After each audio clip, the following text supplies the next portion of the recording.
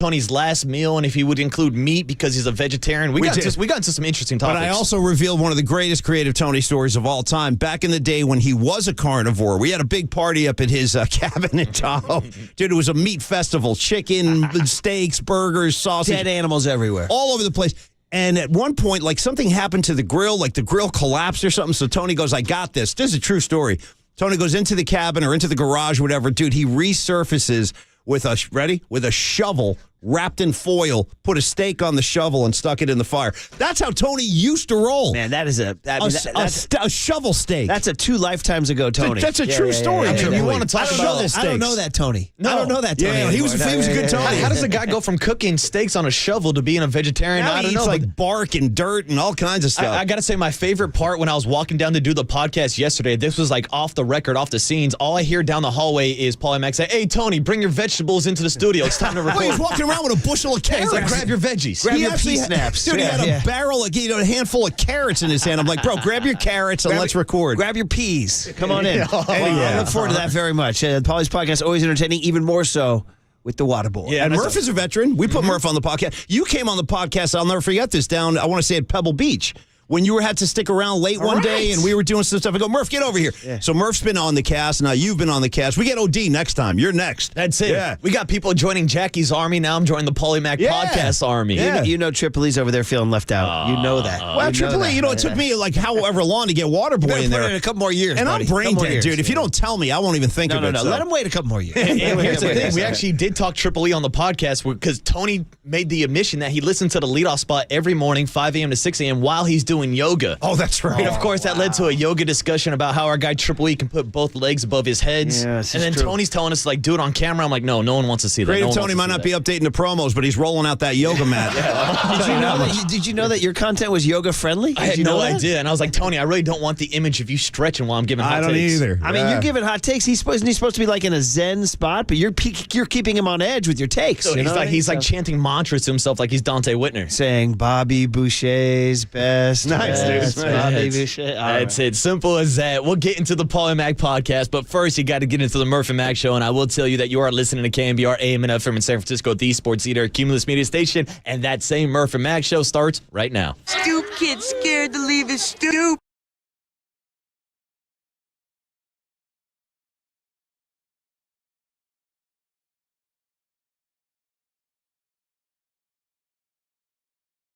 Good morning, and welcome to the KNBR Morning Show with Brian Murphy and Paul McCaffrey on KNBR 104.5 FM and 680 AM, the sports leader. All right, well, that was fun. Steve Wilkes is leaving the stoop in the booth, and the Warriors are giving us an entertaining evening in Denver.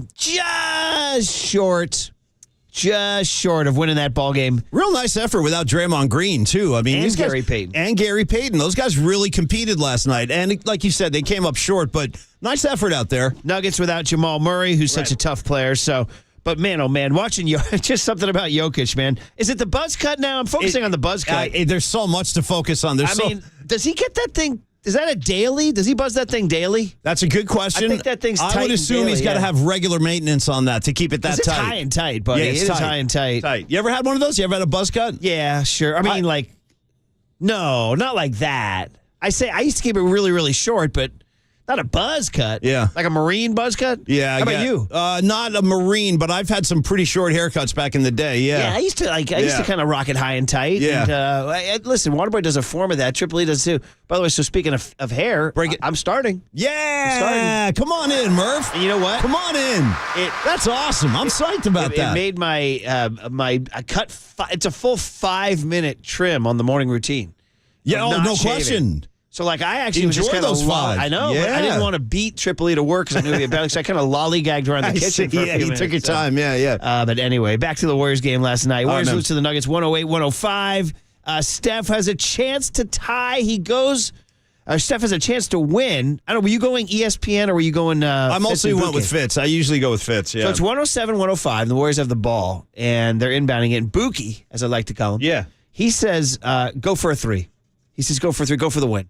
And Fitz asked him, he said, why? And he said, That's my gut instinct. I was like, look at Jimmy. Bookie's the Bruce Bochy of Warriors analysts. You know what I mean? The Dusty Baker of Warriors analysts. He goes, yeah, just go for it. So I was like, all right. I was kind of readying myself for a 3. And Steph surprised everybody and took it to the rim and left-hand floater just missed it. He usually makes those too, yeah. How long did you stay on the game? I don't know if you went to bed at that point. I went to bed after the game, yeah. He was walking around with his left hand. Like, he was doing this. Like, looking at his hand, He kept doing it. He kept like... He's such a perfectionist, you know. He kept thinking, like, how dare you let me down? He's like, how did that come out? You know how much I've worked with this left hand? To go from a current reference of Hey Arnold to a dated reference, it was looking like Nick Cage and Moonstruck. Nice, dude. Nice. Very good. Yeah, but he was walking around like that, and I was like, look at Steph. He's so detail-oriented. What was the great Shakespeare play? Was that Othello where he had the skull up in the air and he's looking at the skull? That's Hamlet, my man. That's Hamlet. All right, so it was one of those moments. He's talking to the skull. That's your boy Ham. Yeah. Othello is the what goes on in Othello? Out damn spot. They couldn't get the blood out. You know who's a monster Shakespeare fan, and I'm not kidding when I say... That's the end of my Shakespeare knowledge. Same here. And dude, I'm talking like read every word the guy ever wrote is my mom. She is a lunatic. She's got the whole collection in her house, and she's hard. It's hard to get through, buddy. Beyond. It really is. But she was an English professor for a little while when she was young. Her. Yeah, so if you ever see her and just say, hey, Kathy, Shakespeare, she'll answer any Shakespeare question. How do you think she feels about her son going on 50,000 watts going... Who was the guy holding the skull? Who was that? Believe me, there's nobody who knows me better than my mom. She was like, yeah, it's just pretty typical. She's like, I've devoted my life to the works of the bard. And here's my son. He's got a skull. Who's the guy with the skull? Who's that again? And I got the wrong play. Oh, that's hilarious, man. Yeah. Anyway, man, so it was fun. This stat just kind of came up to me. It's kind of jumped out. It surprised me. Steph Curry scored 23 last night. Did you know that no starter other than Steph has scored 20 this year? I know. And that only one player in one game has hit Dario Saric scored 20 in, I think it was Cleveland or Detroit, one of the two games. That's the only other player to hit the 20-point mark this year. I don't know if that means anything. I mean, they're playing well. They're 6-3. They're 5-2 on the road. That's fantastic. They're coming home Saturday night against Cleveland. I mean, I'm mostly happy, but that stat kind of hit me like, whoa. Like, somebody else is going to need to help at some point. Let me ask you a tough question, Murph. Where are you? Where are we collectively with Klay Thompson right now? Well, I mean, he's just kind of. That stat I just drugged out was. Yeah, he had 15 last night. I think that stat was directed at two people, Klay and Wiggins. I mean, if Klay could find it back to where he was, I mean, it would really help. I mean, it's not like he's not contributing. He did have 15 points. He was on the floor 32 minutes.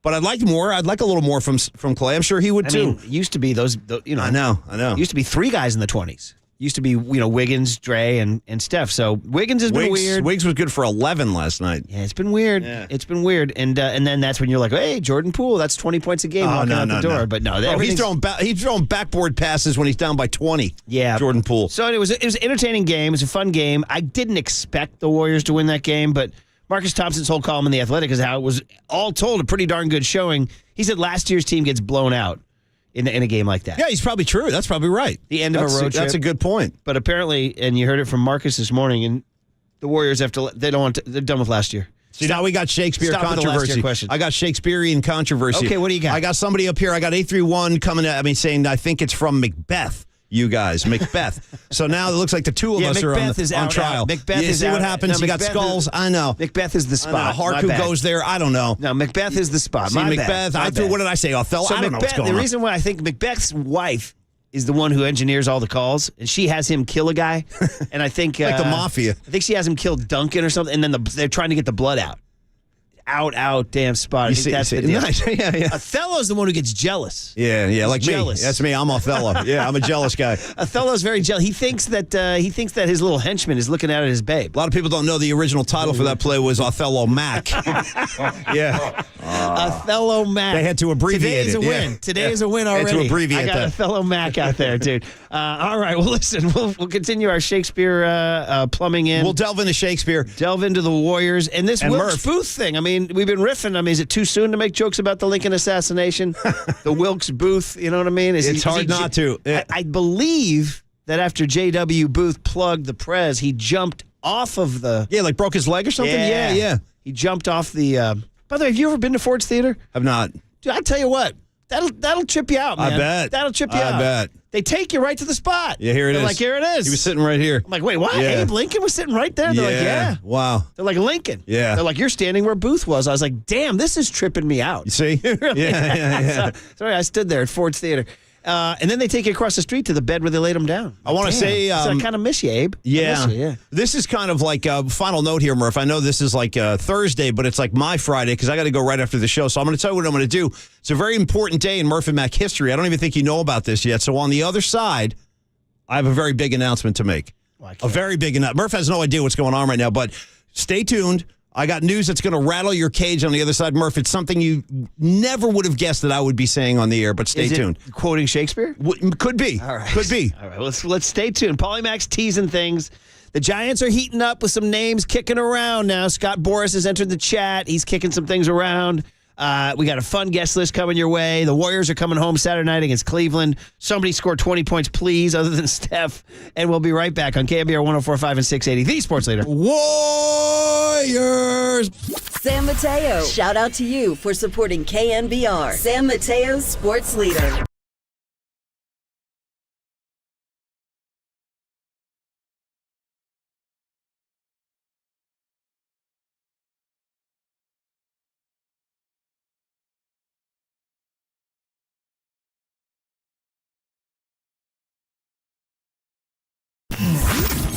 Here's what's trending now. Trending now.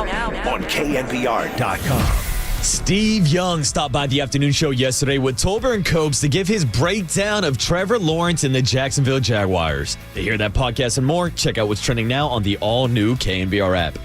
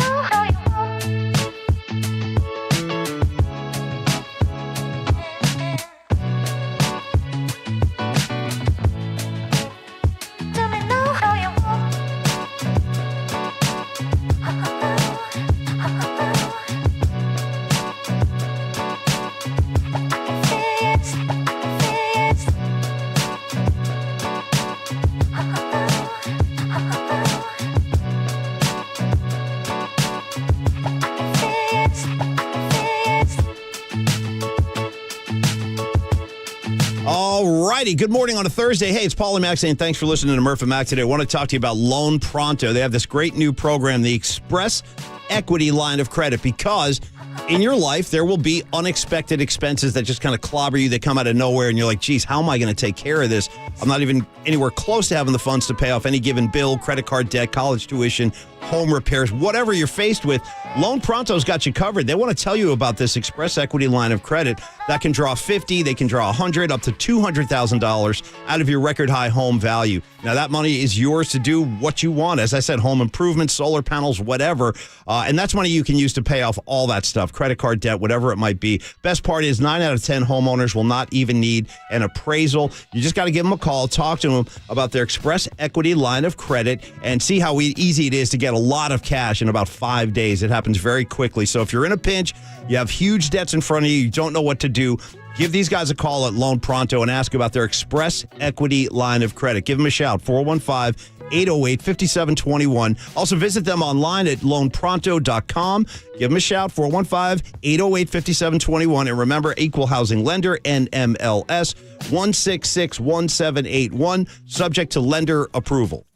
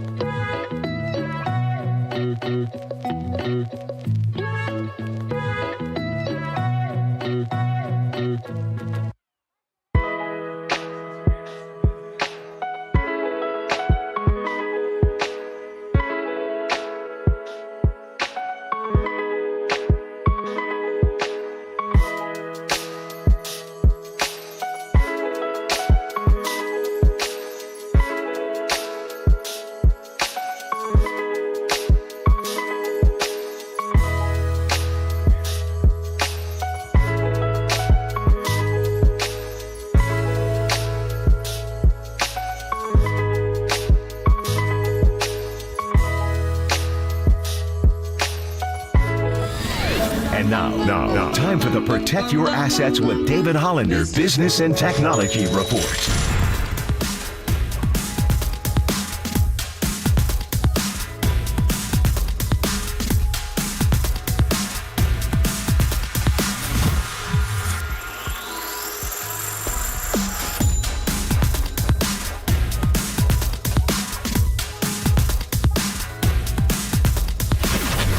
This has been the Protect Your Assets with David Hollander Business and Technology Report.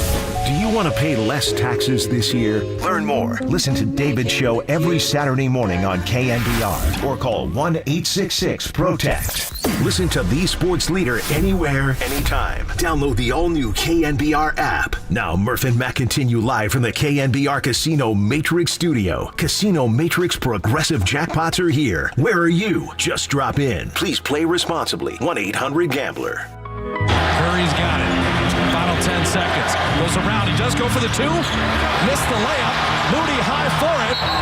Out of bounds to Denver. Reggie Jackson. First made free throws, only free throw of the night. Here's number 2.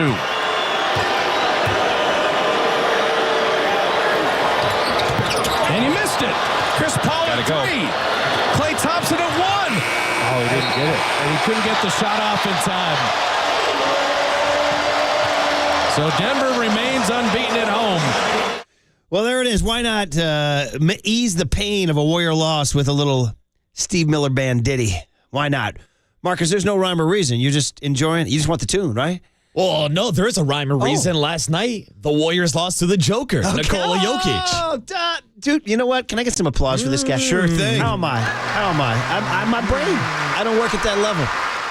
You're operating at a higher plane, my friend. That's why you're on the Jockcast. That's why you get invited to the Jockcast for takes like that. I like that. The Joker. Very good. I love watching that guy play. He's unlike anybody out there. No comp.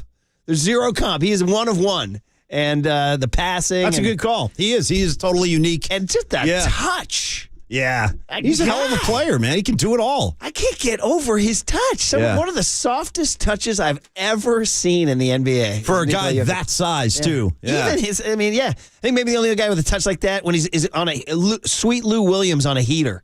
When Lou Williams gets going, I'm like, yeah, okay, he's got Joker-like touch. Yeah. And it's crazy how good he is, but how about the fact that he missed back-to-back free throws last night, which opened the door for Steph Curry and the Warriors. And those smarter than me told me that it was because he was exhausted because the way the Warriors played him all night asked more out of him, and the way the Nuggets played him.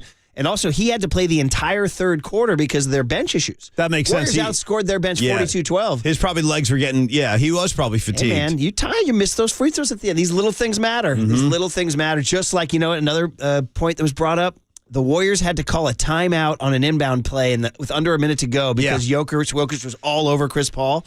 And that timeout would have been, they would have used it on the final rebound. No question. Instead, Chris Paul, who threw a really nifty bounce pass to Klay.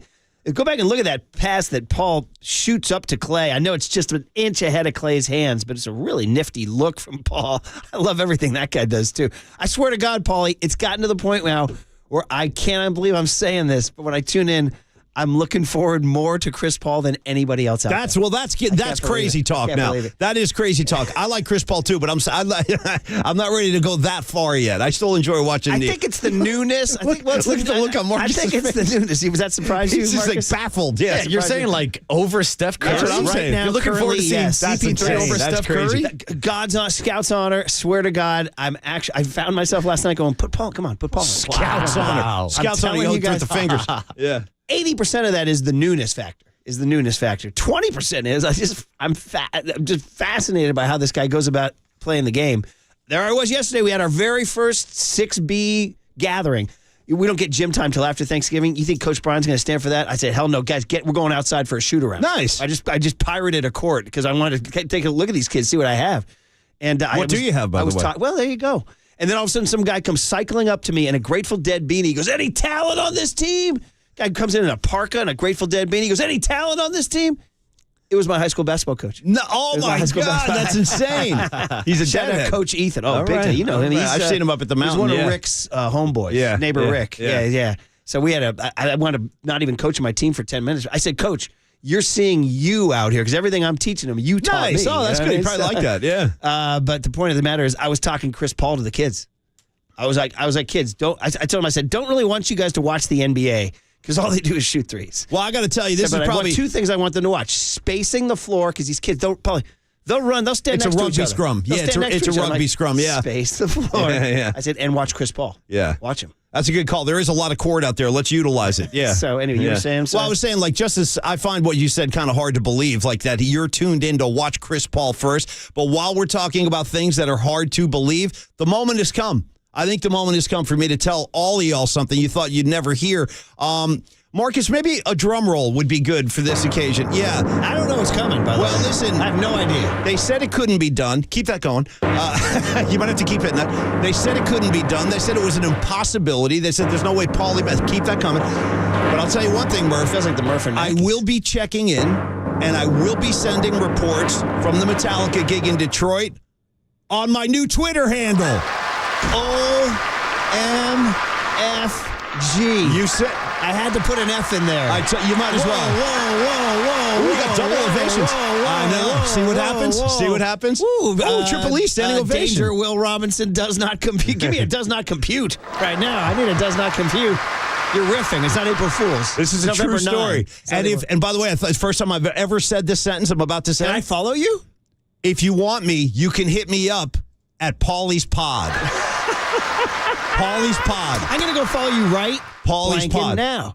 Tell me how it looks. Why do I have the feeling that you have a hired assistant who's going to run your Twitter account? I don't know what you're talking about. What do you give me for the Buster Posey Twitter account in Paulie Mac? I don't think Buster even knows how to log on. Actually, it's funny you say that because, you know what, my comp was the Bobby Weir Twitter account. Oh, yeah, I don't think he's ever even seen it. Okay, at Paulie's Pod.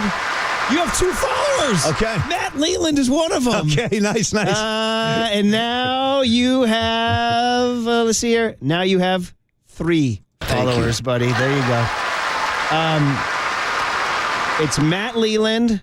You're good. No, they're coming in now. Okay, come on in, y'all. Hey, and the thing Who was the other one besides me that found you? I have no idea. Somebody named W, either Justin, David Svensson, or Ann found you. What up, Ann? Justin? Somebody found you other than Spider. They're out there looking, Murph. They're looking. Oh, and now my they God. can find me at Paulie's Pod. I never thought I'd say it, but I'm doing it. Can I get? That's incredible. I'm doing it. So it's called. The avatar is incredible. Well, that's a Simon It's and Garfunkel it's you shot. and Simon and Garfunkel. You're up to 9 followers, by the way. Okay, see? You're up to 9. Yeah. This Simon and Garfunkel thing with you and Tony's heads is amazing. Did you see the Grateful Dead back there, too? I want to know what specific one did you choose? Which one? What did you choose? What's the significance of that? That's the always beautiful Frost Amphitheater in its original state. Well, you've never been. I know, but it's such a beautiful location with the sun and everything. That's an 87 show, yeah. Paul... Do we dare ask any questions or just let this be? Well, just let it exist. Okay. Let it exist and be checking in this weekend because I will be you guys sending. be posting links to your pod? There's going to be all kind of stuff happening over here at the Polymac corner of the Twitterverse. I need Marcus's reaction. Yeah, here, Marcus, buddy. come on in. I'll take all the You're up reactions. to 28 followers. I'll by do the a way. press conference if necessary. I'll take all your Murph, questions. I'm one of the followers now. I'm glad I was actually able to find the account because I actually got a little bit of a sneak reveal of this announcement. Yesterday we talked about it on the Polymac podcast. I was sworn to secrecy, Murph. I was sworn to secrecy. Yeah, it was all going down like right around the podcast, so he was in the room. Yeah, but also on the podcast, I wanted to be the first now person. I know that you guys, when I'm getting the Ziggy, you guys are going to walk around knowing, Murph's getting the Ziggy tomorrow. we're conspiring. Don't tell anybody. This is Murph's last day. Like that guy at the hotel who told me that one ad. Remember I told you that I was working at the Best Western Grocery, and he goes, "Hey, I'm looking at the one ads." He goes, "Hey, yeah, they're advertising. We have a front desk clerk opening," and the guy George goes, "Yeah, that's your job, brother." Well, a couple of other kind I of. sprinted upstairs and quit before they could fire me. Anyway, yes. I want to say just a couple of other kind of comments about this thing. So kind of originally what we do on this podcast that we do is we always do this ongoing joke where we say, You're up to 57 followers. okay, well, let it roll, man. Let this thing roll. If you're just joining us, and people get in and out of their cars, Paulie has announced that for some bizarre It's a true reason. story. He now has a Twitter. He wants to promote the pod. At Paulie's Pod. Paulie's Pod. That's PAULIESPOD. That's all you need to know. And so on this podcast that we do, Tony and I, we always riff on this one thing where we say, hey, we'll take your calls on the other side. Of course, we're doing a podcast. There's no phone calls. So we figured this is a good way to let the people that listen to the podcast interact. Oh, okay. Tony, you guys can read tweets and no stuff. question. Yeah, yeah. And the other By thing the way, is, Beavis and Butthead time. You're up to 69 followers. nice. He said 69. Nice, Paulie. Nice. So you could Why don't see. we- let's deactivate the account and keep it at 69. I just don't want right? people to be alarmed because you might get an occasional check-in from Creative Tony. You might get an occasional check-in from Let's be honest. Creative Tony's running the account. from All right, Shannon let's be Kaler. honest. But I will be sending reports from the Metallica show in Detroit. 79 followers. Whatever it takes, This man. is the reach of a Paul Mack. Dozens and dozens are flocking to the pod. Hey, man, I'm happy to be doing Would this. there be anything? I mean, would you post a song there, maybe, or no? That's a very good question, and that 96 followers. you know what? 96 tears. Can we Cue get it to up. 100 in this segment? I don't Follow know. Paulie's Pod. Follow. No, Paulie's you don't have pod. to at all. Believe me. Follow Paulie's Pod. Yeah. Paulie's first tweet. He's knocking. He's knocking the play call to have Steph shoot a 2 instead of a 3. Look, Paulie's second tweet. He thinks Steph shouldn't have used the left hand last night. This pod is sensitive. I got a lot of hot takes. This Been dropping a lot of hot takes. Paulie Max thinks the move of Steve Wilkes down to the field is a performative act only. Ladies and gentlemen, we have crested the 100 mark. All right, well, that's cool. 116 followers. I'll take my time and get to know all of y'all. You better start tweeting your A off, buddy. Well, let's not get crazy. There'll be stuff coming as it Wait comes. a minute, you're following 6 people? Not that I Here's don't. who you're following. You're following the Giants. Okay. You're following 107.7 The Bone, which is now following you. Okay, of course. All right, dude. Of course. The Stone Foxes, Oh, and boy. they're following you. Okay. Tony Ryan, and they're following you. KNBR and KNBR is following you, and you're following Sports Center for some reason. Yeah, that's. I couldn't even tell you why that's there. I don't can't know. believe you're not following the Grateful Dead account here. Well, somebody should correct that up in the research that would department. be you, yeah, buddy. yeah. You, Oh, me? buddy. Oh, I see. Okay, I have to do that. I see. All right, so we're gonna. What's the first offering gonna be then? Do we Well, know? that's what I'm saying. Like, everybody sit tight. I got to hop on a plane this morning. 148 followers. Yeah, man. Yeah. Maybe some backstage stuff from Metallica. Maybe some live stuff. We'll see. You got to stay tuned to the at Paulie's Pod page for all the updates. When did you and Tony do this picture of Simon Garfunkel and all that? When did you guys do That's that? it. No, you know what that was actually? That was sent in to us by a listener.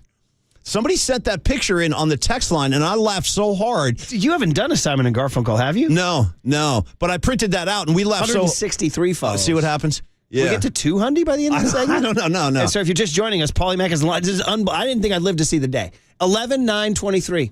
11 blank and 9 This is how it's blank and going 23. down. Yeah. Today's the day. I didn't know it, tell you the truth. That's what I said, yeah. And here we are, 100 boys. It's at Paulie's Pod. What'd you say, Marcus? PAULIESPOD. Oh, I was just going to say, we got to mark this down for this day in Murph and Mac history. 11-9-23. Paulie Mack finally becomes a social media influencer. Now, my next question. 175. My next question is, when does Paulie Mack start searching for the best burger in San Francisco? Oh, dude, you know what? Give yourself some applause on that. That's I got fantastic. you covered. 180.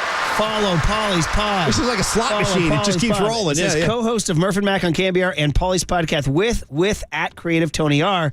No mention of Shannon. Well, listen, he's absent quite a bit. Well, to be honest, I have always put our staff on my Twitter bio, and I have yet to put Triple E on my bio. Well, time out. Do you not I'm see? not quite sure he's earned it. Take another look. 182. Hold on, let me slowing down now. Come on, everybody. Well, at Paulie's Pod. See, Yeah. okay, I think Murph is missing something. Okay, so Murph, go back to the Simon and Garfunkel page. Shannon's in there.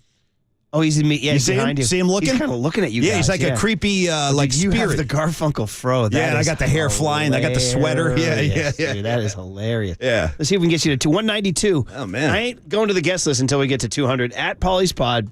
At Paulie's Pod. Triple E's following you.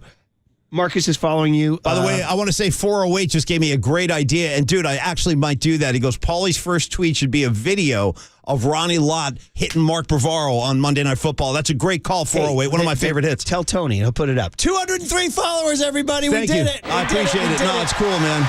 Thank you.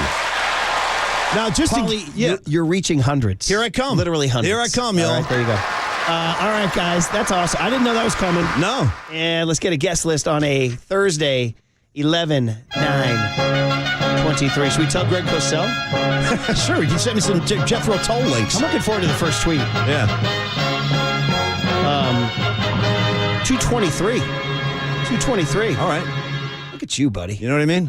The massive influence of a Paul Mack. I don't know what to expect. I'm a beginner. How'd you guys think about the handle? At Paulie's Pod? Well, apparently, a lot of the kind of Mac and Paulie Mac, there weren't like a lot of options, actually. There's a lot of that Pretty stuff good, was already though. taken. Yeah. Paulie's good. Pod seemed like it worked. Yeah. Okay, what do we got, Marcus? All right, well, we got Paulie Mac on podcast, and I want to warn Paulie before he enters the mean streets of social media. Tell me, you never ready? know who's going to slide into your DM. Hit me with a DM. Oh, yeah, now Paulie Mac's going to be getting those DMs. We'll see if he gets a DM maybe from Greg Cosell at 6 this morning. Murph wants it again. Hit me with a DM. I don't even know where you got that, man. Oh, I've got it saved. Okay. By the way, Paul, you ready for the haters, too? I mean, I'm probably not. Stupid tweet, man. Yeah. It's like your show. The tweet's as stupid as your show. Is that the kind of stuff you get? Man, I wish you were out. Yeah, that's it. Get ready, buddy. Get Hit ready. me with a DM. So we'll see who pops in Paulie Mac's DMs today. I've been waiting for you. I've been waiting to tweet how much I hate you for years. 236, buddy. 236. 236. All right. Moving on up, and then 20 Greg minutes, Cosell, we'll be awesome. moving into Greg Cosell, 6th this morning, getting his breakdown of Trevor Lawrence and Jacksonville this weekend. Then we'll talk to Mike Krukow, 7:35 this morning, talking a little baseball and free agency action. We got our big hit, our cooler of content, and then we'll talk to Michael Conforto, who just re-signed and opted into his player option with the Giants, 9 a.m. this morning. Does Conforto get 249 followers in just 10 minutes? I don't know about that, buddy. That's a good question, Murph. We'll ask him at 9 a.m. this morning and then finish off the show 9:15 with Matty Mayoko talking more 49er football. And does Matty Mayoko have the influence of a Paul Mack? 250 followers on the button in one segment. 251. Wow. And what you better start tweeting. I don't know what to say. I mean, I'm a beginner. I'm a beginner. All right, see what the Warriors had to say after the game last night. Next on KNBR 104.5 and 680, the Sports Leader. Hit me with a DM.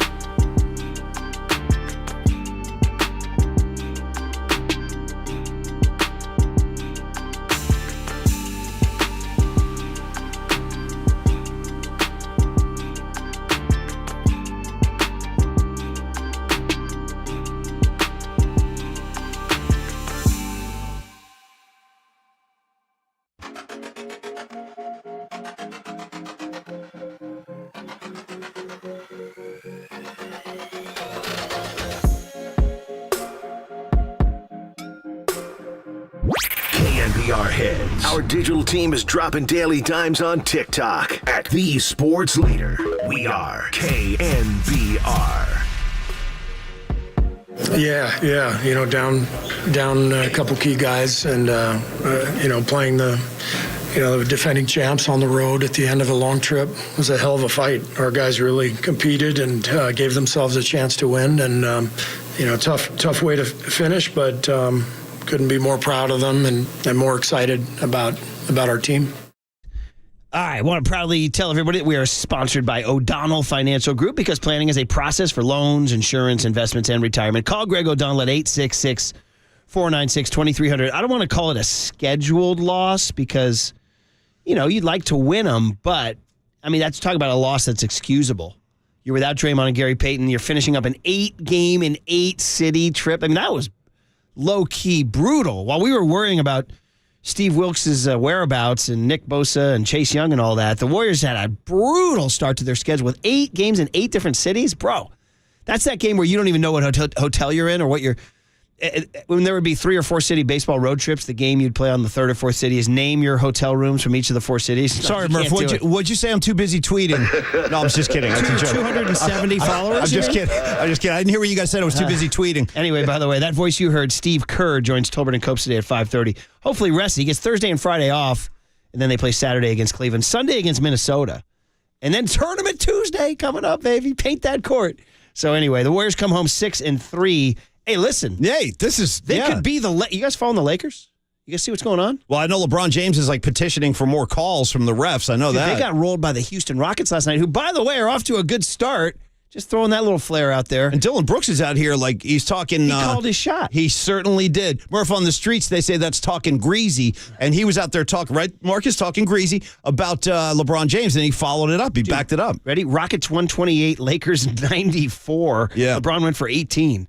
So, yeah. So, no, and I didn't see, apparently there was a stare down pregame between I actually did not see the stare Brooks down. and LeBron. No. I missed that. Yeah. I guess Dylan Brooks stood at the free throw line just staring at LeBron. He's emerging as, I guess, the premier villain now. Really? Who are you? I know, totally. Yeah. Anyway, they won. Rockets won that game. So, anyway, if you look at the Western Conference right now, it's only 9 games in, and obviously nothing matters until Christmas, and then even then it doesn't matter until the All-Star break. But right now, Denver's 8-1, Dallas is 6-2. Minnesota's 5-2, and the Warriors are 6-3. Those are your squads right there. OKC's 5-3, and Houston's 4-3. So I know, ridiculous to talk standings right now. But anyway, the point is that it's a quote unquote okay loss. Now that said, it did have a climactic moment. You want to get to it, so it always comes down to the final minute and a half. So it's a 103-102 game, and the Nuggets have the ball. And man, did Jokic? They had a nice give and go where the Warriors doubled Jokic, and he threw just a nice little backhanded bounce pass to a cutting Reggie Jackson. Pretty badass. Hit him right in where I told the kids yesterday, right in the breadbasket. And Jackson lays it in. It's 105-102. And by the way, we determined the breadbasket is from the lower rib cage down to the groin area. We determined that. It's like a strike zone, water boy. Yeah, nice. Yeah. So then the Warriors come down. Chris Paul shoots a 3. Buki said he liked the shot. It was 12 seconds left on the shot clock. It's Chris Paul. Let him shoot the 3. He missed it. But, you'd like to see Steph maybe take that shot.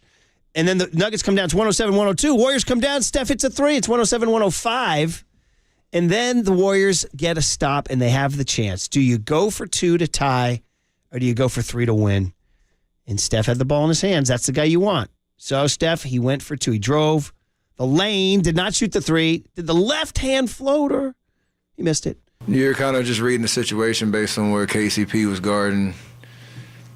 I know he's probably expecting me to either step back or, I've hit some of those already this year where, kind of ISO situations. Once I got by him, I like the shot I took. I'm not afraid to take it, not afraid of what happens. And if it goes down, when you get a stop, go to overtime. The last thing I wanted was to kind of rush a 3 that, might not be the best look, just knowing the situation. So I just made the play I thought was the right one. We'll live with that shot. Okay. Do you guys buy it, or would you rather see him shoot the 3? That's a great question. Well, first of all, I don't think I'm ever going to second guess Steph. That's the thing. All my trust is in Steph. He reads the situation. If he's going for the 2, 99 times out of 100, he's going to make that shot. He just had the left hand. He had the Shakespeare thing going last night. Didn't happen. The left hand. Yeah. See, me personally, I'm with you. I don't want to question the shots that Steph Curry is taking, but in the moment last night, I was even questioning it. I was like, why is he driving to the dish, especially after the Joker missed a couple free throws? It was a golden opportunity to go for the kill shot. I wanted him to pull it from 3 and end that game. Unfortunately, we saw the results. Yeah, and go for it and get off the road. I mean, the thing is, if you make it, you got 5 more minutes at elevation entire. But that speaks to their conditioning, I guess, that they were willing to do that. Paulie's up to 283 followers. By the way, you don't somebody have to keep said doing that. I do. I want to get it up. I do. He goes, no, I do. 530 says, I must admit it missed it. Paulie joined Twitter. Is his handle at KNBR Kiss Army? Damn, missed opportunity. Next time, maybe that'll be my secondary page. What do they call it? Like a burner account? That'll be like my fake account, the Kiss Army page. Already, we got people wanting you to rebel. Said Paul joins X. Literally the day I removed it from my phone. It's a Musk dumpster fire. Paulie, leave X for Threads. How about that? We already got a rebel movement underway. Paulie's account's been live for 45 minutes, and we already have him leaving for Threads. That's pretty I ain't going anywhere. I'm right there. So it's at Paulie's Pod. Correct. Paulies. Which would be an abbreviation for the podcast, which Marcus was good enough to join on yesterday. Sounded great. And then the big picture for the Warriors, 6-3. They come home for a nice long homestand. Hey, your boy's going to make his debut on Monday of Thanksgiving week. I think you'll be gone, right? Aren't you off that week? I'm out of town. Yeah. Well, I'm here a little bit that week, but mostly gone. Yeah. But I'm going to be that Monday of Thanksgiving week. Marcus, you and I will discuss my Chase Center. I'm here that day. But I'll be going Monday night, so you won't be here for the review. Oh, true story. Yeah. You are working the Monday? Yeah. All right. Yeah. Marcus, you and I will review my Chase Center tamale on the Tuesday of Thanksgiving week. All right? I don't want to miss it. Hey, you know what, Murph? I still haven't found them, by the way. Why don't you hit me up on Twitter and tell me how it goes? I did tweet it out. I can't believe I'm saying that, Marcus. I still got to get used to that language. They 1, 2, 3, 4, 5, 6 game homestand. Cleveland, Minnesota, OKC, Houston, and then at Phoenix on the Wednesday before Thanksgiving. Then home for San Antonio. Wemby comes the Friday after Thanksgiving. Wemby. Get your tickets now. Did you guys see the big Madison Square Garden fizzle? He just fizzled out like a wet firecracker. And that place was packed to the gills. Did you see that crowd? All the celebs were out last night. I watched the game. It was a terrible game. Yeah. By the way, Knicks aren't bad, huh? Oh, yeah, they were up like 20 points in that first quarter. Mitchell Robinson was kind of putting the clamps on Wemby. He struggled, went like 4 for 14 shooting yesterday. I think only 14 points. Have you lost your passion for the Knicks a little bit? You don't seem to be as What do you give me for Chris seem... Russo and the San Francisco Giants and Marcus and the Knicks? I get that feel. Am I right about that? Well, I told you guys, once they traded Kristaps Porzingis, it broke my heart. Kristaps. He's the guy in Boston. They love him in Boston. Yeah, man. he's a baller. Hey, one more thing is Steph on the big picture. They just finished an 8-city, 8-game trip. It was crazy. So, Steph, you're 6-3. You're right there. I think if you looked at the schedule when it came out and, you know, how many road games we had, 8 games in 8 different buildings, in a short time span, you'll take the record that we have, considering how we, you know, played. No, I'm not going to keep talking about last year. We stopped that. We're great. I stopped myself. No, we're done with that. Knowing the fact that we expect to win games on the road and be a good road team. So, yeah, we'll take it. Now, the temptation is we talk about it every year. You come off a road trip and success that you've had, you think just because you're at home, you're going to win and you're going to play better and you're going to have energy. You have to take advantage of it. So we'll talk about that. I think we're a lot more focused on how we need to approach each game. That'll give us a good chance to have a great homestand. We have a couple of back-to-backs or maybe one, Cleveland, Minnesota. So, we understand the task of that, but yeah, feed off our home energy, execute better than we did for the majority of the game tonight, and you should put yourself in a good position to be successful. This guy will always give his all in the postgame, man. Long, thoughtful answers. He's incredible. So the Warriors do come home to safe haven. You'd like to see him sweep the weekend, Cleveland, Minnesota. Although Minnesota ain't bad, man. Ann Edwards and Cleveland beat them in Cleveland. So, and then, of course, like I said, it's pretty painted court time on Tuesday. It's a tournament Tuesday coming up when they take on Minnesota. So Nowhere in that answer did Steph Curry note that Paulie Mack is now on Twitter/X. Hey, Steph, hit me up on Twitter. Nor did he mention this. He's up to 320 followers. Okay. So there you go, buddy. I feel bad that you keep updating. You don't have to do that. I think it's fun. Is it? Okay, I don't know. This is all new to me, dude. I'm like a fish out of water now on the sidewalk, but I got Twitter in my hand, so I'm trying to figure this whole thing out. You are now following 8 accounts now. Yeah. Wait a minute. You're following more new accounts? You're following Greg Cosell. Oh, perfect. And you're following the Grateful Dead. Good. So somebody's listening and listen, we don't, we don't have to reveal everything. Okay. Yeah. It's a whole team, this whole Paulie Mac Pod team. It's a team. 321 followers. Yeah. It's at Paulie's Pod. Yeah. Okay, hey guys, here's the deal. The Warriors lose. They come home 6-3 for a nice long homestand. That's right. We are proudly sponsored by O'Donnell Financial Group because planning is a process for loans, insurance, investments, and retirement. You want to call Greg O'Donnell at 866-496-2300. You know who we want to call? Who? Is our every Thursday at this time, right around the 650 to 655 corridor, the man, Greg Cosell, NFL Films senior producer and just friend of the program and football genius. Next on KNBR 104.5 and 680, the Sports Leader. No, I'm not going to keep talking about last year. We stopped that.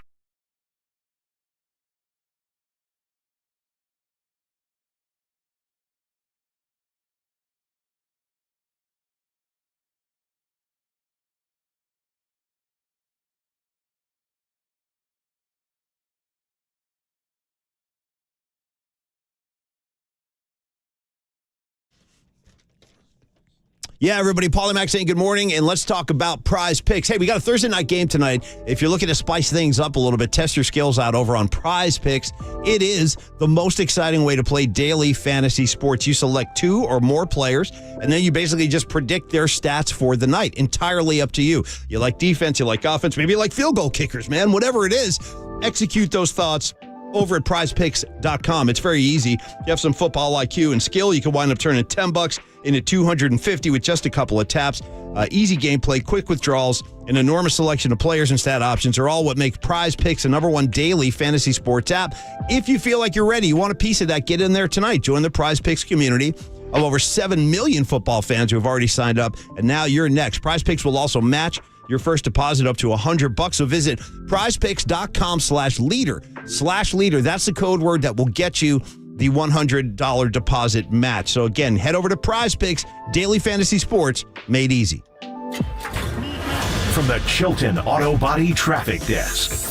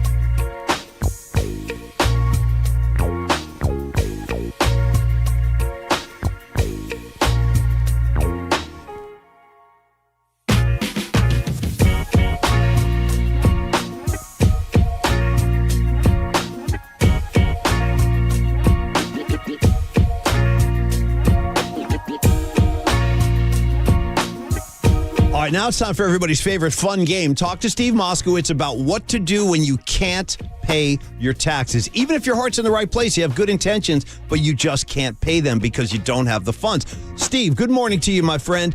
When people confront you with that question, and we have all our listeners tuned in right now, what would you tell the people that just simply can't pay their taxes? I'd say relax. You're not a bad person. You're not an axe murderer. Nice. This happens to so many people in all walks of life, in all income groups. We'll take care of it for you. There's so many good options. and we'll explain them all to you. But don't make the mistake of sticking your head in the sand. For example, on this new IRS budget, to give you an idea, they have $3 billion set aside to help taxpayers answer questions.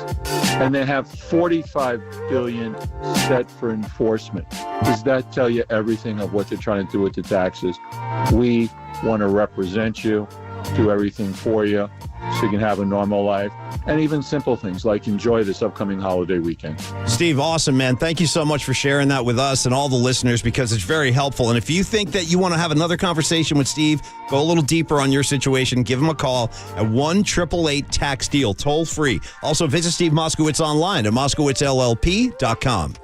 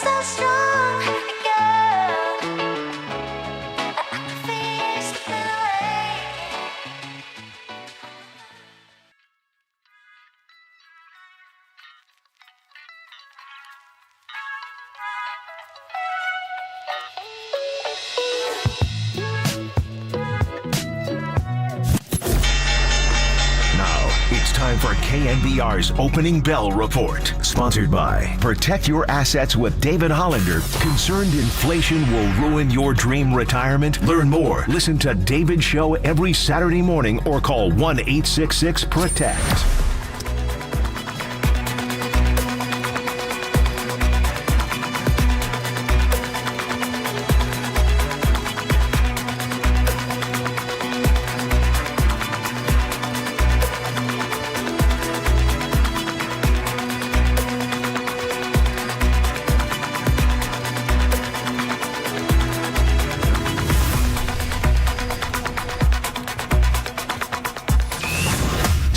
Gridiron Geek Out with the scientist of NFL films, Greg Cosell, with Murph and Mac on KNBR 104.5 and 680, the sports leader.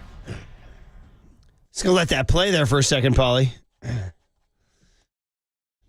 Let you get Southern fried early in the morning, right? That's a Southern fried rock, Murph. You're all over it. Here it comes. Wow. Here it comes. This is some heavy stuff. Molly Hatchet. Woo! Woo! And I'm flirting with disaster. Ooh, Sing it, that Marcus. sounds Come good. on. Yeah. Woo! I feel like driving fast right now. This is how our next guest likes to roll, because every week now for the last several weeks we've wound up getting a classic rock recommendation from Greg Cosell, the senior producer of NFL Films. Last week he mentioned that among his many, he'll take a little hit of Molly Hatchet on occasion. So on Thursday, November 9, 2023, we give Greg Cosell a blast of Molly Hatchet, Flirting with Disaster. I think Kyle Shanahan should play this for the Niners before the game. Greg, good morning. Good morning, Greg. How are you? Now, the key thing is, do you know where the band name came from? It's a very interesting story. I would love to hear it. No, I don't. No. I believe someone can check this, and hopefully someone will. But if I'm not mistaken, Molly Hatchet was a lady of the evening back maybe in like the late 1800s, right? Who, if I'm not mistaken, actually after the deeds were done, may have taken a hatchet, I believe, and removed her patron from the face of the earth, so to speak. Removed her patron. I believe that's who Molly Hatchet was. I don't think that's incredible. I don't think there's any way we can go wherever we go in the next several minutes. We're not going to top that, buddy. That's We're incredible. not going to top that. That's wow. Yes. I just looked it up. Actually, Molly Hatchet took its name from a prostitute who allegedly mutilated and decapitated her clients. Oh, well, listen, it's a risky business, I tell you what, man, that you better be careful with the lady that you choose. Yes. Let's just put it that way. Make sure she's not carrying an axe. Yeah. My God. That's why I only choose one, and I've been married to her for 37 years. Greg is the king. I got to tell you, Greg, that's like the perfect thing. Like, I'm going to actually spin off of that. So, are the 49ers flirting with disaster? Oh, I like it. I like it. Good lead, good segue, as they say in the business, right? Anyway, I know, right? So we had a week off. We didn't freak out. Nobody stressed out, and now they go down to Jacksonville. It's such an interesting game, Greg, because we had Tony Baselli on yesterday. It's like, nobody out here pays attention to the Jacksonville Jags. Nobody. And yet there's a lot to like there, right? They've won 5 in a row. And then you tell me, like, what? Let's start on offense. And I know Trevor Lawrence isn't lighting it up, but what do they? Taylor, their O coordinator, Zach Taylor's brother. What do they do? No, Trevor Lawrence is a really good NFL quarterback. I mean, unfortunately, he got hit with coming out of college. He's a generational player, which, I would never use those terms about someone who's never played in the league. By the way, it seems we have a generational player every year, doesn't it? I guess this year Caleb Williams is a generational player. There's a new generational player every year. Shout out to Who, My Generation. Nice, Murph. There you go. That was early Who, too, by the way. Do you ride with the Who? Oh, yeah. Oh, yeah. Although, some of my favorites are not the ones that maybe, whose song I love? Hit me. 515. Oh, come on. Out of my brain on the train. You're on fire. Greg, you're on fire. Quadrophenia now you're talking. Absolutely. Oh, that is a great song. Getting back. Real quick, though, because now you got me interested. Did you see the Who on Quadrophenia, Greg? I did not. Okay. Yeah, I was a little too young. I wish I could have. Yeah, no, I did not. All right, so I don't know if I ever saw the Who.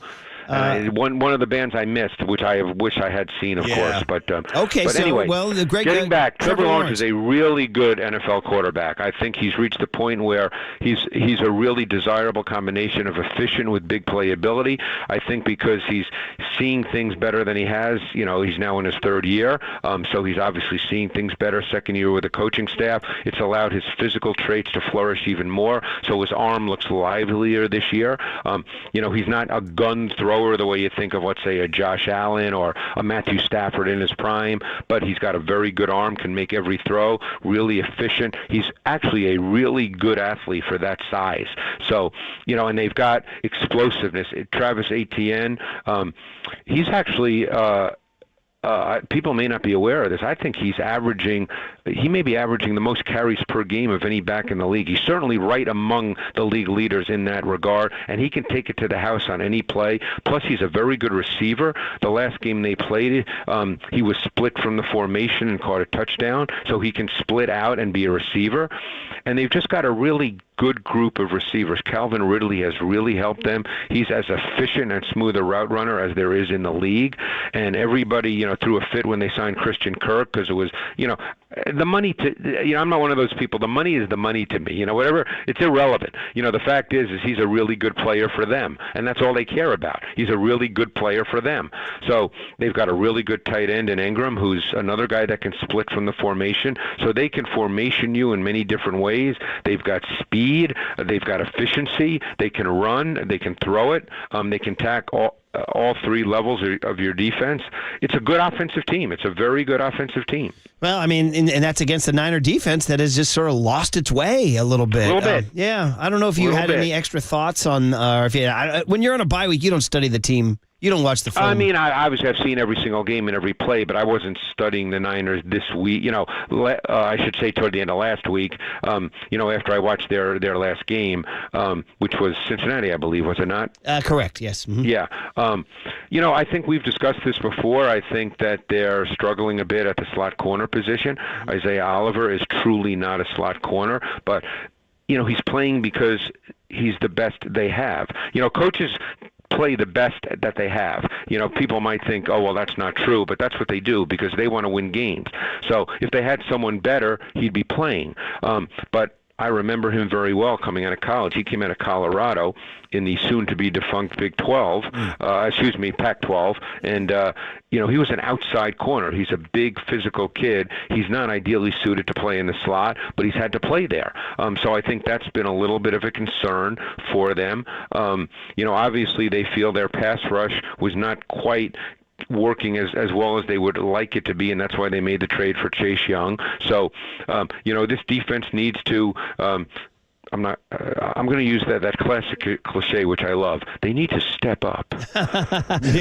One of those things that doesn't really translate on film. That doesn't really mean anything, but it makes it sound like you know what you're talking about. Speaking of things that don't mean anything, and probably not for you, but they did announce yesterday that Steve Wilkes is going from the booth. I saw that down to the grass. I don't know. Again, I mean, I don't know if that's something that Kyle decided. Who knows? But the point is, they feel that in some way maybe the personal interaction will be better than the interaction in the booth. Again, who knows? But clearly, their defense has not played to the level that it did earlier in the year and has for last year under D'Amico. So but they have really good players. So you would think they'd get back to playing well. For sure. Greg Cosell, the voice you hear every Thursday at this time. Bye week last week, so no film to discuss, but a huge matchup in Jacksonville where the Niners, who really need a win, are going against a team that's not interested in laying down. They've won 5 in a row. And I guess Trent Williams is not going to go. Seems like it's worse than they initially thought. That's a problem, yeah. That was going to be my next question, which is to, the effect that you're seeing. Right. A, how Jalen Moore's playing, and then B, the effect that you're seeing. Well, they're playing against, Josh Allen, the defensive player, is having a phenomenal year for the Jaguars. He's an edge pass rusher, so now you have to figure out, how you want to deal with that. It's interesting how the NFL works because the Niners are built a certain kind of way, and when that dynamic doesn't play out that way, it puts them in a more difficult spot. I mean, they're a team that when they're playing well, they don't get behind. They tend to stay ahead. Their run game is a big factor. They haven't run the ball really well the last 3 weeks either, guys, but the games have flowed differently. They have not been in control of the games. So they've had to play a little bit differently. And I would say in totality that Brock Purdy has played extremely well. But, he's thrown a couple of picks in the fourth quarter that make people, take notice. But if you just look at the totality of his work, he's played very well. Good stuff with Greg Cosell. You're listening to KNBR and KNBR FM, San Francisco, the sports leader, a Cumulus media station. You saying that reminds me that you used to sort of, I don't want to say defend, but you would just explain what you saw when Jimmy Garoppolo was the quarterback of the Niners. You're like, Jimmy's doing what he needs to do. You're like, he's making the right read. He's making the good throws. He's delivering, where he needs to deliver. Then I guess that leads to a sort of a digressionary question, which is, what did you see with Garoppolo in Vegas that went so wrong? Yeah. You have to pause there. Yeah. Look, Jimmy is very dependent on the scheme. And, we've talked about this through the years when he was the quarterback. The longer he has to stay in the pocket, the more trouble he gets in, because he's not a mover. He's not really a great athlete. He's not one of those guys that gets out of the pocket and makes throws. Everything has to be rhythmic, and the Niners' offense is built that way. So he becomes very much a function of the scheme. And when that doesn't happen, and because the Niners' offense and Kyle does such a good job with all that, I mean, Kyle's as good as there is in the league, and everybody would tell you that. So obviously when they're losing, maybe 49ers fans don't think so, but that's the reality, and when that doesn't happen, then Jimmy's just not as good, because the longer he's in the pocket, you see his feet get jumpy. He doesn't have a big arm. He can't sit, as we like to say, he can't sit on his back foot and drive the ball. Everything has to be rhythmic. And when that doesn't work, and it didn't work particularly well in Las Vegas, then he really has a hard time. Yeah, okay, well explained, very much so. Okay, back to the Trent Williams situation. Also, the left guard, Aaron Banks, is out. So you're talking about Brock Purdy He's not playing this week, Yeah, Aaron he's Banks? out for 2 weeks with a turf toe. Oh, who's going to play left guard? A guy named John Feliciano. Do you have any film on him? Oh, he's been around the league. Yeah. Do you have any? I don't know if you have any book on him at all. I mean, you can play with him. I mean, I'm not an offensive line guru, so I can't sit here and talk about him in detail, but he's been around the league. He started numerous games in this league. You can certainly line up and play with him. He's not as good as Banks, obviously, but I don't think that would be considered a weakness. He's just not as good. Very talented family, too, because I enjoy his brother, Jose. Somebody had to say it, Greg. I mean, yeah. I remember when he did "Light My Fire." It wasn't quite like the Doors. And you might remember his controversial national anthem, Cardinals Tigers. Yes, indeed. I do remember that. Yeah. I thought it was pretty good, actually. I liked it. I do remember that. Yeah. So Is anyway, he still alive? I think he is, and he appeared in a great cameo in the movie Fargo. Did you see that? Oh, yes. Yes. Great movie, by the way. That very bizarre scene where Margie goes with that Japanese-American guy to the concert, and she's really... And Feliciano's playing down there on the awkward stage. situation. Yeah. Oh, geez, I always liked you. I remember that really well. Yes. Yeah. And he keeps singing that song, Let's Stay Together Tonight. Yeah. It always made me laugh. Anyway, back to John Feliciano on the left side of the line. So Banks... So we're going to have Moore and Feliciano on the left Brock side. Purdy's on the road. He's under center, and he's got two guys on his left side that aren't his normal guys. Right. So that's something to watch, right? Yeah. So, I'll be very curious to see schematically how the Niners play offensively, because I think that's where Kyle's really good. And, and by the way, this is a pretty good defense they're playing against. I mean, it's not a shutdown defense, but they've got pretty good players. So this is not an easy task. Yeah, okay. And just a little bit more, too, on that Panthers defense. I mean, you mentioned Josh Allen. I hear about the D lineman. I believe his name is Fakats. I'm sorry, I don't want to screw this up here. His name is Foley Fatukasi. Cornerback, inside linebacker Devin Lloyd, cornerback Darius Williams. I mean, the player who's really, really good is Foye Oluokun. He's a really good linebacker. He never comes off the field, just a really good football player. Okay, so there is something there to watch for sure. And in this Jags game, I mean, I don't know what's going on. Now, Debo's supposed to be back. And when you watch the Niners on film without Debo, how gaping is the absence? Yes, because there's limitations then without him. There's things that you can do with him that you then can't do, and I think that that kind of limits it shrinks the menu, as it were, of the playbook. So hopefully he's healthy and can play meaningful snaps, and he's not in and out of the game. But because I think he presents problems, defenses have to deal with him, and what it does too is it really increases their formation versatility, because now you have Debo who can line up anywhere, and then in tandem with McCaffrey who can line up anywhere. So it just gives them a much bigger menu of options, which is really important to what they do. All right, Greg, before I let you go, just a little, because there was no game last week, so nothing really to hugely break down. Just a little spin around the league before we let you get out of here. Really, I think the marquee game this week is an AFC North game, Cleveland Browns at the Baltimore Ravens. And it's my question to you is about the Ravens, because what they did to Seattle got our attention. Because the Niners played them Christmas night. And they are a fun team to watch. What are they doing? Well, first of all, they're really, really good on defense. I think their D coordinator, Mike McDonald, who's a young guy, he does such a great job scheming, because they don't have a true pass rusher, like the Bosa that you say, we got to stop that guy, although although Jadeveon Clowney looks thinner and better this year than I can recall seeing him.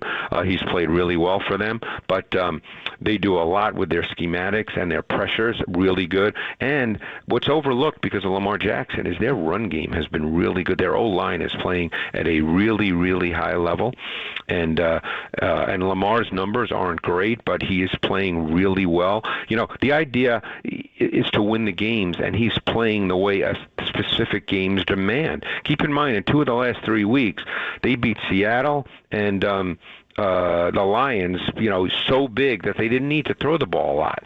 So, you know, so his numbers aren't going to be great. He didn't account for a touchdown this week, and they won, but you know, by an incredibly big margin. So, you know, the idea is to win the games and play how that game demands. Look, it's like when the Niners are playing really well, sometimes Purdy might throw 21 balls. You know, he doesn't have to throw 40 balls when they're playing really well. So, you know, the goal for the quarterback is to play in that given game and to play well however that game demands that you play. And that's what's happening with the Ravens right now in Lamar, which is why the numbers are not impressive. Yeah, that you just reminded me of when the Niners made their run to the Super Bowl, and Jimmy, I think, threw, was it 9 times in that NFC Championship game? Well, I think in those 2 playoff wins, one was Green Bay, as I recall. Yeah, mm-hmm. I forget who the other one was. But Minnesota, was it? He didn't throw many balls at all. No, no, it was all rushing, yeah. A lot of people were concerned, and then they go to the Super Bowl, and he missed a couple throws, and next thing you know, they ran him out of town. Hey, hey, we're just, and just a sneak preview, because I can't, you know, the Eagles game is coming up, so just before we let you go, just the Eagles grinded one out. They grinded one out against the Cowboys. Really entertaining game. That was a hell of a ball game, yeah. Dak really played well, but the Eagles got that win. Hurts seems to be a little banged up, but he's getting wins. Well, they have a bye now, so he'll get better. But, you know, again, the thing with the Eagles, and this is not necessarily an X and O point, but they seem to be able to put a touchdown drive together whenever they need one. You know, so they come out in the third quarter this past week against Dallas. They're losing 17-14. First 2 third-quarter possessions, touchdowns. And they've done that all year long. It seems as if when they need a drive for a touchdown now, not a field goal, they score touchdowns, they get one. And they can beat you multiple ways on offense. And that's I think you have to be able to do that to be a great team.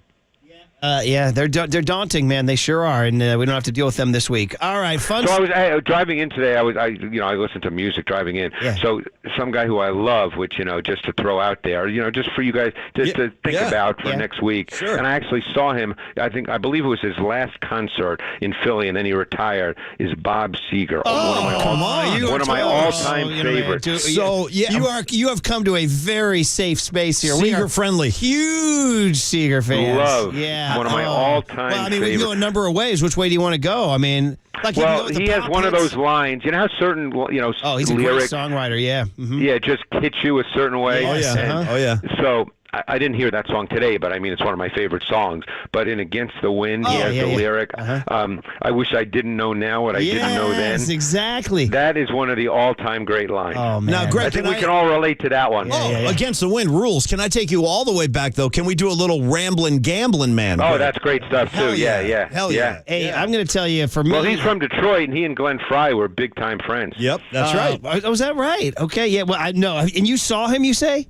I saw him in his last concert in Philly. He has not. I believe he retired after that. It was his last show. You know what I'd say to you, Greg, as we leave? I'd say you're still damn good. No one's gotten to you yet. That's all there is to say. There you go. Still damn good. Yeah. You were quicker than they thought, Greg. All right. So. Very good. I like it a lot. Hey, great having you, Greg. Great having you. All right, we love it. As a matter of fact, we should leave you. Tell you, Paulie's leaving after the show to go see Kiss in Detroit. Well, close. I'm going to see Metallica in Detroit. Yeah. Oh, wow. Metallica. Yeah. I was close. Say Hard Rock. Yeah. I don't know why I said Kiss. Maybe because it's Paulie. But Greg, you are the man. You're great. Have a great weekend. I'll talk to you next week. All right, guys. Appreciate it. Thank you. There he is, man. I'd say, how long, seriously, I'm not even kidding anymore when I say this, how long before Greg Cosell and Paulie Mac team up and start going to shows together? I mean, that's like the next step for us. We have the same taste. He's got the same albums I do.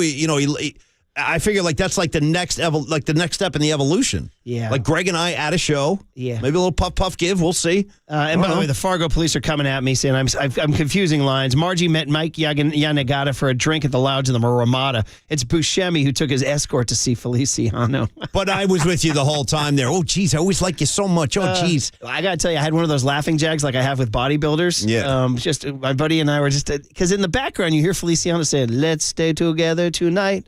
Everything will be all right. And for some reason, that just it makes floored me laugh. you. Yeah.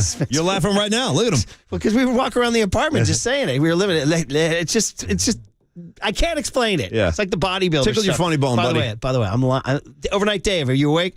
I'm going to bed last night. Right? I'm literally lights out, and I start snorting and laughing in bed. About? Into my pillow. What? Bury me young, but bury me massive. Oh, my God, dude, that laid me out. Got me laughing at last night at 10:03 in the pitch black. Oh, my God. Okay, guys, here's the deal. That sounded funny. What do we got? Oh, Farhan spoke. Farhan spoke.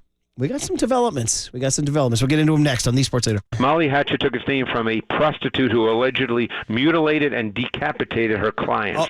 Menlo Park, shout out to you for supporting KNBR. Menlo Park's sports leader.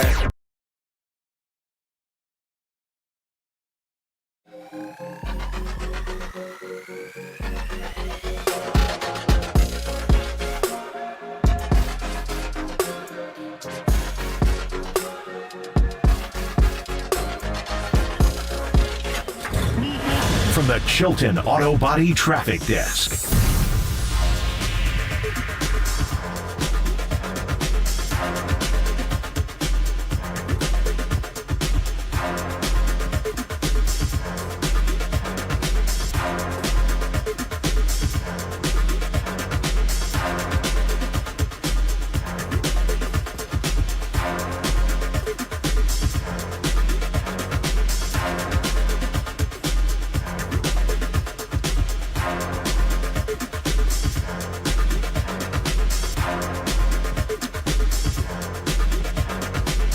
Watch this, Marcus. Watch me tie in my new account to my QC Kinetics read. All of us have aches and pains, right? Achy shoulders, achy ankles, achy backs, achy knees.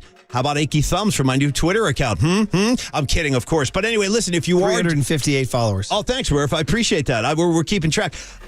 We all have aches and pains in our life, especially when you get into adulthood. And if you're a former athlete, you probably have an old injury and it flares up. You're like, damn, how am I going to treat this thing? I don't want to take prescription drugs, and I don't want to go to a million doctors. So here comes QC Kinetics with their regenerative medicine option. They can restore and repair damaged joint tissue the natural way. This is the science of using properties from your own body. Ask Emmett Smith. He practices with QC Kinetics. They will provide lasting relief. Again, no surgery, no drugs, no doctors, no downtime. QC Kinetics trusted by patients all over America with 150 clinics as we speak. There are 2 in the Bay Area, 1 in San Jose, 1 in Pleasanton. And if you get started now, you can definitely be in good shape for 2024 because you can use your FSA and HSA card, put them to work getting you the relief that you need so badly, and do it the natural way. Advanced regenerative treatments are waiting for you, courtesy of the good people at QC Kinetics. And I can tell you from my experience, they're really, really good people over in the Pleasanton office. So give them a shout,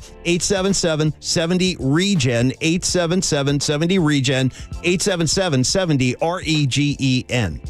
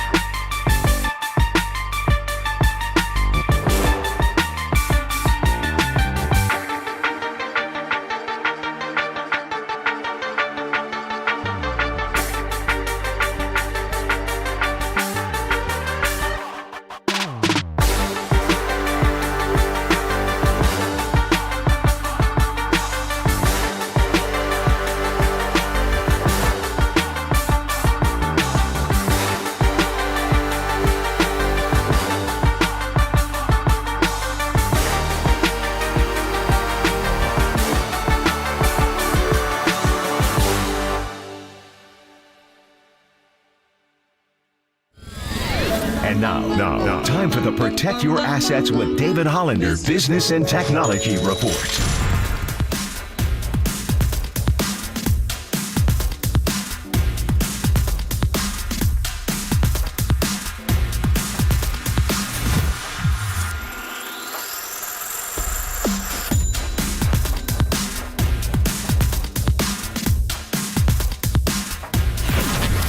This has been the Protect Your Assets with David Hollander Business and Technology Report.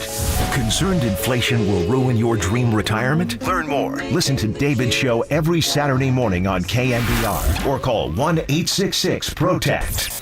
Listen to the sports leader anywhere, anytime. Download the all-new KNBR app. Now, Murph and Matt continue live from the KNBR Casino Matrix Studio. Casino Matrix Progressive Jackpots are here. Where are you? Just drop in. Please play responsibly. 1-800-GAMBLER. It seems like the only way to get younger and more athletic might be through trades. And that means maybe starting with some of the young prospects, particularly the pitching side. So I think Zaidi has to be open to everything, and that includes from Ohtani all the way down. Every trade possibility, every free agent possibility, because it's not just about outfield defense, it's about starting rotation beyond Logan Webb. And there's some pretty good names out there, and they have the money to burn. Supposedly, we don't see it every year, but they certainly have it, and if they don't do it now, when will they?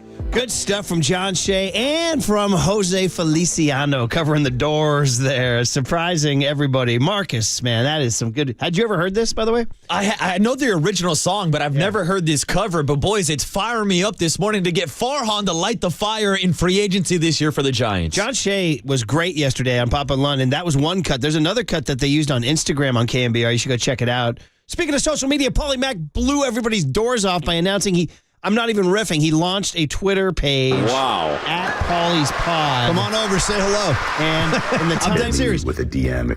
Yeah, well, let's not get crazy more, because I don't know if I'm ready for DMs. When he announced it at 6:20 this morning, he had 2 followers. And as of last check, at Paulie's Pod, PAULIESPOD, he's at 365. Well, thank you guys. So the reach of Paulie Mack. We decided to kick this thing off the ground. I'll tell you why, Murph, because I'm heading out after the show today, hopping on a plane, going out to Detroit, meeting up with some old friends, and I'm going to go see Metallica play. So I figure, you know what I'll do? I'll send back reports from the Metallica gig, and you guys can feast your eyes over the weekend. Enjoy. Did you know that your first tweet was posted 52 minutes ago? Of course.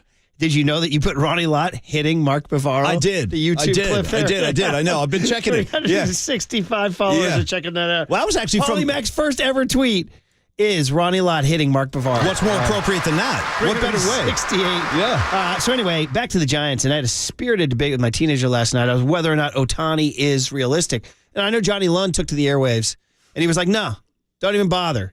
Now, you got to try, right? You got to try. So, like, why would Shohei Ohtani come to the Giants? Give me, like, if you're the Giants, what's the pitch? Hey, it's a beautiful city.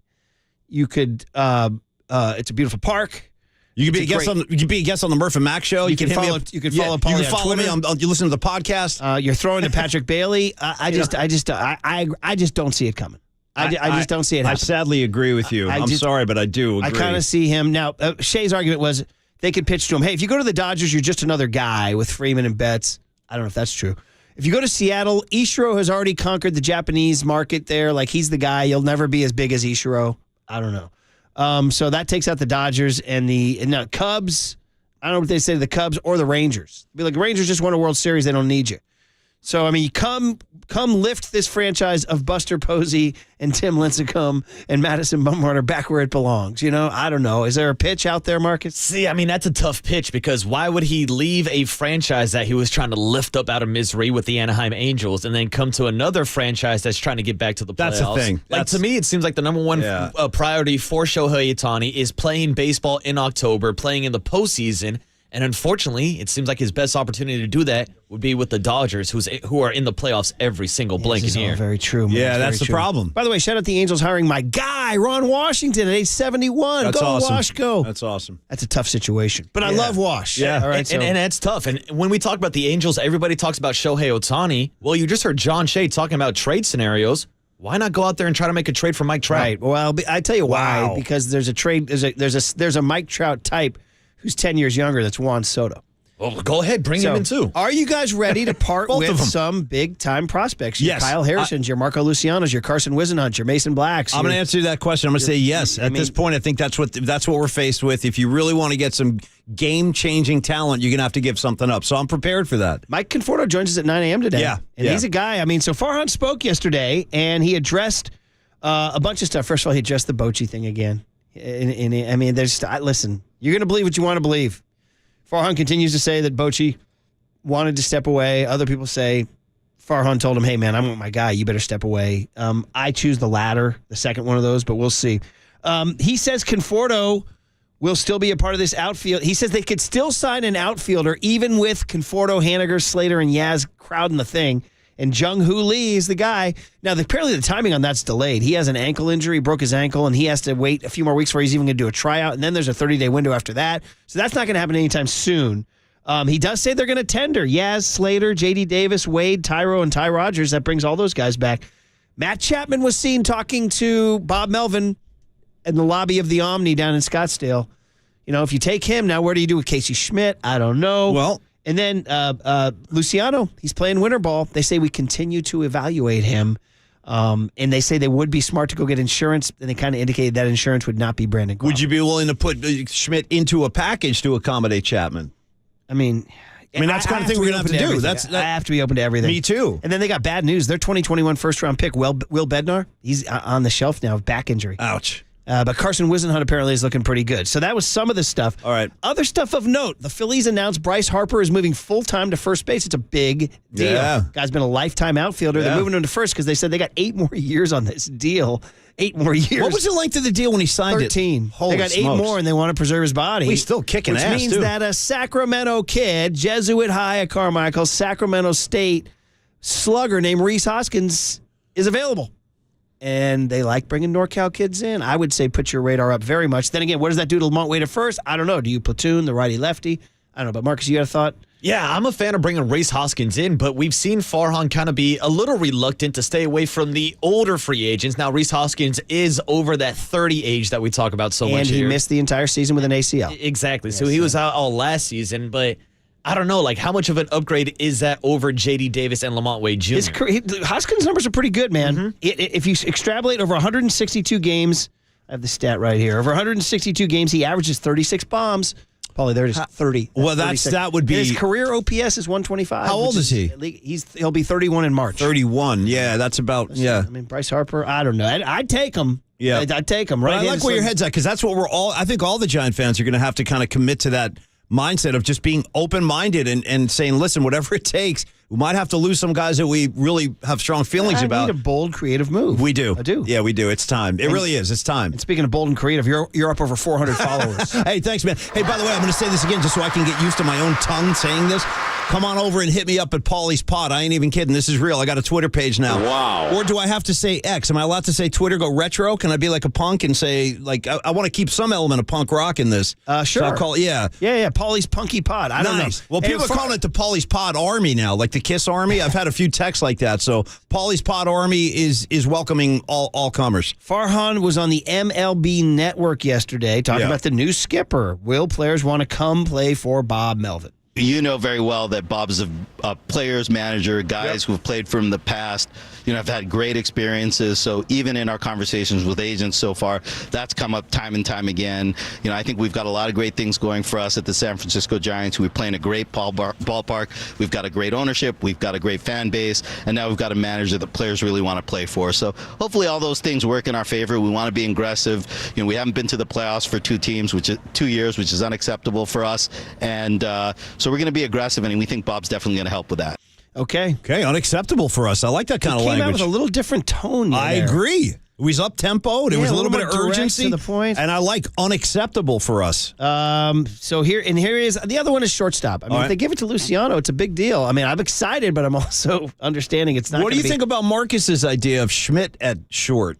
I don't think they're, You were just throwing that out there. I don't know. We're just talking. Well, I think defensively, I don't think that he has a better bat than Marco Luciano, which is a big reason why they're giving him the opportunity. And that's why I think Casey could be a good utility player off the bench, whether it's second, short, or third. I think he's a good guy to have on the roster. That could be the case. Anyway, so here's Farhan on Luciano. Yeah, that's definitely the plan, Dan. He's had a good winter ball so far. He came up and really held his own in the big leagues. And you know what it's like when you're trying to get a young player over the hump. You've got to be able to live with the ups and downs and power through those and come out the other side with a guy who's got a lot of confidence. And so for us, it's going to be more supporting him with players around him who can carry the load if he goes through his ups and downs himself. All right, man. And I'm reading John Shea's piece from the GM meetings about Ohtani. He's talking to GMs or agents off the record. One agent said, I think the Giants are a natural fit. Another one, second agent said, I think the Giants have a shot. Location matters. He's comfortable on the West Coast.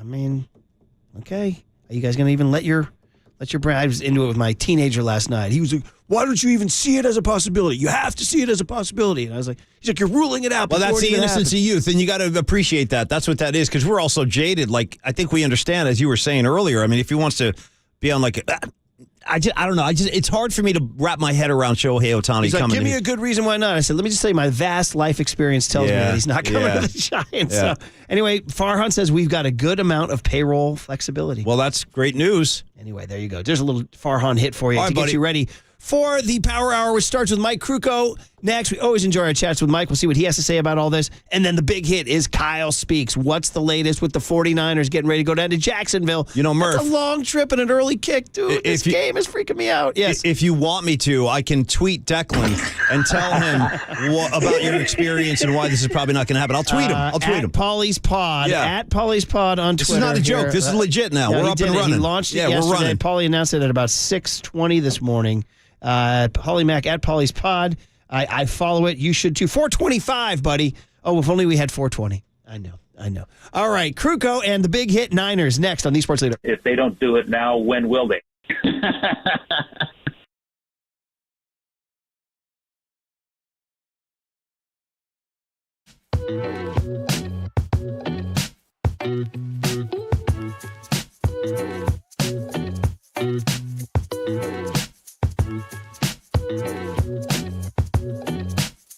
All right, Provident Credit Union, helping you make money, save money, just good money, financial tips. And we have an offer, an exciting chance. It's called the Pick a Term Certificate from Provident Credit Union. You make an investment on your own terms. The Pick a Term Certificate, from Provident Credit Union, the ultimate solution to help your savings grow just the way you want. So with the Pick a Term Certificate, you are in the driver's seat.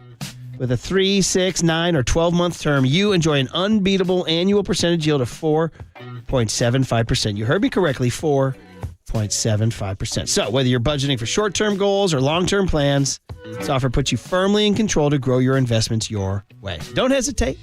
The offer's for a limited time. Visit providencecu.org today to learn more and start your application. This rate is effective as of October 1st, 2023. Minimum balance required of $10,000. Early withdrawal penalties may apply. Federally insured by the NCUA.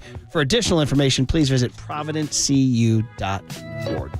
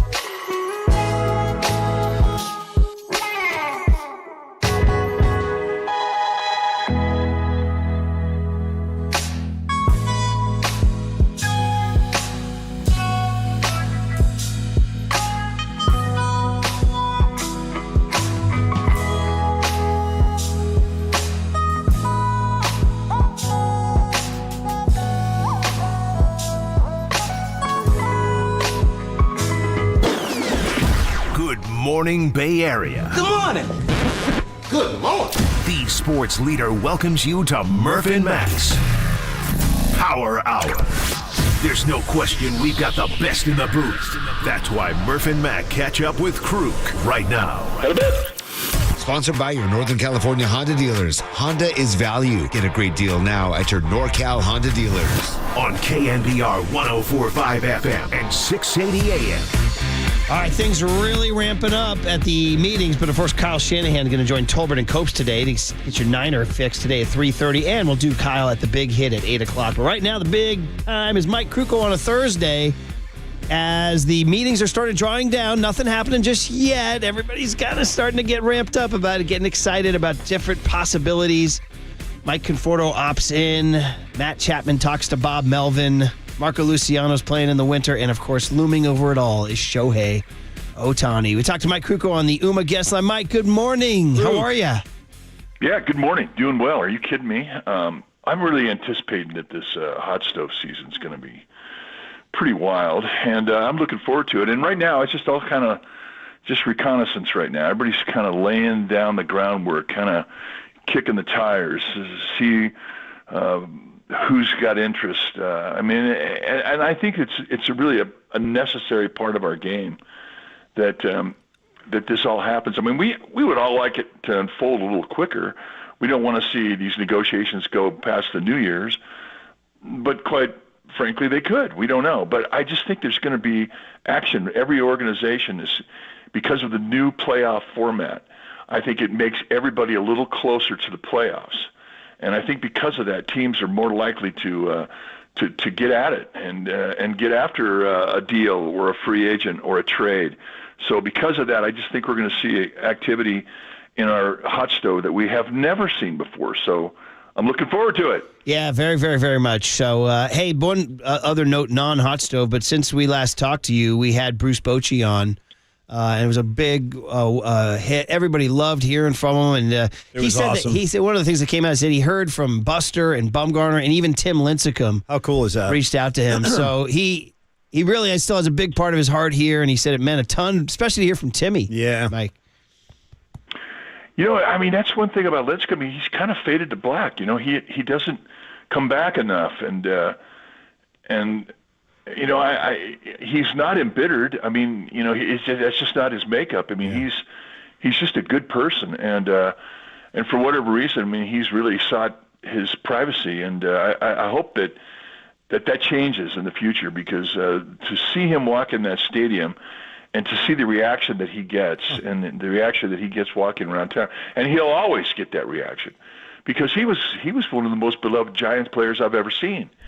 And for him to come out of you know, his shadow and reach out to Boch tells you all you need to know about Boch. I mean, the affection that everybody who played for him has, and the affection that he has for them. I mean, that's what makes him special. Do you remember when he had his speech and he said goodbye to everybody, and just off the cuff with no preparation and no notes?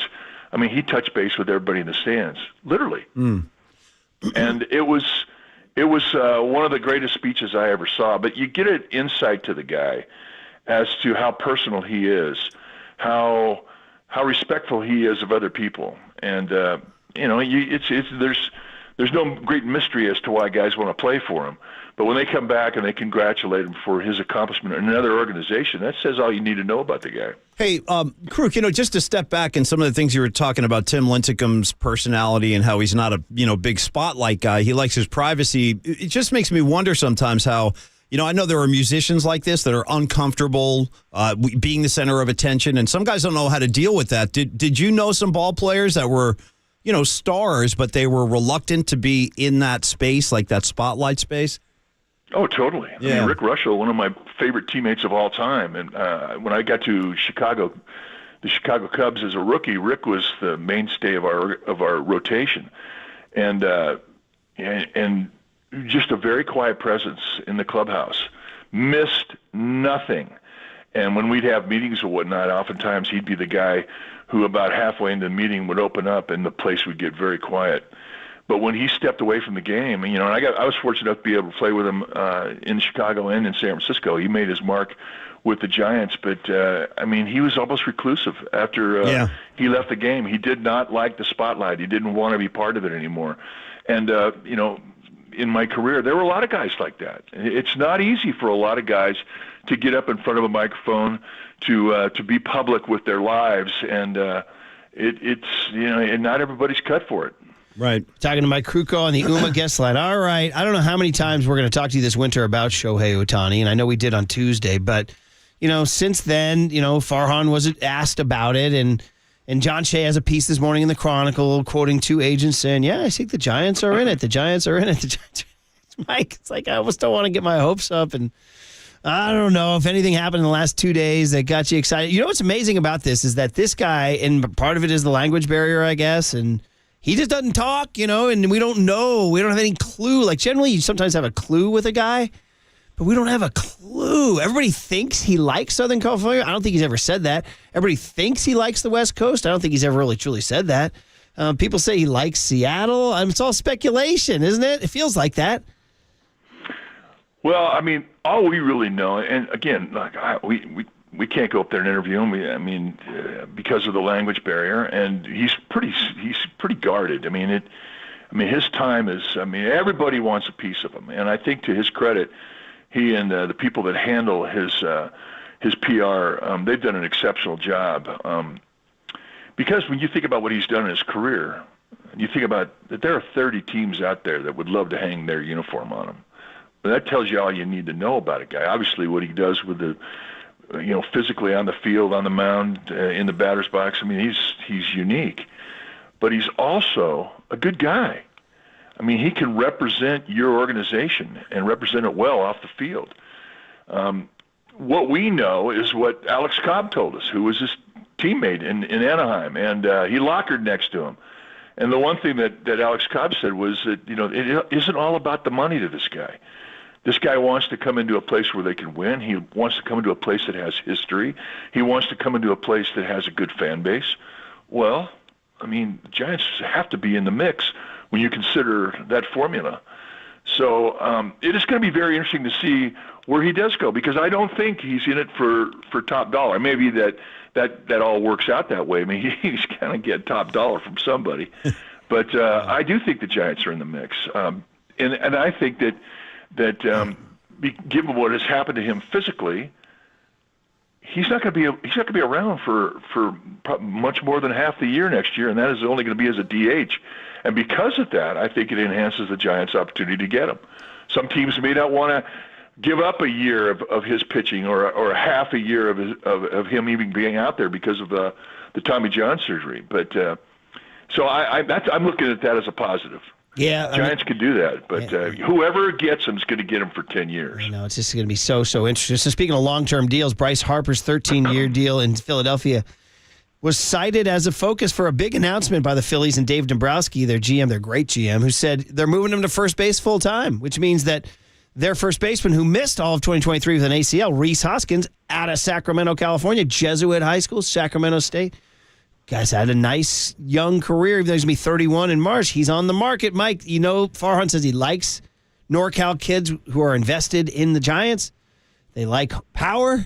A lot of people saying this would be a fit. Now, there is a first baseman, won't wait, or I don't know if you want to platoon or upgrade or what. How does the Rhys Hoskins idea sound?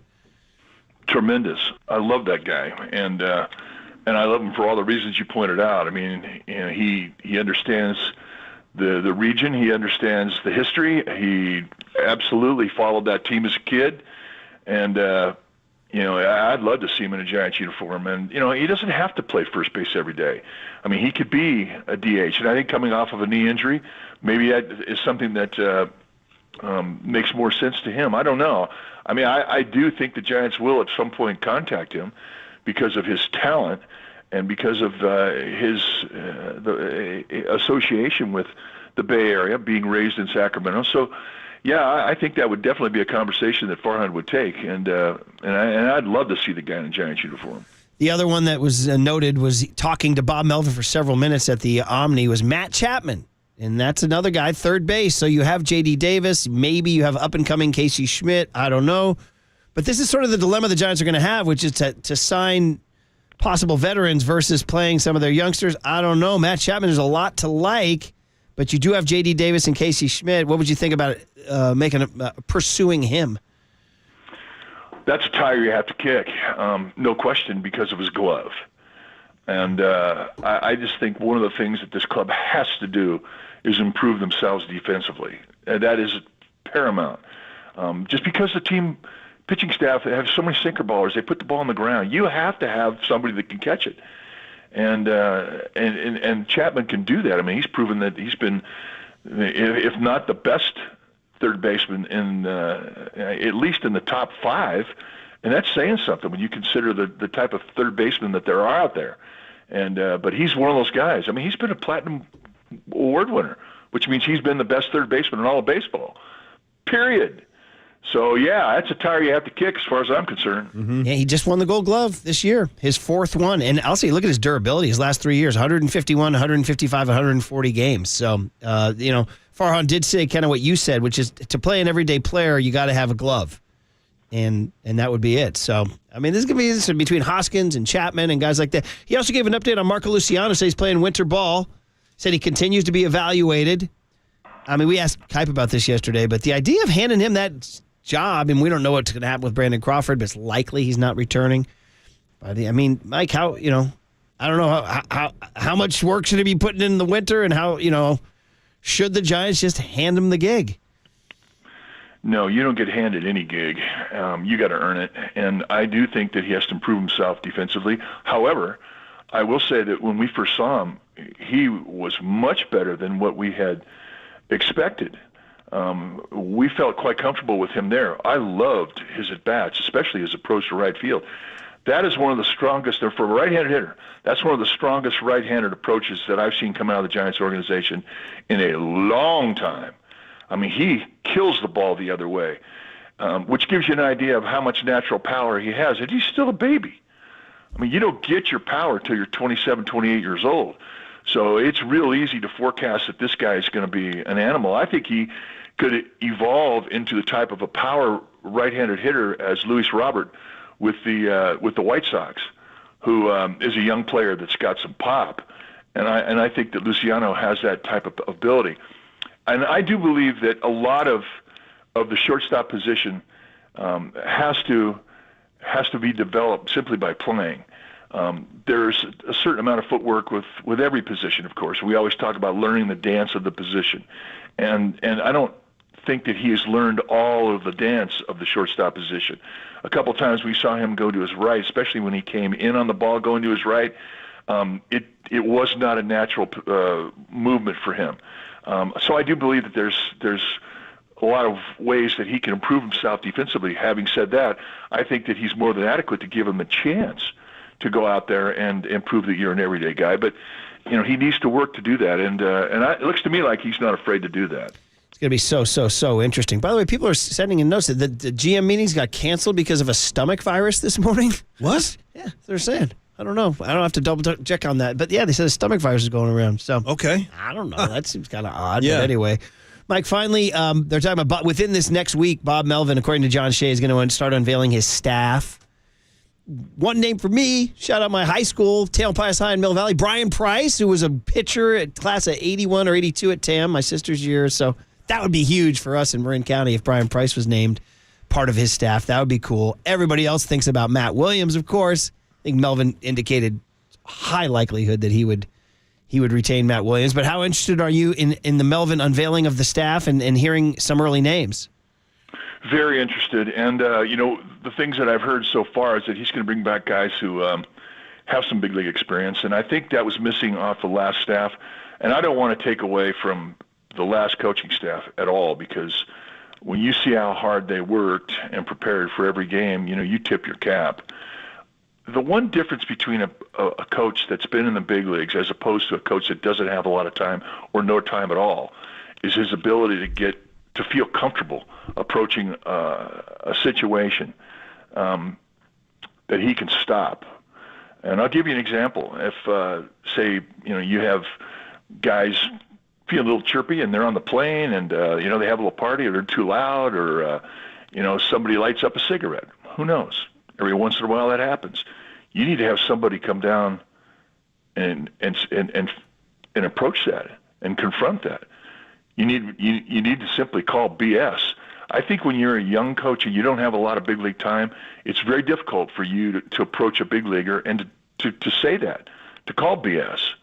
Now that's just one, that's the first example that I could come up with. Not that happens a lot, but it also happens in the clubhouse. If a guy's not working hard enough, if a guy is being negative, you need somebody there who's got the reputation and the confidence that he can approach a big leaguer and call BS.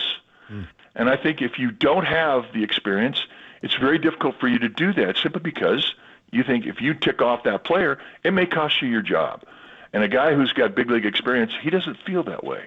So I do think you have to have some big leaguers on the coaching staff that can do that. It's not always going to be something that is up to the manager. And some players that you don't have a leader. There are some players on teams. Buster Posey would do that. Madison Bumgarner would do that. But it's not always relevant, or it's not always there on every team that a player will do that. That's when you need a big league coach that's got some time. They can go up there and confront that and take care of that issue. So I do think that one thing that Bob Melvin is going to do is he's going to bring in some guys that have that ability. And certainly we've already heard that Matt Williams is going to be one of them, and he's a guy who will confront a problem. Super exciting just to hear all the different changes and see all the different changes that'll come. And so hoping by the time we talk to you next Tuesday, there'll be some stuff happening. In the meantime, Mike, have a great – by the way, any snow up there? Well, not where I'm at. We're at 5,000 feet, but Mount Rose is opening tomorrow. Wow. So they got snow up there. Can you believe that? It's crazy. It's only early. Yeah. It's time, I guess. Well, it's time, but it's beautiful. I mean, you can't get any prettier up here. Our producer, Eric, who calls you, we call him Triple E, he's like a maniacal snowboarder. Yeah, he's an avid winter guy. You might see, look out your window. You might see him coming down your backyard. Good. I told him, hey, anytime. If you need a place to crash for a couple of days, I'll find a friend.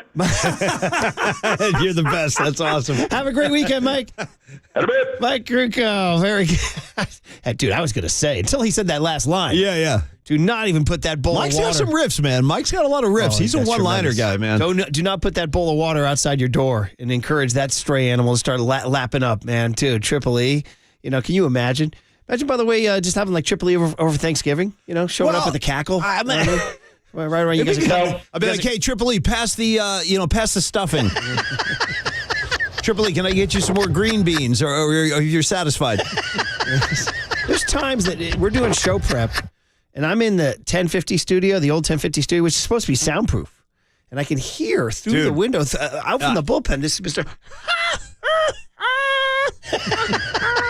I got to tell you, the laugh, I appreciate the laughter. And I got to tell you something to that point. It's funny, when I was leaving, because I prepped down in Tony's studio, which is like the opposite corner of the building for our listeners. So it's kind of far from where we're sitting right now. And as I left that studio to walk down the hall today, not kidding, I could hear, I think it was Marcus screaming, "Blank you, Tony." I heard him screaming, "Blank you, Tony." And I don't even know why. Tony's not even in the building. But I heard that. I'm like, damn, we're getting fired up early today. What was going on? He must have been Marcus? talking about Brandon Crawford, I guess. I have no idea. I don't even know what Paulie's talking about. Was that yelling, saying "blank you, Tony"? Somebody was yelling "blank you, probably. Tony." I'll probably saying "blank you" to Eric, too, because I can hear him laughing through the soundproof doors while I'm doing the leadoff spot at 5 in the morning. By the way, it was the "blank you, Tony" because he encouraged Paulie to get on Twitter, which is a true story. Come on over and hit me up. Hey, how about this, Murph? Ready for this? Hit me up at Paulie's Pod. P-O-D, Pod. We're not kidding. He's up to 464 followers. I'm proud to be follower number 3. Murph, I'm glad to have you. Actually, Murph, should I modify it and call it Paulie's WPOD? Nice. That's a private joke from Murph and I, yeah. Shout out my cousin Mike.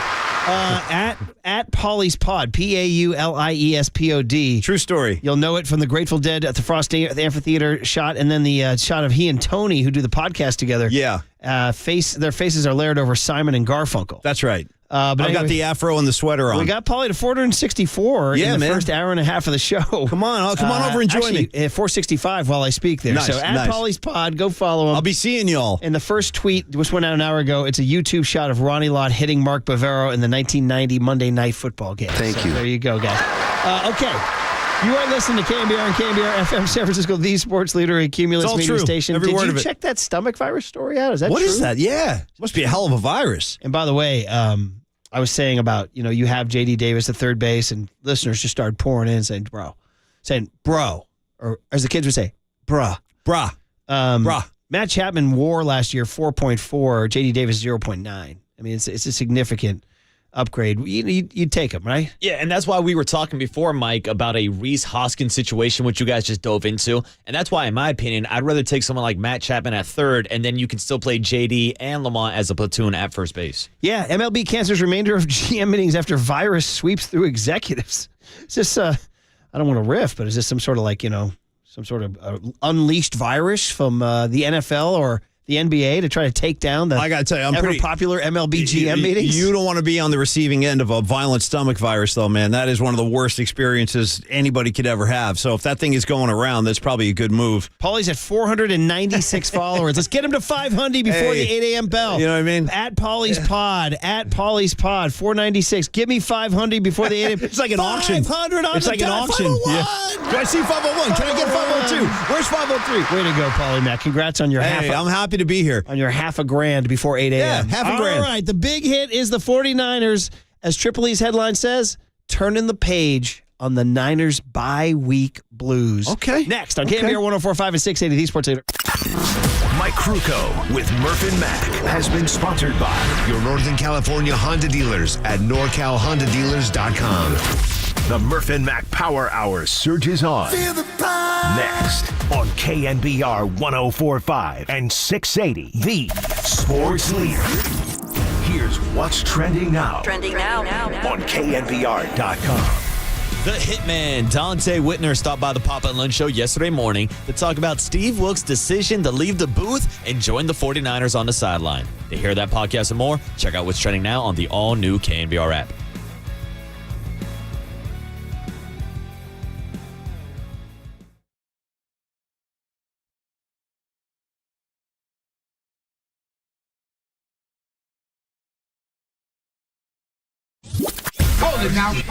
This is Murph and Mac's Big Hit. I'll take a hit. Hit me. Sponsored by Benjamin Moore Paints. Experience the Benjamin Moore retail difference at their independently owned, authorized retailers today or at benjaminmoore.com. On KNBR 104.5 FM and 680 AM, the sports leader. Alameda. Shout out to you for supporting KNBR, Alameda's sports leader. Injuries for this practice. Aaron Banks is out. Trent Williams, ankle, won't practice. Ray is sick, won't practice. Drake Jackson, knee will be limited. Everyone else full go. He goes to the vet day on Wednesday. Do you expect him at practice tomorrow? I hope so. I know he can't today, though. He's got a lot of history in there with stuff. It didn't show up as a high or anything like that, but when you've had that over your career, there's a number of things that, with how it's taken longer than expected to heal, it's more than a low. I think it'd be huge. I don't think we've really had that. Christian came in the middle of last year. Debo was banged up throughout almost all last year and hasn't really had his exact role or been healthy since the year prior to that. And I thought Debo started out great this year with how healthy he was, how good he was playing. And then he got some bad injuries, which have kind of set him back. And I think he's about ready to get back out there full, and hopefully we can keep him that way. All right, there he is, the head coach of the San Francisco 49ers. As I show you guys the big hit on the YouTube, you can check it out. Waterboy does a little, Triple E does a little gift for us here, little photos and a little headline. We're calling it Turn in the Page on the bye-week blues. Paulie, what are your travel plans Sunday, given that you'll be in Detroit for Metallica? It's funny you should ask, Murph. This is how, out of my mind I am about this Jacksonville game. When I planned this trip, I'm actually flying back late Saturday night so I can wake up back at home ready to watch my Niners. The gig is Friday. Oh, okay. Yeah. Okay, good. They're actually doing 2 shows. These are the final shows of this tour. They're off until next year, Metallica, which is kind of the reason I think my friend Vicky was like, she's like, you really need to see this tour. It's really amazing the way they're presenting it. Murph, I guess they're doing this in the round. So at Ford Field, the stage will be like on the 50-yard line. And Vicky's great. She's a great host. And you know who I'm going to see is Renee, bro. Renee is going to be there. Yeah. Are you serious? Yes, our old friend Will Renee. You please give her the biggest hug. Well, and tell her I love her. And you miss her? might even see photographic documentation on my new Twitter page at Paulie's Pod. Wow. But no, I'm not kidding. Renee will be there. And I decided, since I'm seeing the Friday night show, I'm getting on a plane late Saturday afternoon in Detroit. I'll be home. So to answer your question, I'll wake up at home Sunday ready to watch Niner ball. And you'll have 548 Twitter followers there for you. I'm glad to have you guys. Thank you. At Paulie's Pod is the Twitter. If you Not a put joke. Please Not a put up joke. a picture of you and Renee, please. Done. It's if I see her, I will definitely post a picture and say, here she is. They say Beyonce's the queen. No, Renee is the queen. I would say the odds are high because Vicky emailed me yesterday and she goes, by the way, when you get here, she told me where to go. Like she goes, meet me at this room in the stadium, blah, blah, blah. And she said, Renee wants to say hi too. And I'm like, done. You got it. Are you getting some sort of special treatment? You going backstage? You know what I mean? I don't know. At Paulie's Pod is the Twitter. 49ers Jags. We talked to Greg Cosell about the Jags, and he's like, they're legit, man. And Travis Etienne is a problem, and they say they move him around. Trevor Lawrence, a very capable quarterback. Everything about the Jags is competent and scary. They've won 5 in a row. They're 6-2. They're at home. The Niners have a 10 a.m.er. And, guys, we got bad news on Trent Williams. He may miss the game. Now, he missed yesterday's practice. I would stay tuned, obviously, to Papa and Lund. Papa and Lund are down there, right? Oh, today's Bull Rush Hour. Awesome. Oh, nice. I got my guy Timmy Ryan. I'll watch the stream of that. You get Timmy Ryan with the ponytail. But yeah, flying down to Jacksonville is no joke, man. And here's the deal. Doug Peterson, who we like his face. I do. I've always liked Doug Peterson. It's a little Rob Riggle vibe. We talked to, right? Marcus was talking Doug Peterson on Paulie's podcast yesterday. He was our guest, and you'll hear him this weekend. But I'm more concerned with what you were saying about Trent, man. No big Trent on Sunday. That puts a whole different spin on things. Well, Doug Peterson, though, giving the appropriate fear strategy on the 49ers. Listen, I don't think it's a measuring stick. I think it's you're playing a great football team, and we've played some really good football teams already.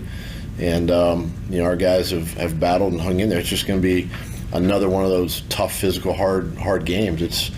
It's one of 17 games, and against a top NFC opponent, obviously, a playoff caliber team that was in the Super Bowl a couple years ago. So, is that a measuring stick? Could be, right? We haven't done anything yet. We're not there yet. Our guys have to prepare that way and be ready for. All right, Jacksonville coach Doug Peterson giving the we haven't done anything yet measuring stick quote. I like them, and they're going to be prepared for sure. Now you switch it back to San Francisco or Santa Clara, I should say. I kind of like Kyle seemed slightly relaxed yesterday. I liked his energy. I was watching the press conference. He sounded that way, too. I didn't see the wasn't rushing through those answers as much. It was a little slower pace. I noticed that, too. He'll be on with Tolbert and Copes today at 3:30. But he's talking about the team and losing 3 in a row. What's going on? I mean, it's everything. Defenses do everything, and we do everything. Each quarter's different. Each week's different. I think we've done a lot of good things, when you just look at it numbers-wise and stuff. But I think we got to really eliminate some of the times we kill ourselves. You don't ever want to take stuff away from other teams because other teams always make it harder. But I do feel the times we've struggled, we've just made some key mistakes that I think we're capable of not making. And I think we're the ones who have slowed ourselves down. I mean, I don't think when you look at how little we've punted and things like that, you should have points to match with that. And I don't think we have the last few weeks. We've got to get more points. Talk about slowing themselves down. The thing that got me was that 3 and out to start the Bengals game was so terrifying. Oh, you know what I mean? It really was. They're going to have to. Terrifying. It was. And they're going to have to realize, hey, man, you can't score a touchdown every first drive, and you got to keep playing, and you got to. Well, that's one of Kyle's trademarks, too. Like, most of the time, they do put points on the board in that opening drive. So you're right. Seeing them go 3 and out like that. Terrifying is a strong word. Yeah. Terrifying. It was terrifying. Yeah. By the way, somebody says I must be spelling something wrong on the Twitter. It's Paulie. 510. You spelled it like Paulie Pavilion, which is always By the way, I heard Bill Walton on a couple nights ago. Bruins debuted Monday night, and there was Walton. He did a huge digression on 1930s labor leader Eugene Debs. How about that?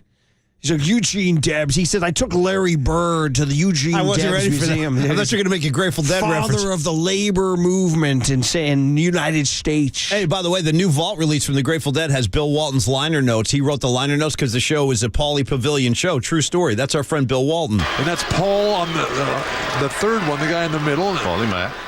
582 followers. At Murph was killing me with the updates.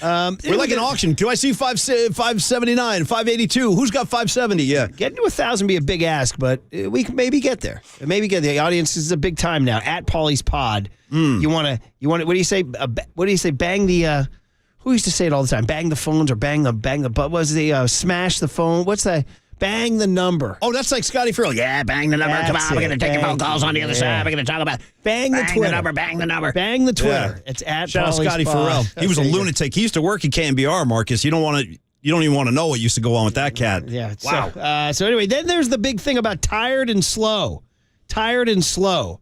That's what Kyle Shanahan said about his team. That's like me, tired and slow. So after being tired and slow, are they now... what would be rested and fast? Okay. Take a listen. It's overall team speed, and it's not just one play. It's for an overall game. I think that happens to everyone through the season. I think it showed up more on our tape in Cincinnati than it had the other in a while, which was concerning. So I was glad for the break, but I also think the trip got to us a little bit. I mean, those are all reasons / excuses, which are the exact same thing to me. But yeah, our guys are a lot fresher right now. They look good to go, and hopefully we'll have a good week of practice, play the right way on Sunday, and keep it that way. You know, we got 3 games in 12 days, which doesn't help. So that's a little bit different. But and then you get 3 days off after that Thursday night game to kind of recover and get ready for the run. All right, 49ers getting ready for this now. We're getting up to the big one, which is, of course, the Steve Wilks moving out of the booth. But one more on the 3-game losing streak from Shanahan. How's he coping? I mean, I think you get reminded that almost every week in the league. I think we went a while without getting reminded that, which I think it's good to get reminded. But I always tell our guys, I mean, getting a pat on the back or getting hated on is all the same because none of it matters and both affect you. So you need to not let those help you or hurt you because they really have nothing to pertain with what we do on the field and things like that. So you always got to focus whether you've won 15 in a row, whether you've lost 3 in a row. Nothing changes. It's about how you play and the intent you play with and how well prepared you are. I like 707's text that says, how about the theme for this week? Refreshed and spunky. Okay. Refreshed and spunky. I like that. 707, I'm stealing that. This same person also wants you to put a picture of a fresh pot on your new Twitter handle. Okay. At Paulie's Pod. Pauliespod. No joke. Paulie's on Twitter. By the way, speaking of refreshed and spunky, just a little shout out local. All politics is local, and if Southern Marin is local, did you guys see Nick Bosa posted a little picture from Casa Madrona, which is that little boutique hotel up on the Sausalito Cliffs, right above downtown? I like knowing Nicky's over in Sausalito. A little romantic spot, Waterboy. He just hit a little. So he's walking. I'm guessing they comped the room because he tweeted out the link to the hotel. But he's like walking down Bridgeway, and he's like, "Wow, the city really looks cool from over here." I mean, seriously, Bosa in Sausalito. I like that. Salsa Bosa. Well, let's go get some gelato. That's fantastic information, Murph, because I was watching Bosa's press conference at his locker room earlier this morning, and the media asked him what he did during his bye week, and he said, I don't really want to tell you guys. I saw that. I don't trust anybody. I saw that, but I was like, but bro, you are the one who put out there that you were at Casa Madrona. So, which, by the way, if you have a chance, free plug, they should be doing spots for it. Why not? It's like this, it's like being in Europe. It's like if you're over 600, by the way, 614 followers. It's like this. Can I get to Hank Aaron's 715? You know what I mean? Like 750, 755 or whatever. Yeah. The Triple E's kind of a shame because you've passed his number. Well, don't feel bad. Listen, this is entire career of tweeting. I mean, you got to follow at Eric. What is it? At triple-E.com. I'm not going into that. No, look at this. Eric _Engel. Wow. Very strong reaction from Marcus at the board. You don't even want to hear about it. What are you saying, Marcus? Do you not tweet to... why do you keep plugging this kid? You're right. Yeah, tell him to go do some work and cut up some sound. Look at you, Marcus. Okay, wow. Look at this. We got some bad He's blood. over here making fantasy football moves right now, not even paying attention to the show. Well, yeah. Come on. That's a bad What are we deal. doing? Don't give him a plug. Thank you, Marcus. Thank you for that. What are you plugging And now this? we finally get to the true story after all the sort of nonsensical quotes here. And that is that Steve Wilks is moving out of the booth. That's right. Make your John Wilkes Booth jokes. Wilkes in the booth has been assassinated. I don't know what you want to call it. I have a question for you about this. Seriously, do you think that I mean, would this have happened if there wasn't all this noise that started swirling around? I mean, I think it started with Tim Ryan on our show. He brought it up. It did. And then it really gained momentum, like a boulder coming down the hill. It did. And yeah. Do we have the Ryan sound? First of all, as we play I'll give you some time to find it. Play the Shanahan now about the move. This is a back and forth that includes Matt Mayoka, who will join us at 9:15. All right. About Steve Wilkes going down to the grass now. He has done it in the past. He has been on the grass, but he prefers the booth. And in an offseason interview, he said he preferred it removes him from the, quote, emotion of the game, unquote, which is kind of funny because I think what the Niners want is for him to get more into the emotion of the game. Very curious. Is this a panic move, guys? Is this a bad look? Kinda. Here's Shanahan. Okay. We're going to put him on the field this week.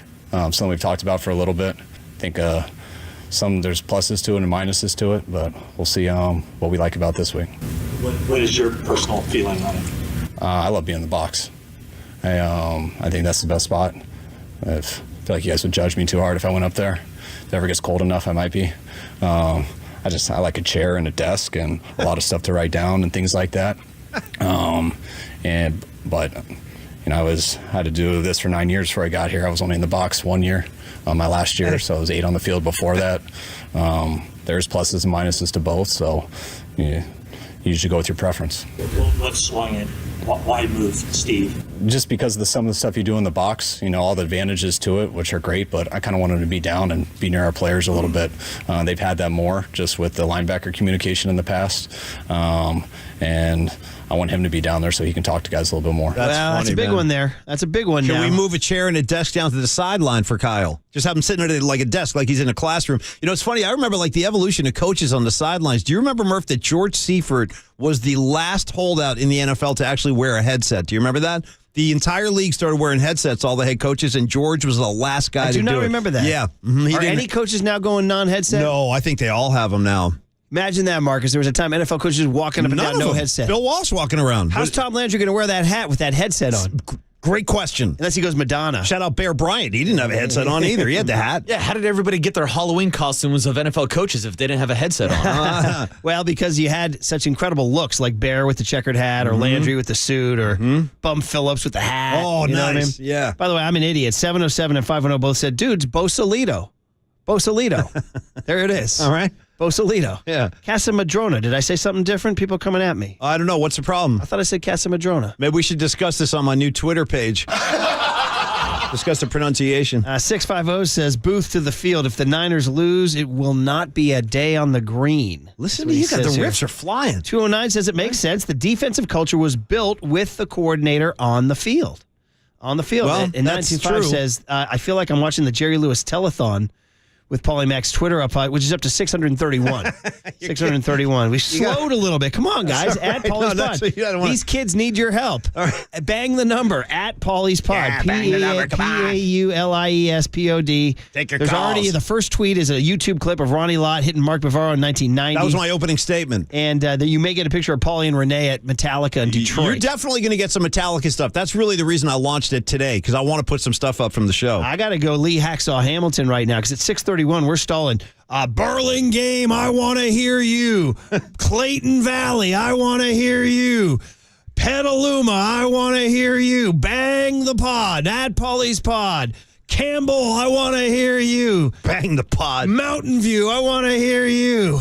What about Benicia? Benicia, Yeah. I want to hear you. Oh, shut up, All Benicia. right, there you go. Yeah. Novato, I want to hear you. Yeah, man. That's at 637. All right, that's fine. Don't worry. Anyway, back to the Booth thing. I definitely feel like this is a little bit of a bad look. I think it is a panic move. Now, I mean, what material difference is it going to make between the white lines? Is it? Is he going to say something to Fred Warner face-to-face that's going to make him make the play that wins the game? Or is it just, as Gabe would call it, it's performative. Yeah, it's performative. that's right. Which he writes about in his Slide new into my blogs, DMs. where he thinks relievers shouldn't show up until 5 o'clock for games. I'm just curious if you know the distinction. Oh, man. By the way, somebody said to us in the Farhan cut we played last hour that he said, we now have a manager people want to play for. But we went back and listened. It's not as direct. He says we have a manager people want to play for. But anyway, you're up to 653. You got it? We've got a great ownership. We've got a great fan base. And now we've got a manager that players really want to play for. So Now we have a manager. Now we have a manager. That word now is that just a figure of speech, or is that a smoking gun? That is the key to analyzing that sentence. Now we have a manager. Anyway, not we have a manager. Now we have. See, that's the thing. You never know if it's a Freudian slip or not. I mean, Kyle Shanahan straight up eliminated Drake Jackson in our rejoin earlier this morning. Drake Jackson knee will be eliminated.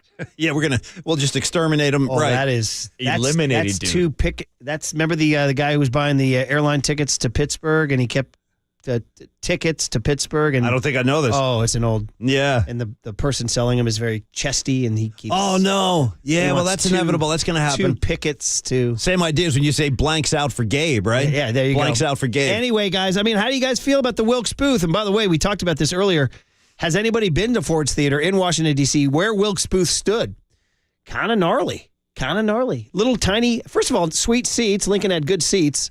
He's got a little balconies overlooking the, what, have you ever sat in one of those little balconies overlooking a show, Paulie? I did. I did that at the Symphony once a couple years ago. Those little Pretty Woman boxes. I don't think I've Richard ever Gere and Julia felt. Roberts. I don't think I've ever felt more important than I did that night. Because I don't know if you remember this, Murph. There was a little moment in time where I was doing some reads for the San Francisco Symphony. I was like doing commercials for them for a little while. So they had me as a guest, and they put me in one of those booths like right over the stage. It was incredible. It was like an amazing experience. I felt like a VIP for one night. Well, anyway, that's where Wilkes Booth stood. Yeah. You're like, damn, he had a pretty good look. 671 followers. Would you stop? By the way, so he's down to the grass, and I don't know, guys. I mean, you know, this does not bode well for like the future. It's like Wilkes is probably like, dude, I told you I like being up there. I like being up there. Now you're bringing me down here. We were 5-0. We held the Cowboys to 10 points. I mean, did you guys have a problem with the defense prior to the last 3 weeks? Zero problem. They were ball hawks. They were running around, hitting. They were tackling. They were extremely aggressive on defense. And that's why watching these missed tackles and kind of sloppy, disjointed play defensively has been such a shock because it's just not who they are. By the way, you're right. I'm looking at my phone right now to get the stats on some Niners stuff, and I get a notification that Triple E's out here making me drop Gardner Minshew. Oh, I wasn't riffing, boys. Yeah, instead of working on the show. That's what I'm talking about. Yeah, he dropped Gardner Minshew. Anyway, I hear you. I'm on Marcus's side on this whole thing. No more praise. Yeah, no more free plugs. It's over. No free 90s and no free plugs. The Browns scored 19. The Vikings scored 22. It wasn't a disaster. Now, the Bengals scored 31. Mm-hmm. You know, but the Bengals have it damn good. I mean, they're an offensive machine. They can put points up. But I thought Dante Whitner made a really good point yesterday on the Papa and Lunch Show, talking about how other NFL teams now have tape on Steve Wilkes, how the first 5 weeks of the season, everything looked great. 49ers defense was only allowing 14, 15 points per game. But just like we said about Brock Purdy and quarterbacks getting tape out there, all of a sudden, everybody's got the tape on Steve Wilkes' defense. And you know what I think it is? I think it's when Matthew Stafford started picking them apart in that first half of that game against the Rams. He did. I think other teams are going with that same strategy against the 49ers. I'm telling you right now, the way to silence all this noise and snuff out all of this nonsense is just go out there and play. Have a great performance on Sunday. Sack the quarterback a couple, 2-3 times, and all this stuff is going to quiet back down. How are you going to sack the quarterback when he's getting rid of it so fast? And Trevor Lawrence will get rid of it so fast, too. Stunts, so the only blitz, answer is corners have to play tight man-to-man. They can't play off the ball. They do. They can't. So it comes down to the corners Play now. tight man-to-man coverage without a lot of flags, if I'm playing the Niners, that would entirely be my game plan. You just go right at the corners, yeah. No, I would just say get the ball out quick. What's their strength? Bosa. How do I negate Bosa? Get rid of it. What do? I take advantage of their corners. So, I mean, it's right back to the same problem. I don't know, guys. We'll see. It's a big game Sunday. This is an important game. Maybe can a corner step in front of one of those? Can they step in front, make a pick? Yeah. I mean, Trevor, yes. You could make an argument that everything, this is a loser's lament, I know, but Jake Mooney makes a field goal in Cleveland, and Charvarius Ward doesn't let Jordan Addison rip the ball out of his hand. Those are literally 2 plays that change the course of their season. But that's what happens in losing seasons. That's a loser's lament. Well, you know, that one play, we had them, and then they scored, and because you lost. You know, as the great Will Clark might say, you lost, partner. Now, there is plenty of time, and you got to remind yourself that last year there was a moment when the Niners were 3-4, which is a lot more dire than the situation they're in now. And look what happened. They won 13 games. They went to the NFC title game. So obviously, this thing can get turned around. But I really do think it's important they start that process on Sunday because we come in here on Monday, dude. I hope if we're talking about a 4-game losing streak, you're going to hear a lot of noise, man. 650 says, I wonder if there's been talk from the players about getting Wilkes on the field because they feel disconnected. I would think so. Me too, because Bosa made that one comment where it was vague, but he goes, yeah, it's a little weird this year. Like he said it was a little different. 415 says, Salah and D'Amico were down on the field slapping hands, jumping around, bumping chests. I really can't see Wilkes doing that. That's okay, though. You guys have different styles, but you're right. Yeah, Salah would be like chest pushing guys. Yeah, and there's a lot of talk about the rah-rah and getting these guys fired up. I'm sure Chris Kasarik is still doing that down on the sideline. Like, that guy's an absolute maniac in a good way. Totally. I agree with you, Murph. To me, this is more about the lines of communication between Fred Warner and Steve Wilkes. I don't think they're hopping on the phone in the middle of the game, but since he's going to be on the sideline, I think those communication paths are going to be wide open. 510 says, don't forget the C-Mac fumble in the red zone. Oh. That's true. That's true. Finally, this is where it all started. Tim Ryan on our show, rolling this ball out, and now that ball has reached its... the eagle has landed. Exactly. Yeah. I would not mind, and again, I don't know if it'll be his decision or Kyle's, or I would not mind seeing the coordinator on the sideline. And the only reason I say that is I know that the coordinators do a good job from in the box. Dan Quinn comes to mind right away in Dallas. But this defense, I mean, just go back to the Minnesota game and some of the things they were trying to do different and weren't working from a defensive structure standpoint in terms of some of the coverage. Yeah, so he's the one who said it, and we'll find out, man. This is going to be really, really, really interesting to see how this goes. So there's your big hit, the bye week blues, guys. Ooh, bye week blues. The bye week blues, and see if they've gone away. And speaking of going away, Paulie's Twitter handle is not going away. No. 692. My kid now follows you. Hey, which one, Big D? It says followed by Declan Murphy, Eric Engel, and 8 others you know. Welcome aboard, Big D. I'll be hitting you up soon, man. Yeah. We got to get Rory a tour. You're up to 693, buddy. At Paulie's Pod, PAULIESPOD. I ain't going to break till we get to 700. By the way, I want Rory's handle to be at Captain Rory. Well, you can see that. Yeah. Totally, with the headset on, the goggles, like those aviator shades. At Paulie's Pod. Give him the follow. Bang the follow. Murph's more into this than I am. 694. He's like obsessed. How about I keep refreshing? It's okay. We got listeners out there. Marcus, what do I do? I don't know what to do. At Paulie's Pod. You can't stop him. I can't stop him. There's not 6 people out there that don't want to read, that don't want to refresh. You're going to get Metallica stuff? I'll show you some clips. I don't know. Renee from Detroit. I got Ronnie Lott hitting guys. This is really weird because I know we have. I mean, it's been going up all night. Maybe my Twitter's frozen. It's okay, man. Don't worry. We'll be all right. No, it's not all right. He's like, I want Murph to be like my new, my representative. Maybe it's Murph running your account, actually. He's talking about the man behind the curtain. 700 on the number. Thank you. All right, can we move on? Yes, we can. I'm not even doing this. Wasn't there a religious show called the 700 Club with like Pat Robertson? You're all over it, brother. You're all over it. Yeah. 7. So what are you cringing at, Waterboy? Come on. What? Guy ran for president. Did you not watch the debate last night? Nothing wrong with talking. I believe you sent some politics to the COC. Nestor Cortez. Okay, you'll hear that next. All right. 700, baby. 700. Take that, Babe Ruth and Hank Aaron. Thank you, God. On KNBR 104.5 and 680, the Sports Leader. I'm going to leave the stoop. You're listening to Murph and Max Power Hour. Now on 104.5 FM and 680. This is KNBR, the Sports Leader. Here's what's trending now. On KNBR.com. The Hall of Famer Steve Young stopped by the afternoon show yesterday for his weekly hit with Tolbert and Copes to break down the Jacksonville Jaguars offense and what he thinks about Trevor Lawrence. To hear that podcast and more, check out what's trending now on the all-new KNBR app.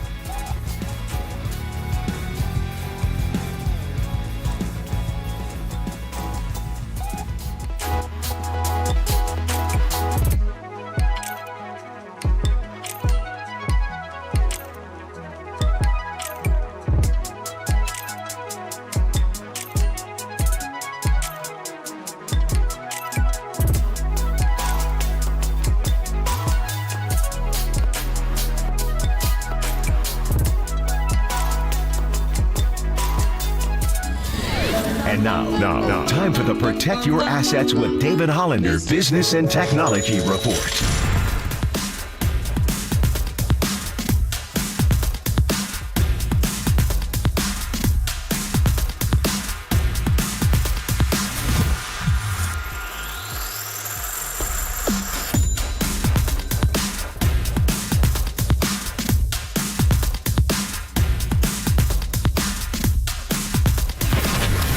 This has been the Protect Your Assets with David Hollander Business and Technology Report. Do you want to pay less taxes this year? Learn more. Listen to David's show every Saturday morning on KNBR or call 1-866-PROTECT. All right, everyone, chill. This is the cooler. You are not sending me to the cooler of content. Murph & Max Cooler of Content is sponsored by Mancini Sleep World. Sleep better, live better. Visit sleepworld.com. And by Marin Health. Marin Health Medical Center and Marin Health Medical Network world-class care. Closer than you think. On the Sports Leader. All right, 3 things for you. 1, Cooler of Content's coming. Hey, now. 2, Polymax Twitter is now up to 760 followers. You have passed frickin' Babe Ruth. You're bearing down on Bonds. Hey, 762. Yeah. So way to go, beat past Barry. And then 3, what do you give me for a different show's board op contributing more to our show than Triple E? Because Danny Dunn just came in with some content. Oh, yeah? Hey, I'm not surprised, motherfuckers. Thank you, man. By the way, you just passed Bond, 764. I got to look up Wayne Gretzky's career total goals. I want to maybe see if I can get to Wayne Gretzky's stats. And, hey, we may tease out there, Paulie may or may not be putting certain audio treats on there, so stay tuned. Yeah, I'm telling you right now, for all kidding People aside, have been asking for years now. No question. Seriously, there are a few different reasons I'm doing this, and that one of them is so I can get some more cool stuff out to you guys who dig the show. So definitely be watching because I will be trickling stuff out. For real, I will. 7-6. But Danny Dunn said, "Come on, you're trying to recruit for Paulie's Pod. Why haven't I heard Dwight Howard?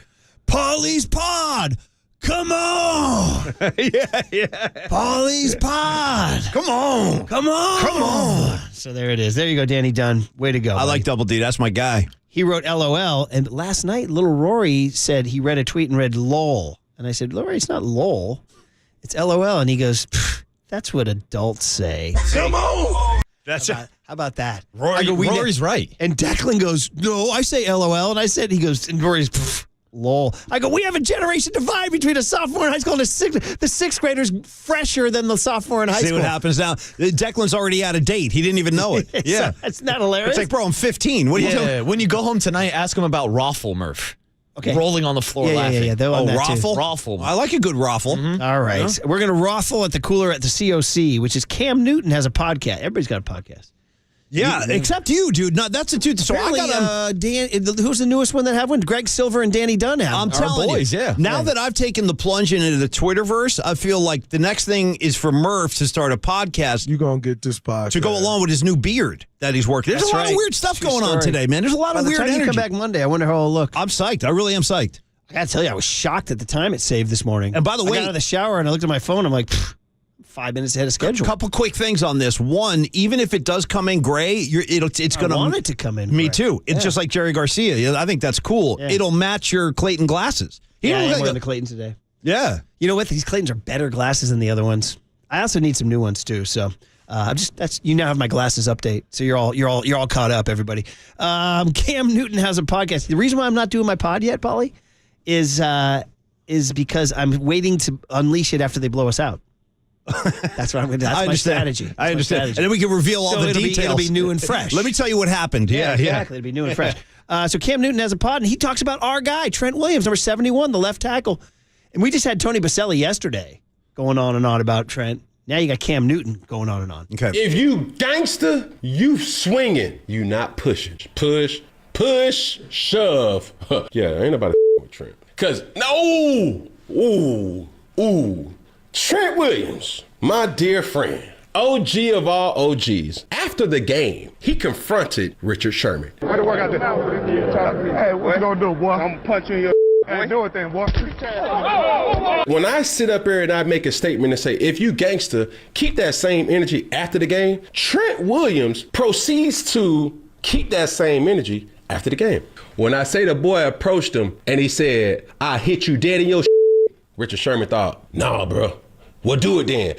Hit him dead in his like, boom. Now, that's gangster. I don't know if a lot of players got that in them. Trent really about that. His chin gonna be on that 20-yard line. Damn, that was great. And what is that? He's quite entertaining in his delivery. I got to must start say. checking that out. He's talking gangster stuff. Original G. Yeah. Paulie, you better take some tips from Cam on how to podcast. I know. 786 is the followers right now. At Paulie's Pod. Everybody keeps asking for that. Yeah, and that's POD, by the way. Yeah. Paulie's Pod. Somebody said, Marcus had asked if Paulie could find the best burger in San Francisco.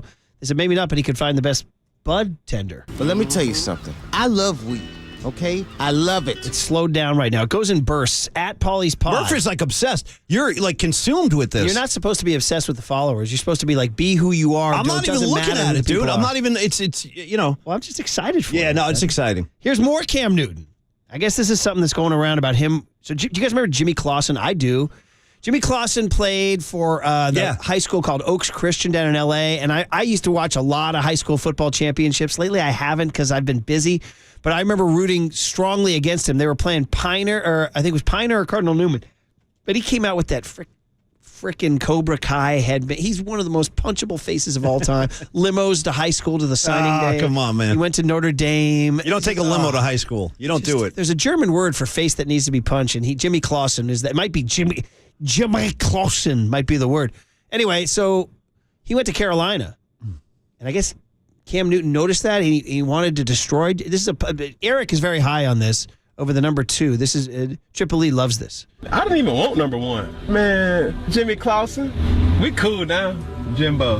He's like, if you want it, you got to pay for it. I was like, cool, how much? He said $1 million. I said, boy, kiss my ass, bro. I said $1 million, bro. I said, bro, people don't make $1 million in a lifetime, let alone I'm going to give you $1 million just for a number. So I thought he was playing. The mother comes back and said, okay, bro, I talked to my people. We'll do it for $750,000. I said, oh, you for real? I hung that phone up. True story. Hung that phone up. I called the equipment man. I said, I'm rocking with number 1. I made an oath to myself. I said, that will be the last time Jimmy Clausen will ever be heard of in Carolina. Man, that's a pretty good one there, huh? I love it. Good cooler today. A good old-fashioned kiss my A goes a long way. It really does. It goes a long way. But you know what a great response to that is, especially if the right person says it to you? He goes, hey, man, Paulie Mac, kiss my A. My response, name the time. Yeah. Name the time and place, anytime, man. By the way, 510 claims in. He says, I was number 795 at Paulie's Pod. Marcus. I was number 790. People bragging about their numbers. I was number 3. Yeah, well, see, that's gangster right there. That's gangster. Well, the curious thing is, Spider Leland was number 1, and then we can't figure out who number 2 was. I don't know how that happened, by the way. I don't know how Spider got to be the first guy. He works 810, by the way. We're at 810, which is our neighbors down the hall. What do I do, Marcus? Copes is now running 810, by the way. You know what I mean? Copes is now running 810. Don't forget that. True story. Hey, Copes, did you sponsor the Twitter followers at 810? By the way, Paulie Mac, I love like 3 seconds after Murph says, don't worry about the followers. Don't worry about the followers. You're and, at then, and then gives you a follower count. That's a good call right there. It really doesn't matter. You're at 810. You're at 810. Yeah. You got more than Triple E. Ha, ha, ha, ha. Hey, this is a really funny one. Eberflus, by the way, Matt Eberflus is 5-21 as the Bears coach. Oh, man. I'm really torn on this game tonight. I have to pick it. And I was really going Carolina, because the 2 pick sixes were kind of weird. It's not going to happen tonight. And Bryce Young's Carolina, man. And the Bears with Bajent, but that Carolina has big injuries on D. It's got me worried. Marcus, you want to chime in on this? You're getting 3.5. Now I'm torn. I think the hook kills you in this situation. I'm going with the Panthers tonight. I just can't trust Tyson Bagent in the Bears. Do I go with the SAT rule, which is you got to go with your first instinct? Mm-hmm. Then I'm going with the Panthers. I'm taking you got to go with SAT. I agree. Right, so there you go. Mm-hmm. Anyway, here's Eberflus. This is really funny. He's talking about Justin Fields because it's the dislocated thumb for 3 weeks. Is he going to be back? Is he going to be back? And this week he might be back. He might be back. So the Bears writers are like, hey, man, he's doubtful on the injury report. Watch to how fast this progresses. This is really funny. He starts by saying, yeah, he's getting better.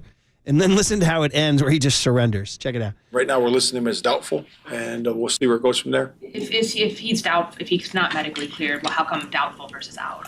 Yeah, just to see. We got to give him one more day. But he's working hard. And it's getting better every day, so we'll see where it goes. He's not playing tomorrow.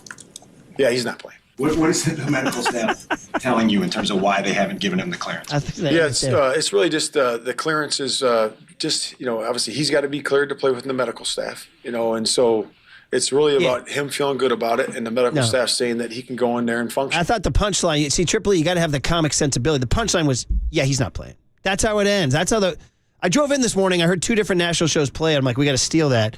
The punchline is, they're like, he's like, hey, he might play. Yeah, he's not playing. It's very funny. Come on, Triple E. You got to work with me, buddy. Come on, Trips. Come on, buddy. You got you. Give me the punchline. It's a punchline, right? This is the reaction you want at the end of a punchline. That's what we want to hear. Can you give it to me again with the end? Yeah. Thank you, Mark. And it's getting better every day, so we'll see where it goes. He's not playing tomorrow. Yeah, he's not playing. It reminds me of a bit. God darn it. I What's can't the come up matter? with it. It's like, I don't know if it's The Office or something like that, where somebody's saying something, and then you say, he goes, they're like, yeah, no, it's not going to happen. It's a bit. It's something in pop culture. Tip of your tongue. Yeah, I don't know. It's where a guy's talking kind of big and then, no. Yeah, no, that's not it. Yeah, right. Not I any. can't come up with it, man. Anyway. Can we do the CMA, Peyton Manning and Luke Bryan riffing on the Jets? Sure. You guys hear about this at CMA last night? That Tracy Chapman's Fast Car won Song of the Year 35 years after it was written. It's funny you say that, guy man. who covered it. My man. Who's my man who covered it? Luke Combs. Luke Combs. Okay, right? nice. He did a nice job of It's it. funny how these songs like that, Kate Bush had a renaissance with Stranger Things, Running Up That Hill, and then Sopranos brought Don't Stop Believing back to, like, these songs go back on the charts. So, yeah, it's like a second lifetime for... Hey, can I request when we come back the Luke Combs cover of Fast Car? Can I request that? Sure, Yeah, cool. sure. By the way, 707 with a great line. Says, Yeah. Triple E couldn't nail the punchline. That's why Paulie has more followers. It's all right, Triple E. All right, so here's Peyton and you. Manning and Luke Bryan riffing on the Jets at the Country Music Awards last night. Yeah. Look, you know the difference between Taylor Swift and the New York Jets? Taylor can sell out a stadium? You nailed it. I had you do that punchline, Luke, so I wouldn't get in trouble. All right, there it is. So Okay, well, that's I remember there that you old go. joke about. So Waterboy, that goes back to the early days with the Rams. Who was your quarterback that wasn't Pastorini? God bless him, Dan Pastorini. Who was the guy? He was from BYU, white, stiff. Which team? Late 80s, early 90s, LA Raiders. LA Mark Raiders. Wilson. Mark Wilson. Oh, okay. And the joke was, what do Mark Wilson and Billy Graham have in common? They can make 80,000 people stand up in a stadium and yell, Jesus Christ! All right, so there it is. By the way, I finally figured it out. That's a punchline. I looked it up, and this would make me happy. Only since Murphy been watching this thing like a hawk. I looked up Wayne Gretzky scored 894 career goals. Okay. That's a hell of a lot of goals, by the way. Well, guess what? 894. Guess what? You're coming for the great ones. You're at 837. I just want to touch a great one, that's all. Paulie wants to pass Gretzky. No. I just want to catch up to him. And all right, we got it. We try to stay away from politics. This is going to be a very painful year for all of us, no matter what side you're on. True story. But this is sports related. True story. So the Republican debate was last night. Trump held a rally opposite it, and he was riffing. He was riffing on the guy I gave a T-shirt to Marcus to, Nestor Cortez. Nasty Nestor per DJT. And a great pitcher for the New York Yankees. They call him the Hialeah Kid. Nestor Cortez. Where's Nestor? He's a great pitcher. Got that fastball. That doesn't even sound like him anymore. It Got sounds that like fastball. There it is right there. Got that fastball. He should have dropped a nasty Nestor on him. He's a Yankee fan, isn't he? That actually sounds like somebody. I think he's a big Yankee fan. Is he? Oh, yeah. Oh, just because he's a New York guy? Yeah. No, he's a big Yankee fan. I know that. I think he's before politics and all that. He would riff on the Yankees and I think his Twitter account. I think he would rag on the Yankees if they lost a game. He's like, oh, the Yankees blew this or that. I'm pretty darn sure he's giving sports takes and he rides with the pinstripes. But also, if he was a Yankee fan, he would know that Nestor Cortez is not known for his fastball. Got that fastball. What is he known for, by the way? Oh, he's known for being Johnny Cueto 2.0, just switching up his stuff with Marcus timing. bringing up some good points here. And dropping off that slider. 916 says Luke Combs' fast car cover is atrocious. I got to disagree with you, buddy. I'm sorry. I know it's a subjective thing, but everything. And 408 says, why does Triple E stand for triple error? Oh. Triple error. Oh.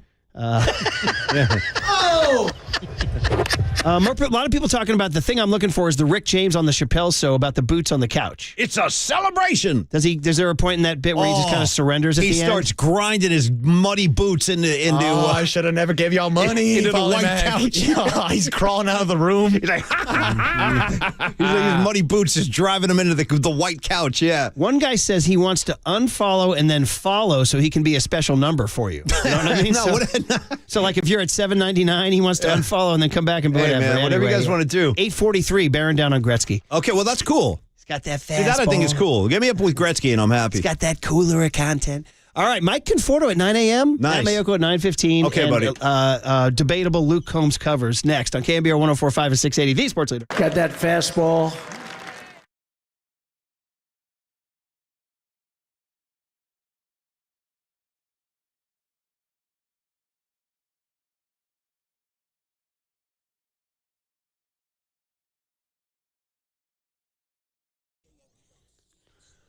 All right, Amici's East Coast Pizza. I love Amici's Pizza. I'm still, a couple weeks ago, met with Richard and Peter. We just said, let's get some pizza. We got a large cheese. We got a large New Haven white clam. We got a medium chicken pollo. It was fantastic. Get pizza. Get Amici's Pizza. It's so good. Have it delivered. It's weekend's coming. Now, here's the key. Don't have it delivered by the mega delivery apps that add the charges. Have it delivered by Amici's. Direct from Amicis.com. That's AMICIS.com. Delivered faster, for less money, by the people who actually made it. Listen, we know what we're doing. 35 years making and delivering the best East Coast style pizzas in the Bay. Pastas, don't sleep on the pasta. Crunchy salad. It's nice to have a salad crunch opposite your pizza. It is. And then the flame roasted chicken wings. Just a big bucket while you watch the Niners this weekend, right? Food's carefully packed in insulated bags and fresh and hot. So order Amici's direct from Amicis.com, AMICIS.com, or use the brand new app.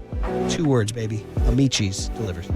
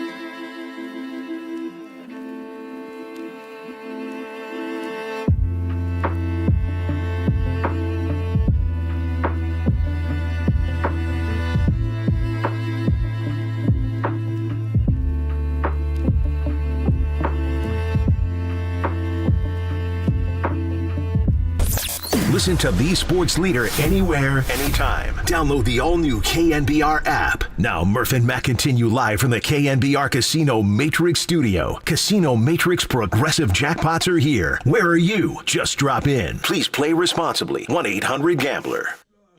All right, Paulie. I need the Paul Mac. You need to be a music critic with your arms folded in the back of the room. Take a listen as I tell you Steve Kerr joins Tolbert and Copes today at 5:30. Here we go. Come on. I'm all good with this. This is nice. I remember the original tune. It was a good song. Tracy Chapman. Giving a little more. Yeah, all that. She's from Cambridge, Mass, I think. Yeah. I'm down. Marcus, you cool with this?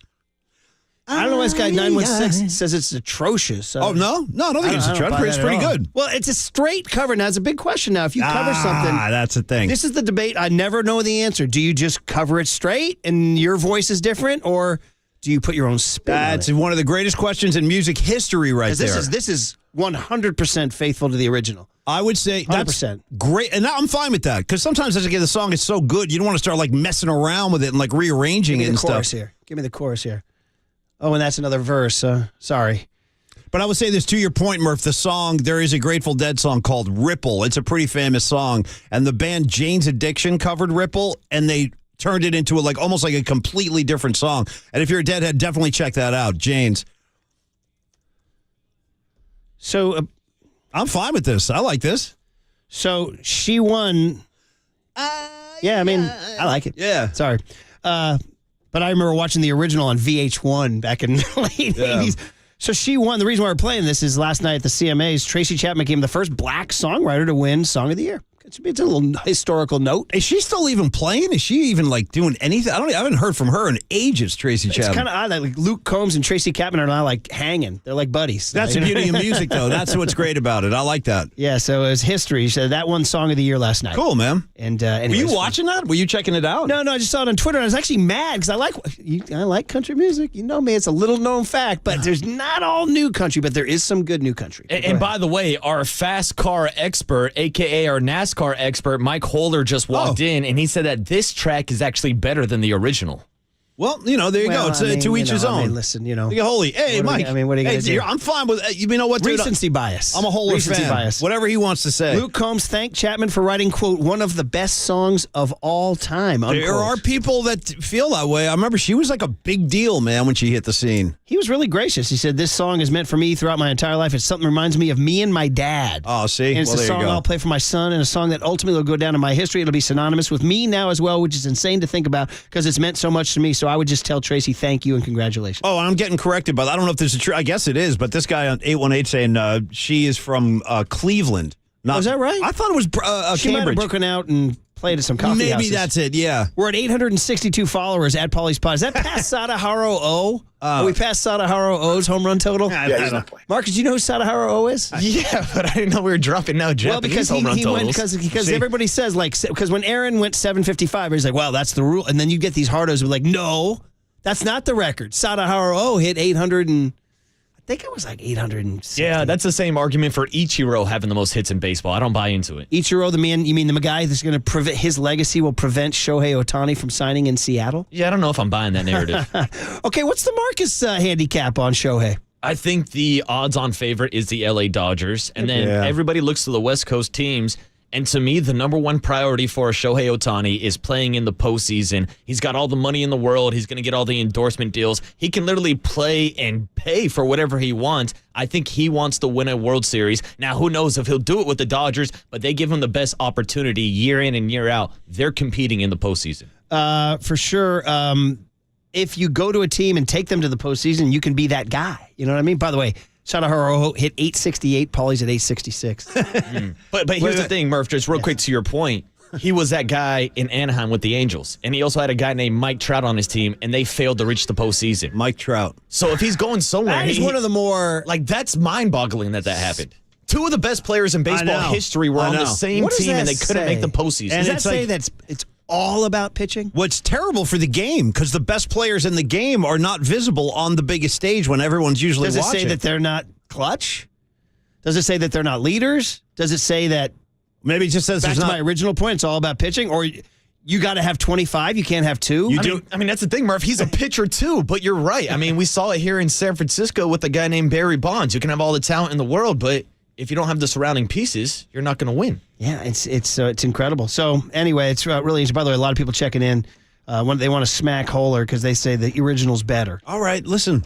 Yeah, he's not playing. This is very controversial. Who knew that fast cars were going to cause such a ruckus? The Yankees not playing made me laugh. I'm sorry, but people are saying it's reminded me of something where a guy's like kind of saying something and then just surrenders. Yeah, no, it's not going to happen. And people are saying it's a Rick James, Eddie, a Dave Chappelle bit. Mm-hmm, true Hollywood stories. What do you Murph. got here? What do you got? So this is a side-by-side. First, we'll play Eberflus for you. Give him one more day, but he's working hard, and it's getting better every day, so we'll see where it goes. He's not playing tomorrow.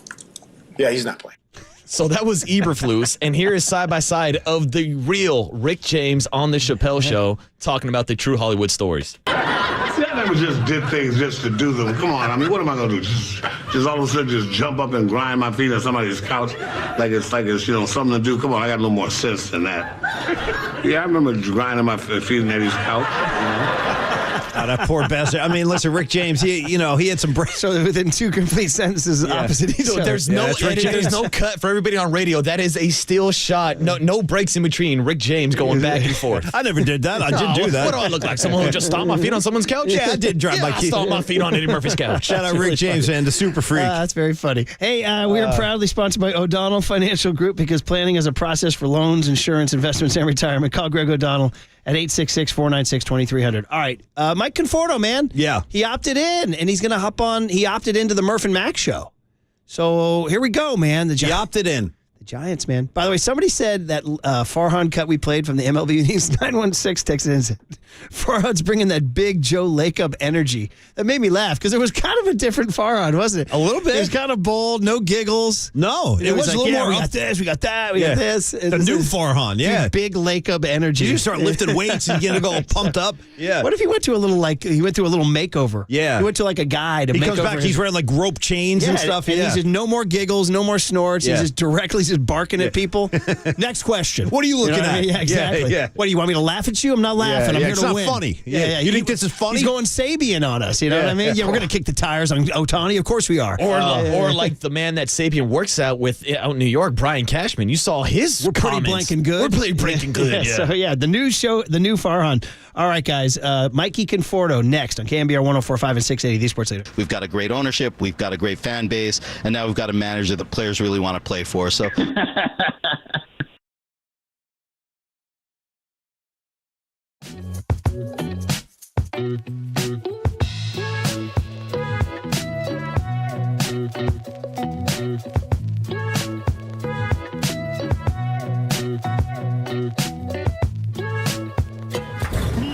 From the Chilton Auto Body Traffic Desk.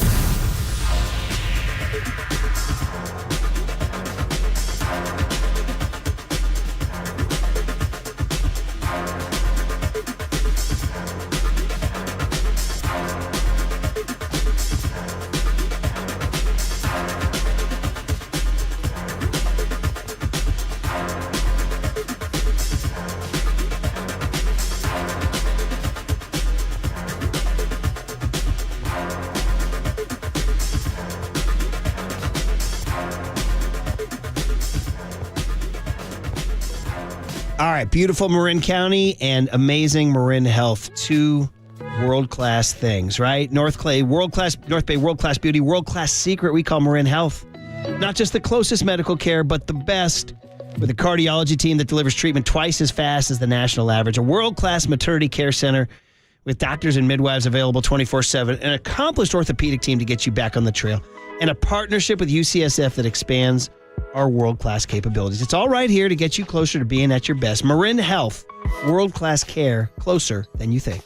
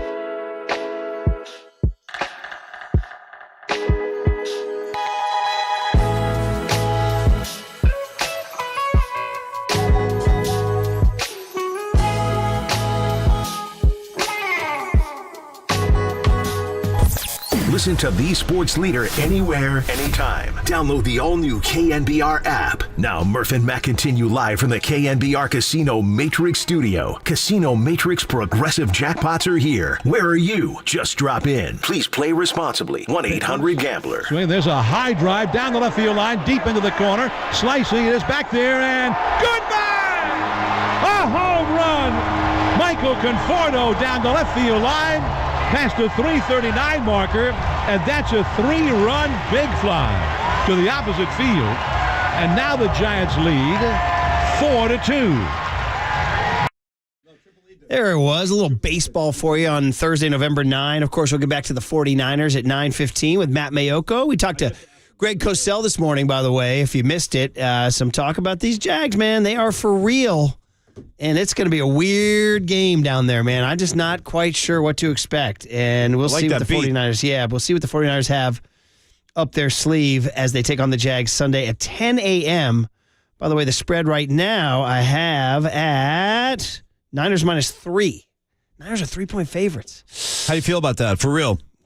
I'm not going to be here to forecast with you guys. I got to get all your takes. You did record a forecast, though, right? You know what? I recorded a forecast yesterday, and I hope that the spreads don't change dramatically, but I kind of shouted that out in the recording. I'm like, hey, I'm doing this on Wednesday, so don't hold it against me if the lines shift or anything. But, yeah, I'm not going to be able to forecast live. We bring Marcus in tomorrow while I'm rocking out with Metallica. You and me, buddy. And by the way, Nasty, you've got that fastball. I don't want to. Marcus got a fastball. I don't want to take too much time with this, but I just want to say that on Paulie's pod, hit me up on Paulie's pod. You believe I'm saying that? Check, by the way. I have with a DM. I just want people to know that I've just trickled out my first treat of the day. Wow. Yeah, there is a treat out there for everybody. Yeah. Whoa, I told you, dude. We're going to use this thing now.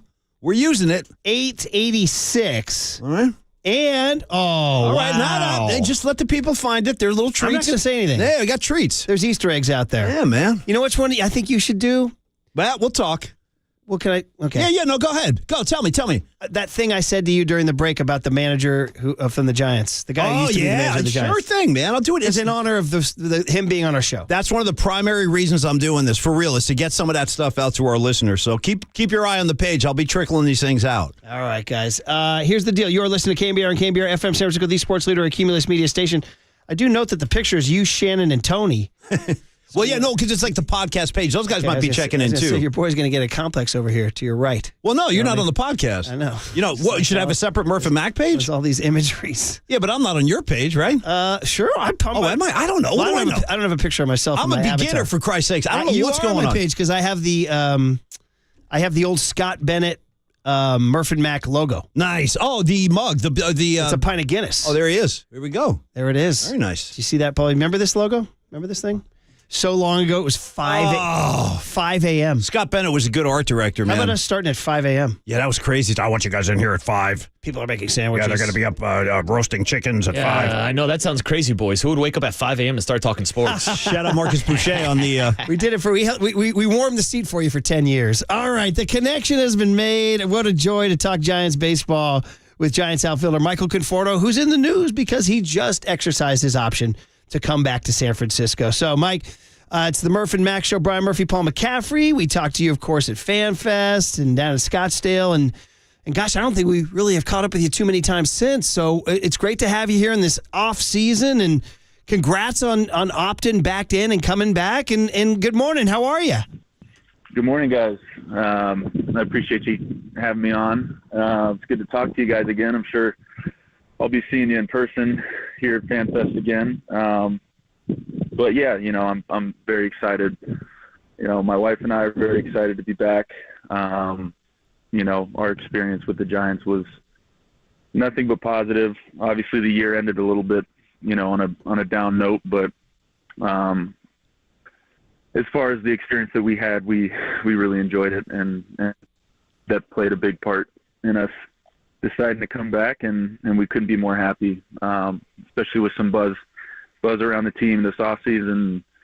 Got some changes being made, and I'm happy to be a part of it. Nice. Good stuff, Mike. And by the way, you can confirm that you are currently having breakfast with Shohei Ohtani, right? That's the deal? Yeah. Yeah, I wish that were the case. It's all right. You don't have to take it anywhere from there, other than you'd like him to be your teammate, right? Yeah, absolutely. I mean, I think there's about 1,500 guys in the league that want that guy as their teammate. So. Right. For real, yeah. Hey, just a little bit on, I mean, I don't want to get prying into your personal life too much, but you did say that your wife and you enjoyed it and that played a big role. Is there a way you can expand on that?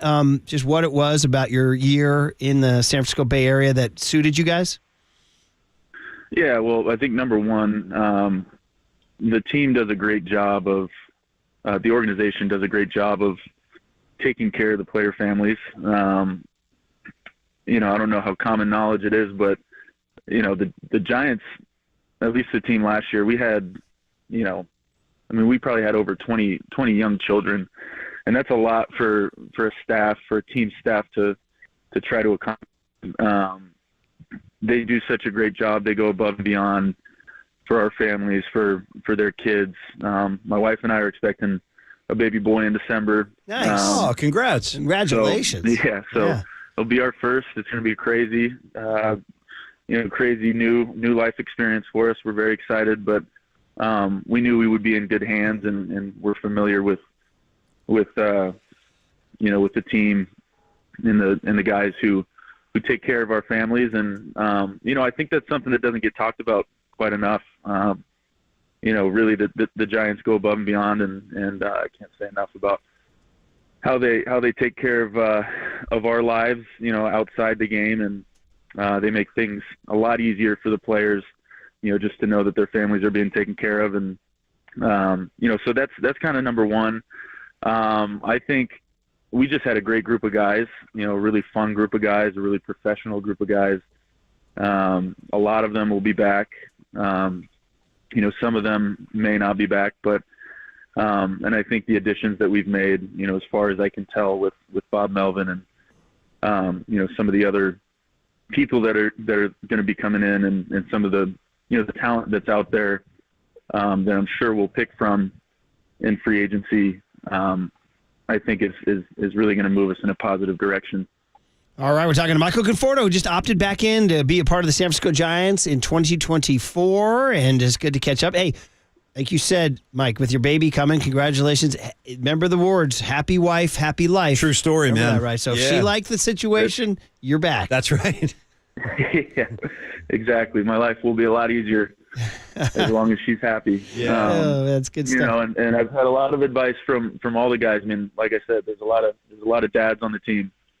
So yeah, I'm getting that advice constantly. So take care of mama. Yeah, very much so. She's the one. So that's great. That's really exciting for you guys, and congratulations on that impending Christmas present you're going to have there. A little bit on, the way the year ended, you guys early August, you guys were in position to make the playoffs. And then it just, it didn't happen down the stretch. I know you were frustrated with a hamstring for sure, but when you look, and then they make a big change at manager, and listen, nobody's looking to drive a knife into a guy when he's gone. But, I guess the question would be, were you not surprised because a team that fades down the stretch, usually somebody's going to have to take the fall? Well, yeah, unfortunately, that's kind of the nature of the game. And I can tell you, it weighed on the players as well. We're the ones out there not executing on the field, not getting our job done towards the end of the season, and the hammer kind of falls on Cap. That's not fun for anybody in the organization. I always, I really respected Cap. I appreciated his consistency, him showing up and being the same guy every day. I think at the end of the day, at the end of the season, the players, we just didn't go out there and perform. We were battling injuries. We were a little banged up at the end of the year. But, really there's no excuse. You got to go out there and make the plays, do your job, execute. We just didn't do that. So that's kind of a learning experience for us. We got to find ways to show up at the end of the season when the games mean the most. And, I think that leaves us pretty motivated, knowing what we had, knowing what kind of position we were in August, and seeing, really just seeing who ended up in the World Series. I mean, that just as easily could have been us had we just, continued to play decent baseball, play the way we were playing through that middle part of the season. It just shows, you get hot at the right time. You can really make a run at the World Series. Talking to Mike Conforto, who opted back in, will be part of the 2024 Giants. Played 125 games last year. Does that number, I don't know, what do you think when you hear that number? You're like, does it anger you? You want to play more? Or is it realistic because you were coming off a shoulder surgery that was a big deal? I have mixed feelings about it. I'm definitely not satisfied with 125 games. In some ways, I'm proud of the shoulder not being an issue, but also frustrated that the hamstring was an issue. If you would have told me I played 125 games, I before the season, I probably would have expected it to be the shoulder to be the issue. So that kind of leads me to, doing a bit of reflection on how I'm preparing this season, how I'm taking care of myself throughout, this coming season, and just making sure I'm available. I mean, that's, really that's the name of the game. Being available throughout the season, being healthy, showing up and feeling capable of going out there and being the best version of yourself. So I have mixed feelings about it. I'm definitely motivated to get my body into better shape, be a little bit more, light on my feet and get back to being a little bit more of a dynamic athlete out there. So I expect, obviously missing a season, it plays a factor, but, I had plenty of time to get ready for that season. And, so I don't want to lean too much on that. I hate excuses and, it just leaves me hungry for this year. I want to go out there and play as many games as I can and help the team as much as I can. And, so that's kind of what I've just started working out. I'm sore as heck. Nice. Yeah. So, the process has already started and I couldn't be more excited. Yeah, a couple more minutes here with Mike Conforto, who's opted back in to be part of the 2024 Giants. Obviously, big, hot stove league coming our way. You did allude to it, but seeing the Diamondbacks in the World Series, I mean, you guys, I think in mid-September, you guys were like dead even. And then next thing you know, they're in the World Series. Like you said, motivating. I mean, it really is now, Mike. You're old enough to remember when the wild card was not part of baseball. I mean, you'll be 31 and you were born in 93. So, this all came about. Now, I don't know if it's good or bad for ball, but the 100-win teams, the Braves, the Dodgers, the Orioles, all gone. Crazy, yeah. And the scrappy teams that barely make it in are the ones that fought their way through. You catch fire, yeah. Is that good or bad for ball? Great question. Well, it's not unprecedented. It is shocking to see the three teams, three top records go out early. But there's always been an element. I mean, maybe the layoff hasn't been as long in the past, but there's always been an element of, I think the Giants did it, right? Was that 2014 being the wild card, or was it?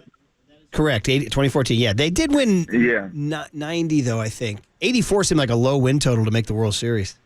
Sure, but I don't want my words to get twisted. I think that Diamondbacks team was a great team. Clearly, you have to be a good team. You have to be a tight knit group. Clearly, they had something. But yes, it is shocking to see a team with a record in the mid 80s make it all the way to the World Series. But I think it's just a testament to the kind of game that baseball is. It's such a game of momentum, especially in the playoffs, and it's such a game of team chemistry and a feeling in the clubhouse. It's just it's something to I don't know if you can really put a formula to it. It's just a group of guys all pulling in the same direction, which I think they talked about quite a bit. So I don't know. I mean, I don't know if it's good or bad. I think it's entertaining. at least for me to watch. And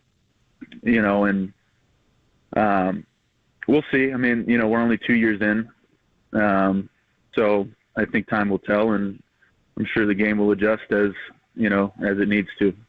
Hey, man, it's great just catching up, however briefly. I'm glad to hear you're working out, and huge congratulations on the impending baby. You'll have some time to really get adjusted before spring training, and sounds like you're ready to go, man. And just the last word, do you know Bob Melvin at all? Have you guys met? I mean, I know you guys have been around baseball a lot. You were a Met, he was a Padre, all that stuff. He was with the A's.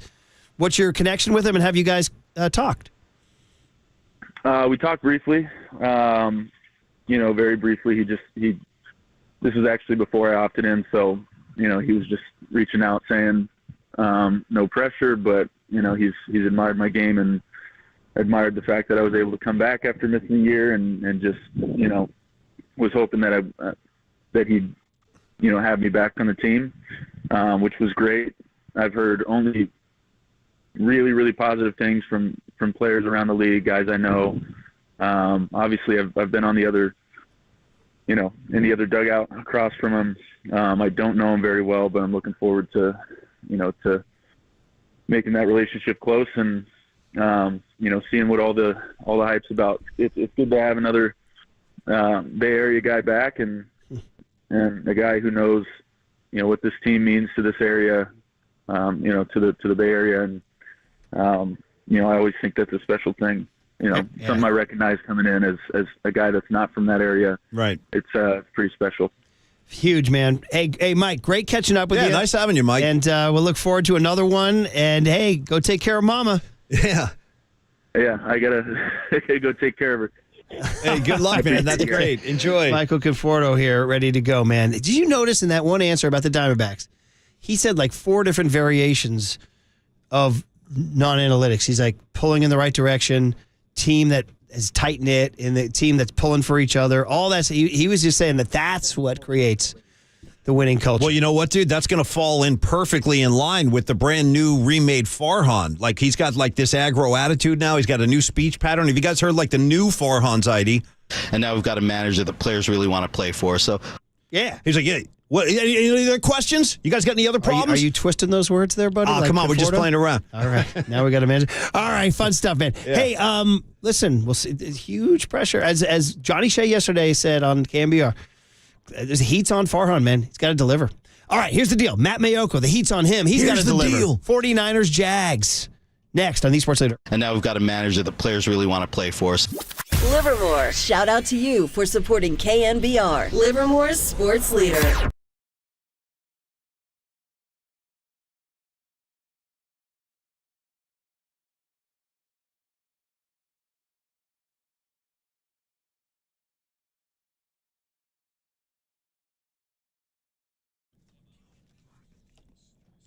All right, everybody. Good morning. Once again, Paulie Mack talking to you on a beautiful Thursday. I want to remind you, hey, if you don't have plans this weekend, definitely get out to the Alameda County Fairgrounds in Pleasanton for the Good Guys 33rd Fuel Curve Autumn Get Together. It's for everybody. The whole family can come on out. We're going to have, it's the 2023 Hot Rodding season in style with family and friends. Of course, it's America's favorite car show. And as I was going to say, there's a lot to do. There's tons of the vendor exhibits. They've got a smoke and tire burnout competition, Nitro Thunderfest, vintage dragster exhibition. There's also a special indoor truck show, lots of vintage trailer exhibits as well. The huge swap meet, cars for sale corral, vendor exhibits, live music and entertainment, a lot of great food too.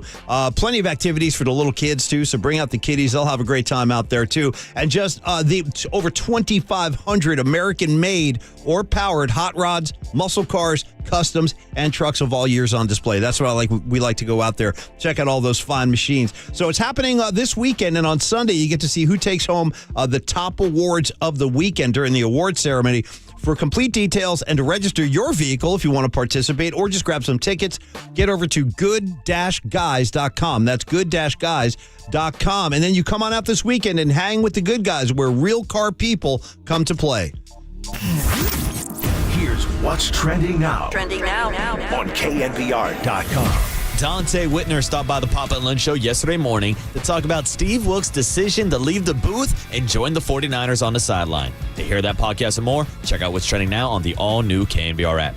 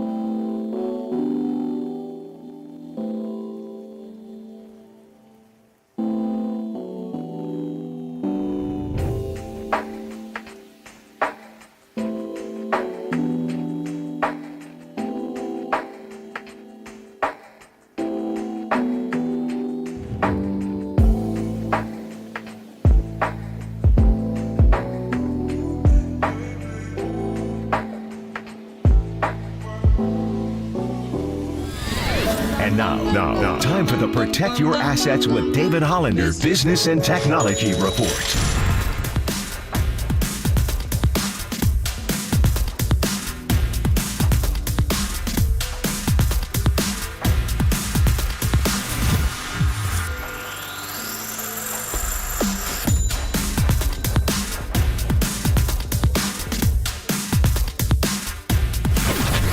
This has been the Protect Your Assets with David Hollander Business and Technology Report.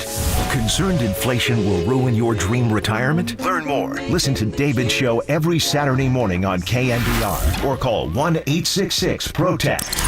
We now return with Murph, Mac, and Mayoko. NBC Sports Bay Area 49ers insider Mac Mayoko. Sponsored by Golden State. Since 1954, when you succeed, they succeed. Visit them today at goldenstatelumber.com. On KNBR 104.5 and 680, the sports leader. I mean, I think you get reminded that almost every week in the league. I think we went a while without getting reminded that, which I think it's good to get reminded. But I always tell our guys, I mean, getting a pat on the back or getting hated on is all the same, because none of it matters and both affect you. So you need to not let those help you or hurt you, because they really have nothing to pertain with what we do on the field and things like that. So you always got to focus, whether you've won 15 in a row, whether you've lost 3 in a row. Nothing changes. It's about how you play and the intent you play with and how well prepared you are. Did he say getting a pat on the back or getting hated on is all the same? Shout out Sublime. Don't they say that blanking and fighting, it's all the same? Isn't that what they say? There you go. There's your Sublime. What's the difference? Speaking of music, before we welcome Matt Mayoko amidst your boys, Leonard Skinner, right? Yeah, totally. Green Day. We haven't done the tickets. We got to do the Green Day tickets. We haven't done the tickets. Okay. Waterboy has not played a Green Day rejoin. I would say that the time is running low, so tune in. There's a hint, yes. You'll call 415-896-KNBR, but only when you hear the rejoin. Okay. Only when you hear the rejoin. But here's our rejoin. We're rejoining Matt Mayoko, who's on his way to Jacksonville to see the What a weird game. Not a common opponent. Nothing bonds these teams. Not really. Other than the GM, right? Trent Baalke? Yeah, that's true. Good morning, Matt Mayoko. Matty. Good morning, gentlemen. Yes, I recall, Murph, you can, this will bring a twinkle to your eye, I'm sure. The very first time I went to Jacksonville covering the 49ers, I believe it was a preseason game, and it was the late, great John Crumpacker, who took me to a bar where I think Leonard Skinner had played previously when they were up and coming. Oh, wow. And remember how Crumpacker had, I think he topped out at I don't know, something crazy, 2,500 T-shirts. Yeah. And he got T-shirt number 2,000 at this bar in Jacksonville. And the guy who sold it to him, the bartender's name, not the king, but it was Richard Petty. Oh, wow. So Crumpacker had the guy pull out a Sharpie and autograph the T-shirt. So that's my first memory of going to Jacksonville. It's a great one too. Rest in peace. We just lost Crumpacker within the last 6 months. So tough deal, man. But what a great thing there. They are from Jacksonville, Leonard Skinner. So there you go. That's why. And so that'll be fun. All right, man. It is a weird. It's not a common foe. There's not a lot. You play the Rams or the Eagles or something. There's something known. I mean, there's really not a whole lot we know about these guys, is there? I don't know what to expect. What do you think? They did play a couple years ago in Jacksonville. But even that was weird. I kind of agree, actually. Yeah, it was weird. That was Trevor Lawrence's first season. Yeah. And the thing that I remember about that game was that the 49ers took the opening kickoff and put together perhaps the longest drive in the history of NFL. I'm exaggerating, but it was a very long opening drive. It might have gone 10, 12 minutes, and they get down to the 1 or 2 yard line, and it stalls out, and they kick a field goal. So I remember Kyle Shanahan was, kind of pressed on that. You're at the 1 yard line, you put together a 12-minute drive, and you end up kicking a field goal. And his thing was we had to get points out of that, had to guarantee that we get points out of that. Otherwise, it would have been a huge momentum shift just in the minds of the Jaguars and maybe even the 49ers too. And so, yeah, I kind of agreed with that. I think that flies completely in the face of the analytics. But the 49ers went on to a very decisive victory, and, they probably would have won the game, whatever they decided to do. But that Jacksonville team has come a long way since then. And, I mean, maybe 49er fans cover your ears, but what I'm going to say here, I think Trent Baalke has done a really good job. I think he learned a lot from the mistakes that were made with the 49ers. At the owners' meeting, I saw him around, talked to him. He actually introduced me to the head coach. And everywhere I saw Doug Peterson, I saw Trent Baalke. And so I think he's put a very big emphasis on just building the relationship, general manager and head coach. And right now, to be frank with you, it looks like it's an organization that's completely on the same page, unlike the years we saw with the 49ers with Baalke and Harbaugh, Baalke and Tom Sula, and Baalke and Chip Kelly. I'm having trouble thinking of Trent Baalke as the warm, fuzzy relationship guy. This is something does not compute. I wouldn't see him that. Let's not go that far. Yeah. But I do think that, pretty clearly that, what the 49ers did was, what Jed York really put an emphasis on was finding a coach GM that were kind of in lockstep, like the example up in Seattle, John Schneider and Pete Carroll. And that's why, he basically hired, he hired Kyle Shanahan, and then allowed Kyle Shanahan to kind of go around and figure out what he wanted to do with the general manager position. And John and Kyle have been a very good mixture of, John being kind of the voice of reason, and Kyle, the guy who's, crafting the game plan, and he always wanted John around. He didn't want John going out in the fall and winter months scouting. He wants him in the building because of that relationship of just kind of someone to, be a sounding board. And so I don't know exactly, the relationship that Doug Peterson and Trent Baalke have, but I did talk to people in Jacksonville inside the organization who said it's very good, that those two are very much on the same page. And from the disaster they had with Urban Meyer there and Baalke, it's been a 180 shift to what Jacksonville has. And look at what they're doing. They started off 1-2. They won 5 in a row. They're coming off the bye week, and they don't have to travel cross country. So this sets up very well, I think, for the Jaguars. I'm a little just skeptical going into this game. We'll see what happens, man. We'll see if the Niners can reclaim their identity, but they are not going to reclaim their left tackle. Is that right? Trent Williams?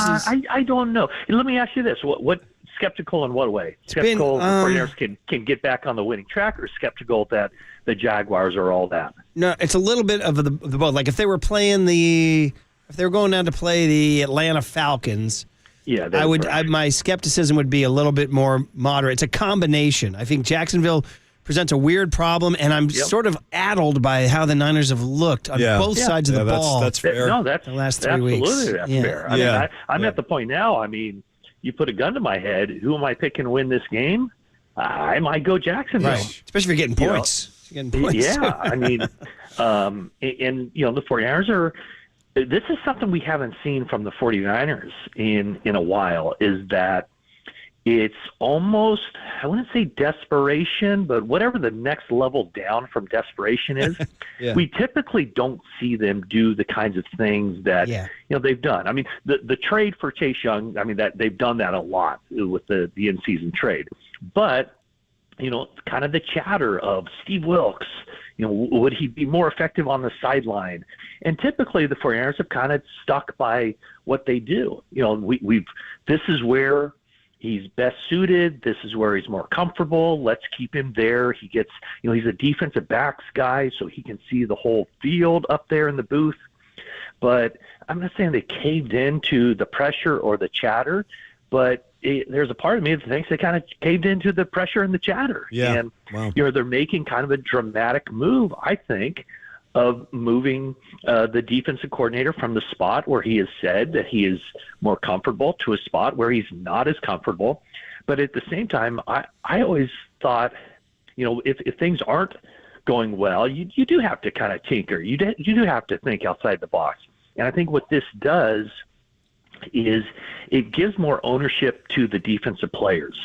I think when Steve Wilks is up in the booth, the defensive guys, they don't see their defensive coordinator. So they don't have, the open lines of communication. Now, if there's a problem during the course of the game, now it's incumbent on Fred Warner, on Eric Armstead, on Tashawn Gibson, and anybody else on that defense to speak up. Nick Bosa, he's a very smart guy.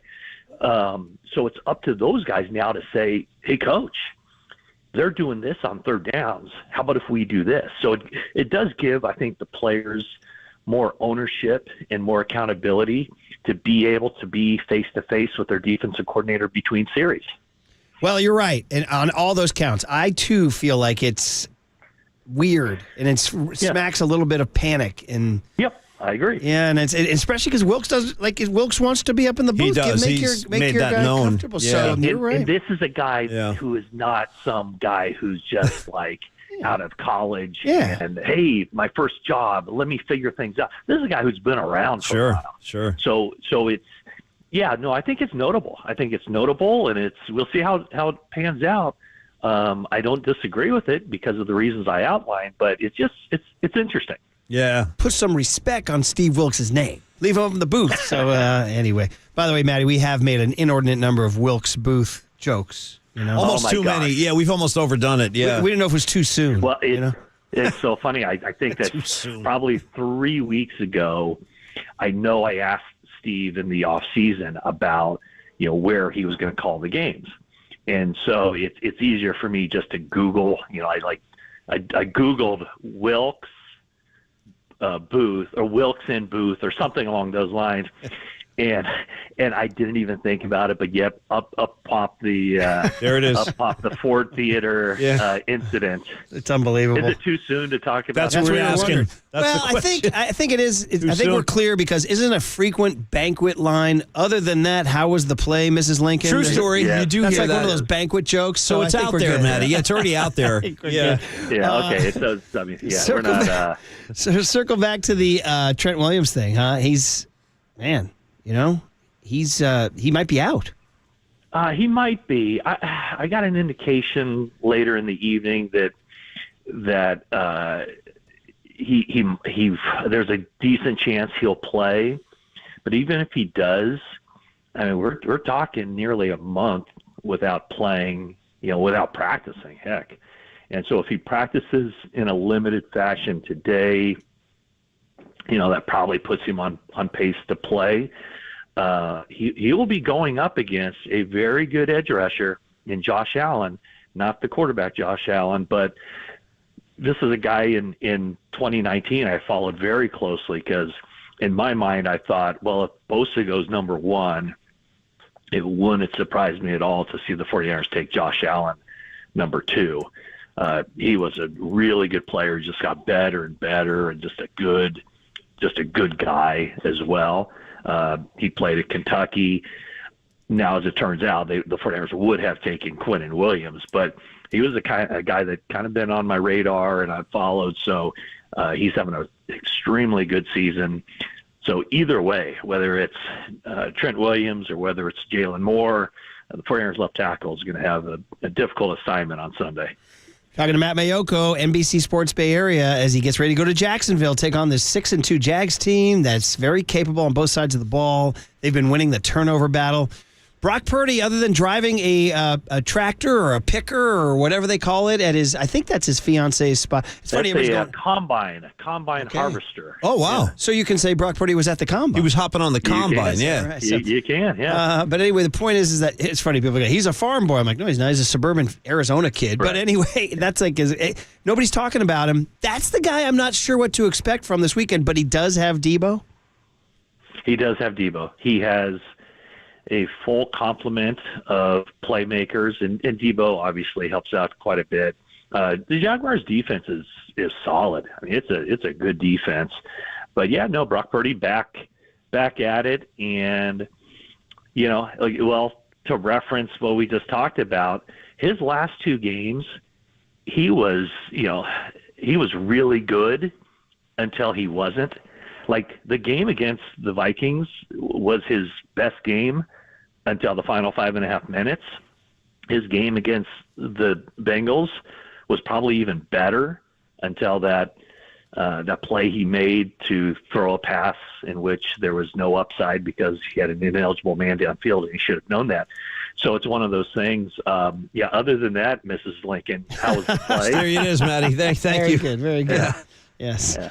But he's, I mean, I don't know what to expect from him. And then the run game, obviously. You said he's going to get under center, and you just told us that there's a better chance that Trent might play. But I was thinking if he got under center and it was Jalen Moore and John Feliciano to his left. That's a little, problem. Yeah, I mean, those are, Feliciano's played a lot. So it's not like, some guy who's going to be wide-eyed and doesn't know what he's doing. He's started a lot of games in the NFL, but you're absolutely right. I mean, it could be, there are two things to watch. If you ask me, what's been wrong with the 49ers during this 3-game losing streak, I mean, it is such a boring answer, but it really is the truth. It is that they have turned the ball over and they haven't gotten enough takeaways in return. I mean, that is really, honestly, the bottom line, is that they've just turned the ball over too many times, and a lot of that obviously is on Brock Purdy, 5 interceptions in the past 10 quarters, couple of fumbles, one by him, and then that kind of the killer early in that game against the Vikings from Christian McCaffrey. And then the other thing, just, they got to be able to get the ball, get the run game going, slow down any pass rush, become more 50-50, less predictable. So, I mean, that's the formula for the 49ers. And the other thing is Jacksonville plays a very similar game to the 49ers in that maybe, I don't know if it's too early to say this with either team, but it just doesn't appear like either team is kind of built to come back. And Jacksonville has 5 wins in a row, and they've never trailed in any of those games in the second half. And in fact, in those 5 wins, they only trailed once, and that was 3-0 against the Colts. I forget which week that was, like week 5 or 6 or 7. That's impressive. Yeah. So it's basically like, you get ahead, you stay ahead.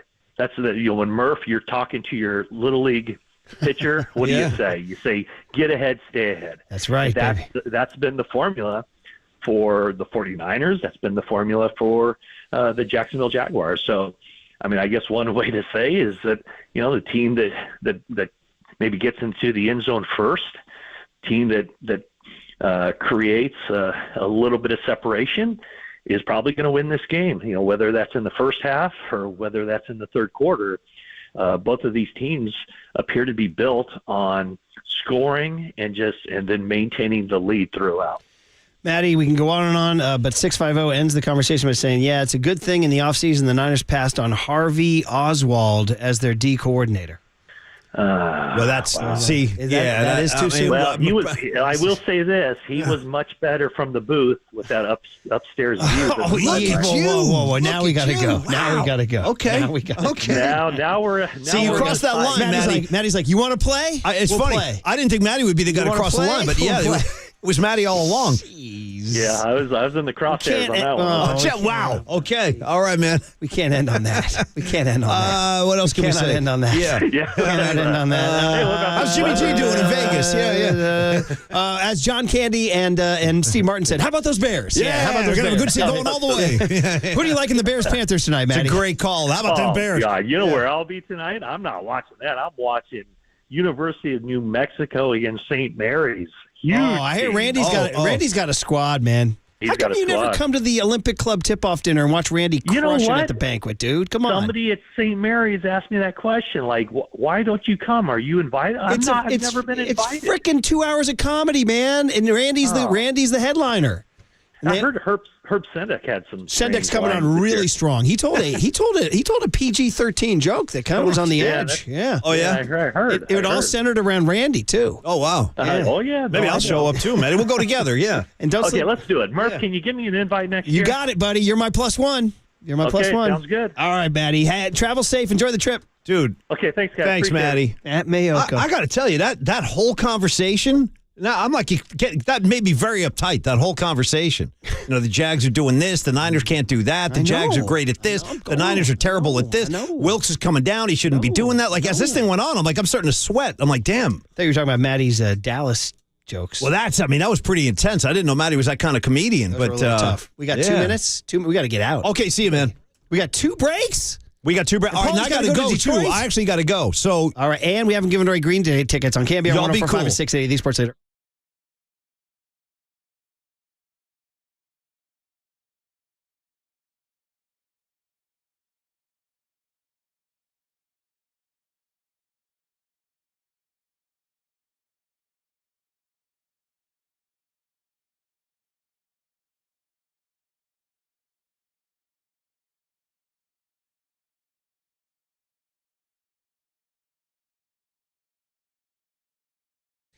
All right, Next Level Sports. I've talked to you guys about this. Yes, we are that suburban family that plays Next Level Sports. Flag football, so fun.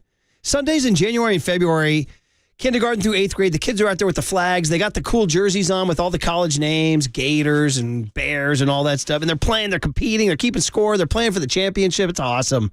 Next Level Sports is open right now. Next Level flag football registration is going on right now. We play our games down at Tam High, and on Sundays you drive by. It's just mayhem.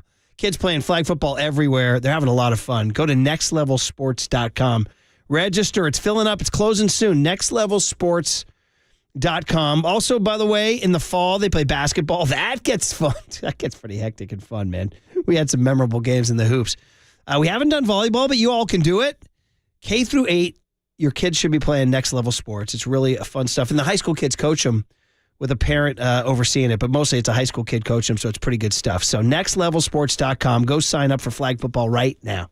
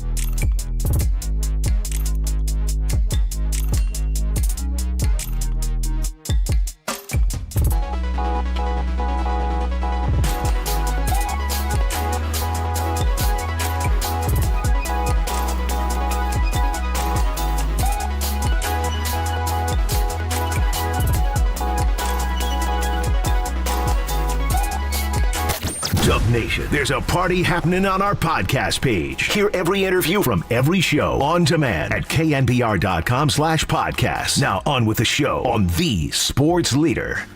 Okay, I think I hear something there. I do. That's up to you guys to figure out the rest, though. And by the way, Paulie is off to see Metallica in Detroit. Where is he? And he left at 9:27 on the new. This is the day, and I should probably put it down in the Murph and Mackey ballot. The day that Paulie Mack joined Twitter. I'm not even kidding. I didn't know. He always pulls these surprises on me. And he joined Twitter. And when he told me about it at 6:20 this morning, he had 2 followers, Spider Leland and one other one we couldn't really figure out because then I became the 3rd follower. Then people started following right away. We got up to 6, 8, 10, and as Marcus Boucher, a little preview of tomorrow's show, joins us right now because Marcus will be here tomorrow 6 to 10 with me after he does 5 to 6. Don't you know, Waterboy, doing your 5 hour. You got 5 hours in you, buddy? Oh, Murph, do I have 5 hours? I've done 7 to 8 hours on the Sports Leader before, Murph. I'm ready to go. Seinfeld did a whole bit on the 5 hour energy. Such an odd number.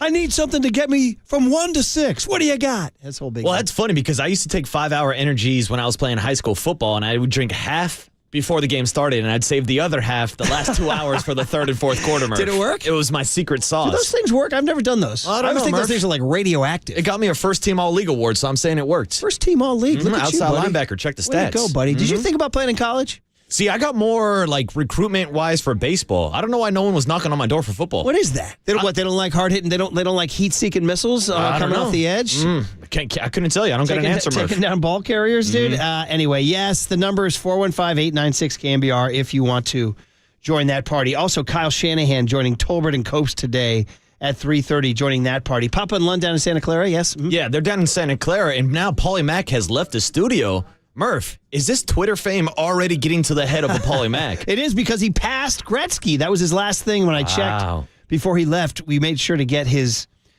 Twitter. You know, they say you're not supposed to be. You should be so secure that you're not worried about how many people are following you. And in reality, all I cared about was how big we could get Paulie's growth. And that sounds odd, by the way. How big we could get Paulie's situation. Pause. No, exactly. Yeah, pause, Thank you, Murph. And he got past Gretzky. That was the key. He's up to 930. 930. So he's just shy of 1,000 in one short day. And guys, I'm just going to tell you, it's at Paulie's Pod, PAULIESPOD. PAULIESPOD. And I'm not going to tell you got to go, but there's little Easter eggs coming up now on the Twitter thread. Ooh, Easter eggs, Murph. Isn't that what they call those? Yeah, things that are hidden in the background. Yeah. Don't like Marvel. Triple E was talking about Marvel movies having little Easter eggs. Oh, yeah, Disney does it a lot where they'll like drop in like a Bugs Bunny or like a Woody or a Buzz Lightyear in the background. Okay, well, look for the Easter eggs on his Twitter feed. All right, what did we not hit today before we get out? Harbaugh. We have criminally under-discussed the Harbaugh situation. It's wild, and it's heating up, and it might come to a climax real soon. They're talking about the Big Ten ruling any day now. The catch being, I don't think they finished the investigation. So, whoa, what's going on? Like, it's a mess, by the way. I tried to follow a timeline.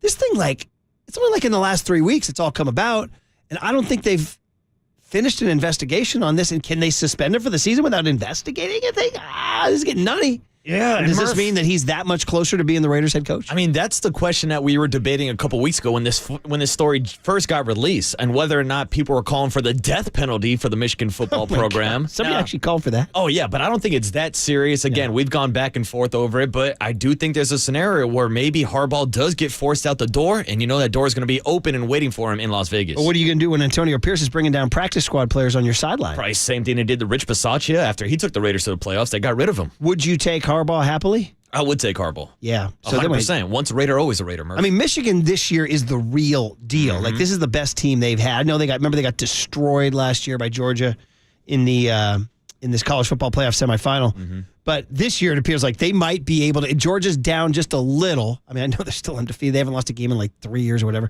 But Michigan is destroying fools this year. I know they're not playing the SEC teams, but the SEC is not what it used to be just this year. So this might be the year, and then this happens. So, anyways, just stay tuned on that. We didn't hit that. We didn't hit Wemby at the Garden last night, flopping. What did he score, like 4 points, something like that? 14, but he went. Oh, was it 14? But he went 4 for 14 shooting wise. When I tuned in, he only had 2. Oh, and then I he saw him was score. he was struggling tough in that first quarter. Yeah. So that was no good. And then also, the Lakers are bad right now. They got smoked by the Houston Rockets, and Dylan Brooks stared down LeBron. So, whatever, man. And then the last one is I wanted to shout out my guy Ron Washington, one of my all-time favorite guys, and he got the job in Anaheim as the Angels manager. 71 years young. They're going to the old heads. Bobby Melvin and Ron Washington getting gigs. So that's a good deal. But Shohei ain't walking through that door. Yeah, that's the thing. Ron Washington walking into town, Shohei Ohtani walking out of town, and who knows what's going to happen with Mike Trout with the rumors of maybe him being traded. Yeah, for sure. So anyway, wanted to get that out there, guys. Just those little in the margins, but we do got to hand it over. And did we find our winner? Triple E's making them sing Green Day lyrics to win the tickets. We got one more day of Green Day tickets tomorrow. So somebody, you just heard, what was the song you just played on the rejoin? That right there was Nice Guys Finished Last, Murph. Interesting. Written by Leo DeRocher, my friend. And it was a recommendation by our new PD. Really? He's a big Green Day guy. He went out to Oracle Park to go watch it. Already influencing the situation. And Paulie has a Twitter account. Who knew? All right, we'll hand it over to Papa Lund down in Santa Clara next on KNBR 104.5 and 680, the Sports Leader.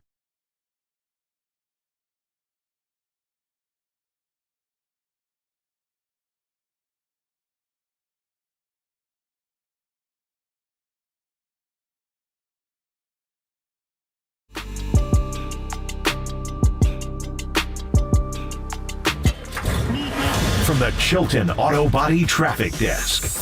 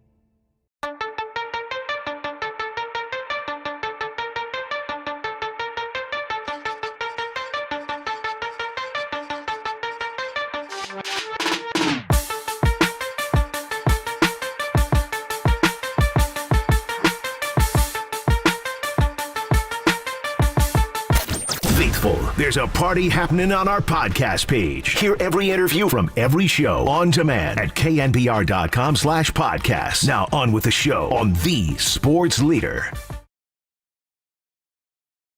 That's for Paulie Mack. You mean Paulie Mack, who's on Twitter with 970 followers. Can we get him to 1,000 by the time we hand it over to Papa and Lon? Can we get him to 1,000? 30 more.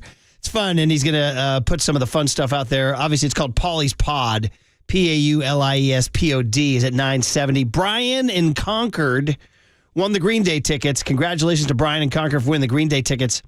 Curiously, Tripoli does not put last names on the winners. Is that like a style point on his point? I don't know. Is that like an invasion of privacy? We don't want to say it on air? People want to be, they're proud they won. Yeah, they want to be recognized. They say Marcus Boucher won 2 tickets to see Green Day. Not Marcus won 2 tickets. That could be anybody. I'm with you, Murph. That could be Marcus Allen. Put some respect on his name. Yeah, there it is. We're still at 970, guys. Want to get him to 1,000, but I don't know if that's going to happen. Well, here's the thing. I don't know if Paulie clarified this or not, but one of the best things that's coming out of this Paulie Mack Twitter account is that him and Creative Tony are posting Paulie Mack's parody songs on Spotify now, and they're posting them on the Paulie's Pod Twitter account. So now you can get Paulie Mack's songs at home, in your car, on your couch, wherever the hell you want them.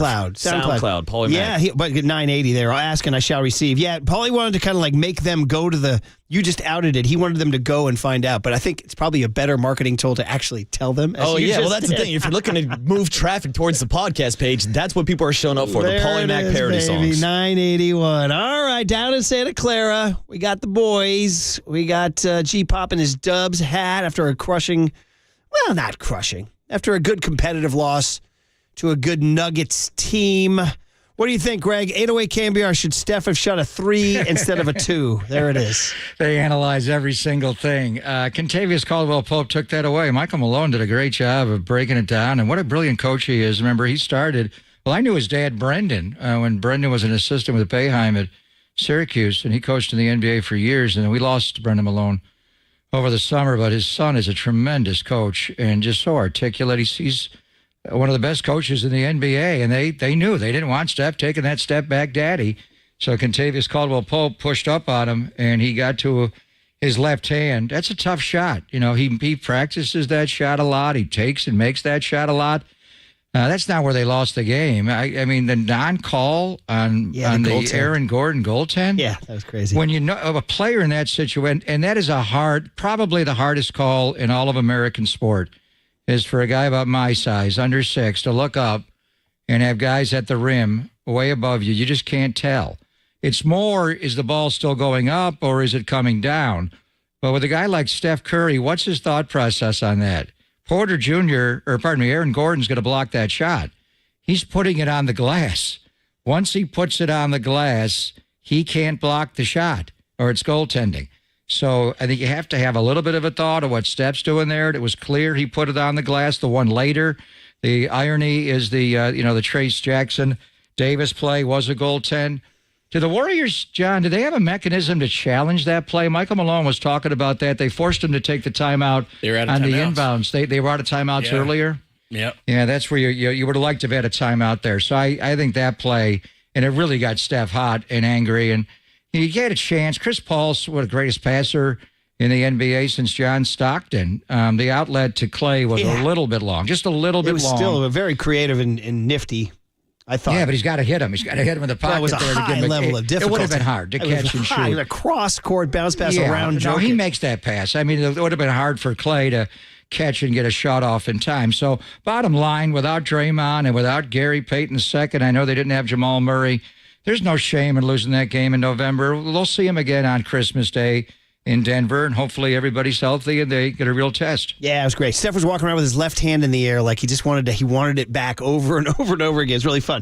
All right, guys, Niners. You guys take it from here. Marcus, I'll see you tomorrow. And the news is we hit 1,000 for Paulie Mack, the launch of his Twitter account. He hit 1,000 on the number. So would you call that a good day? All right, it's time for a change, and when it's time for a change, think Speedy Oil Change and Auto Service, your trusted oil change tune-up and brake experts. You were listening to KNBR and KNBR FM San Francisco, the sports leader, a Cumulus media station. Molly Hatchet took its name from a prostitute who allegedly mutilated and decapitated her client. Oh, that's the end of the game.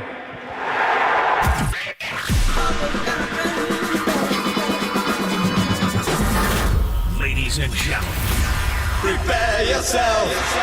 prepare yourselves I love it when you call me Big Pop. for Greg Papa Sleeping Flight is Superman. San Francisco. and John Lund. It's 10 o'clock. Let's hit it. This is Papa and Lund. That's right. We're getting it going. On KNBR 104.5 and 680. The sports leader. Steph Curry back in to Trace Jackson Davis. What a catch and finish. And he draws the foul. Jokic is doubled. And Steph stealing the skip pass. Curry with 19 seconds left. There is a three. Got it! Woo-hoo! Curry's got it. Final 10 seconds. Goes around. He does go for the two. Missed the layup. Moody high for it. Out of bounds to Denver. He missed it. Chris Paul's got to go with it. Up to Clay. Got it off, but not enough. He lost the handle. And the Nuggets win. You're kind of just reading the situation based on where KCP was guarding. I know he's probably expecting me to either step back or, I've hit some of those already this year where, kind of ISO situations. Once I got by him, I like the shot I took. I'm not afraid to take it, not afraid of what happens. And if it goes down, when you get a stop, go to overtime. The last thing I wanted was to kind of rush a three that, might not be the best look, just knowing the situation. So I just made a play I thought was the right one. We'll live with that shot. Yes, thanks for joining us. Can you have, where the Warriors are, they played well in Denver. How do we take that one? 108-105, we'll get into that conversation. A ton of news. A lot of it relating to the Giants coming out of the winter meetings, both locally and nationally. We'll get into that conversation as well. Oh, yeah, we're at Levi's Stadium, back at it as Jacksonville. You guys are heading off very shortly to Jacksonville. Tim Ryan's going to join and jump in here. We'll talk all about the move from Steve Wilkes down to the sidelines. I know that was something that Tim Ryan had been talking about for the last couple of weeks as well. We got a little more news on Bob Melvin and where the rift started in San Diego, and I think it's going to be different here with the Giants. We've got a ton to get to today. Our good friend Ted Wynn is going to join us from The Athletic, and he was always great at breaking stuff down, how to fix that 49ers defense. We'll get into that as well. Good morning, my friend. DDS Papa here.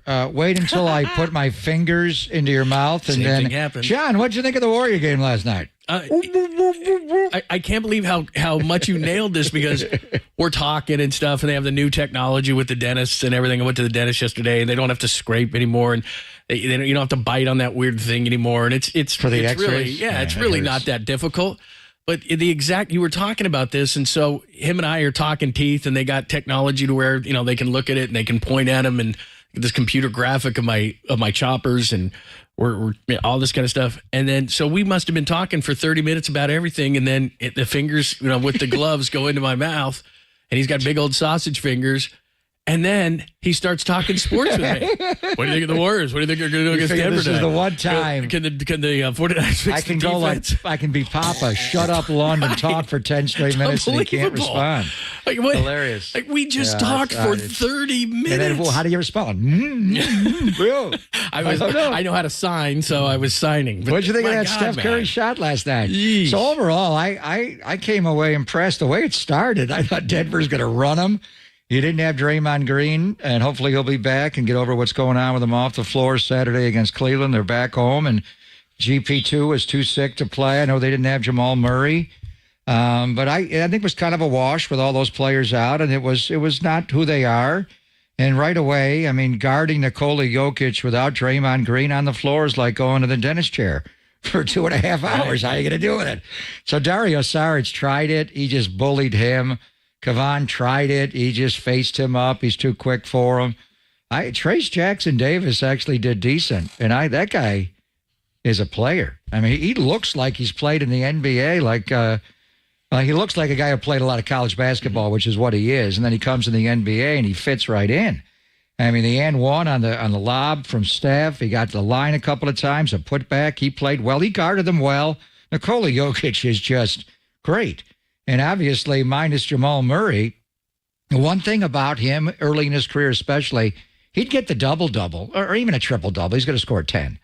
But he want a 14-point triple-double or an 18-point triple-double.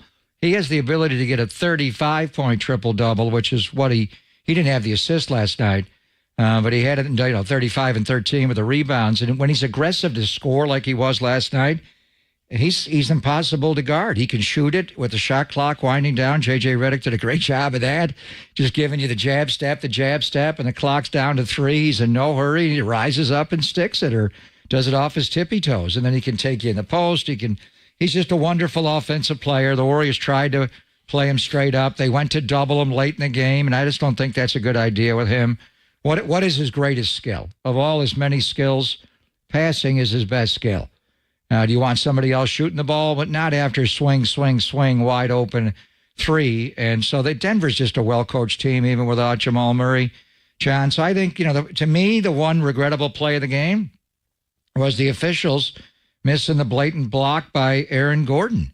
I mean, Steph clearly put that on the glass. That's his mindset there. He knows Gordon's going to block his shot. If he does not put it on the glass, he's going to get a shot blocked. So by putting it up on the backboard immediately, it takes the shot blocker out of it. You think Steph Curry doesn't know that? So that was tough. And then having, Trace Jackson Davis commit a goaltend on the other end of the same kind of play.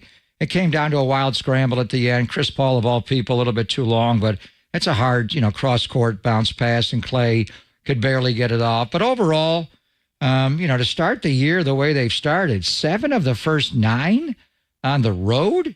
Wow. And you wind up a road trip in Denver, and you take it right down to the last minute of the game, the last shot of the game. Nothing to be ashamed about. I think it looks good. Now, Denver's good. Ultimately, we're going to see when they get Murray back and the Warriors get Draymond and GP2 back, how they size up. They're good.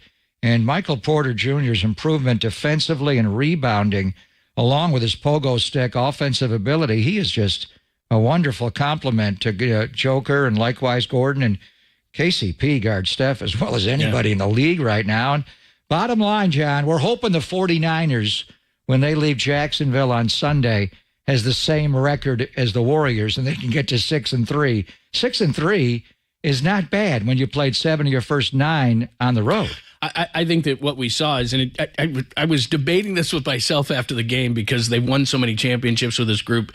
Can you have a loss that is encouraging? And I think after last year on the road, I think this is an encouraging loss. Now, that's usually for like a young team, but for this team, like you just said, they outscored them 42-12 off the bench. If they have Draymond, how different is this game? They weren't, the whole game I'm thinking they're going to get crushed inside. If you look at the rebounds and you look at offensive rebounds, you look at points in the paint, they didn't really get crushed inside because, like you said, you got a couple of young guys. You just mentioned them, in Podziemski as well. It doesn't seem like it's too big for those guys. They're not playing a ton of minutes, but they're playing enough and they're contributing.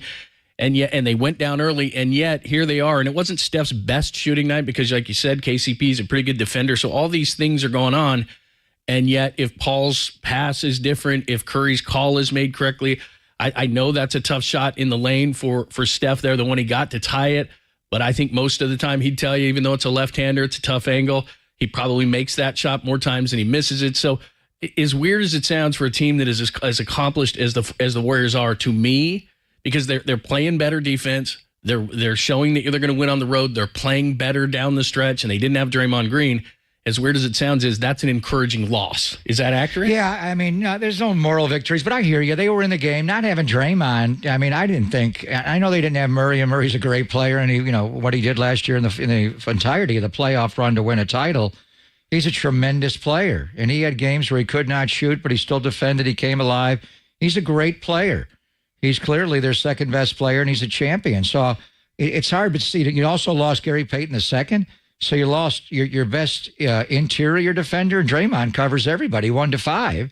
Clearly your best defender on Jokic, even though Jokic is so huge that it's even hard for Draymond because he just walks you down low. But Draymond's smart. He plays passing lanes. And then, you lose Gary Payton II along with Wiggs as your best perimeter defender. Wiggs got going a little bit last night. It wasn't like the Mark Jones proclamation that, what did he say, he's going to drop 20? He played all right. He missed many shots. Easy ones. He missed some fadeaways, but he cut to the basket. He played well. Overall, I think, we'll see where they are. I think, the ESPN's talking point last night was the last 2 NBA champions. The thing about Denver, they're so young. They're still highly motivated. And even when the Warriors won their first title, came back the second one, well, nobody gave him any credit. Neither, same with Denver. I think Denver was pretty good. if you don't think Denver's good, you're just sleeping on them because they got great offensive players. They got situational defensive players. They're guys that fit. And then the coaching staff, right. Michael Malone is terrific. Yeah. He is a great Sacramento. And they got Mike Brown now. It took him a while. I don't know why they ever fired him. I think it was the owner, Vivek, and, Mully was there at the time. Anyway, he is just, he's because he's a second-generation coach. He's one of the best coaches in the NBA, period. Spoelstra gets all the, best coaching staff with Riley and all that. He is in Denver in every way. And the way he challenges his team, he's old school. That's when he gets up off the bench. The Warriors made a mini run. He got pissed. He just stormed off the bench. He gets in their face, but then he's articulate.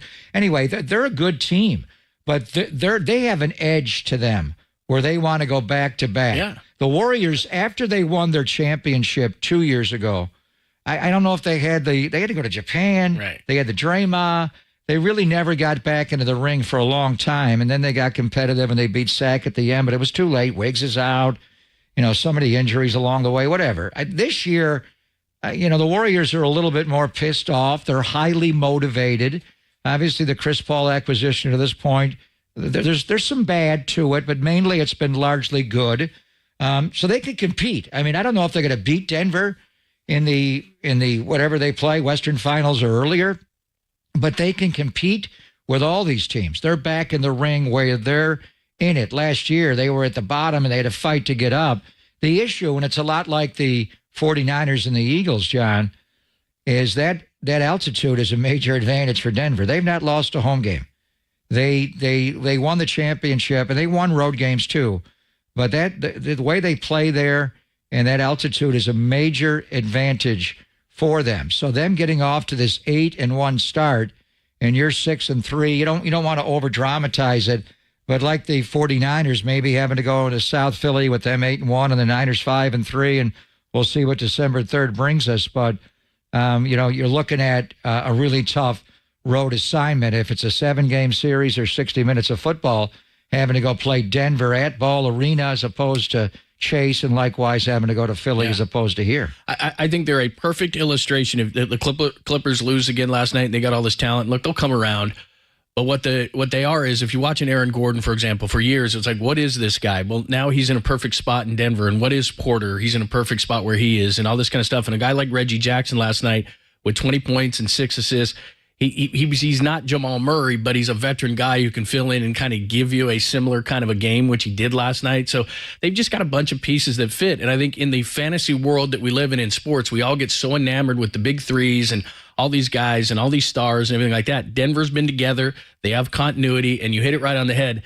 They just haven't gotten the acclaim that I think they believe. So sometimes what happens is a team will win a championship and relax, like we made it, and the next year is very difficult. They're not doing that at all. That's not happening. Exactly. They're 8-1. They have the best record in the NBA, and right now they have the best. Steph's a great offensive player. I think, Mark Jones and J.J. Redick said it well last night. They're the two best offensive players in the game, two of the best offensive players to ever play. He is just difficult to deal with, that guy. Yeah, it was really tough. All right, give us your thoughts. Text line is wide open. We're on YouTube and Twitch as well. Start the conversation there. Give us your thoughts. We'll always read the best ones, whether it be in the text or on either of those apps. So check that out as well. Tim Ryan's going to join us at 11 o'clock. We are live at Levi Stadium, so it is always great on a Thursday to get caught up on everything. Tim has advocated for Steve Wilkes to be on the sidelines, and that is going to happen. So we'll get that with Tim. We'll get a firsthand thought at about 11 o'clock. You do not want to miss it. Pop and Lund, we're live from Levi's, only here on the Sports Leader.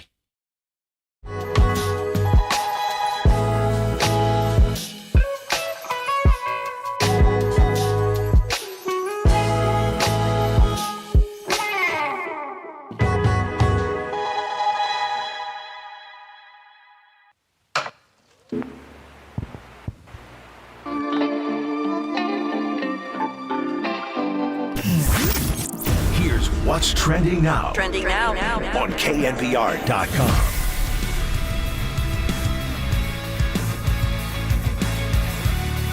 '49ers defensive coordinator Steve Wilkes is moving down to the sidelines. What does that all mean? That story and more trending right now on the all-new KNBR app.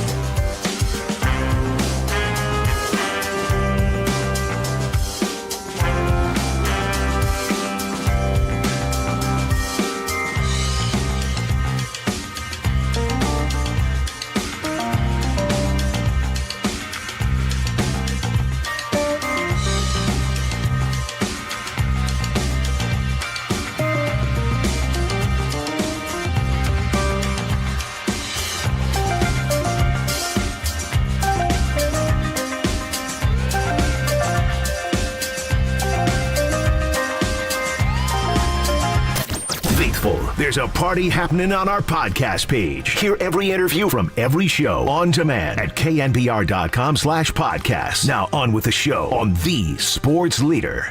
We're going to put him on the field this week. Something we've talked about for a little bit. I think there's pluses to it and minuses to it, but we'll see what we like about this week. What is your personal feeling on it? I love being in the box. I think that's the best spot. I feel like you guys would judge me too hard if I went up there. If it ever gets cold enough, I might be. I like a chair and a desk and a lot of stuff to write down and things like that. But I had to do this for 9 years before I got here. I was only in the box 1 year, my last year, so I was 8 on the field before that. There's pluses and minuses to both, so you usually go with your preference. What swung it? Why move, Steve? Just because of some of the stuff you do in the box, all the advantages to it, which are great, but I kind of wanted to be down and be near our players a little bit. They've had that more just with the linebacker communication in the past, and I want him to be down there so he can talk to guys a little bit more.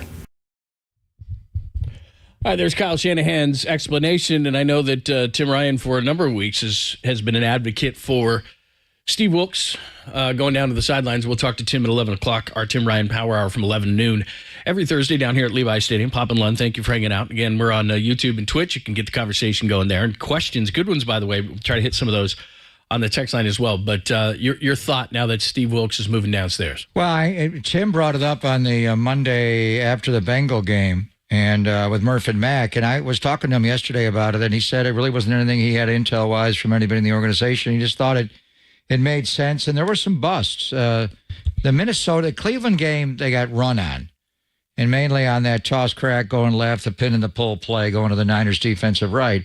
In Minnesota, they busted. They busted so many coverages, and that's one thing with Wilks coming in and his background as a defensive backfield coach, that they would clean up the bust. Because if the Niners had one single problem last year as a defense, it was they would bust. And it cost them games. It cost them the game against Chicago. The Denver game wasn't so much bust, but just periodically, the first play against Miami, the Trent Sherfield touchdown, that Steve Wilks kept showing video to the team, and T. Gibb kept leaving and going to the bathroom whenever they would show that play. So, why are you busting? Well, you're not connected on all three levels of the defense, the D-line, the linebacker level, and the secondary. And then the Cincinnati game was both. They ran all over you, and you had no connectivity throughout the three levels of defense. So it made sense, but then Kyle mentioned they would talk about it, and Kyle said they're going to do it. He did say for this week. So I think it's just open to see what happens. Steve Wilks has called plays from the field. He did it when he was the defensive coordinator of the Cleveland Browns. I got to go back and look. When he was the head coach of the Arizona Cardinals, did he call their defensive plays then? When he was the interim coach last year in Carolina, he did not call the defensive plays. He had the title of passing game specialist. So he didn't call the defense then. But as I recall back in Arizona, they beat the Niners twice that year with Josh Rosen at quarterback.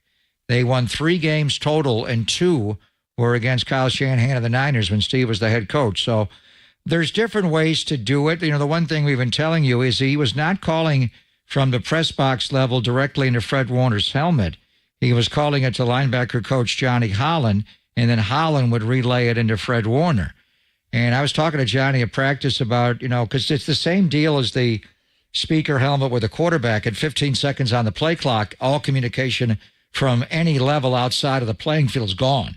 So whether you're press box level or field level, you can't talk to the green dot anymore on offense or defense, the guy with the speaker helmet. So Johnny said he really didn't want to tell Fred a whole lot. He didn't want to complicate things.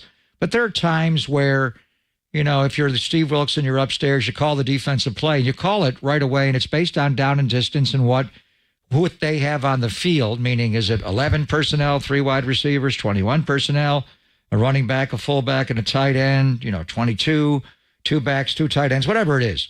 You kind of call the defense based on down and distance and their personnel group. But then you get these teams like that. If you're calling defenses against the Niners, what the hell? I mean, if it's 21 personnel and it's Juszczyk and McCaffrey on the field with Kittle and 2 receivers, who knows what you're going to get formationally? They could go to a heavy formation, everybody tight, or they could go empty, or they could do both. They could start out tight, go empty. They could do anything.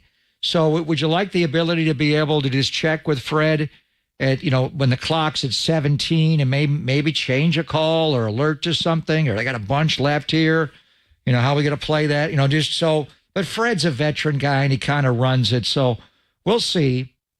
I think the interesting thing, and I'm going to ask Kyle about this today in our sit down, when they asked him, what do you prefer? And he said it there.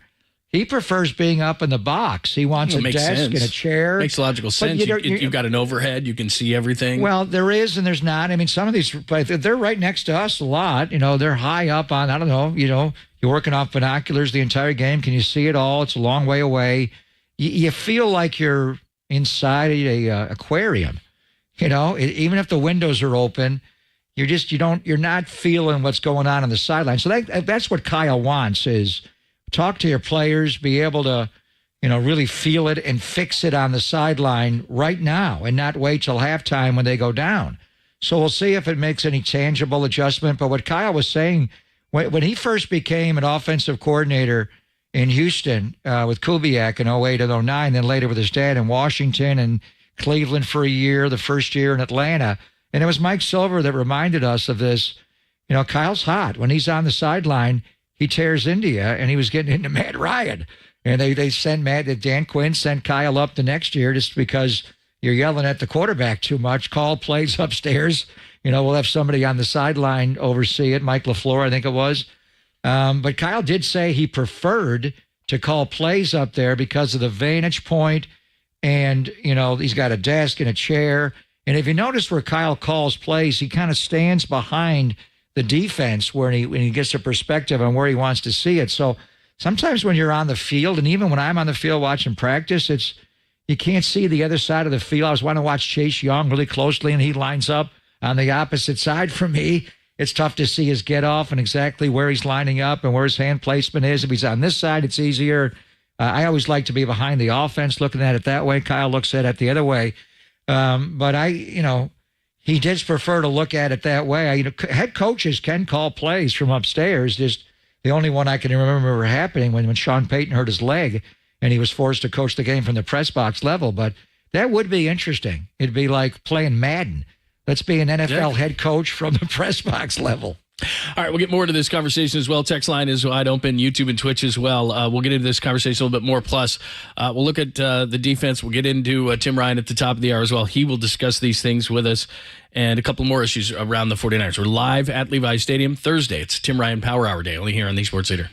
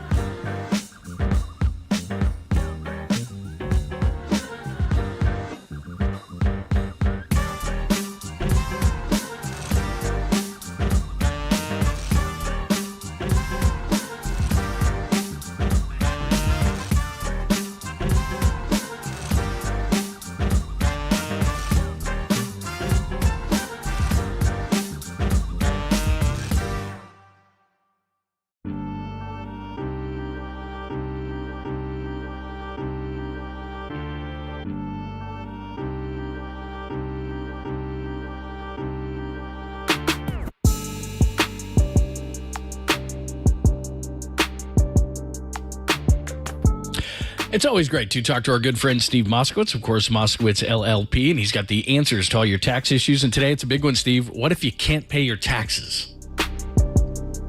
Don't panic. Talk to us, but don't ignore it either, because take a look at this new IRS budget. Basically, they're allocating about $3 billion for taxpayer service and about $45 billion for enforcement. What does that tell you about priorities? And all these new agents can do a lot of horrible things to you, ruin your life, your business, your marriage, but none of that's needed. Plus, you have a lot of good options too. And what we want to do is everything for you, so you don't have to talk to the IRS, deal with them, have anything to do with them. We want to cut you a sweet deal, whatever it is. Maybe just pay part of what you owe and they forgive the rest, or pay in monthly installments, or have them leave you alone until you're back on your feet, or get the penalties forgiven, or some combination or something else. Bottom line is, don't stick your head in the sand and wait for this new budget and these new agents to do something to you. Just call us, let us take care of you. Then you can have a normal life and enjoy things like this upcoming holiday weekend. Got to give Steve Moskowitz a call. He can help you out. If you can't pay your taxes, don't panic. Call 888-TAX-DEAL. That's 1-888-TAX-DEAL, or simply go online to MoskowitzLLP.com.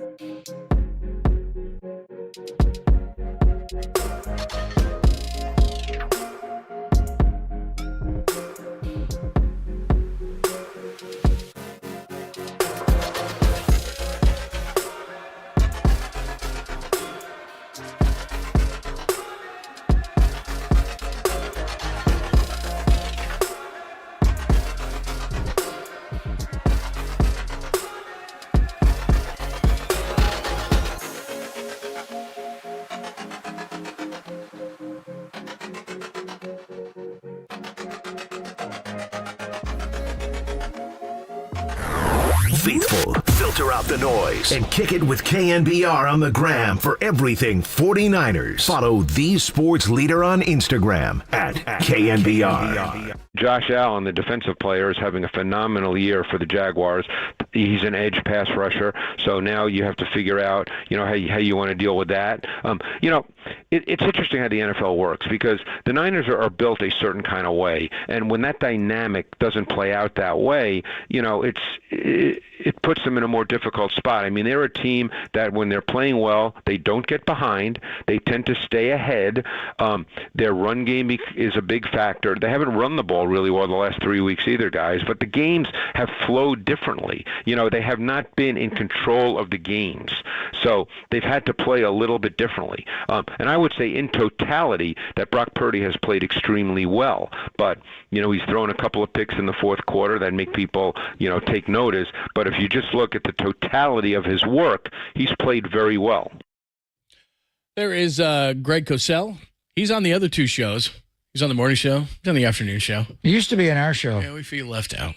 That's how it goes. Then I said, you're the second best Cosell. That was it. In broadcasting, and he never came back. Yeah, that's what happened.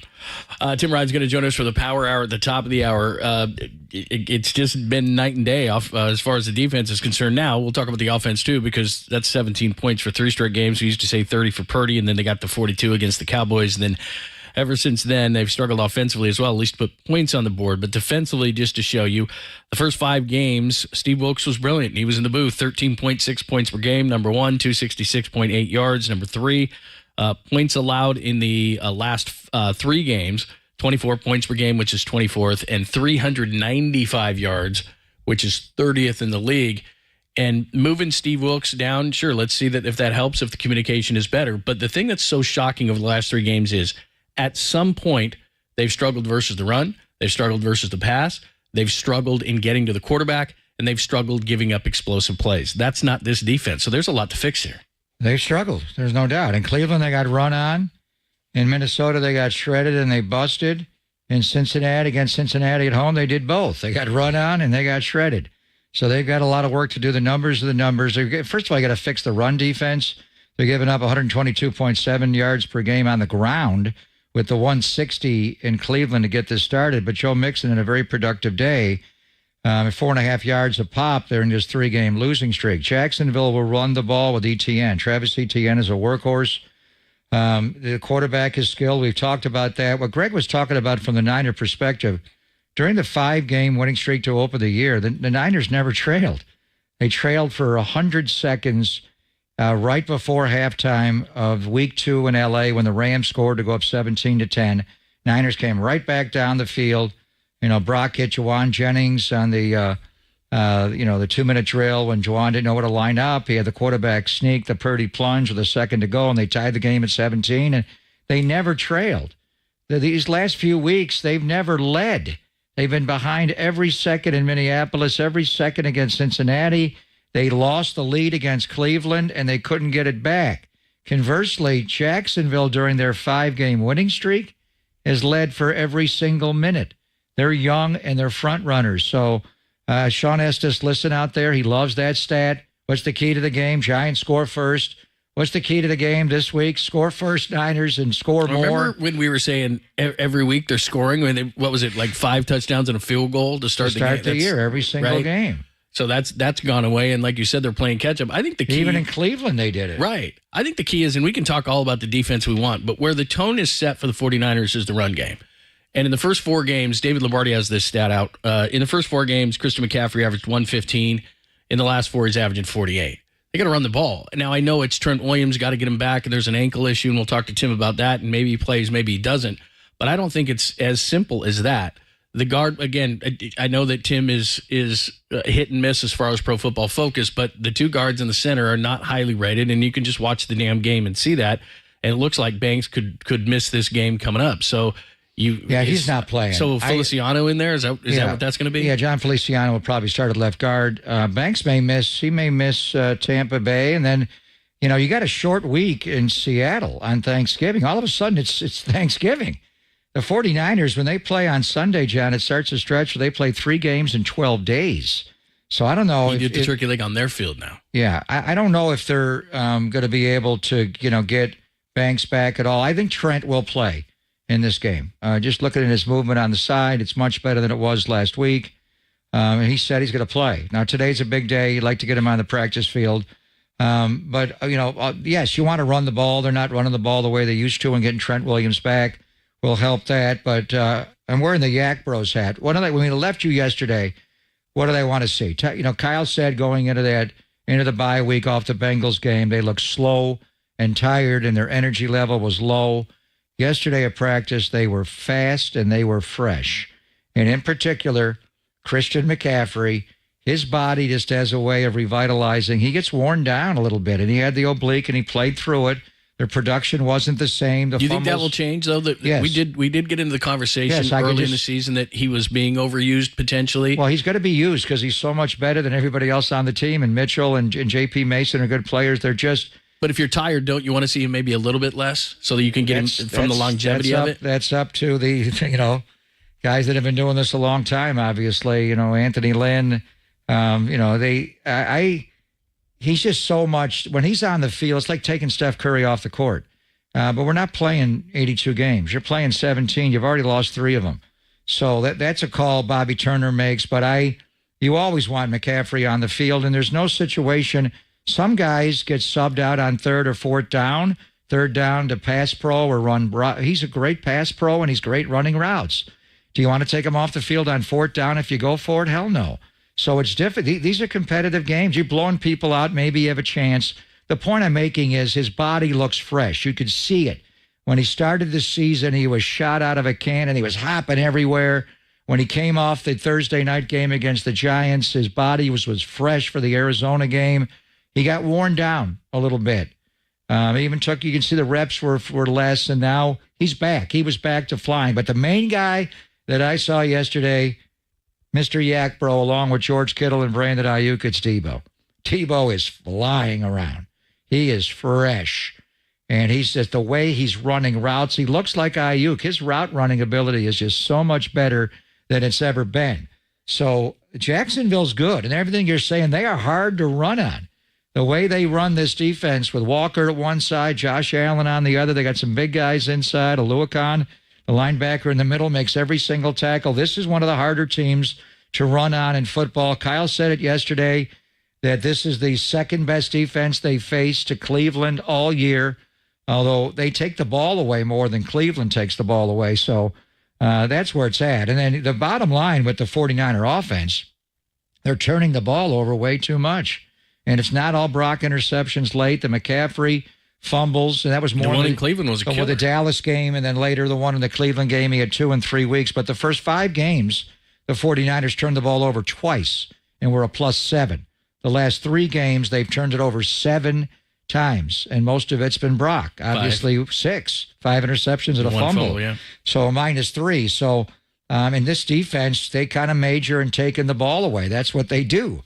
So, but I the one thing I wanted to see yesterday off the bye week was fresh legs. They look fresh. They are flying around, and mainly it was Deebo Samuel and it was Christian McCaffrey. What about 92? He looks fine. He's going to mix in. That's it? Just fine? He looks fine, John. He's going to have to get acclimated to being here. He's fine. I think we'll talk to Tim about it. I think the one thing, as I do recall, going back to Ohio State, they did put Chase and Nick Bosa together, and they played games. He could play a role a little bit like he's the cowboy for Aldon Smith. He's Justin Smith because he's so big.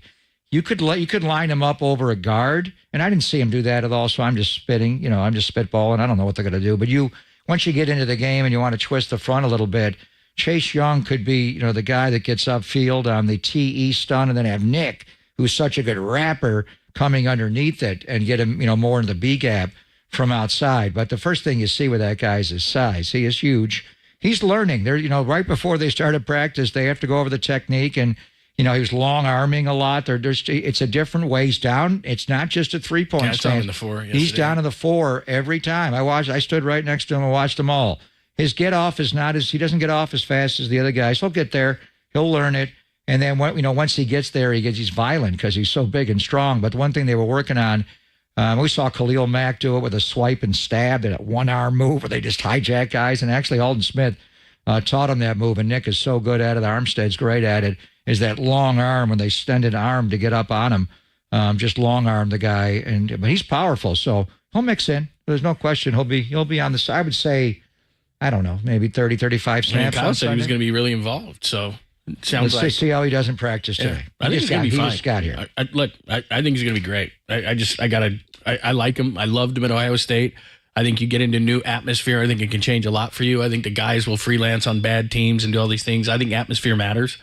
And I think that between Chris Kusarek and being back with Bosa, I just think this is a great situation for him. And you mentioned Khalil Mack. I think that's a great comp. I'm not saying he's going to do it this Sunday, but I'm saying with his power, he's not as fast as some guys, but he has the combination of power. And I think he can do some things. I think it's going to be big. I do. It's going to be big. Okay. All right, we'll talk more about it with Tim Ryan at the top of the hour, what he's seen from Chase Young as well. Of course, Steve Wilkes moving to the booth. That is a huge conversation point as well. Second half of the season, some people are making some predictions. The new numbers are out as far as win totals and so forth. Where are the 49ers in that? And they got to get it going this weekend. We'll get into that conversation, and then we'll morph right into Tim Ryan at the top of the hour. It's Pop and Lund, only here on the Sports Eater.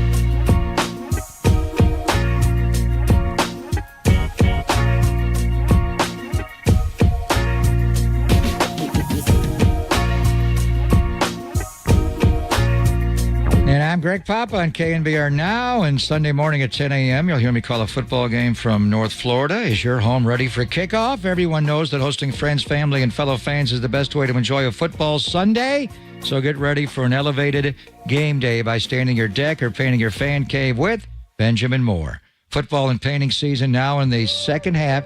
It is the time before winter hits to tackle your indoor and outdoor paint projects. Have your family room decked out in team colors to impress guests and intimidate rivals.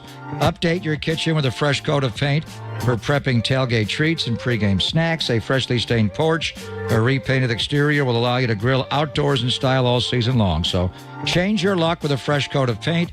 Whether you're calling an audible or following the playbook, find all the right products, the perfect colors, and plenty of advice at your Bay Area Benjamin Moore retailer. And since we are playing 17 regular season games, up from 16 for a long, long time in the NFL, let Benjamin Moore help you extend the life of your home for many years to come. Support your team and your local, independently owned and operated business with Benjamin Moore.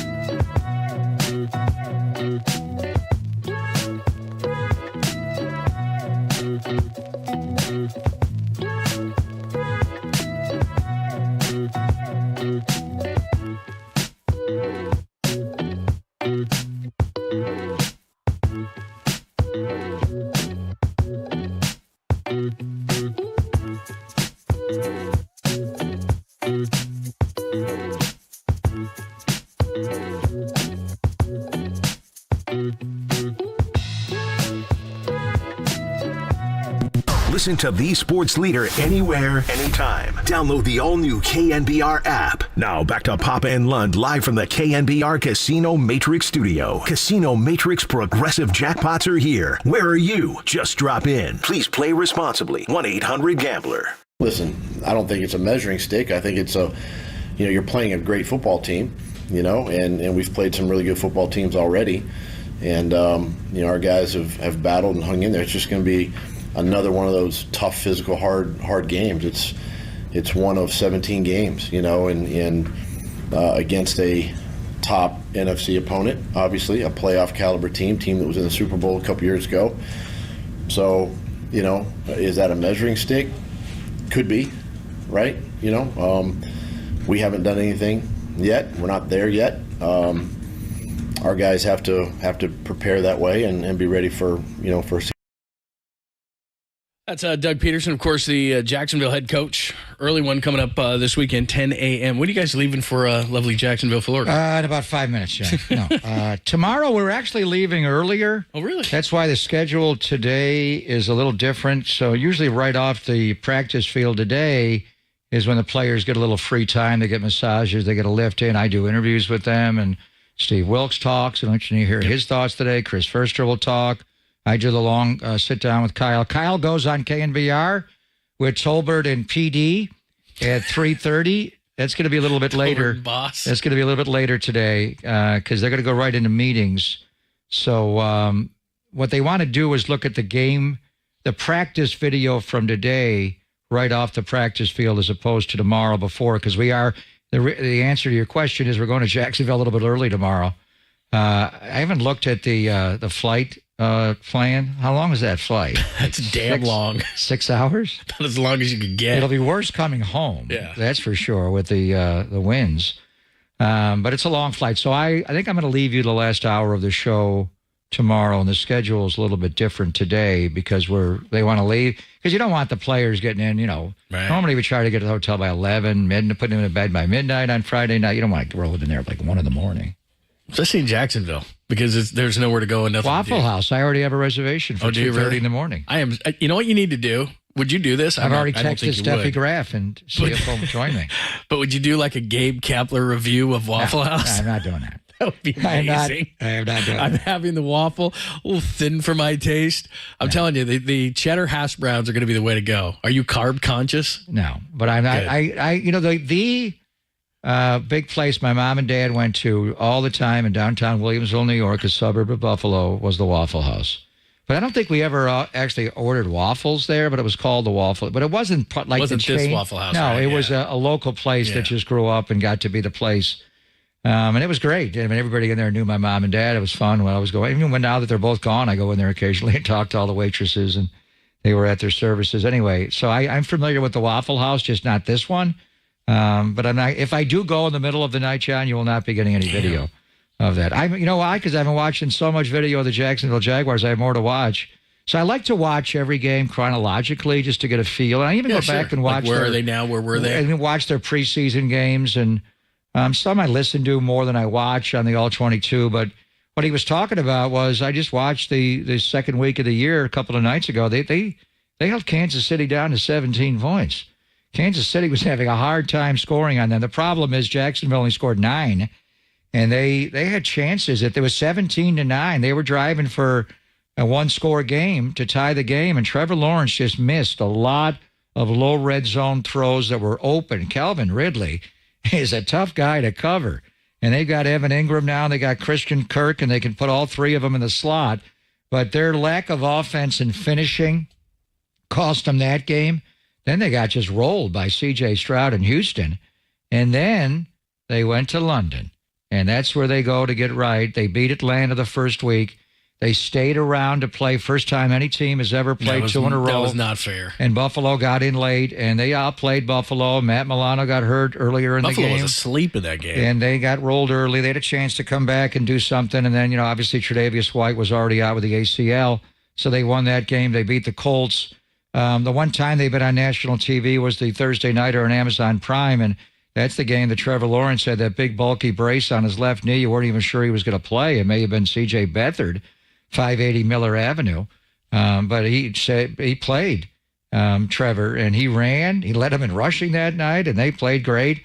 And the last game they played was in the rain in Pittsburgh, and they completely suffocated that Steeler offense, and they have trouble, obviously, in their passing game and even their run game overall with Pittsburgh. And by the way, they're play caller on offense, Matt Canada, did the same thing. He went from the box to the field level to call plays. But the bottom line is, I hear what he's saying there. They won 5 in a row, and they gave Kansas City a really difficult game, and they beat Buffalo soundly. Buffalo got back into that game late, but they were the better team the entire day.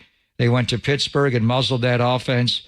And now coming out of the bye, they're 6-2. They're the hottest team in football. They've won 5 in a row. Where are they going to wind up? This Niners game is pivotal for them. Then they got Tennessee at home. Will Levis get a quarterback them the rest of the year.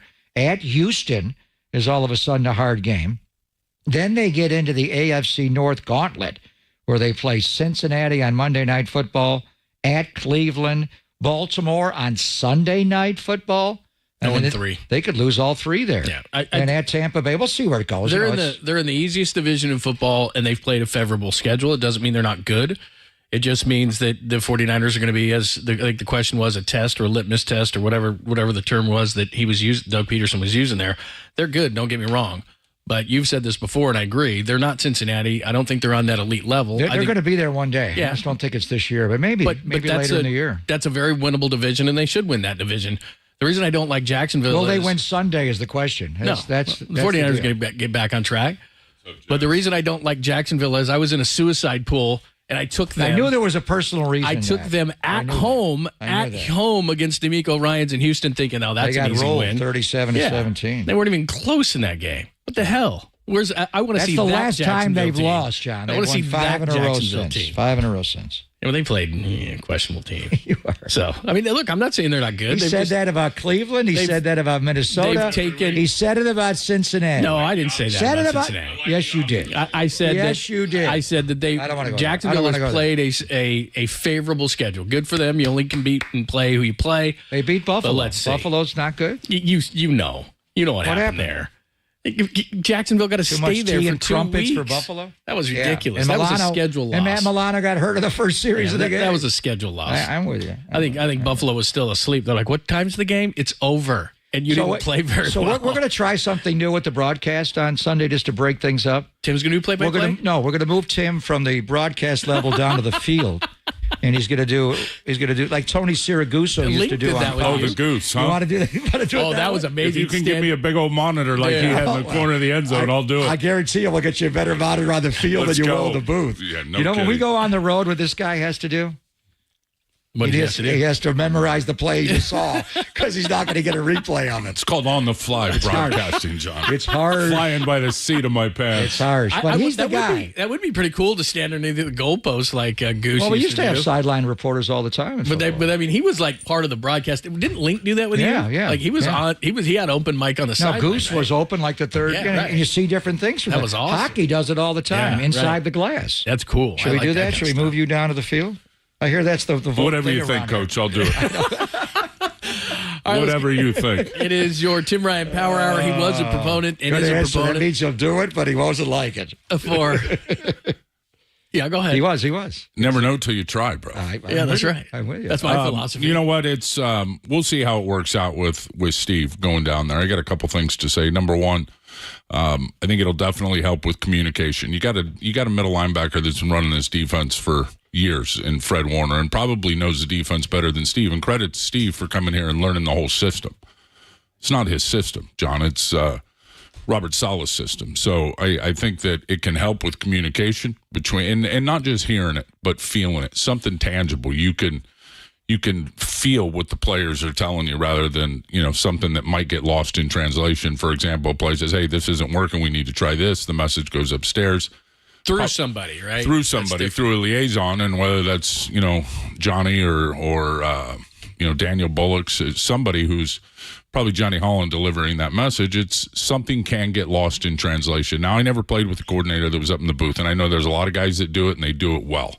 Vic Fangio comes to mind right away. Dan Quinn in Dallas comes to mind right away, and there's others, and Steve has always done a good job, but I think with the newness of this defense and the fact that he has learned this thing over the last 6 months, that there could be a benefit to the communication and just being able to feel it, talk to the players, and it's something tangible. It's different than sitting up in the box. Now, there's certainly advantages in sitting up in the box with the all-22 and the way you're looking. You got people helping you, and he's got the assistant coaches, some of them that are up there with him. But I think it's going to end up being a good thing. We'll see at the end of the day. But the bottom line is say what you want. It's about plays. Not plays, but players. And the players have to play better from front to back. It's really that simple. They got the players to do it. And I think Kyle said it perfectly after the Cincinnati game. And every aspect, they got to play better from front to back. Got to be more consistent up front. Got to be more consistent in the middle with the linebackers and the back end. Certainly has. And then I think the biggest thing is the tackling's got to get cleaned up. The missed tackles over the last 2 or 3 games it's not been good. No, and it's happening at the linebacker level, and it's everywhere. And I think they're not swarming. Which is unusual for this crew. Well, Trey's been hurt. Right. Hopefully he's better. But they're not swarming to the ball. If you're coming by yourself and you get half a body, you're going to miss a tackle. If you're in and out a guy, you're going to get him on the ground. So during the bye week, we self-scout, we analyze everything, and we sit on it. Let's just start with the defense. In the last 3 games, all losses, they've given up almost 400 yards a game. They're getting run on, 122.7 yards a game. 4.5 yards a rush. Cleveland started it with a toss crack and the pin and pull, and then Cincinnati just kept it up. So specifically, because they're going to run the ball with ETN, Jacksonville. Oh, no doubt. What do you want to see from the 49er run defense, T-Rock, to get this fixed? Well, a couple things. Number one, get off blocks up front. Keep linebackers clean, and some of that is by alignment. Some of that's playing a 1 technique on the center instead of a 2 technique out on an inside shade on the guard when the ball is going to the outside away from you. That's an easy free run, free release for the center to get to the linebacker. So there's ways that you can help yourself with alignment. But at the end of the day, they've just got to hold up and trust the defense. I think when you start, you start seeing cracks. Now, Cincinnati was, and Mixon's very capable, as both of you guys know, but they run so much spread. And then they spread those line splits up front. That is a lot of grass to cover. And that was clearly a problem in the first half of that game. And then obviously in the fourth quarter when he bounced and got outside for the touchdown. But when you start, and I know from just experience, when you start giving up runs and you're a defense that doesn't get run on, guys start jumping out of their gaps. Guys start trying to do somebody else's job instead of just trusting the scheme and the integrity of the scheme. The players are there to do it. They just got to trust what they're running. And Steve's not calling anything different in terms of how they're defending the run. It's just guys pressing a little bit, and I think guys getting out of position, and that has certainly shown up. I mean, and you know what? The touchdown to Mixon at the end around the corner. I don't know exactly what the call is, but Bosa's the edge setter over there. You've got to have your outside shoulder free. Give Mixon credit. He's got some burst. He bounced it. He saw it. He got around the corner. And he ran the same play 2 plays earlier. Absolutely. So they're going to see a lot of those runs, and I'll tell you what about ETN is that's what he likes to do. He bounce. Is, to me, he loves to bounce, and he can get up there and get dirty in the combat zone and get downhill, but they run a lot of the same, outside gut plays where they're pulling interior players, getting them out on the edge. They got a lot of runs where they double the defensive tackle and let him just pick a spot, and a lot of times he wants to bounce those. So I think a big key against him, and he's an explosive player. To me, he looks like Jeff Wilson with a turbocharger. I mean, he can go. And is a slasher and has got power and has balance. You've got to make him get dirty in between the tackles. And again, a lot of that is just setting the edge out there as the 9 technique. And if there's something called, then somebody else has got to set the edge, whether it be a nickel corner, or a linebacker to that side. But you got to keep him in between the tackles running north and south. And I think they'll have a better chance of shutting him down. And then when the quarterback takes off and runs, hit him. And so many of these quarterbacks are, they want to slide, and most of them do. Joe Burrow didn't slide last week, and there was one opportunity where, and I know Charvarius at the end is trying to get a takeaway, but you got an opportunity, and just came in with a punch. You got an opportunity to hit these guys when they're runners, and they are clearly runners, and they're clearly not sliding. All within the rules. You got to tattoo them. You don't get a lot of those opportunities, and they'll have those opportunities against Trevor Lawrence as well, because he'll use his legs now, and he'll take off, and he will not. He's big. He's long. Is all of 6'6" and won't always slide. Oh. So this is going to be a big challenge for the defense, but I think one that they can answer the bell. When you look at this offense for Jacksonville, I think it's right in the wheelhouse with the 49ers, because they will take it. To me, Lawrence looks way more comfortable in the system in terms of just taking what the defense gives him. He's not going to play hero ball, and they love to go to the tight end. They love throwing to Ridley on stop routes. You got to do some different things with him and press him and get his timing off. Christian Kirk is a terrific slot receiver. ETN is a very good third down receiver and a big playmaker. They run a lot of screens. But it should set up nice for the 49ers in terms of the kill zone. They throw a lot of stuff in level 1, 0 to 6 yards, and, some of the level 2 stuff. They'll try to go deep, but they have not really exploded with the deep ball yet. They're getting the ball out quick, which everyone's going to do against a pass rush. Now you add Chase Young to that. This game's about tackling, forcing the ball into the kill zone, and then killing it. Tim Ryan is joining us. We were remiss. We did not play the Tim Ryan Fancy Open, so here you go.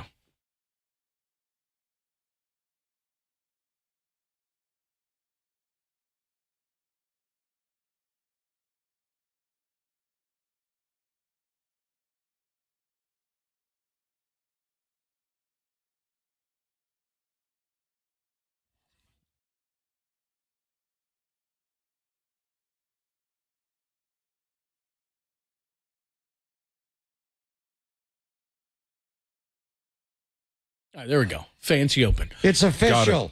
We need a little bit more time to talk to Chase Young, so we'll do that coming up next. But just in a big picture sense, the thing that I never would think that we'd be talking about at this point of the season is, okay, Steve Wilkes moves downstairs, well and good. But during this 3-game losing streak, they have struggled to, at some point, stop the run, rush the passer, stop the pass, give up explosive plays, busts. I mean, in this 3-game stretch, that's everything, isn't it? That's defense. That's crazy for this defense. It has not been tight. And that's the thing. When this defense is humming, it's tight. You know where the ball's going. Guys are anticipating. That's what defense is, anticipating route concepts, where the ball's going, force them to throw to certain spots on the field, and then rally up and make tackles. So a big part of it has been missed tackles. We understand that.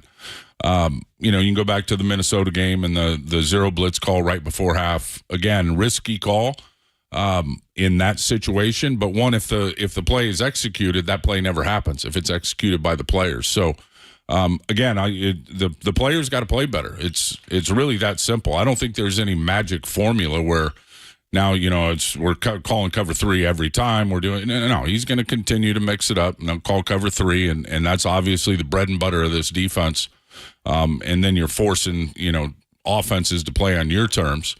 But you can't give up the explosive plays, and that's what 3 deep is all about. And you can't play and then be afraid to give up explosive plays and be out of position on the shorter plays. And part of being, part of the missed tackles is being out of position. You're not on the right track where you should be. They threw it to where you thought they were going to throw it to, but maybe you were a little worried about something else. Maybe you're trying to cover up for this. You don't want to give up the deep ball. And then obviously on big one-on-one opportunities, the nickel corner's got to play better. Isaiah's got to play better when he's out there matched up one-on-one, and that's a tough job now. Everyone in the NFL is putting their best receiver in the slot. They all go in the slot with these guys. Yeah. They all go in there, they all including go, Evan Ingram. Including Evan Ingram. And Kirk and Ridley. They will line him up anywhere, and he makes it look like 4 wide. The guy ran 4.33 when he came out. He can fly. He's the fastest guy out of their whole receiver core, and they all got heat. You just code him as a wide receiver, don't you? You got it, but they use him as a blocker a lot too. But I think when he's out there, they'll put him in the backfield, they'll put him at H-back, they'll split him out wide, and they'll spread you out, and it looks 4 wide. They'll put him in the slot. He'll play traditional tight end. They'll use him in a blocking scheme quite a bit. So the nickel player in this game, Isaiah's got to have a huge game. Not only in those and you look at Christian Kirk, I think he's 3rd in the NFL out of the slot in terms of yards. And he's got a lot of juice to him too, and very good in the quick game and all the underneath stuff and just moving the chains and running those choice routes and running those option routes and leverage routes. But also the way that they get there. And I went and watched the Houston game, and Jimmy Ward was a big player in that game as a run defender because they want to get the ball to that C gap and they want to cut it back. And a lot of times it's going to be that nickel who's sitting in that gap, and the tight ends coming off they'll stack their tight ends. I think one thing Doug Peterson does, he uses the tight ends quite a bit. There's going to be like 35% of the plays. These guys will be in multiple tight end sets. We'll see if Zay Jones getting healthy is going to change that. But I like the 49ers base defense with Oren Burks out there versus that 12 personnel stuff. Now we'll see if they run it with Evan Ingram out there and how they code him. But there's going to be a lot of opportunities for whoever's in the slot or that outside linebacker to be a big part of this game. Tim Ryan Power Hour will continue at Chase Young, the big trade. We'll get to Tim's thoughts on that. It's like a damn monster movie, John. And we'll continue looking at the defense, and at some point we'll get over to the offense. We haven't even talked to quarterback. My God, what's wrong with us? Tim Ryan Power Hour, only here on the Sports Leader.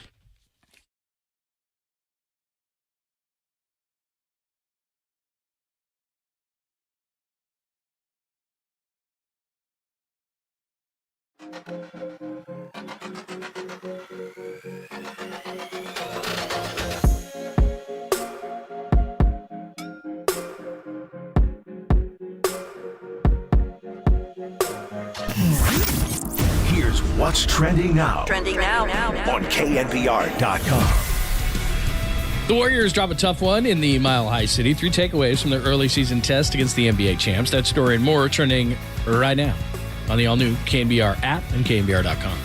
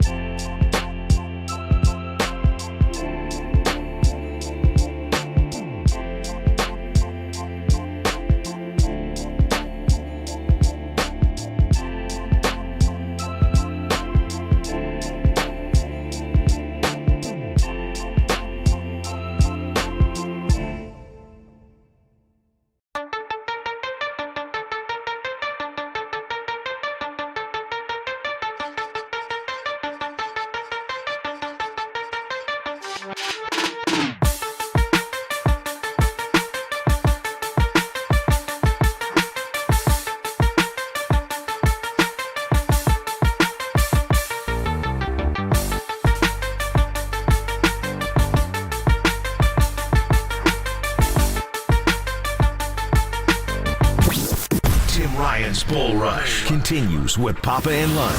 Sponsored by Pacific Catch, the West Coast fish house straight from wave to table. Dine with them at one of their 12 Bay Area locations and book your next staycation at pacificcatch.com. On KNBR 104.5 and 680, the sports leader. Yeah, I've watched him a bit. Got the quarterback, Trevor Lawrence, Jesus, call him White Jesus. Nah, he can throw that thing, though. He got a strong arm, man. So he can make any throw outside the numbers inside. Got a good running back. And I don't know the guy's name, number one, though. Travis Etienne. Yeah. What is it, Travis Etienne? Okay, Etienne, yeah. Okay, so got a good young running back. I got some good receivers, too. I know Christian Kirk, like you said, Calvin Ridley. Got a good tight end and Ingram. Mm-hmm. And a lot of those guys I actually played against already in college. All right, so that's Drake Greenlaw, of course, the Fred Warner podcast. They could not be more different, but yet on the field similar. And just before we get into Chase Young, it's a Tim Ryan Power Hour. Thanks for joining us, Pop and Lund, on Thursday. We're always at Levi's Stadium, so thanks for hanging out. YouTube and Twitch, as well as the text line questions, comments for the guys. I guess maybe the most surprising thing of this 3-game losing streak is what you talked about, the missed tackles, but by who the missed tackles are by, which Fred Warner and Drake Greenlaw have almost as many missed tackles this year. I think they have 31 so far. They had 42 all of last year combined. Those two guys are missing the tackles, which is incredibly surprising. Well, Greenlaw's been obviously on one leg and missed time, so that and hasn't been able to practice a lot. And again, when you can't practice, physically you may be ready to go, but you haven't seen everything you need to see at full speed going against an offense on the field. Watching tape is one thing, and being out there and actually practically doing it and getting your hands on it is totally different. So then it comes back to expectations and anticipation. So you're more playing blind out there when you haven't practiced all week. I think that's definitely showed up both in missed tackles in terms of being in position. I think it showed up in coverage, being out of position in coverage. What's crazy is how good it was. And I know the Rams, the first half of the Ram game was not great defense, but as good as the defense was playing, and then the way they looked against Dallas, and then obviously the Cleveland trip changed things in terms of the run game. They didn't do it. P.J. Walker, they made 2 plays in the passing game, Amari Cooper. But 2 elite quarterbacks, 2 elite delivery men chewed them up. But Burrow was smoking hot, and Kirk Cousins wasn't far behind the week before. So then a lot of it, and the ball's coming out quick most of the time. Look, the rush and Bosa's getting chipped almost every play. So now you add Chase Young to this whole mix, and I'm going to tell you, he is a monster now. He is big and long and gets off the rock. Just watching him out of practice yesterday, he understands job description number 1, anticipate the snap count and fly off the football. And you get all that mass moving in one direction, and he's got to jump on the offensive tackle. It's going to be a lot of opportunities, but I anticipate the ball's still coming out quick when you look at Trevor Lawrence and what he wants to do and how they want to operate their offense. The ball is coming out. So now you've got to play tighter coverage on the back end. You can't be off and soft all the time. Now, being off and reading coverage and reading the drop of the quarterback and knowing when to break on the ball, and it just hasn't been tight enough. And then when there is pressure, there's soft coverage. When there's no pressure, then the coverage eventually is going to – I don't care what zone you're in. It's going to break down if quarterback's got 3.5 seconds to throw the football. So there just has not been a good mix of rush and coverage together, and I would anticipate that's going to change. Charvarius Ward has had too many penalties. Half of them aren't penalties. He's got a bad rep. The way these refs are calling penalties on him, he's not restricting the guy, but there are times when he is getting penalties in big moments. So all of that stuff needs to get cleaned up.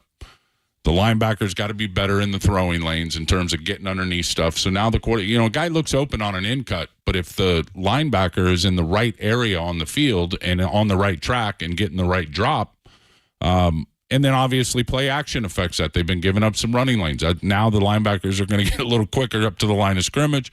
They're not going to be able to get as much depth. You got the throws behind them. So, again, there's no magic pixie dust that you're going to throw on this defense. It's about each player doing what he can do to play better, and we know it's in him because we've seen it for years now. And the inside pressure has got to be better. That first 3rd and 10 was kind of a symbol of the whole game.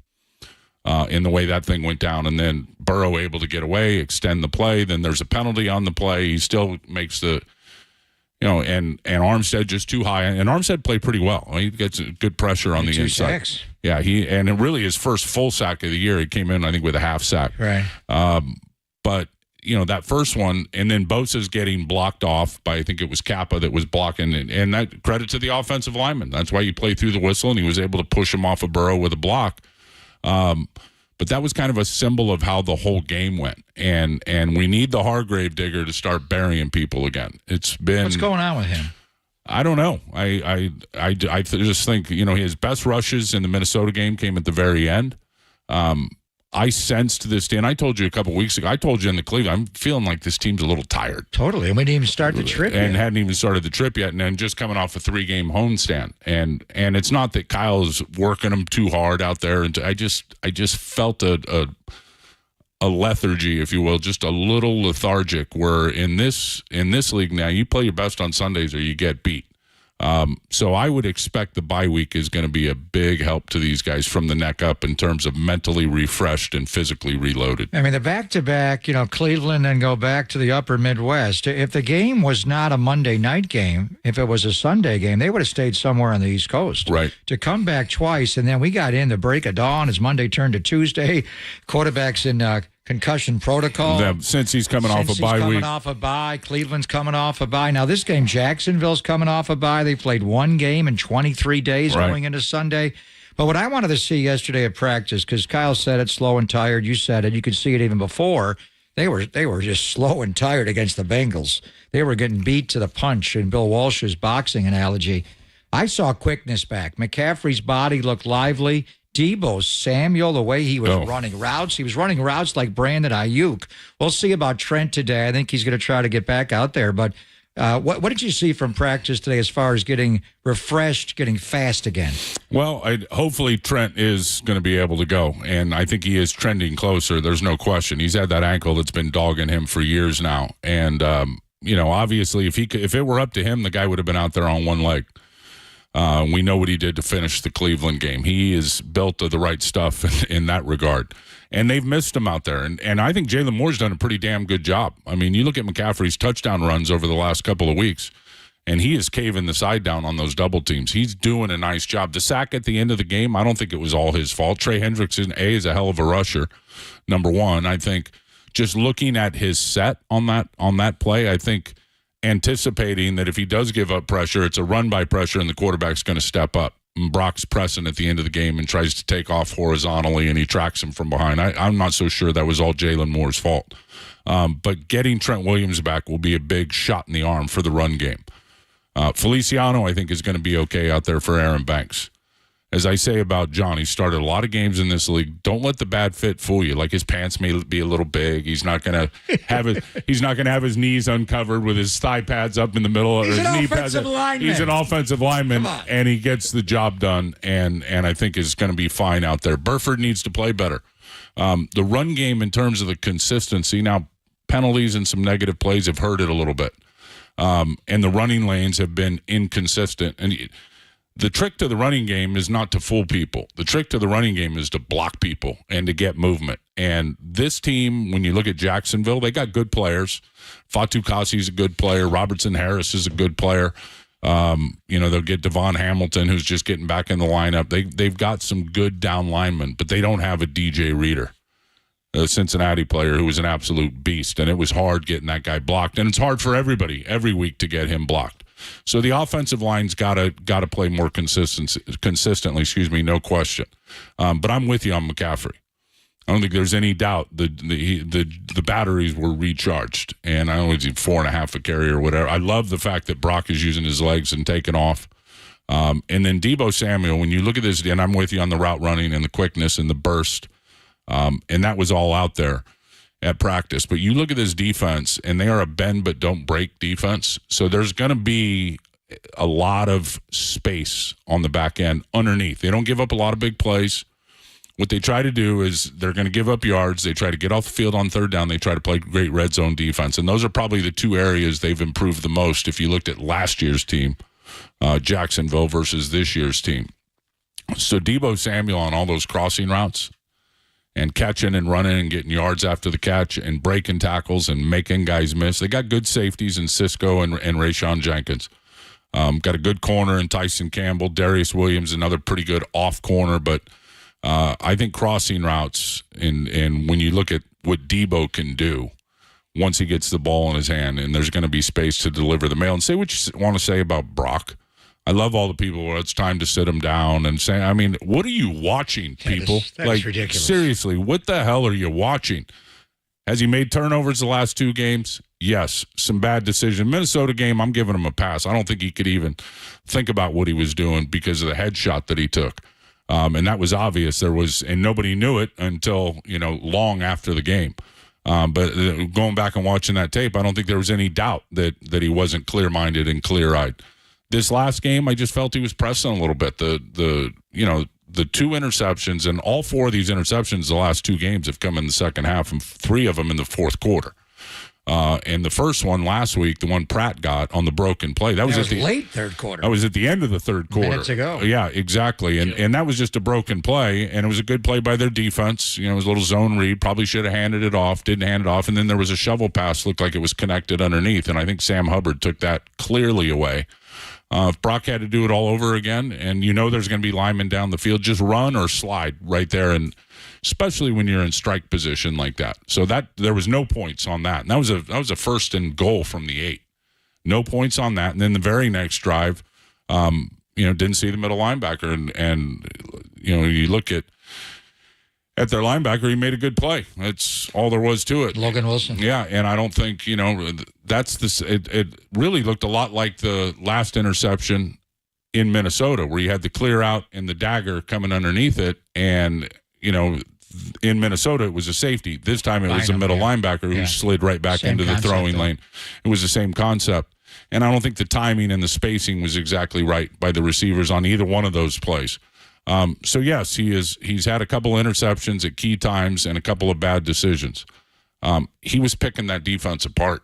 Threw for 365 yards. He had over 400 yards of offense by himself. Throwing, I thought it was one of the best games he's ever and played. Running, absolutely. Except for those 2 plays. Yeah, and then the Minnesota game, same thing. Minnesota's not easy what they were doing in terms of their rush, their coverages, mixing it up, sending a lot of guys, dropping a lot of guys, showing a lot of different, crazy coverage looks, trying to get it cloudy and trying to get it dirty for the quarterback. And he was making all the throws in that game until the end when he ended up getting knocked in the head on the quarterback sneak. So I've got full confidence in Brock Purdy in this offense, especially getting Debo Samuel back. Kittle's been going off 2 of the last 3 games. It's good to see 85 getting opportunities. My biggest concern is this defense, and it's just the consistency of the defense. And defense wins championships, and they've got to go to Jacksonville against an offense that's playing pretty good football right now, and a good play caller in Doug Peterson, and they can run it, they can throw it. They've got a pretty good offensive line. This is going to be a big challenge.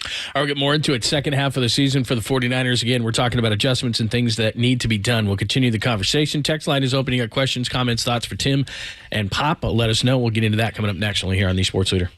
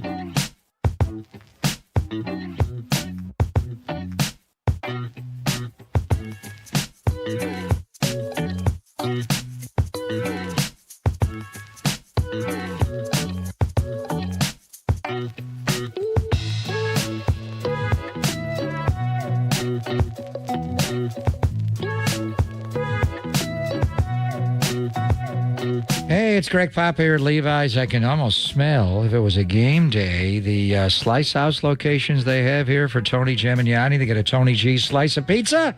I love his pizza. And the ones in the North Beach, the best I've ever had.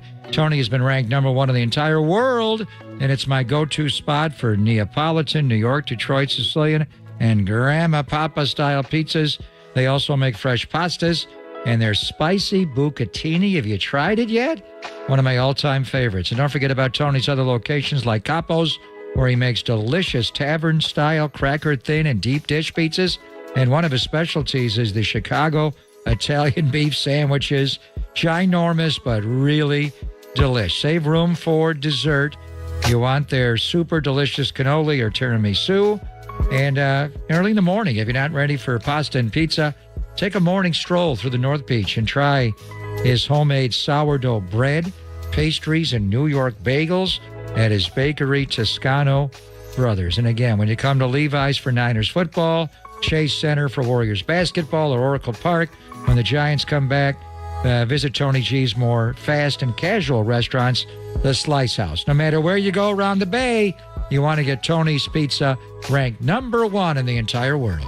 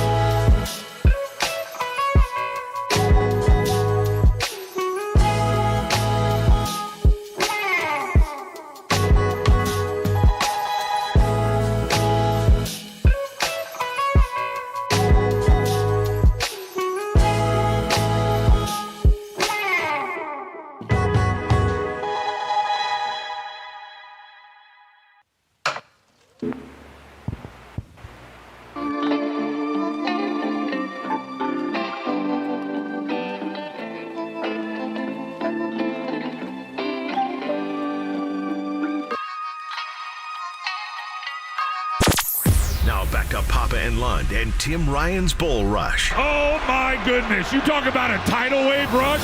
Sponsored by Pacific Catch, the West Coast Fish House straight from wave to table. Dine with them at one of their 12 Bay Area locations and book your next staycation at PacificCatch.com. This is KNBR 104.5 and 680, the sports leader. Just the players, the spirit in the locker room, the spirit of the coaches, you know. it's just different. You know what I'm saying? It's like a kind of that same thing at Ohio State, where it's like you're expected to win, and it's just like that vibe of we're going to win. You know what I'm saying? So it definitely reminds me, not Ohio State, but obviously it's NFL. These are grown men, so I'm just excited to be blessed to with the opportunity to be this franchise. Chase Young's a bad man. His last year at Ohio State, 16.5 sacks, 21.5 tackles for loss, forced 7 fumbles as well. 7.5 sacks his rookie year.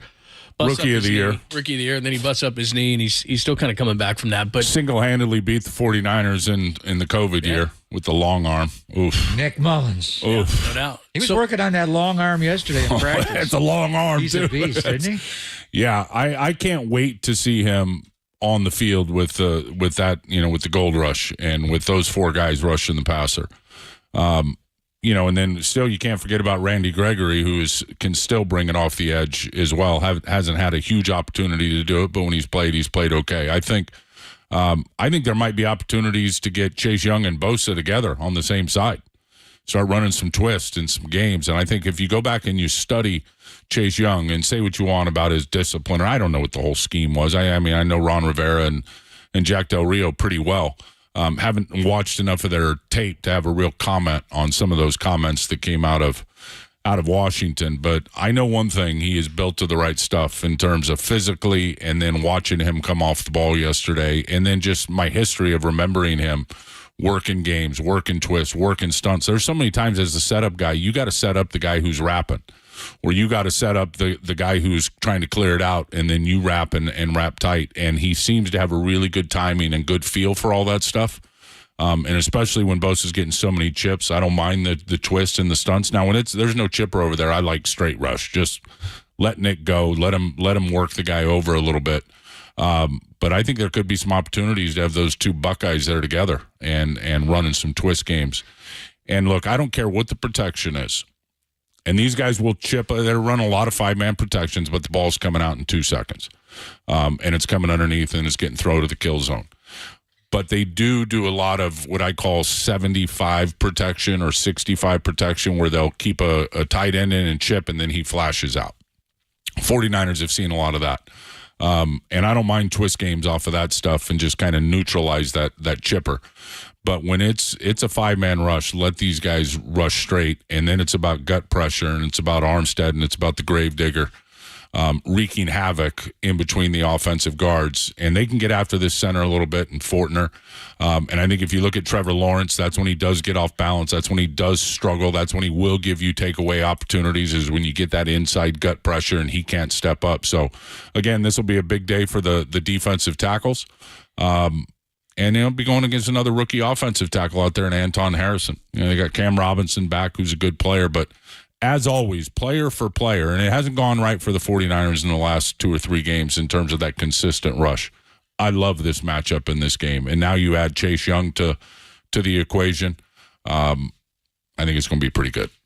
So in the month of October, on October the 6th, they make a trade to get Randy Gregory, just flip late-round draft picks. Halloween, the day of the deadline, 90 minutes before, because of the relationship with Martin Mayhew, he pretty much hands you Chase Young for like the pick number 100 in April's draft. So now when you look at the D-line, and you play D-line, and we thought, is this better than the 2019 Gold Rush with D Ford and DeForest Buckner? You're bringing the Gravedigger, and Drake Jackson got off to a great start. Now he's kind of disappeared, and now he's limited in practice with a knee. We'll see if he's up on game day on Sunday. Right. You got Cleve Furl, who, by the way, I think played his best game. No question. As a Niner against Cincinnati. He's all-day Bosa, sucker. He's just going. He had Young, and then the inside guys, Kinlaw and Givens. And so the strength of this team, the Gold Rush, if the Gold Rush does not dominate, the engine's not going to go. So now that you bring in Randy Gregory, you got Chase Young here. What do you expect from this D-line? I expect we're going to shortly see a game where they've got 5, 6, 7 sacks. I think that game is coming. Hopefully it's this week against Jacksonville. They don't give up a lot of sacks if you look at their numbers.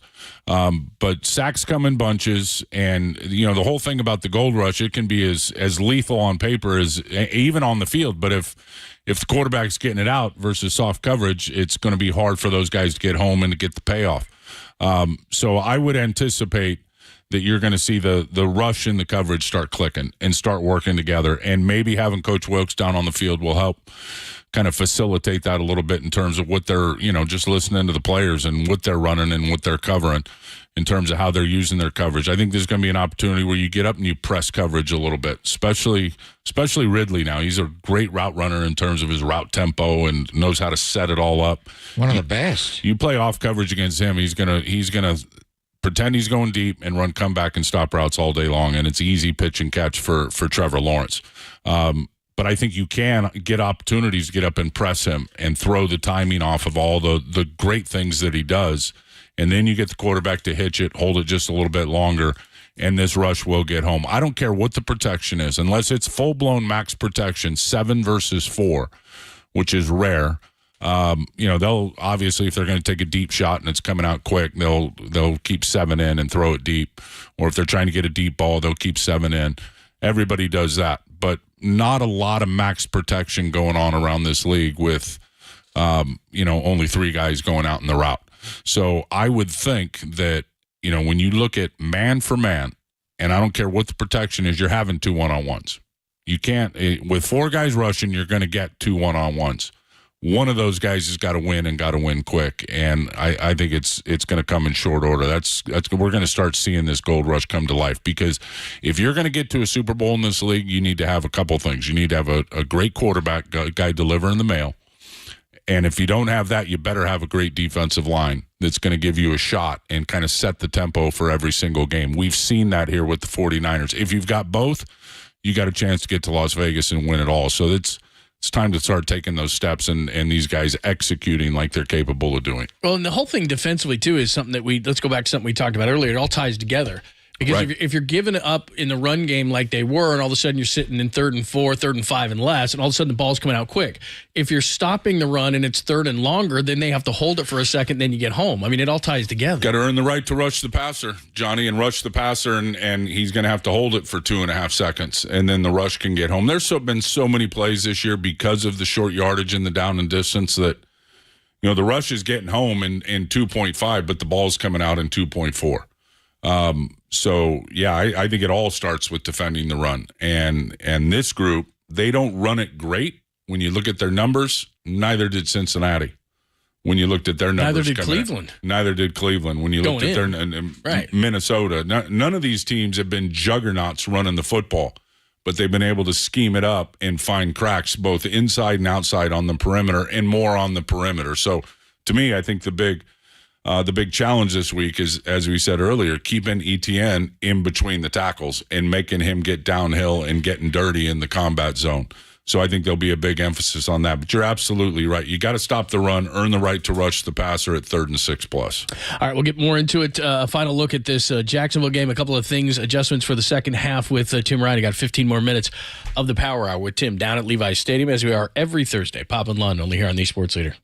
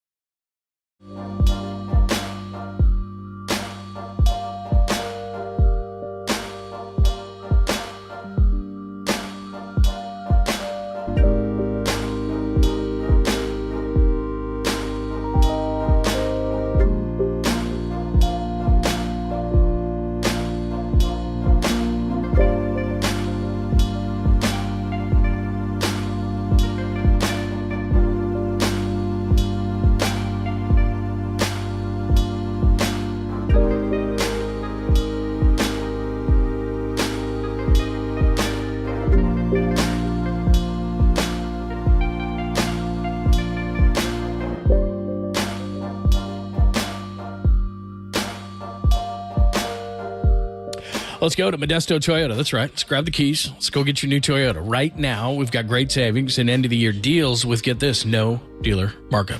So every day, new cars, SUVs, and trucks, they're arriving daily, and now is the time to get yours. This is what I did when I was getting my RAV4 hybrid, which is awesome.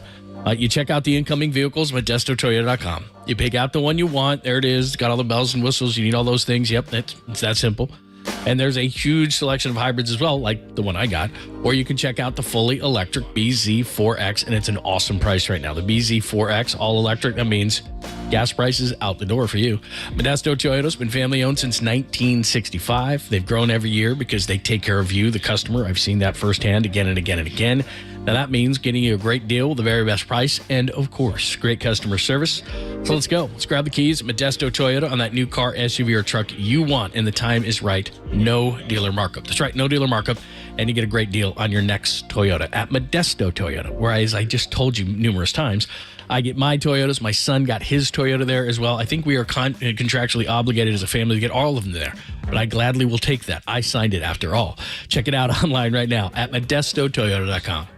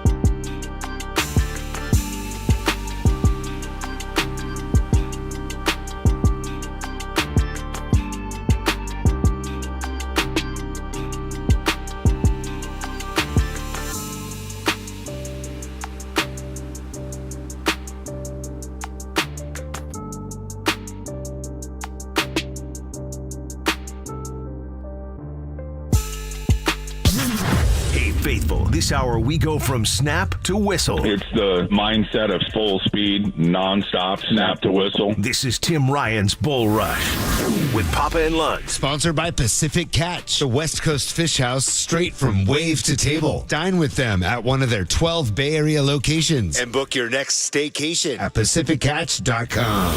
On KNBR 104.5 and 680, the sports leader. Purdy out of the shotgun, coming in long motion, McCaffrey. They ride it. Purdy pulls it. Purdy going to scramble and throw. Ball got tipped, intercepted. There's a penalty. A flag is down, and coming back the other way is Jermaine Pratt. As Brock Purdy did not hand the ball to Elijah Mitchell, he pulled it out and threw it. Maybe an illegal man downfield on the Niners, which the Bengals will decline it looks like Brock Purdy threw a low red zone INT. Brock's been playing great. Got to cut the turnovers, though, that early in the season when they were going through the winning streak, they weren't turning the football over. They're going to force them, and they got to not have them. And like you said, they're in the second half in critical spots in the game. Absolutely. 2 weeks in a row, and a big reason why, obviously, they've part of this little 3-game banger, had the opportunity in Cleveland. He made great throws. That was his roughest game, throwing the ball until the last drive. I mean, every other game it's been great, with the exception of the turnovers and the interceptions in the last 2 late in the games. Brock is going to be fine, man. Watching him in practice, knowing what he is from last year, knowing he got refreshed, went back and combined some corn and some soybeans, sitting in the tractor, sitting in the old Corn John Deere. picker. He's ready to go, and I've got the ultimate confidence in him that he's going to go out there and perform at a high level. And now we saw it some last year, but this new wrinkle where he's taking off and running, he's got enough short area quickness to make you pay with his legs. And that's going to change how people want to defend these guys and how they're going to play man coverage, when they're going to play man coverage. And then you add, no surprise that Debo's been out 3 games and they've lost 3 games. And he hurt on the first play of the game. He is a huge part of this offense, not only in terms of his production, but he's decoy Debo. I mean, they're so worried about him getting the rock, and they can line him up in a multitude of positions and multi-align him. He opens it for everybody else. And Ayuk's been playing his ass off. Now it's time to get in the end zone. He hasn't been in the end zone since week 1, and that day's coming. I think he's going to roll the back end of the season here. I still think he's going to, even though he's got 2, I think he's going to have 10 touchdowns by the end of the year. He's that kind of route runner and gets open. But Debo does so much in terms of opening it up for other players, and then, of course, he's a beast with his horsepower and willpower once you get the ball in his hands. So I think he gives this offense a big shot in the arm, but I have lost zero confidence in Brock Purdy. No, he's just the end of the game situations. As I say, I think the Minnesota game was one of his best, and he got concussed, and he threw 2 away the last 5 attempts, and he was playing his best game, the ability to run away from pressure, not just the 16-yard to run for the first down, the play where he made Hendrickson miss, Hubbard miss, got away from DJ Reader, rolled out to his right, and hit Ayuk. It's like, what? And then the play where he rolled far right. Cross-body throws to twice. Kittle, 3rd down, next play, touchdown. Yep. But, and we're going to do a but, because you always bring it up, you can't turn the ball over. The first 5 games, the Niners had 2 turnovers were a +7, won all 5. The last 3, 7 turnovers, they're a -3. And with the late game fumble for Brock, he's had 6 of the 7 turnovers. So we know that, and Jacksonville's a takeaway craze defense. Number 1 in the NFL with 18 takeaways. And then the other side of it is play with the lead. When the 49ers got off to the 5-0 start, T-Rock, they led virtually from start to finish. They were down 100 seconds in L.A. right before halftime. Then they tied the game. They didn't have the lead at all in Minnesota, didn't have the lead at all against Cincinnati. And look at Jacksonville. During their 5-game winning streak, they've led start to finish. This is still a young team trying to figure out who they are, make them play from behind on something. Yeah, I fully agree with that. And make Trevor Lawrence have to press and make him have to get the ball down the field. Make him have to hold it a little bit longer because they need some points. And see if he'll press a little bit. And the 49ers obviously can come up with some interceptions and some takeaways. And then more heat on the quarterback means more splash opportunities to get the football away. I think the 49ers have only knocked it out 3 times, maybe 4 times with 2 fumble recoveries all year. That is a drastically low number. The Fred punch out. Yeah, the Fred punch out and the Cleve Ferrell punch out. Those are the 2 they recovered. And I think there's only been maybe 1 or 2 other times the ball's been knocked out. And you look at some of these teams at this point, and it's like 13, 14, 15 times. How many fumbles have they forced? It's knocked out. Right. Quite a few. But also, too, the ones they haven't capitalized on. So you're in Cleveland. Fred gets the interception. You're up 7-0. You cash that in. Now they're on their heels. You got the game against Minnesota. The one play that Ward did make, he steals it away from Addison before he stole it later. You don't cash that one in. So McCaffrey fumbled twice. Right. And those are early in game situations where you can start to dictate, and you just said they've been behind. Well, they shouldn't have been behind. They should have been up 2 scores in Cleveland. They should have been up a score right away in Minnesota, but they didn't cash those turnovers in. No, you're absolutely right. And you look at 49ers have knocked it out 5 times on the year. They've got 2 recoveries.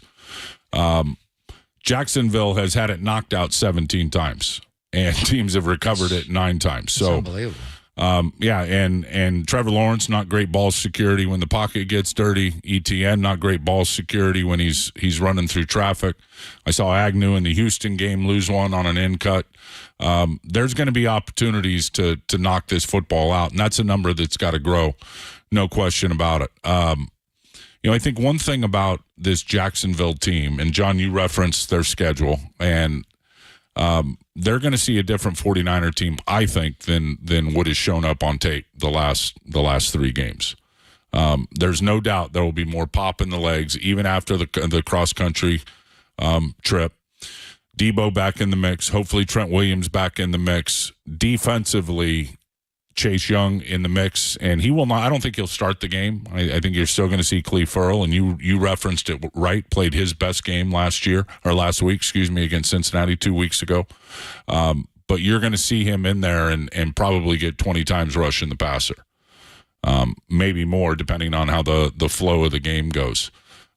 He's a big add to this group up front and to what they can do in terms of having an impact on this game. But I'm with you. Get a lead, start fast. Jacksonville defensively has started fast all year. They've given up, I think they average like 3 or 4 points in the first quarter. They don't give up a lot of points. It's probably less than that. I think they've given up 13 first quarter points all year long. So they've been able to start fast. They got good players on the defense, but there's a lot of yards to be had. 49ers just got to capitalize down in the red zone. The other side of it is, you mentioned Jamal Agnew and the fumbles. He is a dynamic punt and kick returner. No doubt. Brandon McManus is a great place kicker. Logan Cook, the punter, is elite. This may be the best special teams the Niners have faced all year. Yep, and that's, at the end of the day, that is a third of the game. That's the third phase, and during the course of a year, that would be 500-600 snaps. Or more. So definitely Snide's got to get his group ready to roll. I still have confidence in Moody, despite what happened in Cleveland. He's made some big kicks, but let's not even let it come to that. Get a lead in this game, keep the lead in the game, and that's just all about execution on both sides of the ball. Let me read something for you, because Steve Wilks has spoken today about moving. I want to get your thoughts on this. Steve Wilks says, guys, to me, just being very candid, we're making a bigger deal of it than it needs to be. I want to communicate more with guys during the game and would rather talk to them directly. Continues on. I can honestly say I'm sort of built for this, not in an arrogant way. Standard is high here, so we've lost 3 in a row and feels like the ceiling's collapsed. I can take it. I'm the new guy here. I have confidence in myself. I have confidence in the players. Love and it. coaches. Love all that. And that's, what we talked about at the start of this hour. It's about the communication and a tangible feel with the players, and players that have been running this system for quite a while, in particular Fred Warner, who's sitting in the middle and the unquestioned captain of this defense. So yeah, I love everything that he said right there. And I think I think they are making it a bigger deal than what it is in terms of, up in the booth or down on the field. I just think because it's all new, and this system is new for him, I just think the player to play caller relationship in terms of that communication will be a bonus for them down on the football field. So that means you're not going field level to be the analyst on Sunday? You're staying in the booth? I think I'm going to stay up there with you, okay. bro. I don't think try one more game. You want all the They room. lose this game, though. We're both jumping out of the booth. Oh, that'd be cool. Remember when Harry Carey on WGN would go out to center field and drink beer? Oh, we could do You that. and Steve Stone would be out there, and Harry Carey would look at all the girls and drink all the beer out there. By the we could do seventh it from inning, he was those in the big bag. red recliner seats in the end zone at those would be Levi's. amazing. We could do it from there. We definitely could. Here's one last thing on Steve, just observations from practice, where I think he is a hands-on coach when you watch him at practice. He can be inspiring. He can get after these guys. He coaches the hell out of these guys. Now, he's got a PhD in secondary play. We know that. But I've seen him in action in practice in terms of he's not a guy that's disconnected. He's not a guy that's not fired up. He's not a guy that is not going to get at times parental on these guys in terms of his coaching technique. And I think all that will translate to the field on Sunday in game. One more quick one. I know you got stuff to do, people to see, places to go. Real quick. Practice to watch. Just because you played the game and you would know this, a lot of the Chase Young talk has been what he was in Washington and everything. When you get to an environment like this with a Chris Kuceric and he knows Nick Bosa, just what is it like when you go from a losing atmosphere to a winning atmosphere. From a mental standpoint, it's everything. And that's why, and look, he's coming in here after a 3-game banger. Think if he would have showed up and the feeling around here. I know Randy Gregory, he was like, after the first loss and then the second loss, it feels like the sky is falling around here. This team lost 1 game in 51 weeks from, the Kansas City game all the way through up until the Cleveland game, Kansas City game in 22, all the way to and that game was the NFC Championship game at Philadelphia. So it's huge from a mental standpoint, from a culture standpoint. When you're losing in this league, John, there's a lot of guys walking around the locker room with black clouds over their heads and trying to spread the poison of we're no good, we can't, I'm out of here. I heard you're out of here. There's no way. I mean, there's a lot that goes on from the neck up. He's playing for a contract. He's in a great spot. And if I was a D lineman in this league worth anything and trying to recapture my career, this would be the first place that I would come because of Chris Kasarik and Darryl Tapp and how they coach. You're going to get better here. You got no choice but to get better, or you won't be playing. That's just how they evaluate and how they coach and how they get after it. And then the mentality and the mindset. Everybody knows it all starts up front with his defense. You've got to excel in this scheme up front defensively. So I think it's a great move for him. I think it's a great move for the team, especially when you consider the compensation to go get him with what they're paying him for the rest of the year. It was an absolute no-brainer. So I think it's huge for him and for this franchise. All right, man. Enjoy. That's a long trip, by the way. You guys sit next to each other? Of course we do. We do. Got 2 seats in between us. He watches movies and I watch video. That's because I give you all my information. I just steal all his notes. I just give you all my info before we get on the plane. I spend the entire time filling in my boards. You do. You absolutely do. We're a good team. You have a Ham and movie already eggs, John. set? It's a partnership. You already got a movie set aside or what? No. Because that's a long one. No. He has the menu when he gets there. Yeah. Put the You could do glasses like on, get Dances the with menu. Wolves. How long is the long. flight, by the way? It's got to be coming home. It's got to be 6. Yeah. No question. Brutal. Depends on the wins. All right, man. All right, you guys. Watch Always a pleasure. 2 or 3 of their games. Not a must-win, but I got to have it. Let's go. Duval! That's it. I'm hearing too much of that. All right, great. It's always great to hear from Tim Ryan and the Tim Ryan Power Hour. We do it every Thursday on Pop and Lund live from Levi Stadium. Again, we'll have everything for you early on Sunday.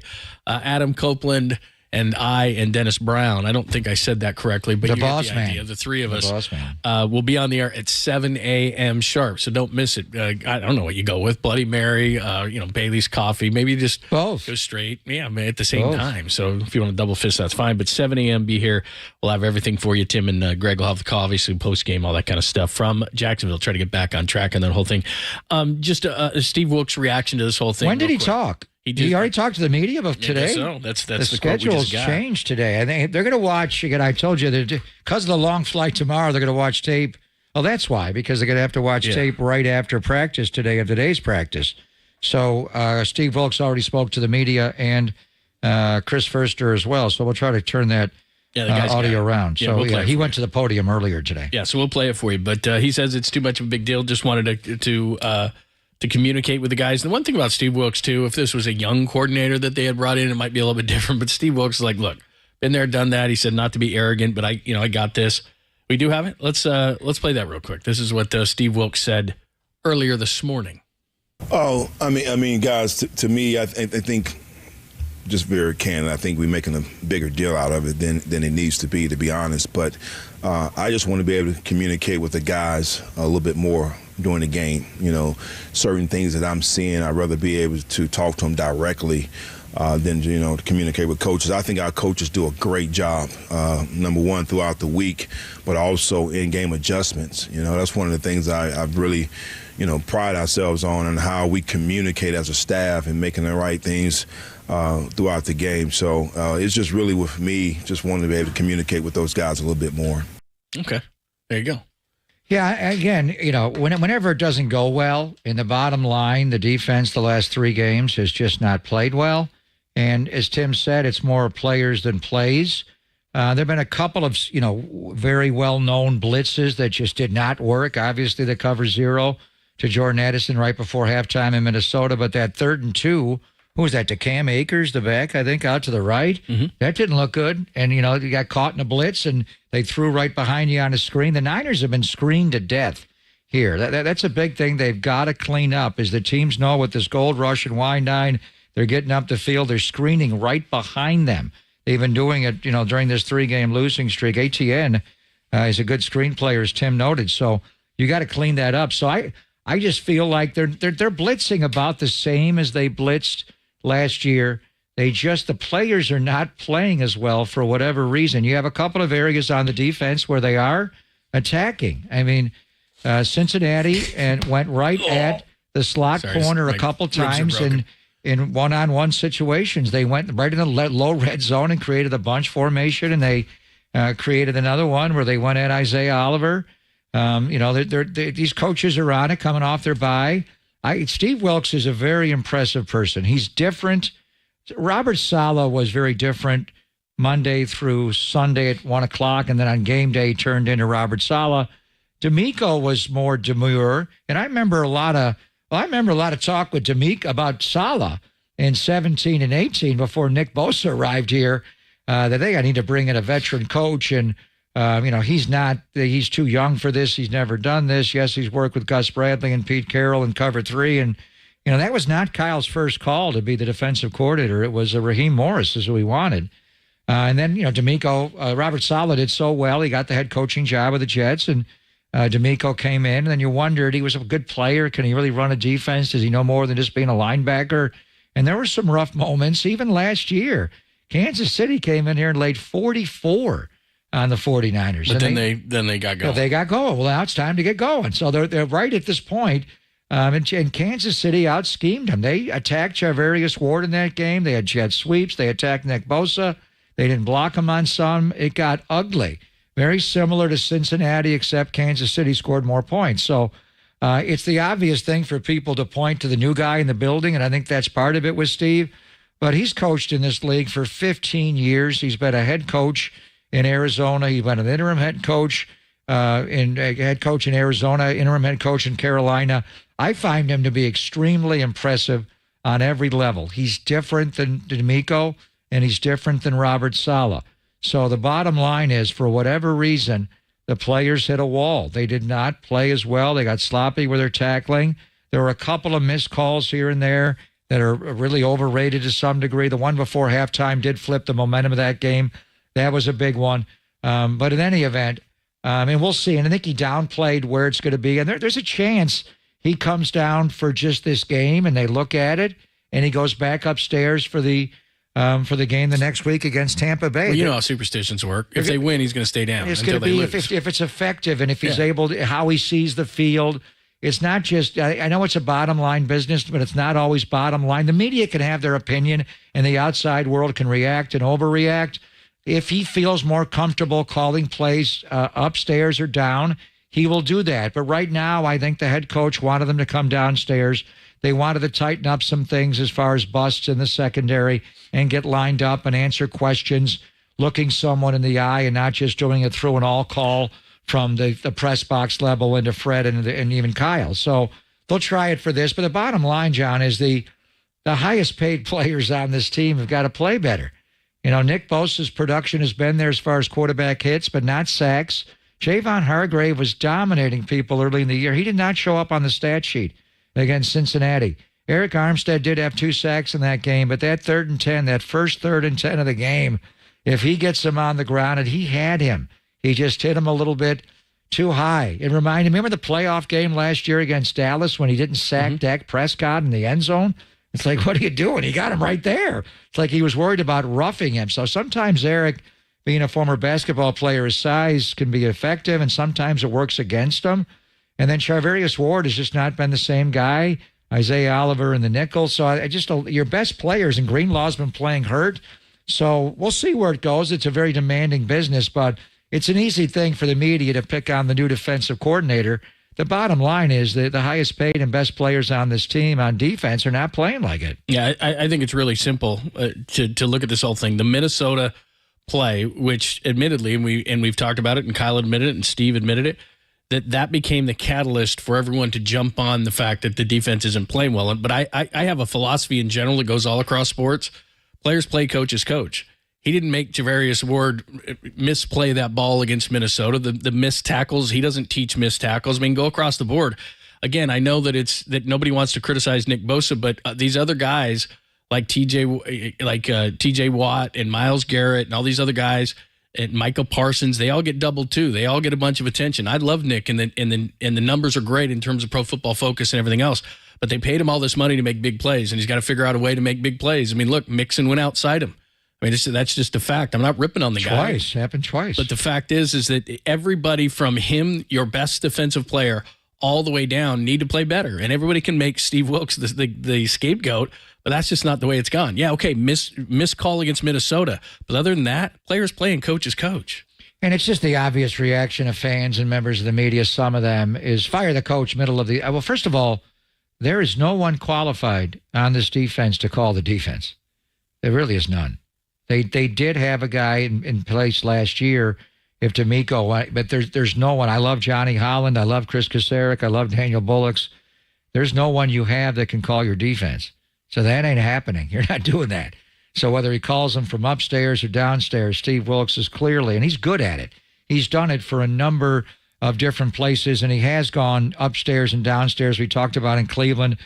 He did go to the field level. Guy Haberman sent me a clip from, he was listening earlier, from when he coached at Missouri. And in the actual Missouri football game notes, they have in there Wilks' season note that he is on the quote-unquote field after the first 3 weeks. But they didn't note that he was on the field earlier in the year. A lot of times teams will tell you where the coaches are, if they're in the booth or if they're on the field. So even back in Missouri when he was running defenses in college, he did make a middle-of-the-season change going from, it sounds like, the booth to start and the field later, and he has called defenses from both. When he was in Carolina, it was more the field, and then it was more the box when he was in, or vice versa, Cleveland. It was more where he called from the field, in Carolina the box. Our good friend Ted Wynn's going to join us from The Athletic at the bottom of the hour. If you've never heard Ted, never read Ted, he is awesome. He breaks it all down, the issues with the 49ers defense. We'll talk about that at 12:30. We got to get something in here. John Shea joined us yesterday at 1:30, and he's got a great piece. Well, he's got a piece out that will make people who want Shohei excited, I think. We'll give you that next, only here on The Sports Leader.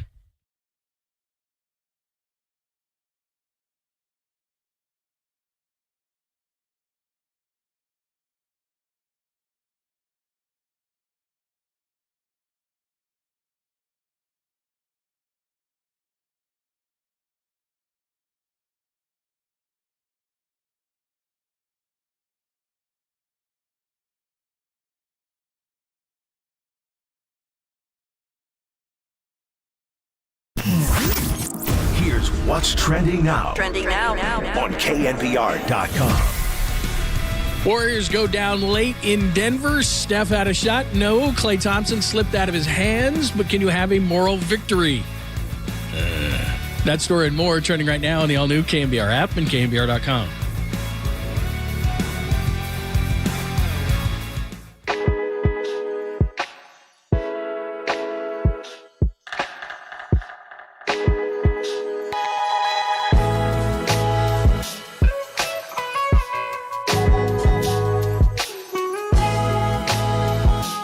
Gold Bar Whiskey proudly presents the Joe Montana Whiskey Collection, a whiskey that celebrates the iconic 49ers quarterback and a four-time Super Bowl champion, Joe Montana. Gold Bar is the perfect whiskey to enjoy with friends and families and celebrate like a champion. It's crafted right here in the heart of the Bay. Each bottle of the limited edition Joe Montana whiskey embodies the spirit of greatness, aged to perfection and finished in cognac barrels. It delivers a unique taste that is as smooth as Joe's legendary passes. You can find the Joe Montana collection at local retailers, online, and at goldbarwhiskey.com, or at the Gold Bar Whiskey Distillery located on Treasure Island. So stop by there for delicious foods. They serve lunch from Wednesday through Sunday, refreshing cocktails, and the best views that San Francisco has to offer. You're on Treasure Island.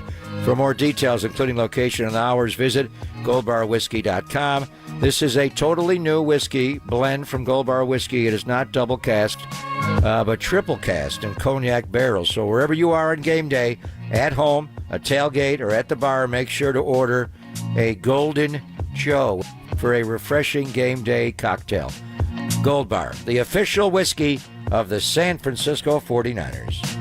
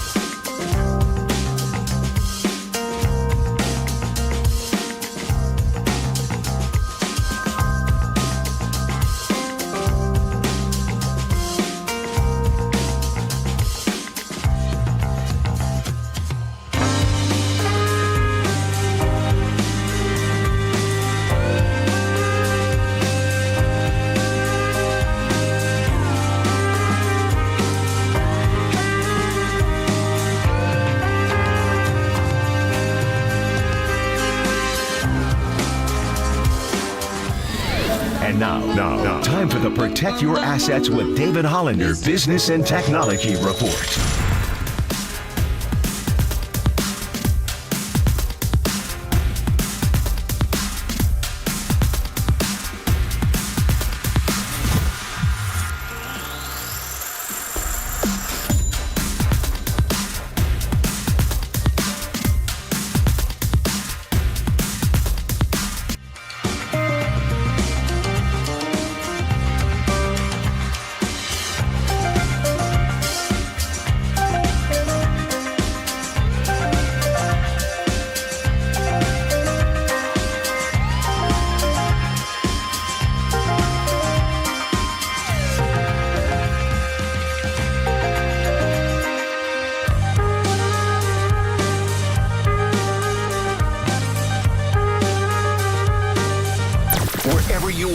The globe. Stream your proud home of Giants baseball 24/7, 365 on KNBR.com. This is the sports leader. A lot of these big market teams did not make the playoffs. And a lot of the big market teams have owners who said, we better make the playoffs next year. What are you going to do about it? And so Ohtani is the number one guy. He's going to get $500 million plus, I imagine. I imagine the Giants would have an advantage for this reason. I'm just spitballing here. If the Dodgers, the Rangers, all these other teams say, you know what, we don't know if he's going to be a two-way superstar in the future because he's not even going to pitch in 24 because of Tommy John, and what's he going to look like in 25 and beyond as a pitcher, and what we're paying all that money just for a DH. He's not going to play the field because he can't throw. the Giants can't worry about any of that because they just got to roll the dice and take the biggest gamble of their lives, since Barry Bonds, and go for it because they can afford to, they need to, they need a bump in attendance, they need a bump in excitement, they need a bump with their lineup, they need a bump everywhere. That's John Shea. Hey, he joined us yesterday, national baseball writer for the Chronicle. He is great, and he's in Scottsdale at the GM meetings, and he wrote this late last night, but after he was on with us, Giants preparing for full court press on free agent superstar Shohei Ohtani. You don't like that? No, I tried to get some more research on it. You and I had a spirited conversation about it yesterday. I'm not a huge fan of it, but I could be swayed if they've learned their lesson from last year, which is don't just solely go with, your blinders on and go at Shohei. Make sure that you're staying in contact and making sure that there's a backup plan. And if he indicates to you, you need to cut to the chase quickly. This is not let's court. This is about yes or no. Are you're going to seriously be interested? Because if you're not, they got to put a timeline on it. Yeah, because you got to pivot fast. You can't have what happened last year because I think they were desperate to spend the money. And they brought in Haniger and they brought in Stripling and they brought in these guys. Those were the wrong guys. So they have the flexibility to do it. I don't think he's going to be interested, but okay, let's just assume that he is for a second. You go full court press. You just can't have the same offseason as last offseason. I get what happened with Correa, but you've got to fix this team. Without a doubt. But every offseason is different because you're dealing with different people. Shohei Ohtani's not Aaron Judge.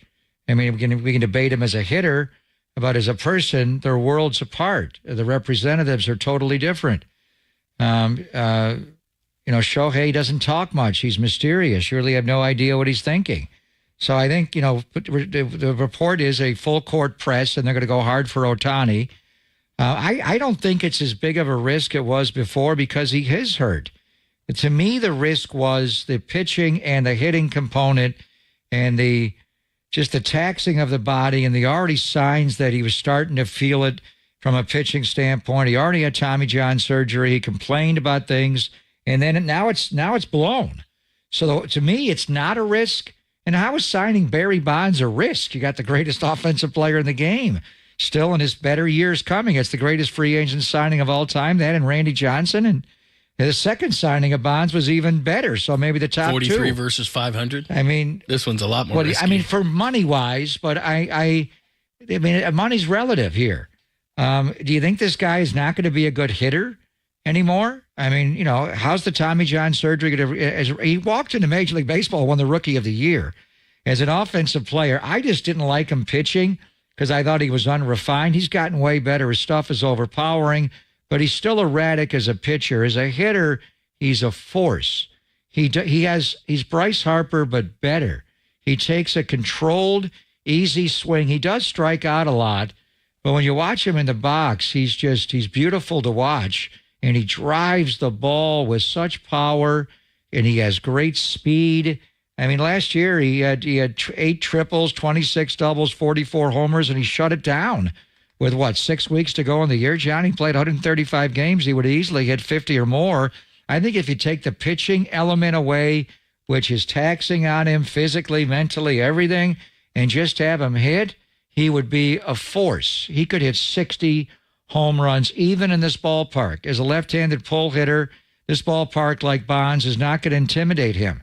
And if you take the pitching element away, I think he's a better hitter. So I'm more in on him now as just a hitter. And then I think as far as the TJ and the pitching unknown, you already know that. So you're not bringing up anything in the contract. He cannot write language in that contract that guarantees him anything as a pitcher because we don't know if you can pitch.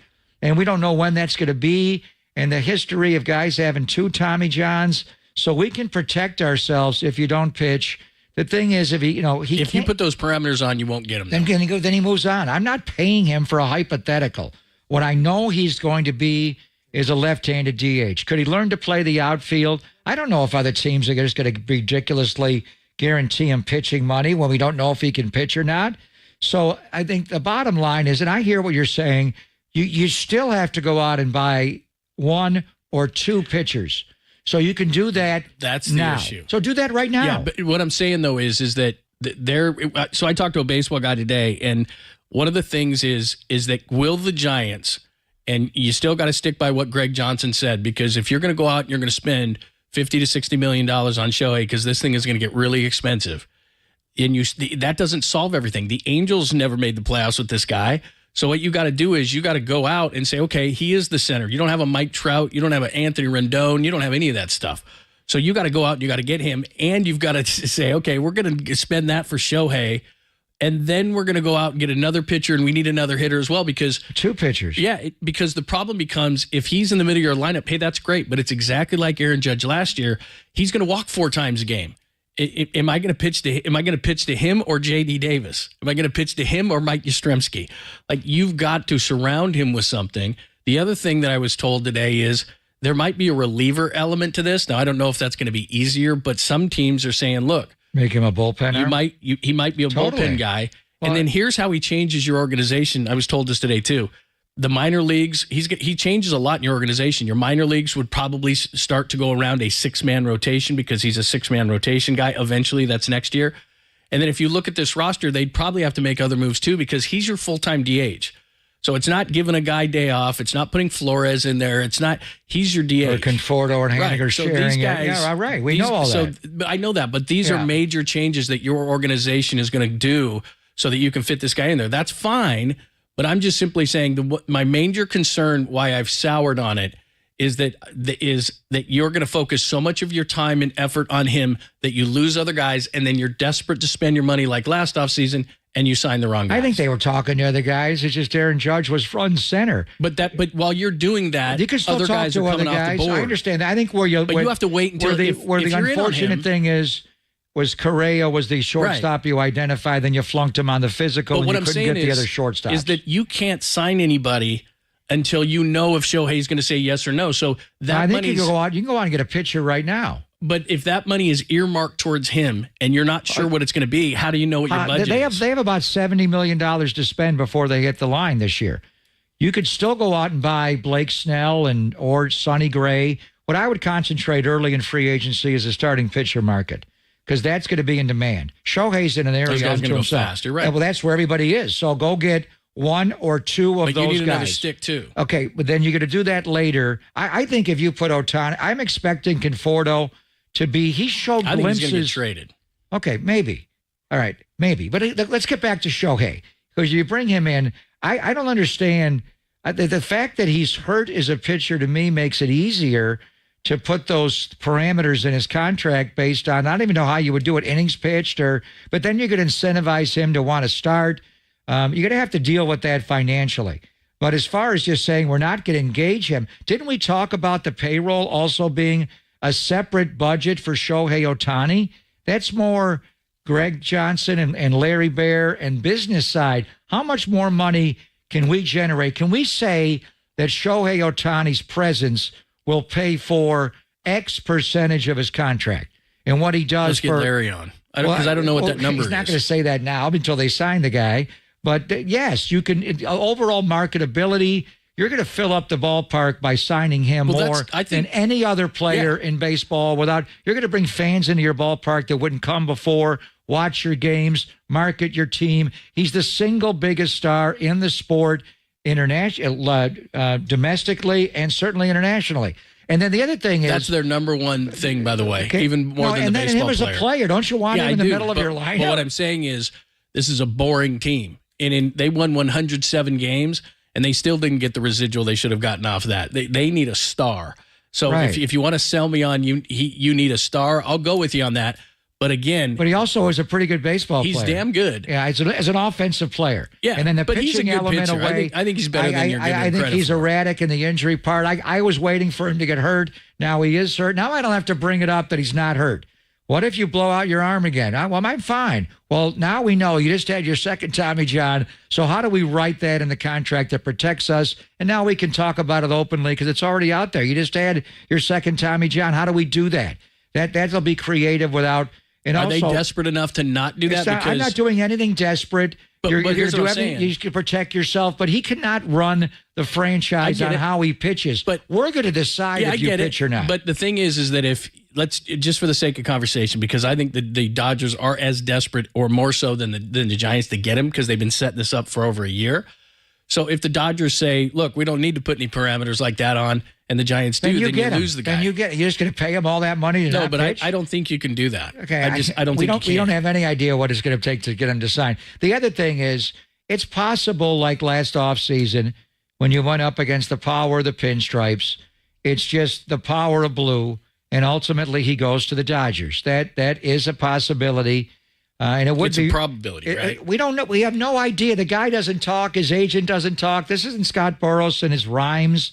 We have no idea. So you can engage him with a conversation, and it could be interesting to see what he has to say. We're trying to read the man's mind. We have no idea. He's not Aaron Judge. He's not Bryce Harper. He's not Giancarlo Stanton. He's Shohei Ohtani. You're going to talk to him as an individual with fresh ideas. But if he does ultimately, wouldn't it be juicy if it's Giants-Dodgers? Are the two suitors? You hear the Rangers and a few other teams getting into it. And then at the very least, John, you want to be in this, if he does go to the Dodgers, to make them pay as much as they have to pay to get him. You want him to have another suitor that's going to drive the price up. If he ultimately goes to the Guggenheims, make them pay such a high salary that they're not going to be able to add. Even the Dodgers are not going to be able to add substantially around him. But I think there's a chance you can get it. How do you know? How do you know what he thinks? He never talks. I mean, there's people who have speculated what he wants, and people who have talked to his agents, and there's insiders who have said it. I mean, the number one thing, and I do believe this, is he wants to win. So in that meeting that the Giants have to convince him, I think like they had to convince Aaron Judge that they can win. And to me, that's the hardest part of this equation. They can come up with the money, and they can do all these different things and talk to him about it, and there's I think it's a great spot for him as far as the population, the makeup of it, and all these different kind of things that I think would appease him. But the number one thing you're going to have to tell him is we haven't won a playoff games or a playoff series since 2014. We're not telling him that. Let him do the research. We won 107 games 2 years ago. Lost that series. 2016 lost that series. I don't want you speaking on behalf of the Giants. Let's get somebody else. If you're going to convince him that you can win, how are you going to convince him of that? Because I think that is going to be the hardest thing. And you and I talked about this ad nauseum last year with Aaron Judge, who's coming from the Yankees, who didn't win this year. But generally speaking, they're going for it every year. How do you convince him that it's going to be different than it was with the Angels? That would be the hardest part for me. So we'll see. All right, there you go. John Shea's got the latest in the Chronicle. If you missed that interview, it was a good one. And we talked all about all sorts of rumors around it, not only just Shohei, but a lot of stuff. Just go to KNBR.com. We did that yesterday. All right, Ted Wynn's going to join us, one of our favorites. He breaks down the problems with the 49ers defense and how to fix it. We do it next, only on the Sports Leader.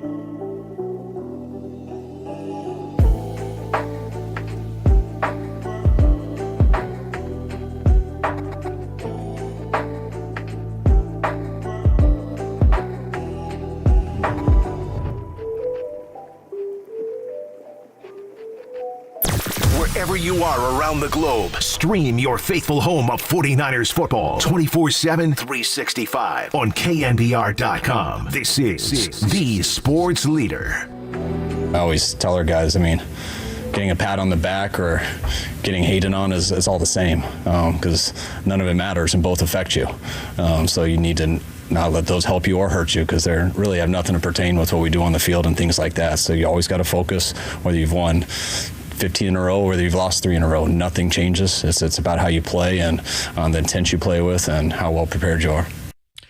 Of course, that's Kyle Shanahan. Thanks for joining us, Bob and Lund, as we are live from Levi Stadium, as we are every Thursday for the Tim Ryan Power Hour. If you missed that, we post it at KNBR.com. Let's get some more 49ers for you, and he is great. Ted Nguyen, who we have often on the show, and he gives you great insight into what's going on the field at FB_film analysis. Ted Nguyen from The Athletic. You need to make sure that you are following him and reading him. It's great stuff. It's the latest piece out, What's Wrong with the 49ers Defense, and Does Chase Young Fix Their Issues? Ted joins us courtesy of the Uma Guest Line. What's happening? How are you? Nothing much. Just getting ready for this barn burner between the Panthers and Bears tonight. But just doing well. Hope you guys are doing good. Yeah, we're doing good, man. And look, we're not digging ditches around here, but sometimes it is, like, some games are tougher than others. There's no doubt. As far as the 49ers are concerned, you did a deep dive as you do, and you do so well. What did you see over the last few weeks with the 49ers defense? Yeah, I think, one, they're having some major issues as far as run defense. Last year, they were second in defensive success rate against the run. This year, they're 28th. And a lot of it has to do with offenses coming in with very tailored game plans to attack the weaknesses of the Niners defense. Like, they're a very aggressive defense that gets upfield, and teams know that. So they're running crack tosses where they crack the end. They're running traps where they trap the defensive tackles. And I think now that teams are moving towards more gap scheme and moving away from zone, teams have those tools available, and they're using them against the Niners. And it's really hard to stop with the Niners style of play. There's techniques, and the linebackers to trigger a little bit more. You could get better secondary support, but it's tough to stop with the way the Niners play. And two, I think they really missed Jimmy Ward as nickel. I think Ward was a really good run defender, but he could also cover man-to-man. And Oliver's just not that level. I think Oliver's a good run defender, but he's given up a lot of yards, given up 3 touchdowns. So quarterbacks are having a lot of success targeting him. And I think Chardavius Ward is still playing at a high level, but he's not playing at the elite level that he was last year. And I think a lot of it just has to do with he's not coming down with those 50-50 balls that he did last year. He's almost given up as many yards and touchdowns as he has all of last year in just 8 games this year. Yeah, you identified it all. In that toss crack, and, they're running the pin and pull, and it's to the offense's left and the 49er defensive right. Cleveland did it over and over and over again. Minnesota opened the game with that same play, and Alexander Madison ripped off a 19-yard run. I think Bill Callahan, the offensive line coach in Cleveland, former head coach for the Raiders in Nebraska, just schemed him up, and he ran more power in that game, and that toss crack. And then Brian Callahan, his son, is the offensive coordinator in Cincinnati, so you don't think Dad passed down the words of wisdom to son on how to deal with the Niners defense. And then Cousins was hot. And but let's just analyze the 49er defense overall, Ted, this year versus last year, and just some basic numbers. Because when Steve Wilkes came in, he said, we're going to blitz more, and we're going to play more man coverage behind that. They are playing more man coverage behind it, but marginally more. And some of the different analytics you read are the blitz numbers are different. They're basically blitzing about the same, Ted, correct, or even less than they did last year with D'Amico. Yeah, but I think the one thing with D'Amico is he was so good at timing when to blitz and when not to blitz. It seemed like almost every time he called one, it would hit home, and the offense wasn't ready for it. And I think right now the timing for Wilkes is just a little off. And I think traditionally Wilkes has a very aggressive mindset. He led the league in blitzing, blitz rate. One year he was defensive coordinator. I think that was in 2012. But their blitz rate is almost the same. I just think the timing, D'Amico is just so good at timing it. And obviously we all remember the bad timing with the cover 0 blitz right before half ended in the Vikings game. So, hopefully gets that sorted out and he can time those blitzes a little bit better. Ted Wynn joining us from The Athletic, looking at the 49ers defense, has a great piece out. What's wrong with the 49ers defense? And then the second part of that is, does Chase Young fix their issues? Of course he does not. One man will not. But what does Chase Young bring to the table that can maybe help the 49ers? Well, Chase Young was having a career year. He's top 10 in several metrics like pass rush win rate, pressure rate, all those metrics. So he's going to bring a legit elite type of pass rusher to this defensive line. And the end opposite of Nick Bosa has been very consistent, whether that's Drake Jackson or whoever they rotate in there. They just haven't been very consistent. So the pass rush is going to be better, but that doesn't really solve their issues until the coverage gets better because, they do have some personnel issues in the secondary, but they're also giving up a lot of coverage busts, just getting their assignments wrong. Even Fred Warner's at the wrong place sometimes. Like they're giving up these quick, wide open throws, and it's hard to pressure the quarterback when they're throwing the ball quickly. The Niners rank 7th in pressure rate, but they also rank 8th in quickest opponent time to throw. And the Browns are the only other team in top 10 of pressure that's also in top 10 of quickest time to throw. So they need to make that quarterback hang onto the ball a little bit longer, being in the right places, and hopefully I think having this bye week and just getting those issues cleaned up will make a difference. But Chase Young won't make a difference until they get the coverage issues cleaned up. Yeah, the back end's been spotty, there's no doubt. And they're missing a lot of tackles. And one guy I want to talk about a little bit because he won a first-team All-Pro last year. And as a first year as a full-time starter, it was rather surprising. He beat out people like Derwin James as Talanoa Hufanga. And he had a great start to last year with all the picks. That pick 6 on Monday Night Football against Matthew Stafford, I think, got him the Pro Bowl and the All-Pro honors. He didn't play as well last year, the second half of the year. And Ted, I don't know what you're seeing on tape, but I just don't think Huff's playing as well this year. He's missing a lot of tackles. That cover 0 blitz right before halftime, he was the free hitter on that play and just didn't come. He didn't blitz. He didn't get the call right. If he comes off the edge, that's either a sack or a throwaway. And then it seems like the Niners are playing an equal amount of cover 3 and 4, so T-Gip and Huff are back together.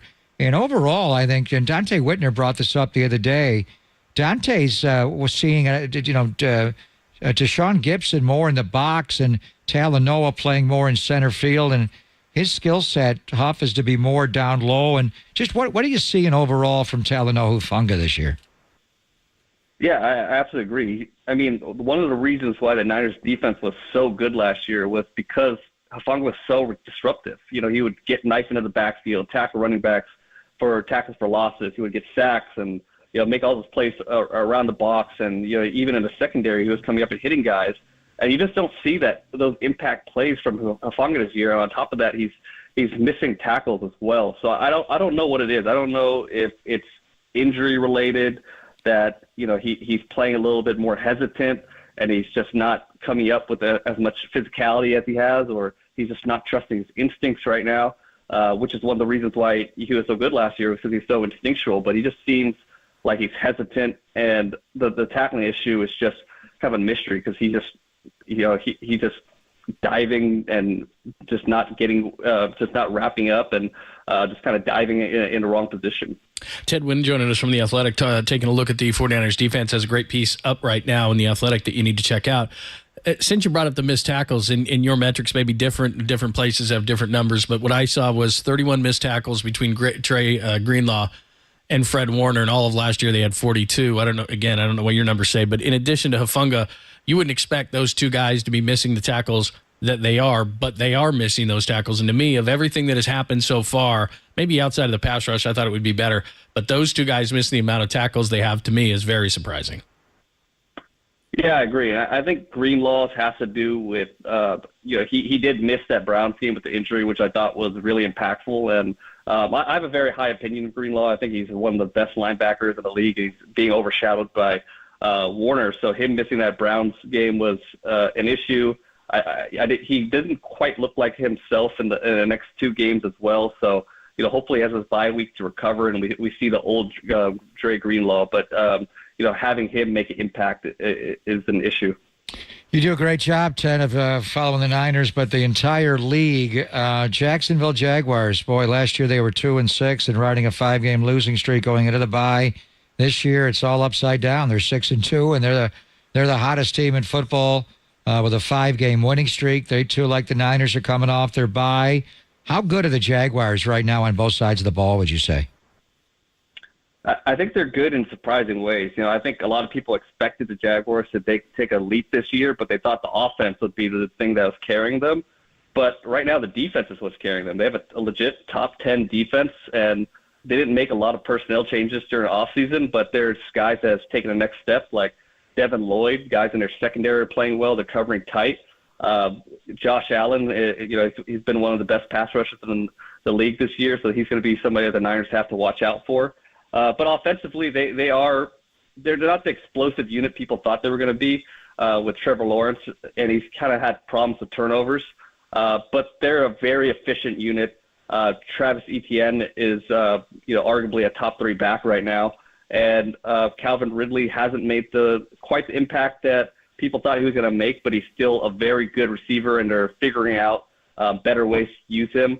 So I would suspect that they're going to involve him a lot more in slot and move him around and have him run some more in-breaking routes than he has in the first 2 weeks. So I expect him to get more usage. Obviously, Calvin Ridley is one of the best slot receivers in the league. So they're a tough defensive team that find ways to move the ball. Great stuff, Ted. We always appreciate it, man. Great piece. We appreciate the insight. We'll talk to you soon. No problem. Thanks for having me on. Thanks, man. So win-win when Ted comes out. He's great. At FB_film analysis. I say this every time he's on. He is worth it. Just his stuff, because he really does a great job of marrying the video, explaining exactly what you're going to see, and really breaks it down. So does a nice job on the 49ers defense and some of the issues and whether Chase Young can help in those areas. Top of the hour, 10 minutes away. We got a 4-play for you. Very, very good. And it's kind of varied. Like sometimes we'll have a lot of Niners, a lot of Warriors. We've got a lot of stuff going on right now. So we got Steve Wilkes, if you missed it, talking about going down to the sidelines. Little Brock Purdy on getting some injured guys back. We got Farhan from the meetings in Scottsdale. And, oh, yeah, the Warriors played the Nuggets last night. Oh, so close.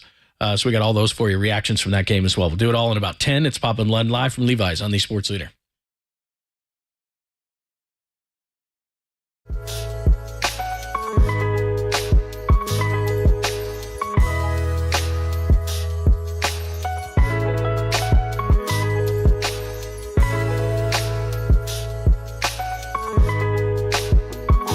Hey, it's Greg Papa here and doing play-by-play during the NFL season. I have to stay on top of my game, and I really need to make sure I get the best sleep I possibly can.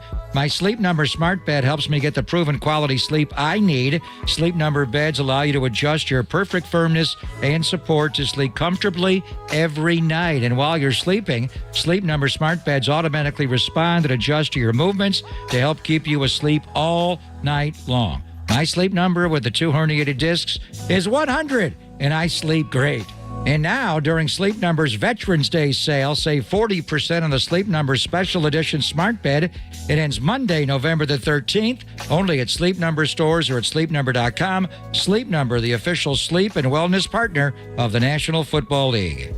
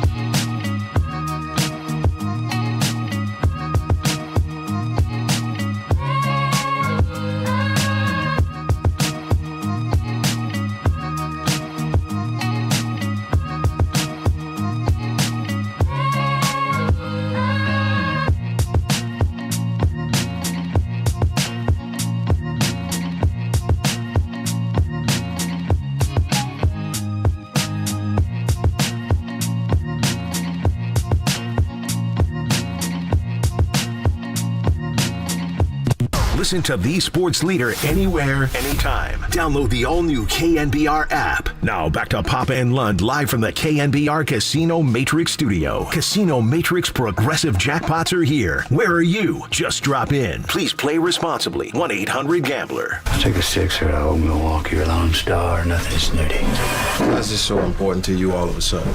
Because it's Thursday and it's past noon. Thursday is one of my days off. On my off days, I start drinking at noon. You don't get to interrupt that. Damn right you don't. By the way, you often cheat on me and go on other shows, but I saw something. I got to find this thing because I saw it this morning and I couldn't believe you said it, and I wanted to make sure that you did say it. Where did I go, John? I wouldn't go anywhere. You went on some Barrett Sports Media podcast. Oh, Jason Barrett. Our old boss back in the day. And there was a quote attributed to you, and there's just no way that you said this. I'm looking through their timeline right now. What was the quote? It said something along the lines of, you love doing this so much, you do it for free, but don't tell my bosses because I need the money. No, I didn't say that at all. You didn't? I said the opposite, but then I think I turned it around. Oh, because that's what they quoted you as saying. No, I didn't listen to the podcast. I didn't even read that article. Steve Albert sent me a text this morning, and Marty Learning, a few others. I haven't had time to read it. I haven't seen it. You know when I did that interview? It was very interesting. I was driving from here. It was the first day of our bye week. Mm-hmm. It was Wednesday afternoon, and I was done. And I told you that I was going to go to the Canyon Inn. Oh, yeah. And I did go directly there, and I ordered because David Lombardi suggested it, the hacksaw. Yeah, I got the article. I saw it, but I haven't read it yet. I'm saying this quote is not you. Well, I got to read the whole thing. There were times I said that, and then I reversed it. I basically said, just send me the checks and I don't have to work. Yeah. But then I said, if I wasn't working, I would still be watching games, so I might as well get paid for it. I don't know. I went back and forth on that. It says, honestly, if they didn't pay me to do this, I would be doing it anyway, so don't tell them I do need the money. I wouldn't be preparing and doing, I got to go study the Jacksonville Jaguars. I'd watch the game on Sunday. Right. So it's a little different level of commitment. No, I said the direct opposite of that. So they misquoted you. Well, then I got lost going to the Canyon Inn, and I wasn't sure where I was going. Anyway, have you been there? No. It is in Redwood City. It is it's not just a 49er bar. Isn't that what Keenan Turner always talks about? Yeah, it's kind of the version of Ricky's, old Ricky's for the Raiders, cool. But over here in the South Bay. And I got that. They have the selection. The burgers there are amazing, and beers. Order the hacksaw, which is a great double cheeseburger in honor of the great Jack Reynolds, the Hacksaw Reynolds. You should eat it in your full uniform the morning of practice, the morning of a game, like they did in the championship game. Anyway, I was driving there. It's a winding and twisting road, and my mind was kind of wandering when I did that interview. And you said you'd do this for free. Well, I don't remember, really. But what I was thinking about was the Canyon Inn and the burger that I had at the Canyon Inn. A double cheeseburger. You had a double? Well, only because David Lombardi, because he's been there a lot. I said, what do I get there? And he said, get the hacksaw. So I got the hacksaw, and it sounded cool. Everything else was the mushroom burger and shrooms on my burger. Sweet. What a way to love start mushrooms my on my burger. I love that. Mushroom Swiss is a very nice. Is that called the Aaron Rodgers? What is everybody's go-to burger? Like bacon? You're not a big bacon guy. I like bacon. It depends on what it is. Bacon cheeseburger is good. I'm very open. I don't normally do double burger, but it's called a hacksaw. So you just said hell with it. Well, I'm going to a 49er bar. Well, you're got a lot of questions, don't you? I want to know. Wow, you are all over it. Of course I finished it. Anyway, I did that interview, and it was fun. And it was for our old boss, Jason Baird. And I would have told him, Media. hell no. I didn't even. Did you read the whole article? Haven't talked to him I since haven't we even read roasted the him. article yet. Is it any good? No, I did. I just saw a quote. You saw one quote. I don't know. I don't know if I read it. Yeah, I don't know if I said that. I said the direct opposite, like right before, and then I spun it the other way, and he took that one. Oh, okay. Yeah. No, like I said, I'm like, I don't know if they I was did the talking interview for with the 20, right guy. 30 minutes in the car trying to find the canyon in. I have no idea So what you I said. said what I no, don't I just remember. like I said, I was flipping across stuff. I see that, and I said, some guy that I that's don't not know true. anything about. But I had to come off as though I was credible. Oh, okay. So. Oh, you're credible. I'm not going to work for free. That's I know. for damn That's sure. what exactly. That's Well, I know said you. that. I was like, what did? No, I said he didn't say I that. would follow it anyway. But would I sit there and study Press Taylor, the offensive coordinator of the Jaguars, all night? No. But I would watch the game on Sunday. And it also says you share stories from your broadcast career. So anyway, check it out. Okay. That's what it says. I think I mentioned you prominently. I was going to say. I wish that I was going with you to the Canyon Inn Is to that have, what you and said? we could share the double hacksaw Reynolds burger, but you weren't there with me, so I like went the alone. spaghetti and meatball. What's that Disney film with the dogs? Whatever that is. Yeah, meet in the middle at the spaghetti meatball or whatever it was. Meet me at the Canyon Inn. I love the Canyon Inn. Maybe I'll hit that today. Yeah. No, I can't. No, do I'm that. hungry. That was a bye-week vibe. You ever eat a hangover burger that has an egg on it? Oh, of course. Oh, those are so good. Of course. I was in the airport on whatever day that was, Sunday, and we were at a joint that had I've never seen this. It had bacon, egg, burger, and then like those flat hash browns at the bottom of it. Wow. That hangover breakfast I'm not burger. a big hash brown guy. So I was like, yep, that. Did it work? Yeah, and I slept Did for it like get the 3 hangover? hours afterwards because it was massive. But it was worth it. It is popping. And you missed football all day because of that? No way. Are you kidding me? We just sleep 3 hours. We didn't have time. We had a game in Germany. I was ready. We left early. We got a game in Germany this week. I like that. I'd like to go. Yeah, that's where they need the Niners to go. Let's go to Germany. You've been to London. You've been to Mexico City. All I think let's London go. is calling. I think Let's London go. is calling. Let's go to I thought this game against the Jaguars was going to be in London.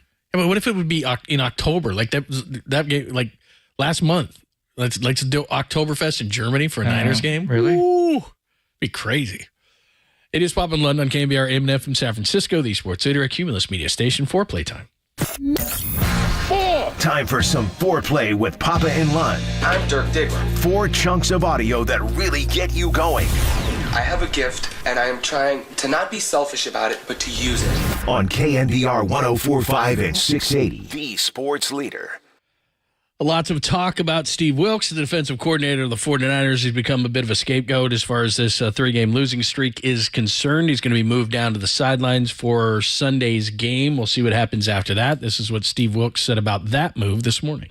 Oh, I mean, guys, to me, I think, just very candid, I think we're making a bigger deal out of it than it needs to be honest. But I just want to be able to communicate with the guys a little bit more during the game. You know, certain things that I'm seeing, I'd rather be able to talk to them directly than, to communicate with coaches. I think our coaches do a great job, number one, throughout the week, but also in-game adjustments. That's one of the things I've really, pride ourselves on, and how we communicate as a staff and making the right things throughout the game. So it's just really with me, just wanting to be able to communicate with those guys a little bit more.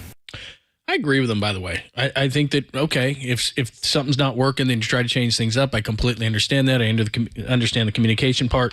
But because of that Minnesota situation before the half got blown so out of proportion, I think that we've all run with it so much that he's become the scapegoat. Players play, coaches coach. Players got to play better. But they had busts in that game, and it wasn't just that play. They were busting, and this is something the head coach wanted to get done. And Kyle's called plays upstairs, mostly downstairs in his career. 1 year in 16 in Atlanta, he called them upstairs, and that was a great offense. And Matt Ryan was the MVP, and they went to the Super Bowl and had a 28-3 lead. So it's just a little bit different, and I think it's time to do that. Now, there's also a possibility he comes down for just this game, then he goes back upstairs. I think it's wherever he feels he can call the game. The bottom line is, can he do his job as effectively on the sideline as he has upstairs in his career previously? And Kyle made the point about seeing it and having a desk and a chair and more of a state environment, having it, replays. I don't know. honestly, when I watch practice from the field, I call the games from upstairs. There's different vantage points where you see things better. Sometimes you can't see on the field. You're blocked. Sometimes upstairs you don't have the right angle. And when they're upstairs, they're with us in a lot of these stadiums. They aren't the best vantage points, and he's not working off binoculars, but he does have monitors there. I think there's two different ways. Press Taylor, the offensive coordinator of the Jacksonville Jaguars, and he calls all their plays. He's their guy now. And Nick Holtz, who used to be on the Raiders staff, sits right next to him in the box. He calls the plays upstairs. I wonder, what do you think the breakdown is for offensive, if you're the head coach, you're on the field. But if you're calling plays as an OC, of the teams in the NFL, how many are doing it from upstairs versus downstairs? And then defensively, if you're a defensive coordinator and you're not the defensive head coach calling the plays as well, where do you think they are if you had to break it down in the league? Half and half? Well, I think it seems to me that most offensive coordinators are in a booth and most defensive coordinators are on the sidelines. And I don't know why that is. And maybe it's the communication part, but often you see Dan Quinn's upstairs. Yeah, he's one in Dallas. But often you see these DCs jumping up and down and revving up the defense, and then you see OCs because, and I think it is because offensively, it's so much more complicated in calling plays and all these kind of things that they're looking at it like a chessboard from the top. Whereas defensively, the calls are simpler. I'm not saying it's better, but I think Fred Warner was one of the first ones. Eric Armstead said it yesterday during the locker room when the reporters could get in there that right now it's just a communication thing. And I don't know if things are getting lost. I don't know if he needs to feel it. But like you said, I think you're right in that if he comes down and doesn't like it, then he's going to go back up. What's going to be interesting is if he goes down, doesn't like it, and they win, are they superstitious? Do they keep him downstairs? I'd like to have that problem because then that'd mean they'd win a game. So that'd be good. We got to figure that out tonight. Let's do a little research. I would think you're right. I think most offensive coordinators, non-head coaches that are calling plays do it from the press box level and more on the field for defense. But I wonder what the breakdown is. Yeah. Here's number 2. Let's flip it to the offensive side of the ball because as much as we've talked about defense, the offense has 3 consecutive games of 17 points. That's not going to get it done. Here's Brock Purdy talking about getting Debo back and potentially getting Trent Williams back as well. Yeah, it's huge. Obviously, you get the ball into Debo's hands, and he can do some crazy stuff and help our team out big time. So to have Debo back will be huge. Trent as well, that's going to be awesome to have him and his experience, his leadership, and sort of just help out with everything, run game, pass game. That's Trent's the best of the best. So have 2 of those guys back and give a spark and bring that energy to our offense. It's huge. So there you go. We'll find out about Trent Williams. They're practicing right now. Hopefully he'll practice. I did speak to him yesterday, and he's made it sound like he wants to play, and he's going to try to play. Do you think if he doesn't practice today, No, he needs to practice. Well, no, he's good enough where tomorrow he would need to practice before we fly to Jacksonville, but I think he'll try to practice today. We'll see. And then in the other, getting Debo back, I'm telling you, Debo is running like he did early in the year. And sometimes his body just gets worn down. He's a thickly built athlete. He gets a lot of soft tissue injuries, and he's in and out. He's battled it this year. And then McCaffrey's lively. And when you get those 2 guys back together near to 100% or at 100% physically, they're so interchangeable. We saw a lot of the pony personnel with Elijah Mitchell and McCaffrey. McCaffrey was doing the Debo stuff. Now you have actually Debo back to do the Debo stuff, and you got McCaffrey back. I mean, put yourself in Mike Caldwell, the defensive coordinator of the Jacksonville Jaguars, shoes, John, and you got to figure out what's 23's doing and what 19's doing, and they are interchangeable that way. I just feel as though, who knows how it'll translate in the game, but they are fresh. They are back. McCaffrey's been playing through the oblique, and Debo's been playing through the shoulder, or not playing. He's been missing time. But he looks like he did when the season opener in Pittsburgh. He was that kind of fresh when he came off the great training camp, and the conditioning's there. So just the freshness. Kyle was saying they were slow and tired going off the Cincinnati game into the bye week. I think right now they are fast and fresh again. Let's play cuts 3 and 4 for you coming up next. The Warriors, because we got to get into that. It's going to take longer than a minute. Steph Curry on taking that 2, that runner that he missed in the lane versus taking a 3. We'll talk about that, and we'll talk about the entire game. And then a little bit more on the baseball meetings, which we'll wrap up today from Scottsdale. We got that for you. By the way, Thank you to the Sweet Clean listeners. Of course, the movie I was talking about was Lady and the Tramp. Oh, yeah. Would you be Lady? Classic. Would you be Lady or the Tramp? Is what I would ask. Probably you. neither. You'd be the Tramp. Probably neither. What was the context you were asking about? I was saying you meet at the meatball, and you were saying you were going to split that burger with me. Yeah. And I just said, meet at the meatball. Isn't that what Lady and the Tramp was? Meet at the meatball. I saw that movie so long ago, and I took the kids, and I think I was asleep. I'm thinking of a Sinatra song, "The Lady is a Tramp." There you go. I don't know. Can you do Sinatra? I don't. Can we go to the Canyon Inn? I do want to go there. All of a sudden, I'm hungry for the hacksaw. I love burgers, man. It's a double burger. Oh, man. All right, we'll give you those final two. We got a little Sweet Clean family friend, the Caboose Pistol. One story in particular that I want to ask you about. We'll get into all those things coming up. It's Bob and Lund only here on the Sports Center.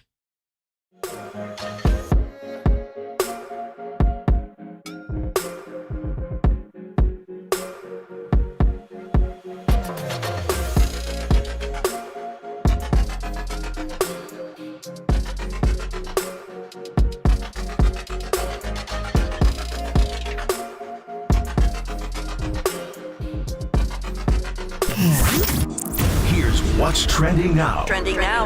On KNBR.com. 49ers defensive coordinator Steve Wilks is moving down to the sidelines. What does that all mean? That story and more trending right now on the all-new KNBR app.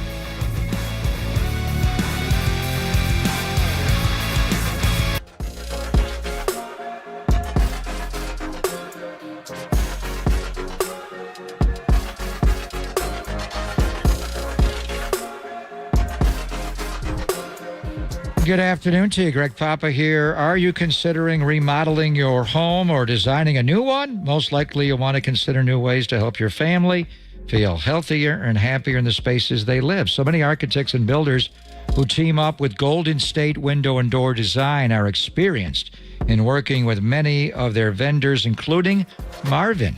They offer a variety of window and door options that help you achieve long-time performance and energy cost savings, particularly with the diverse weather we have here in the Bay Area. Marvin windows are also designed for seamless, eye-catching aesthetics. Take a look at the window and door page at goldenstate.com. Scroll through the image gallery and select a virtual tour of their showrooms for inspiration. When you get some ideas, contact your architect or designer and schedule an appointment on Golden State's window and door page. Striving to help your builder design with ease. Golden State, family owned for 3 generations. When you succeed, we succeed.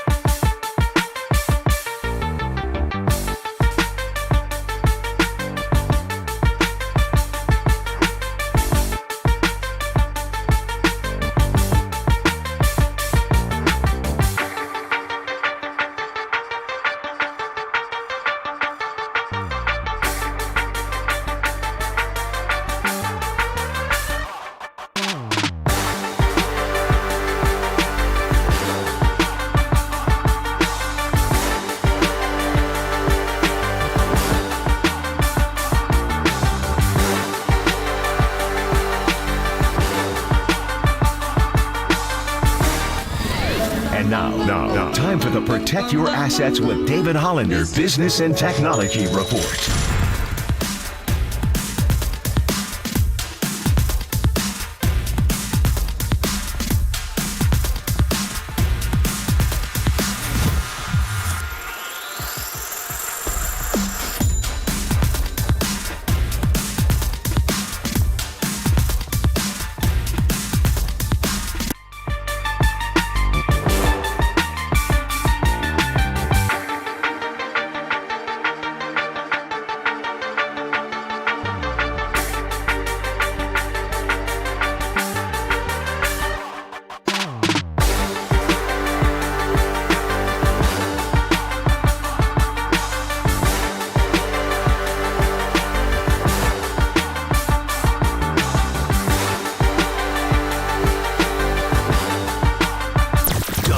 Wherever you are around the globe, stream Gold-Blooded Radio 24/7, 365 on KNBR.com. This is the sports leader. You're kind of just reading the situation based on where KCP was guarding. I know he's probably expecting me to either step back or, I've hit some of those already this year where, kind of ISO situations. Once I got by him, I like the shot I took. I'm not afraid to take it, not afraid of what happens. And if it goes down, when you get a stop, go to overtime. Last thing I wanted was to kind of rush a three that, might not be the best look, just knowing the situation. So I just made the play I thought was the right one. We'll live with that shot. That's a Steph from last night. We'll finish up your foreplay for you. The Warriors lose 108-105, and I know that the Warriors are long past close and no cigar kind of games to feel good about those kind of things and moral victories. But I thought against Denver is a really good team. And like you said, they're undefeated at home.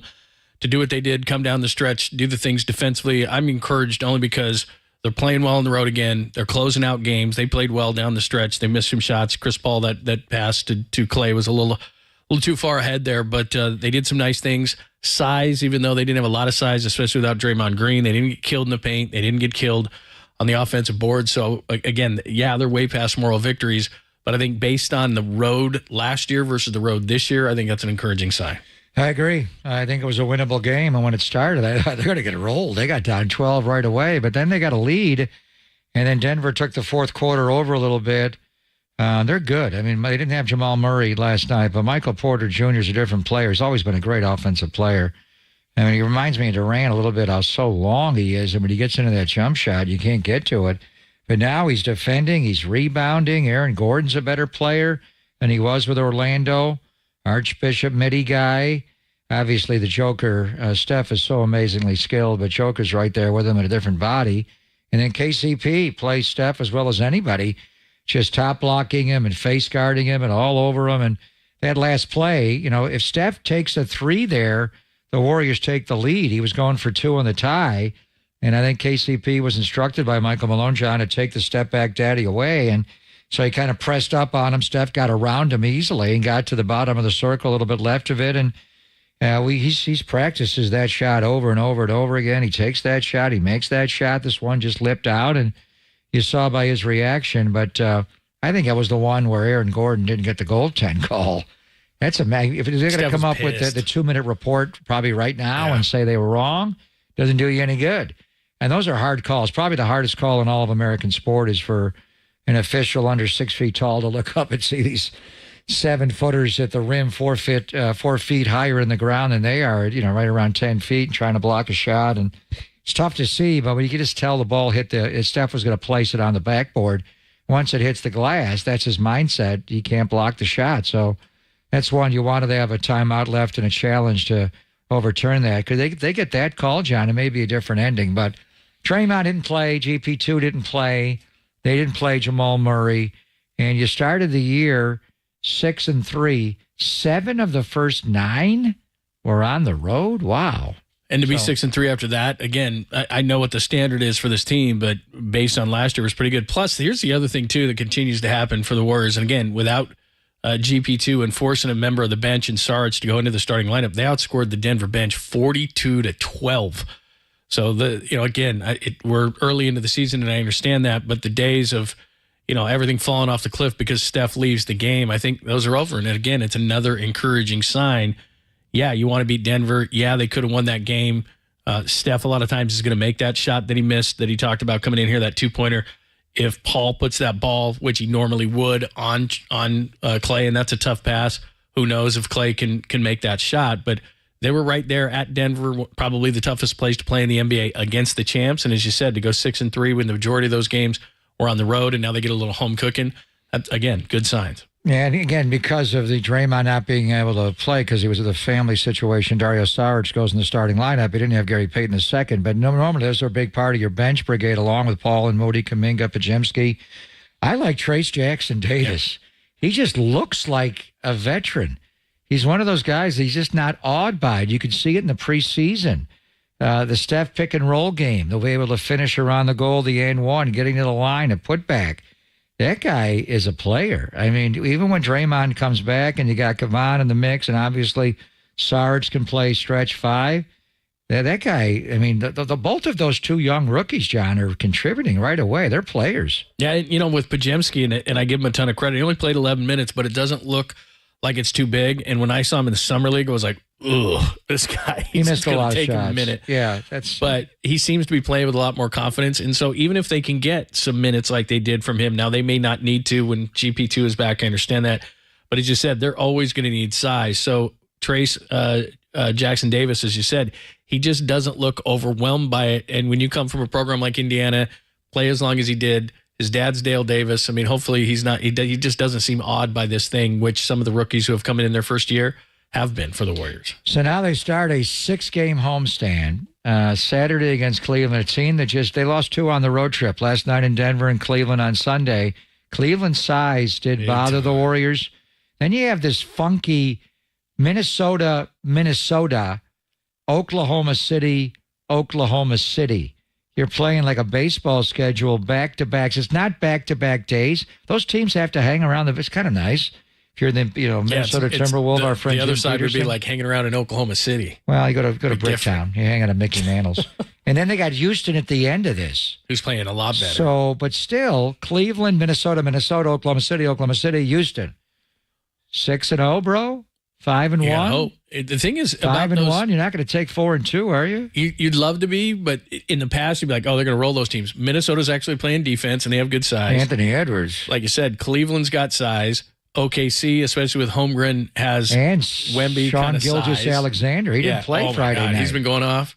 Yeah. So some of the bottom of the West, you know, you got your Utah and Portland and that kind of stuff, but some of the typical bottom of the West over the last few years, Oklahoma City is going to be a problem. Minnesota's playing some defense. I know it's early, but they are playing some defense, and then Cleveland rolled you in that size. So those 3 teams all have big size. So what do you think? 5-1. You know what's hard is beating a team back-to-back, even though you're not traveling. Right. That's odd. Sometimes you have a home and home, back-to-back on a Friday, Saturday, but you just play different teams. When was the last time they played the same team in the same building? It's not a playoff series. Weird, isn't it? And they got 2 of those back-to-back. How many of those games are for that garbage pail trophy? You don't like the in-season tournament? Well, Mark Spears told us yesterday. November the 14th, the second one against Minnesota. This coming, so there's Saturday. Well, Saturdays, they got some back-to-backs at home, too. You got Saturday, Sunday. Cleveland Saturday night, Minnesota Sunday night. Tuesday, in-season tournament game at Chase. What color will the court be? We were talking about that yesterday. All gold. Gold. Like the old Forum, like the Fabulous Forum. Wouldn't it be cool? I love that. Gold. Do they have to gold member? Do they have to do the court like the rest of the courts, or can they do something different? No, they were all different. Because I want to see what I would love to do. You see the one in Oklahoma City? I did, yeah. I know you didn't like it. I didn't like it. I wanted to get my dancing shoes on. But I think that what would be cool is if you kind of did represent each city and make San Francisco kind of funky and everything. Well, they will. But they have a strip down the middle, and then outside of it is, landing strip. Wow. Come on. That Brought usually would be your Gillette. line. Ladies Gillette.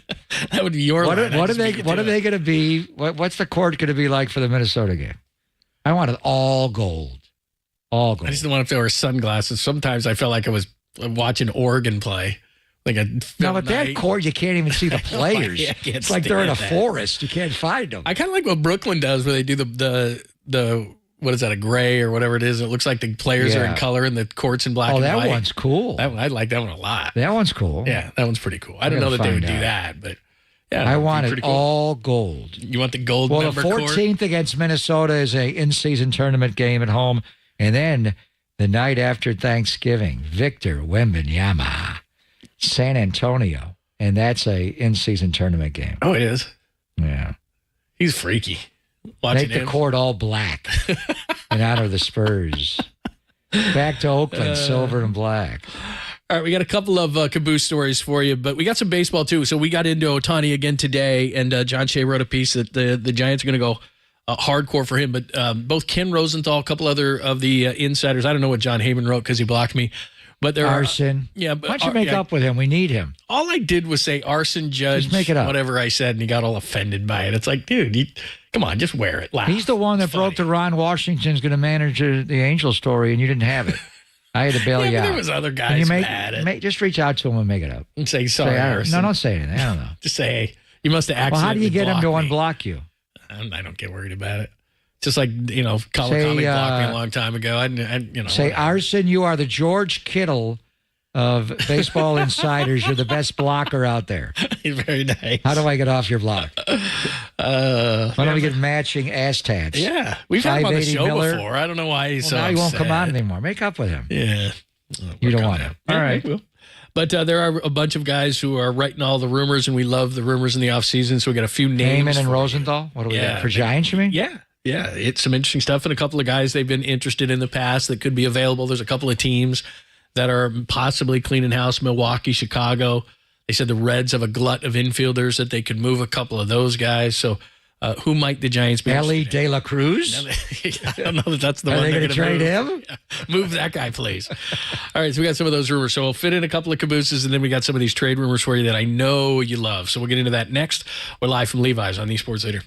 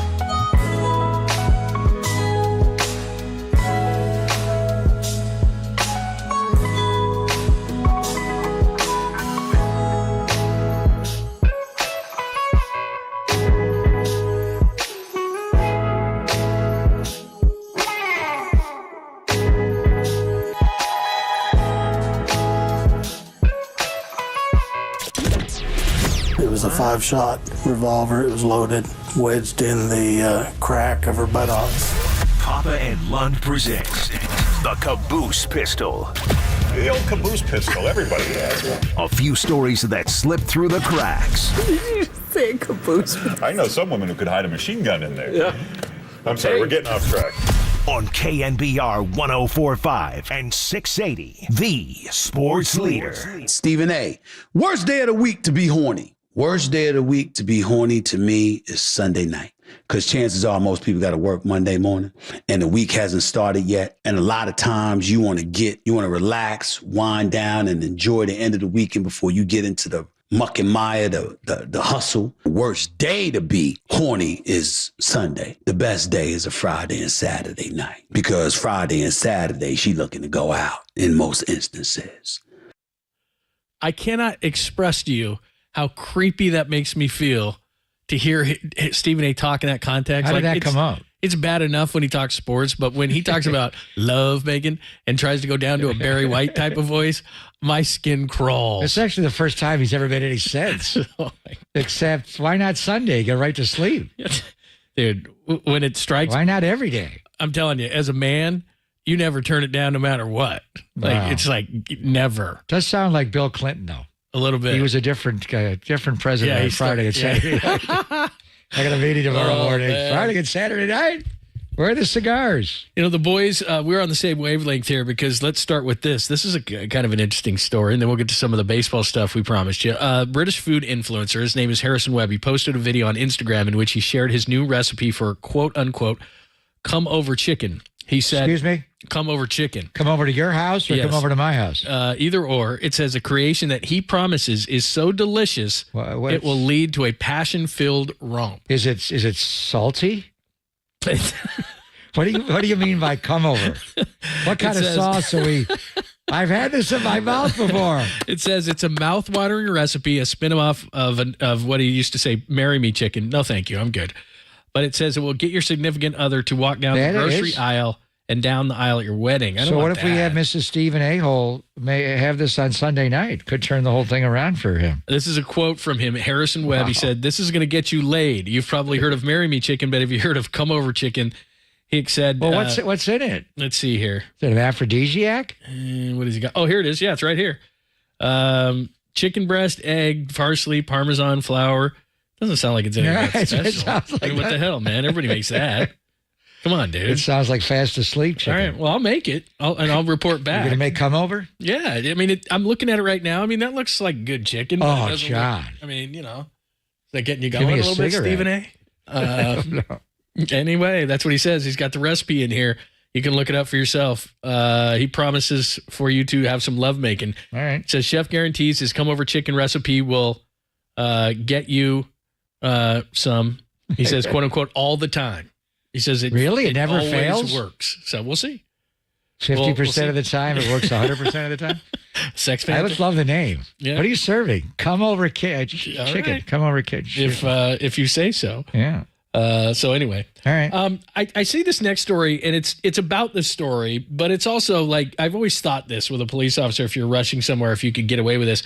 And I wouldn't call this sad, but it's kind of weird. A New Mexico family rushing to try to save their dog's life was stopped and held at gunpoint by police officers in New Mexico. The police pulled guns on them? Yeah, because they thought they were on the lam? Well, they were flying down the street, and then they jumped out. They of had to their get to the vet to save the dog? Their dog had gotten hit by a car, and so they're trying to race to the vet. And because they're going so fast, the cops pull them over. They try to jump out of their car to explain to the police officer. The police officers don't like that. So the cops pull him over. He says he drove to blah, blah, blah, blah, blah. They're talking about different streets. I don't care. Anyway, he says, I imagine if he was going to pull me over speeding, I'd pull over. He'd say something to me, and then we'd maybe get out of there. But anyway, yeah, he jumped out. They have the cameras on him. What was wrong with the dog? He got hit by a car. So okay. I'd like to play the video hip? for you, but there was a lot of cursing back and forth Yeah. from the police officers. Well, you can't. I mean, are you allowed to speed? By the way, if your wife goes into labor, Yeah, see, I've often thought and that. you have to get to the hospital on time, are you allowed to go 75 and a 35 when they pull you over? You just say, "I got to get to the hospital." They let you go. What happens there? Are we listening? Are any of California's finest listening? Because I don't know how that would work because. They I should would give you a think- police escort to the hospital. We've heard that. We've reported that. We've also Now, reported. what if your dog is going to die? Now, going to die from being hit? Yeah, you could. But if somebody comes, just from their standpoint, I'm thinking if somebody jumps out of their car at you, that's probably unnerving. Yeah, but if they explain to you that, like, our dog's dying, look back here. I guess. I mean, would you have the right to excessively speed? How fast were they going? The cops pulled guns on him? Well, it says he jumps out of the car. He says, "Please, my neighbor hit my dog. That's my son and my wife. Please, sir, my dog's about to die." The neighbor hit the dog? Yeah, the neighbor hit the dog. Yeah, that's happened to me. That probably would happen to me, too. They don't like me. I never let my dog out front. They do that to me. That's what happened to Ginger. Let's see here. Really? Live or not? My dog Ginger got killed by their neighbor. What? Yeah, I told you that. Oh, man, I'd be so mad. That's after he threatened to shoot the dog a week earlier because the dog was on his farm. Anyway. Jeez. Yeah. Anyway, dog did live, so we can say that. Dog did live. And did they rip up the excessive speeding ticket? Yeah, I don't know about that. That's a good question, though. Text line is wide open. If it's like, a dog's going to die. Or my your wife's in water labor. broke, I got to get it. We're racing to the hospital. Yeah. I think that's individual decision by the police officer. I mean, plus it's pretty easy to decipher. I mean, if you look in the car and, he's got a big old belly Stick a pillow in your under your blouse, honey. And I think it's pretty. She's pregnant. I did see a thing over the weekend. It was a prank and it was pretty funny. A woman had just to see if she could get away with it, the fake belly. And then what you could do is you could pull this thing out and you could fill it with food. So this woman was walking through a grocery store and she was putting stuff in there and they nailed it. She was stealing? Yeah, they did it as a prank. Yeah, and I don't think the store thought it was funny. And so it was like a Target. She did or it as a like that. prank? She wasn't going to keep the food? She was going to give it back? I don't think about that. I don't think that. But she was taking all sorts of items, and I mean, you could put a lot of stuff in there. I was amazed. And then they get her out of it was like it wasn't a Target, but that type of a store. And she gets out of there, and boy, they nabbed her quick. And they're like, "Oh, it's a bit." They're like, "Yeah, it's a bit. You're going to jail." I'll tell you that right now. Wow. So that's what they did. Okay. All right. Baseball wise, we promised you a few things. Oh, you got names. Yeah, I got names. Ken Rosenthal. Yeah, Ken Rosenthal. There's a couple guys out of New York, not named John Heyman, that had some stuff as well. So a couple of things to know other than Shohei, which we talked about again yesterday and today. A couple of names that you may or may not like. Didn't the Giants a couple of years ago, they were interested in Nick Castellanos before he went to Philadelphia? That was the rumor when he left the Reds and went to the Phils. The Phils may be making some moves. Oh, that would be a trade. And and that would be, he's got $360 million left on his deal. And the Phillies may be looking to go in a different direction. He was a guy who hit 29 home runs with 106 RBIs in 157 games. So he plays every day, and he hit nearly 30 home runs, knocked in over 100. He's hot and cold. Yeah, absolutely. When the playoffs started this year, he was as hot as anybody in baseball, and then he just disappeared. And that's a big reason why they lost to Arizona. As an outfielder, I think he's gotten better than the guy that I remember, John. But I think in this ballpark, he would be a left fielder, right? You wouldn't play him in right. Yeah, have to be. Although he did play right for the Phillies this year, didn't he? I don't think that would be great for him in this park. Yeah. So, and then. But he's a middle of the order hitter. Definitely. And he's a right-handed power hitter in this ballpark would play. He plays at Oracle, would he hit 30, 35? Because they haven't had a 30 home run hitter since Barry Lamar Bonds in 04, as amazing as that is. Well, and again, 3 and 60 is not horrible. That's not bad. Not too bad. And then the other ones, a couple of these ones are teams that are looking to move players and trying to cut payroll. The Brewers, who just lost Craig Counsell, said with 1 year left, Corbin Burns could be a guy. Now, he went to St. Mary's, of course. He's from Southern California, but went to St. Mary's. I mean, if you're telling me that they could get Shohei, or if you're telling me they can get, another pitcher and beyond that, and then you have Corbin Burns as your 1A or 1B, depending. I mean, Webb's 1A, 1B, Burns 1A, 1B. He's got 1 year left. He's 29 years old. I'd sign up for that all day. This is the time. And we've been waiting on Corbin Burns, and he throws that, cut fastball over and over and over again. And you wonder, he was a dominant pitcher in 21 and 22. He came down a little bit. His agent is a friend of mine, so we check in on him periodically. And there were talks about trading for Corbin Burns this season, but the word was the Brewers were going to hold on to him. But I think this is the time that they would trade Corbin Burns. So I think there's a strong possibility that he'll get traded this offseason. The question would be, how much say would he have on it? Would he want to come back? I remember Dave Fleming doing a around the park interview with him when the Giants were in Milwaukee, or maybe when they came to the Bay. And it was because he pitched on that Friday night, I think it was. I think he'd love to pitch here. Now, how much say is he going to have on where he gets traded? He'd love the ballpark here. It's a pitcher-friendly ballpark. You imagine him and Logan Webb, the top of your rotation. So we're thinking about buying pitchers. That's the one thing about that. Do you need to trade for a pitcher and give up some? What would it cost you to get Corbin Burns? And all the pitchers, we've got 1 year left is all. So maybe you'd have to re-sign him. Yeah. You'd want to re-sign him, and he's a local guy. So would he stay here long term? But I mean, you could buy a couple of pitchers and give nothing up. Do you want to trade for Corbin Burns? I think you sign pitching, especially this year, because there's plenty of it, and you trade for hitting because hitting doesn't tend to sign here. That's what I would think would be the philosophy, but who knows? But if Corbin Burns is available, that might change things because, I mean, that's a true one. And now you're going, hey. And, who are the Brewers going to hire to be their manager? Great question. I don't know. By the way, other Brewers, Willie Adames, Christian Yelich, Devin Williams. The Airbender? How about that guy? Trade for him? And he's got 2 years left on his deal. Whoa. That would be a guy. Can you imagine him with Duvall? Now you're talking. Now, he also was a setup guy, and now he's a closer. He could do both. When they had Hader, yeah. Right. I mean, that guy's, his Airbender is like disappear ball. It's like a screwball. And then the other one, other team that was mentioned is the Reds have a glut of infielders on their current roster. Jonathan India, of course, former Rookie of the Year. Nick Senz. He's athletic. Yeah, he's really good. Ellie, I don't think they're going to move. Ellie De La Cruz? No. One name I've heard, and I think it's just guys throwing it around. I haven't heard this from any sources. Matt McClain's a really nice player, and some have suggested a McClain for Kyle Harrison move. Straight up? Yeah, I think Danny Emmerman, our own Danny Emmerman from KNBR.com, wrote that. And what he did is... He play shortstop? I think he could play... I mean, he is, but I think he could play around... I think he could play third. I've seen him play third before other places. Emmerman wrote a great piece on KNBR.com that you should check out on some trade candidates that he just threw out there. And he actually did he went back and looked at the trade values that they have. And so you can do that kind of a thing. They said that Harrison for McClain would be a slight advantage to the Giants in this kind of a scenario, that McClain would be worth more than Harrison. McClain's a really nice player, and I know people don't want to lose Harrison. I get it. But I do think, again, pitching will sign here. So you can replace him. I know you love him, but you can replace him if you can get hitting. So I don't know that would be a bad move, but that's one move that people have talked about. I think the one thing that's interesting when Farhan was talking from the winter meetings is as of now, the plan is for Marco Luciano to play shortstop, but they're open to adjusting. And he used the word insurance. I mean, as a hitter, he does have the opposite field approach. You think he's going to be a reasonably good hitter right away in the major leagues? If he's your everyday shortstop, how many errors would he make if he plays 150 games at shortstop? Are you going to make 30 errors, 35 errors? Well, one of the things is, and I tend to believe him this time, is they've got to get better defensively because there's so many ground ball pitchers on this staff.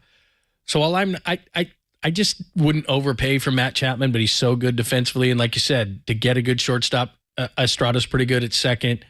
I really think, and he talked about this last year, and I'm skeptical of it, but this year he said it again, is getting more athletic in the outfield.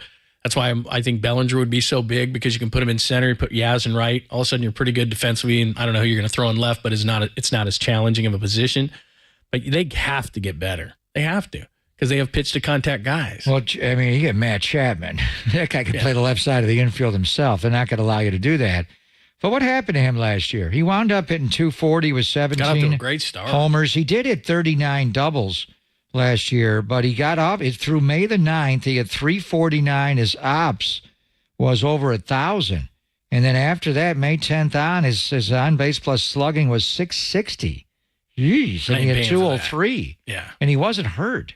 But he's a good hitter. I mean, in this park, he's 20 probably. Maybe That's the 25. other thing about Castellanos. After playing in Cincinnati and Philadelphia in his career, two of the hitter-friendly yards in baseball, what's he going to hit at Oracle Park? That's a good point. Now, he's right-handed pull power, I think, plays there better. But you expect him to be a 30-homer guy in this ballpark? No. Nobody's been since Bonds. It's nice that he's from the right side, but he's okay defensively. He's good in the middle of your order. But the one thing I will say is, again, it's going to be really hard to get guys to sign here. It always is, hitters. So I think you got to start trading for him. I think you sign pitching, trade for hitting, but we shall see. But anyway, there's some of the stuff that is going on. Those are some of the rumors that are going on. And today's the last day they're wrapping stuff up. I just saw Ben Cherington. They just interviewed him on MLB Network. Look, I'm not turning down the job of the general manager of the Pirates, but wouldn't that suck to go there? I mean, Scottsdale's nice. So it wouldn't suck to go there. But everybody else is talking big deals and everything, and you're just like he can't have any. I'd take that job. That'd be fun. Great job, but I'm just saying. Castellanos, remember in Detroit early in his career? Yeah. He had 26 bombs in that ballpark. That's a hard park to leave. It'd be a fascinating post-game interview with Nick Castellanos. Remember him and Matt Weiner? Oh, man. I don't know what got into him. He didn't want to talk. Nice. And that was after a win. Didn't he hit like 2 home runs in that game, and then Weiner? Yeah. He had didn't 2 the game before. Kind of Didn't he get 2 the game before, then 2 that game? I mean, it's like you're red hot. Then he made a statement. Weiner made a statement to him. What's He's the like, question? Is there a question in there? Yeah, but then he did it with Greg Amsinger on MLB Network. It was his whole bit where he was just, whoa. Well, the one thing I would like about him is wasn't their thing, because everybody's got signs and weird stuff they do when they get hits, wasn't there like double bird or something like that? Well, he'd like flash the finger, but you didn't know which finger he was flashing. Was he saying put a finger on it like Aaron Donald, or was he... I kind of like that cell. That was probably my favorite celebration. Or what was he doing like Justin Herbert's broken finger? Is that the greatest bird ever, what he's got? He's got like, what is that? All right, there you go. You're caught up. We'll keep you up to date on anything that's going on. But again, John Shea with the big piece today in the Chronicle that you need to check out. Forget all these guys. Shohei! Yep, full court. Let's do Shohei. Shohei, so we'll see. All right, got a couple more remnants before the top of the hour. Tolbert and Copes jump in. We're live from Levi's, Pop and Lund on the Sports Leader.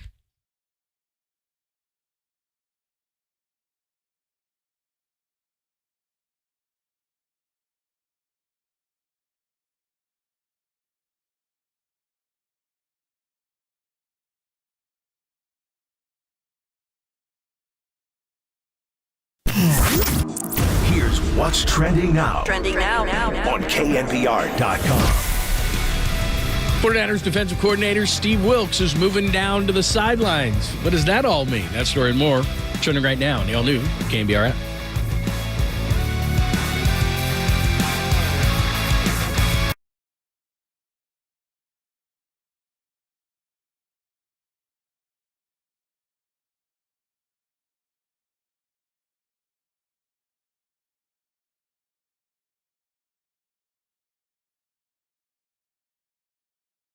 The Laser Eye Center of Silicon Valley are the leaders in modern vision correction, including LASIK, SMILE, EVO, ICL, and the procedure that I had, CLR, or custom lens replacement. So the eye exam I had a couple of summers ago was to see if I was even a candidate, and it was the best eye exam I ever had. It was something called the Advanced Vision Analysis, and it gives their doctors over 1 million data points to see if one of their 5 modern vision correction procedures is right for you. And I had the CLR. John Lund had the CLR. They custom lens replacement. But they, of course, perform LASIK, all 3 types. And they are specialists in the EVO, the ICL, and a insertable contact lens. And some of these are more appropriate for some patients than others. But the goal is to be able to see without wearing glasses, right? Dr. Bindi, who I've known for years, Craig Bindi, he's been around for 25 years, the Laser Eye Center of Silicon Valley. He runs the place, and he has a staff of incredible surgeons like Dr. Joseph Lin and their entire team. They know how to prepare your eyes forward and then execute the surgery, and they're known for their conservative advice on proven procedures that work. So what you want to do is go in and get the eye exam that I had, the best of your life, and you'll find out which form of LASIK is best for you. But get started where John and I got started. That is the Laser Eye Center of Silicon Valley.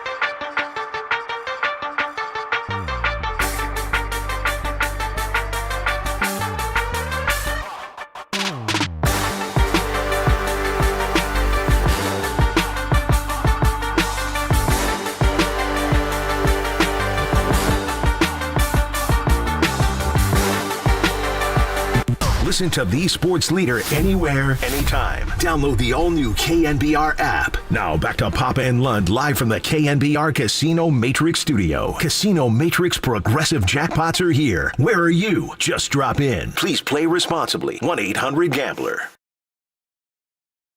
Hi, this is Keena Turner. Do you know the greatest red and gold restaurant in the Bay Area? Canyon Inn in Redwood City. And the best burgers ever, including the hacksaw and the Edelman Catch. There you go. Well, the hacksaw. It's the one I had. What's the other one? What did he say? I don't know. Edelman Catch. What, Julian Edelman? Off a helmet or something? Why would I have a Patriot burger? The Canyon Inn. We got to go there, John. Now's the time. Yeah. Do they get Amazon Prime there? Oh, yeah, sure. I don't think so. Well, you just bring your iPad. It's stuck on KICU, Action 36, Robert Braunstein. Are they going to make a bigger iPad? I need a bigger iPad. Like, when that first came out, like the one you got and I got and everything, like, it was pretty good. But now I need like a gigantic I got the one you're talking about. The, what's it called? Lean on me, follow me. Oh, yeah, we talked about it. Yeah, I got it. I gotta figure out how to set it up. I'm going to do that now. What's it called? I'll show it to you. Yeah, because I just, because then you take stuff with you. And if I go out, like I was saying, I said this on Monday when we can wheel it around. If you want to go outside, you want to go from room to room. I love doing that. Like, I love that you don't have to be in your house. Stand by Me, one of the great movies of all time. Outstanding movie. Brought to you by LG. So you can just take that thing anywhere? I haven't set it up yet. I got to set it up. How big is it? It's the size of a huge iPad. I showed it to you. Yeah, I remember now. It's smaller than a big. It's not a big screen TV. Right. It's totally portable. Though. Yeah, you don't have to plug it into anything. It's like the iPad Pro but double. Yeah, because I'm like you. I got like 3 of them. I got a couple of good sized ones. I got like a mini one, things like that. Do me a favor, because I know you're techie. Go get one, figure it out how to set it up, and then send me the instruction. I think it just goes to the. I think it just goes to the Wi-Fi, doesn't it? But I don't know how to do it yet. Because I was thinking about that because, like you said, if it's not with you, then you can just like in the old days, it's like I guess I'm out of luck. But then you just bring it. And it's on a huge stand. Oh yeah. So it's like a huge iPad. On a huge stand. Yeah, you roll it around. Oh, okay. You roll it around. Imagine walking into a restaurant. Well, no, you're not going to bring What's it with that? you. That's my own TV. No, it's just strictly for staying at home. But it's for your palatial compound you have. Yeah. And you want to go outside, you roll it outside, and you don't have to plug it. It's an outdoor television. That's great. Yeah. Stand by me. All right. Should I fire that up tonight? I would have. You know what's great? Because it's smart TV. So you're not plugged into cable anymore. Yeah. I don't want to say anything because I worked for them forever, but I am done with Xfinity. You don't need it for anymore. years. You're like, oh my god, well, it's the future of awesome, John. But honestly, what do you need it for? Right. You can get anything on your app, and then what this does is like tonight, you can't watch the game. So tonight's the perfect time because you're going to watch Amazon Prime, and even though it's Bears and Panthers, and I know they're not great. It's football. But I really enjoy Carissa Thompson's a great talent. That pregame show, Tony G just kind of like, what's he talking about? Right. But Ryan Fitzpatrick, Andrew Whitworth is a really good analyst. He's Richard good. Sherman's good. Is that the best football pregame show Oh, you know now? who's on it tonight? Who? Jason Kelsey. Jason Kelsey? Yeah. Oh, I think I saw Jason the promo. Kelsey. Right. I think he's going to be, when he retires. Because he's on his bye week. I think he's going to be the best one. But I think he's going to do games. Is he actually showing up? Or is the game in Chicago tonight? I think it's in Chicago. Yeah, he's going. He's there on the set? He's going to be on the set. Oh, wow. Yeah, I think, I don't know where people are going to put him. I mean, that's his debate. What is he, 36? I don't know what the debate, if he's going to be an analyst or he's going to be a game analyst. I'd love to see him as a game analyst. So here's Richard Sherman's question. Jason, if you were the other team and you were to try to play against the illegal, no, it's not, but the shove of the brotherly shove, talk about that half the show. tush push, because he's the one. Every time I watch that play, I'm thinking, is he going to get out of there without getting paralyzed? It's right there on his head. How would you play, Jason, the tush push? They're going to have to outlaw it just not because of injury, because you can't stop it. Like, there's no answer to it. Now you can't. Can't. No chance. You see Parsons get like surfed on that play. Well, once you dive like that, you're done. You got no legs. What are you doing? You're done. So anyway, yeah, that's an issue. Maybe I'll roll by Stand By Me into the Canyon Inn. That'd be amazing. Get the hacksaw double burger. Who's that, Papa? He brings his own TV. Hi, Keita Turner here for the You got to go to the Canyon Inn. So cool. Lots of people are backing you on that. You know what I did there was just walk around because all the different pictures on the wall. I felt bad. This older couple was having lunch, and I'm like, "Excuse me." They're like, "What do you want? The salt or something?" I'm like, "No, I want to see the picture of George Seifert behind your head. Could you?" Oh, you'd be the worst. You're over at your own table. No, I was just walking around. To sit at they had so many great pictures, just amazing. I like Ricky's. That was just like that. Ricky's is much bigger. Oh, yeah. The Canyon Inn is small. Yeah. It's small. Good friend CHP Joe, who's the best. He said that he was born and raised in Redwood City, went to the Canyon Inn probably 3 times a month. What? Says it's awesome. Why not once a week? Best burger. Is it Tell that me good? Which is the best burger? You got to go there, John. Got to have it. You got to get the hacksaw. All right, thanks to, as always, thanks to Danny, thanks to Walter. Great stuff today. If you missed anything, especially the Tim Ryan Power Hour, just go to KNBR.com and you can listen to all of it. Pop will be here tomorrow before they fly out to Jacksonville. Give you another update on what's going on from practice today. The big story is going to be, is Trent Williams going to practice? We shall find out today. They're back and they're next. It's Cope and Tolbert. Tolbert and Copes coming up right now on KNBR AM and FM San Francisco, the sports leader, a Cumulus media station. Worst day of the week to be horny to me is Sunday night.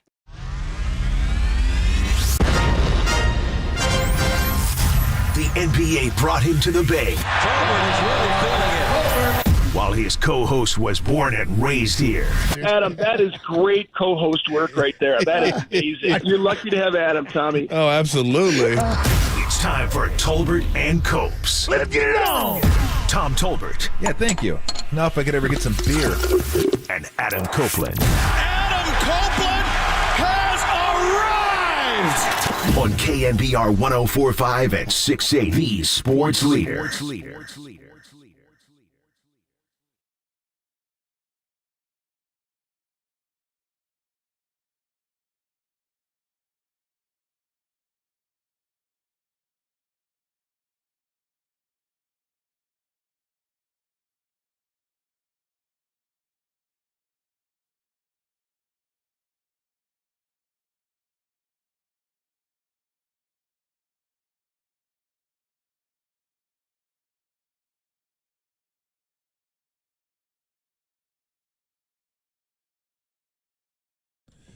What is shaking? Adam Copeland, Tom Tolbert with you. If you like coaches, we got coaches for you today. We even got Kyle Shanahan twice. Well, not really. We're going to play him twice. We have him once. We're going to have him at 3:30, and then we'll replay it at 4:50, as is our want. And then Steve Kerr at 5:30. And Mark Spears will join us at 2:50. And yes, I'm going with my Assassin's Creed look.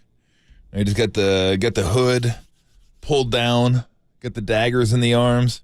I actually got the little holes in here, so I actually could stick daggers out these little holes. Look at you. I'm not sure. You're like a little emo kid. I'm not sure what they're here for.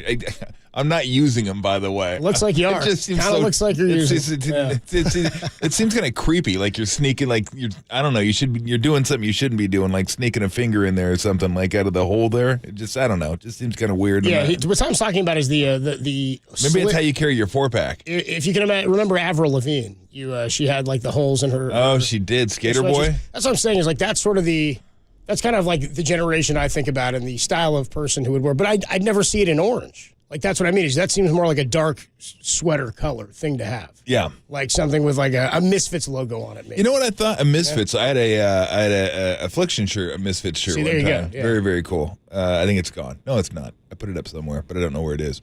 But this, I thought, it's a nice little fall color. Yeah, it is. Yeah, you know what it is? Thanksgiving-y. A little Texas. I could wear things. I could. Burnt orange. Little burnt orange. Hook them. Put that down, Derek. Yeah. And so, put his fingers down. I don't want to see his fingers. Yeah. His hooker was weird, too. He did like he was like rocking out at a concert. He did like the devil horns. Yeah. The devil horns. He's like, rock out, man. Yeah. So he talks, Derek. Like he's for those who don't know, Derek talks like this. Yeah. At a Dio concert. R.I.P. Dio. R.I.P. Dio. Yeah, Dio wouldn't be at the Dio. Dio wouldn't even be at the Dio concert. But I guess I could still have a Dio concert without Dio. But it wouldn't be Dio. So anyway, we got Shanahan, we got Kerr. It'd be Dio with Rome. Ronnie James Dio. Dio revival. Yeah. Love Ronnie James Dio. I think he was Black Sabbath for like a year or two. Now you're right. Yeah. Derek gives the confirmation. I was like, you're going beyond me. Yeah, I think he was. Derek gave the rock out again. He's like, rock out, dude. Black Sabbath, man. Rainbow in the Dark. Last in Line. All good stuff. Last in Line. I think one of those. Yeah. Yeah, he's very short. Powerful voice, though. Yeah. I think it's Last in Line. We play the lead into Tim Ryan, who's on tomorrow, right? Last in Line. Exactly. Now. See, he went the other way. He went to speak loudly and carry a small stick. Yeah, he did. Yes, he did. Had a direction. So. Although he was a rocker, so he may have had a big stick. I'm sure he did fine. I'm sure he didn't need it. I'm sure he was okay. He had an axe. You know exactly. Like we always say, if Ronnie James Dio was pumping gas, I'm sure he wouldn't have got the girls he was getting. But he might have had a great personality. Who knows? That's it. You never know. Man, that's a...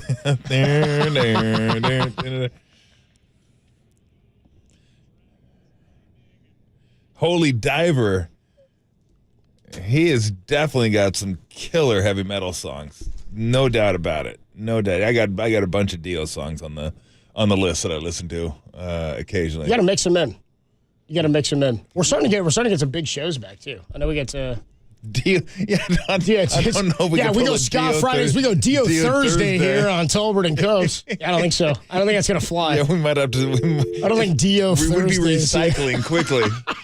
by the 6 o'clock hour of the first show, we'd be recycling Dio songs. Let's be honest. We're recycling ska with Tim every week. This is true. I mean, Tim's got like 4 in the bag, you know? Ska is, as far as a genre is concerned, it's a little bit limiting. Yeah. There's not a ton. I mean, there is, and you can find, they have some of the greatest names, right? Oh, they're the best. Mean, Mustard Plug. Save Ferris. I mean, it's just incredible ska names, Mad Caddies. It's just like really, Mighty really Boss Stones. Mighty Boss Stones, one of my favorites. So, yeah. I mean, we could always piece it together, though. That's a great thing, though. It all sounds the same, so you don't know if you're hearing the same song or not hearing the same. And I was like, I heard this 2 weeks ago or 3 weeks ago. You know who came with knowledge was Jacob. When Jacob was here, that's why we were riffing on Tim, because Jacob showed up and I was like, dude, we've been hearing the same ska songs. Jacob had like a whole treasure trove of music. He just pulled him. Pulled him out of his hair. Yeah, I know. Well, kidding me? He reached in. There's a whole lot of crap stuck in there. He reached in. He goes, "Hey, it's a ska song and a chicken bone." Yeah, you ever got that friend who's? Yeah, everybody's got that friend. He's got like he always looks like he's really disheveled, kind of like out of place. Like this is the guy who rolls in wearing like one of those. It's like a woven shirt you got on like a cruise to Ensenada. You know what I mean? Like one of those like woven jackets you bought like getting right off the boat. Yeah, almost like a macrame. Yeah, sort of. It's like he's wearing one of those. He rolls in with like just like vegetables, like root vegetables to eat, like off the table. Yeah. Like he's like, "This is my dinner. I got a carrot with a root. I got a tomato sitting right here, and maybe a jar of hummus, and then just a bunch of hair. Yeah, a lot of big curly white hair. A lot of it. Guy went white completely when he was like 21 years old. It's bizarre. He's the Eli Whiteside of board ops here at KNBR is what he is. Eli Whiteside. Yeah. And he knows ska, apparently. Apparently he does. Good deal. So Thursday is when we always make the jump into like this week's games. I always get excited because we got 49er football coming back against the Jags this week. We got a college slate to talk about. We got into that a little bit yesterday, which is a really good, even outside of like the top 10 or really the top 8 is where there could be a lot of volatile movement in the CFP ranks. There's some good like mid-teen rank games that are going to determine. What's sort of funny we haven't talked about is when you get to that 12-team playoff, we're going to love that. Yeah. Will we care at all? I mean, some of the history is going to go away with some of the Rose Bowl stuff. I mean, which already has because we've made them Final Four games. Once Washington State played Oklahoma in the Rose Bowl, that was it for the Rose Bowl. Because it wasn't really what. That's not the Rose Bowl. Rose Bowl is Big Ten. Big Ten, Pac-10. Pac-10. Pac-8. That's what it is. Going all the way back. That's what it was.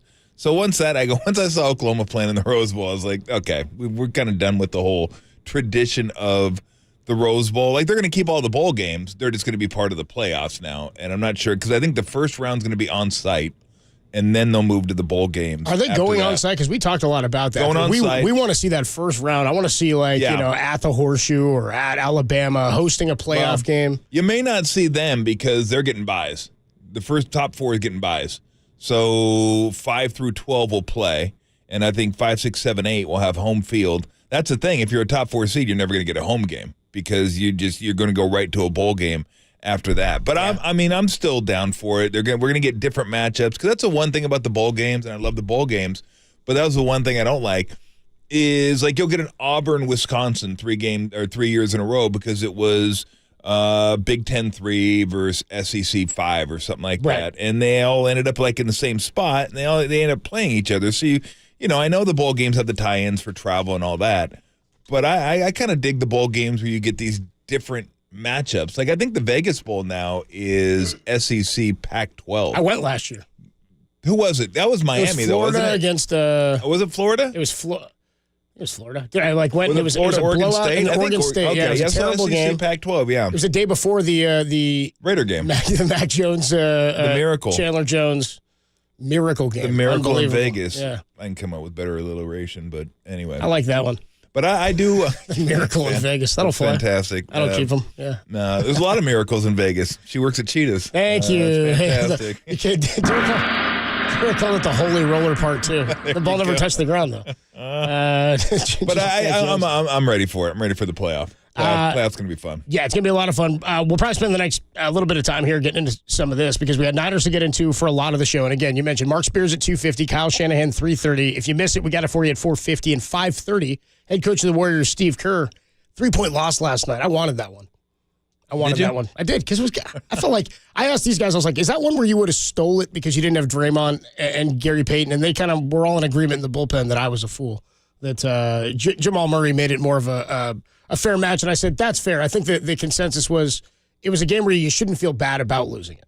And I'm like, I'm okay, but I think when you're that close on the road against a team like that, that's a game where the Warriors like to show I think it means something.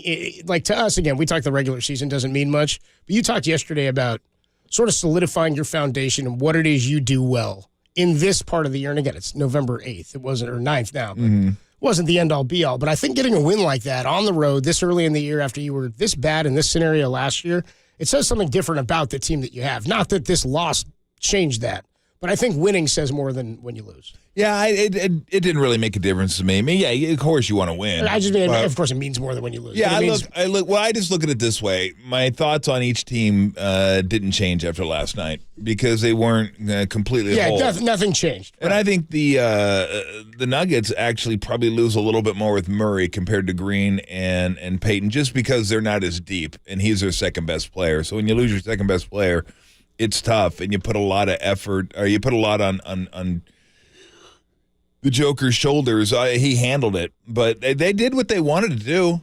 The turnovers were way down. The free throws, I think they actually out-free throwed Denver last night, which didn't happen a ton.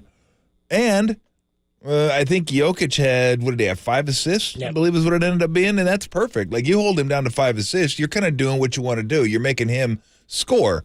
And he was efficient, 25 shots, 35 points, but he's been more efficient, and I think on average he is more efficient. I mean, the guy is just like ridiculously efficient, but that's still really efficient, 25 shots, 35 points. He's just Jokic. I mean, what the hell are you going to do with him some of the time? And they missed some shots that they normally make. Steph didn't shoot particularly well. Clay didn't shoot particularly well. I mean, as a team, they didn't shoot particularly well. And they were right in the game at the very end. We'll talk to Steve about it, but I thought the key shot, like one, if not the key, one of the key shots, maybe the key shot of the game was Warriors are up 5, about 11 minutes to go in the fourth quarter, with 1 second to go, and an inbound play out of bounds underneath, and Porter hits a corner. It looked like a 3 at the time. I think it was a long 2, and that cut it to 3. Miss, run out. And they cut it to 1, and then the Warriors called a timeout. And, like, the Nuggets were right back in it at that point. Crowd was kind of going nuts, and they were energized and fired up. And that was one where if he misses that shot and you get a rebound, now you're up 5 with the ball. I'm not saying the game's over, but you hit a bucket, maybe you're up 7 or 8, and all of a sudden things start changing a little bit because you start thinking, damn, we're down like 3-4 possessions now. We a little more pressure to score every single possession. But it never materialized. It was, instead of that, it was 30 seconds later, it's a 1-point game. Yeah. And then it's just back and forth, and then Denver obviously ends up winning at the end. I mean, the huge goaltending call that they completely botched, that was rough. Steph taking the 2 instead of the 3. Yeah, that one I thought he'd take a 3, but I'm not going to question what Steph does. I mean, it's kind of like, whatever he does, he feels like that's the best way to go about it, then that's what he should do, and it's Steph. He's earned the right, I think. Yeah, you know. But I mean, the goaltending, you're gonna miss calls. Yeah. It just you would hope they wouldn't miss that one. That obvious. I mean, that was an obvious one. They hit the glass. That wasn't even like close. And if you have any doubt, they must not have had any doubt. Because if you have any doubt whatsoever, just blow the whistle, call it a goaltend, and then you can go look at it. Because that's the thing with the points or no points. That's all it is. That's the thing with the NBA. It's not like the NFL. You can't just challenge anything. They have to make the call. If they make a call on something, then you can challenge it. There's no spot on the ball, just challenge. If they don't make the call, you can't say, hey, you missed the call, let's go back and look at it. No, it's just the play keeps going on. So it's almost like in the NFL, you want to let them, when it's a fumble, don't blow it dead, because then you can't challenge it. You got to let it play out. Just let it play out, and then you can always bring it back and say knee was down, elbow was down, player, whatever. That's a rule of thumb. If you're an official in the NFL, let the fumbles play out, and then you can always bring it back because they always look at turnovers anyway. Same with the touchdown. You don't always call the touchdown, but for reviewable plays, I'm with you. Yeah, you call the touchdown, then because they always look at it. You don't have to challenge turnovers. You don't have to challenge touchdowns. You don't have to challenge scoring play. Just let it happen and then go back and look at it. Yeah, and the NBA had stuff to do because there's not a given play like that unless they make the call, and they didn't make a call. Yeah, there. exactly. So, maybe let's look at it from the other side. Was there anything that impressed you about this performance without Draymond and GP2? We'll get into that a little bit. You can check in on the Golden State Lumber and Building Materials text line, 808 KNBR. We're on Twitch. We're on YouTube. We'll get into all that. And, of course, today, Mark Spears, Kyle Shanahan at 3:30, and Steve Kerr at 5:30. Tolbert and Copes. We'll get into more of this Warrior game. And how impressed were you in their performance last night on the Sports Leader? San Rafael, shout out to you for supporting KNBR, San Rafael's Sports Leader.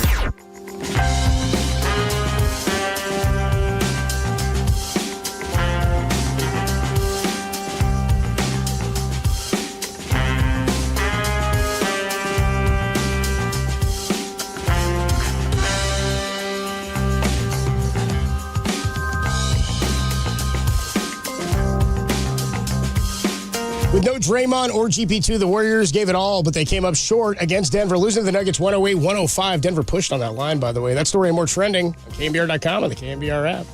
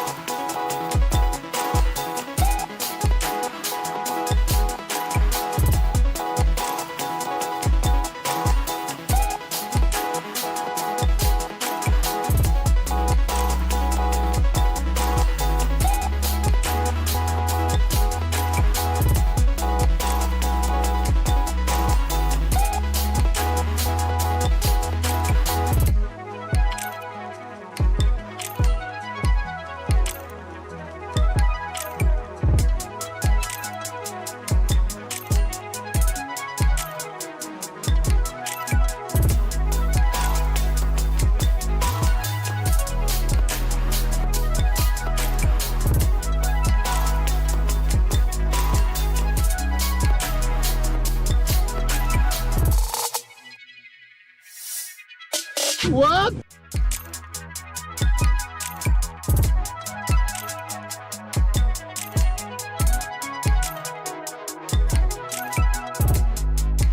Okay. And now, time for the Protect Your Assets with David Hollander Business and Technology Report.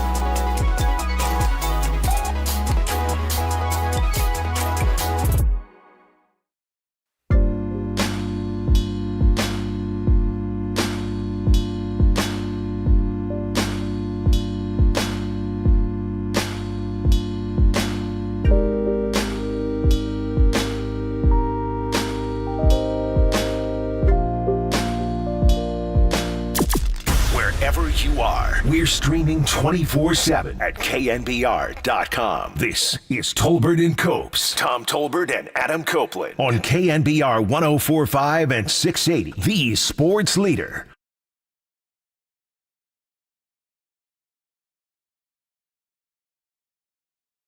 Down a couple key guys and, playing the defending champs on the road at the end of a long trip was a hell of a fight. Our guys really competed and gave themselves a chance to win. And, tough way to finish, but couldn't be more proud of them and more excited about our team. Warriors lose last night 108-105 to the Denver Nuggets, who are the best team in the Western Conference, 8-1. And it's a Dio Thursday here on Tolbert. Dio Thursday? I had to make it work somehow there. We're going to run out fast. We are, by the way, going to catch up with Steve Kerr tonight at 5:30. 49ers head coach Kyle Shanahan joins us in about an hour at 3:30. So I mentioned Warriors go down 108-105. So I was asking, I said, I would like to get that one. I know it doesn't mean all that much. I was into it. I thought it was a good game to get against the team that won they were the last two champions, and team that's coming in as the champion of the West, and they started hot. You've got the best player in the world and multiple MVPs. It was a fun stage that was set. Both teams had some injuries and adversity. I thought it would have been great for the Warriors to show they're still the Warriors. Not that they're not. And again, this doesn't mean anything, I think, in that regard, but would have been a good one, I thought, to pick up. On the other side of things, you go, they played that team without Draymond, some of these young guys, and I thought they looked not that bad. I thought the first half was a little sloppy on both sides. But what did you think? Well, the interesting part to me was all the starters were negative, plus minus, and all the bench was plus. Is that funny? Yeah. And that's the one thing that's jumped out to me so far this season is, and I think we knew going into the year that the bench was going to be deeper, but it's just we haven't seen recent Warrior additions where Steph could be minus and they could even come close to winning a game. Minus 10 last night. He's 6 of 13 from 3. It just it didn't happen. You'd get Steph plus 7 and lose by 14 because the bench would just come in and get steamrolled. Well, now the bench doesn't do that anymore. The bench is not only a viable option, the bench is a unit that can come in and cut a gap, can extend a lead. They're solid. How solid is Moody? Moody's been very solid. 14 minutes for him. He was a plus 6, but he goes 10 points, 3 rebounds. He was 4 of 7 from the field. He hit 2 threes. He's a good size body to do what he's doing out there. He fills space and he can be, I don't want to say a pest, but he's a bigger guy out there that can get in the way when you're missing some of that size, I think. He feels like a pro already. Like he's just, what to expect from him when you put him in the game. Yeah. He's solid. He's There's no volatility. Going to hit open threes, going to make the right passes. I have no doubts when he goes in there what you're going to get from him 90% of the time. So, no, I'm a big fan of his. And the rest of the bench, Kuminga can get a little volatile. There's no doubt about that, but he's got such high upside, and he's such an incredible athlete. But, you put all that out there. Saric is a great pick-and-pop option with Chris Paul. They've played together before, so it shows early in the season, and that's a really nice option to have. He's big, man. We didn't talk much about him yesterday, but he's big. Like he's big enough to start. He's a big guy. He's good for the 4 there for he's not spell. Look, it's the NBA 4 now. The NBA 4 doesn't have to be what the NBA 4 used to be. It's totally different now. So yeah, he can give him some size, But I love the fact you have a general. You have a guy that can stretch the floor in Saric. You have your kind of a little bit volatile, but, really crazy athletic and can really do some stuff and get out and play defense on the point. You can get out and play defense on the wing. I mean, Kuminga's that type of guy. And then you just have a really solid guy in Moody. Then you mix in, throw Clay in there or GP2 in there if you want to.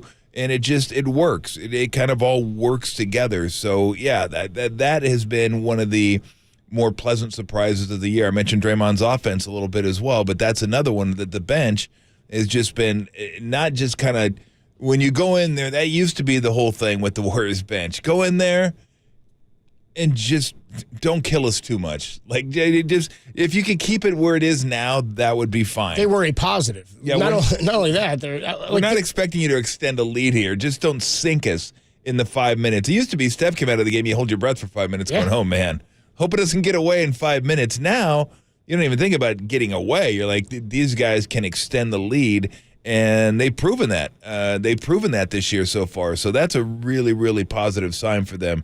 As far as last night's game, I thought it was a really good effort by them. I mean, you're coming last game of the road trip, last game of this, first 9, where 7 of them have been on the road. Yeah. It's been a rough schedule. And this is a game where you could easily lose by 12-15. And maybe last year they would have lost by 12-15, where you go down and things just start getting away from you and the crowd goes crazy and it's over. But they didn't. They hung in there. They battled. They got behind by double digits, came back and took the lead, got up by 5, gave up the lead, tied them again, and then ended up losing a game. So I think that's a really good sign on the back end of a road trip to hang in there, battle, be competitive. They didn't have their best stuff, like a pitcher without his best stuff. They just found ways to kind of hang in there and try to compete and win a basketball game. And Denver hadn't lost. They still haven't lost at home all year. So it's a tough venue to go in there and win. Not only dealing with the altitude, you're dealing with how good that team is. But no, I actually think that was a really good sign. How they battled and how competitive they were last night. Yeah, considering how poorly the starters shot, I mean, they out-rebounded the Nuggets without Draymond Green. Yeah. They out-rebounded, and they out-offensive rebounded them, 11-10. It was only 49-45. It's still an impressive game, and the bench was a huge part of that. It was balanced. Listen, here's the Saric 8, Looney 8, Wiggins 5, Curry 5, Clay 6. Then you go Kuminga 4, Trace Jackson Davis 2, 5 for Chris Paul, 3 for Moody, 3 for Podziemski. That's a balance 8-8, 5-5, 6-4, 2-5, 3-3. That's balance, and they were pretty good. So I think this is a positive sign that when you're not at your best and you don't even have your best, you can keep yourself around, and that's not an element they had at all last year. And even the year before, it was thinner.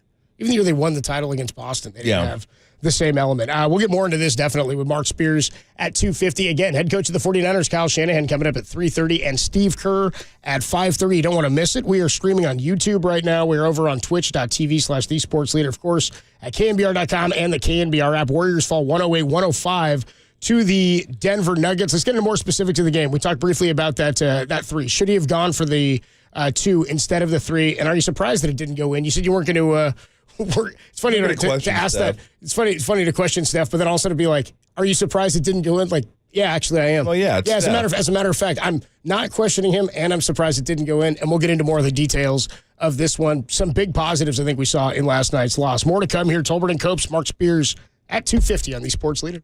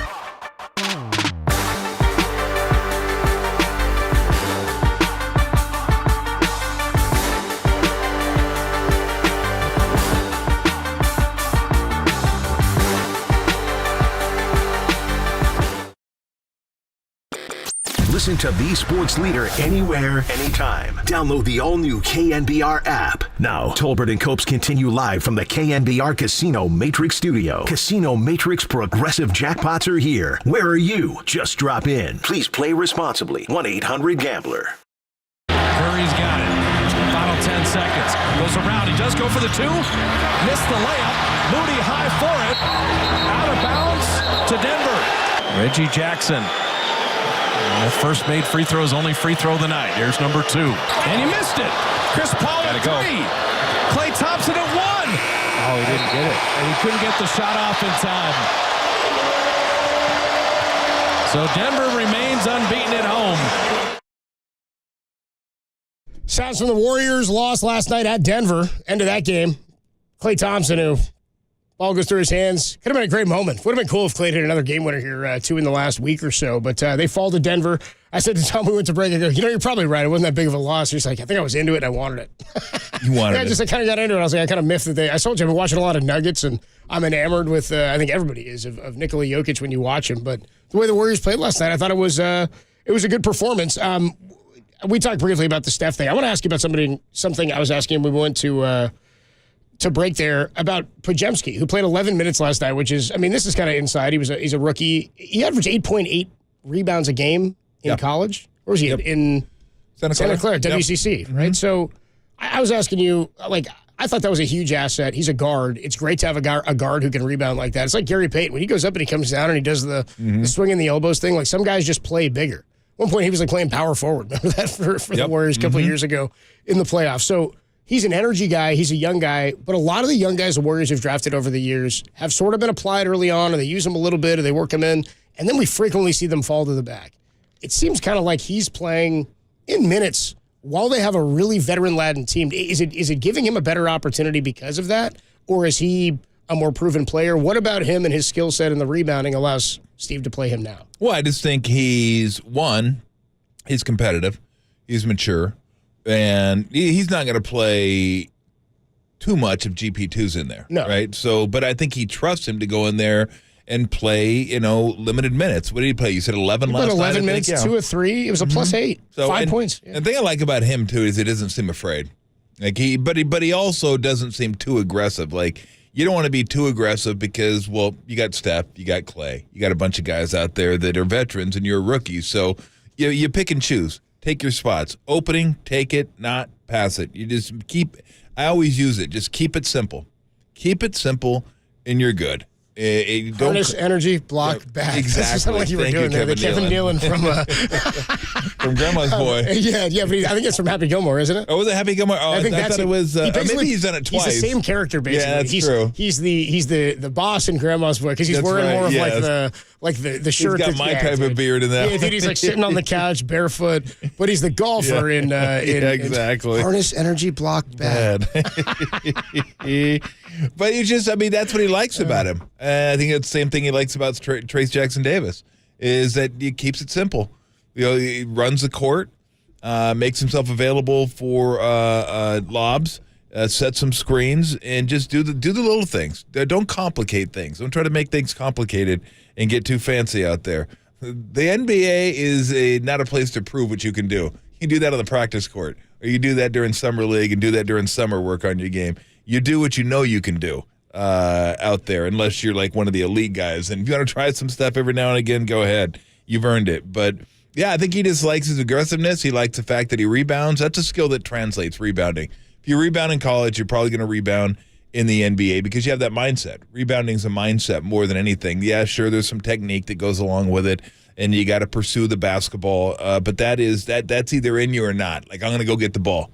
I want the ball. I'm going to get the ball. And if you have that mindset in college, you're going to have that mindset in the NBA. He's averaging more rebounds per game in the NBA right now than he has points.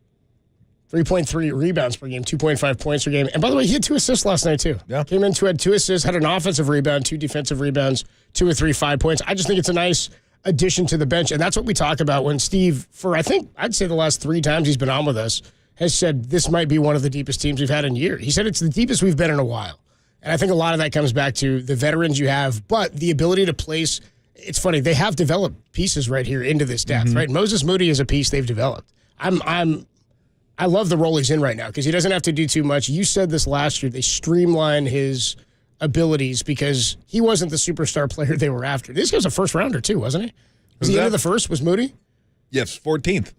Middle of the he's first. right in the middle That's of the right. first. That's when they had a couple right in the middle there. Yeah. So you get a guy at a big program who had played a couple of years under a big coach and was still very young, but not as raw as Kuminga. And Kuminga, for all he is right now, I think is more valuable than he was last year because of how many more veterans you have around him. Yes. Right? You can afford more of his mistakes, and he's a year older and more mature. So it's intriguing. The depth they have, I think, allows them to stay in games like this. It's not like you're saying where Jokic just has to put more on his shoulders. Yeah. Well, it's probably the most depth they've had since 15 when they had the strength in numbers team. When that team was really deep. They had a bunch of guys on that team that could play. They went from strength in numbers to strength in Hall of Famers because the KD era was strength in Hall of Famers. It was just, it was like a wave of Hall of Famers coming at you. Like, good luck with that team. And, well, the league pretty much found out good luck with that team because they were, when they were healthy, they were damn near unbeatable. Damn near unbeatable when they were healthy. Unfortunately, they weren't healthy for the last championship, and then they went through kind of a low tide in terms of depth, and then you had the injuries and all that kind of stuff, and they've kind of finally built it back up to where, okay, Kuminga and Moody are ready for minutes. They're regular rotation guys now. You go out and get Chris Paul, who kind of stabilizes and solidifies the second unit. You're good there.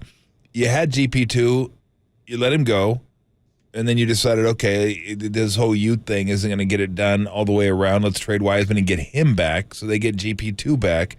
So you start getting guys that Steve's very comfortable with putting out there and playing minutes, and you're seeing it now even with the rookies. Like, you get guys that have played what I think Trace Jackson Davis, I want to say, was a senior when he was drafted, maybe a junior, but he played a lot of games, and I think Podziemski played a lot of games too. Like what they didn't want was to draft someone who was a freshman.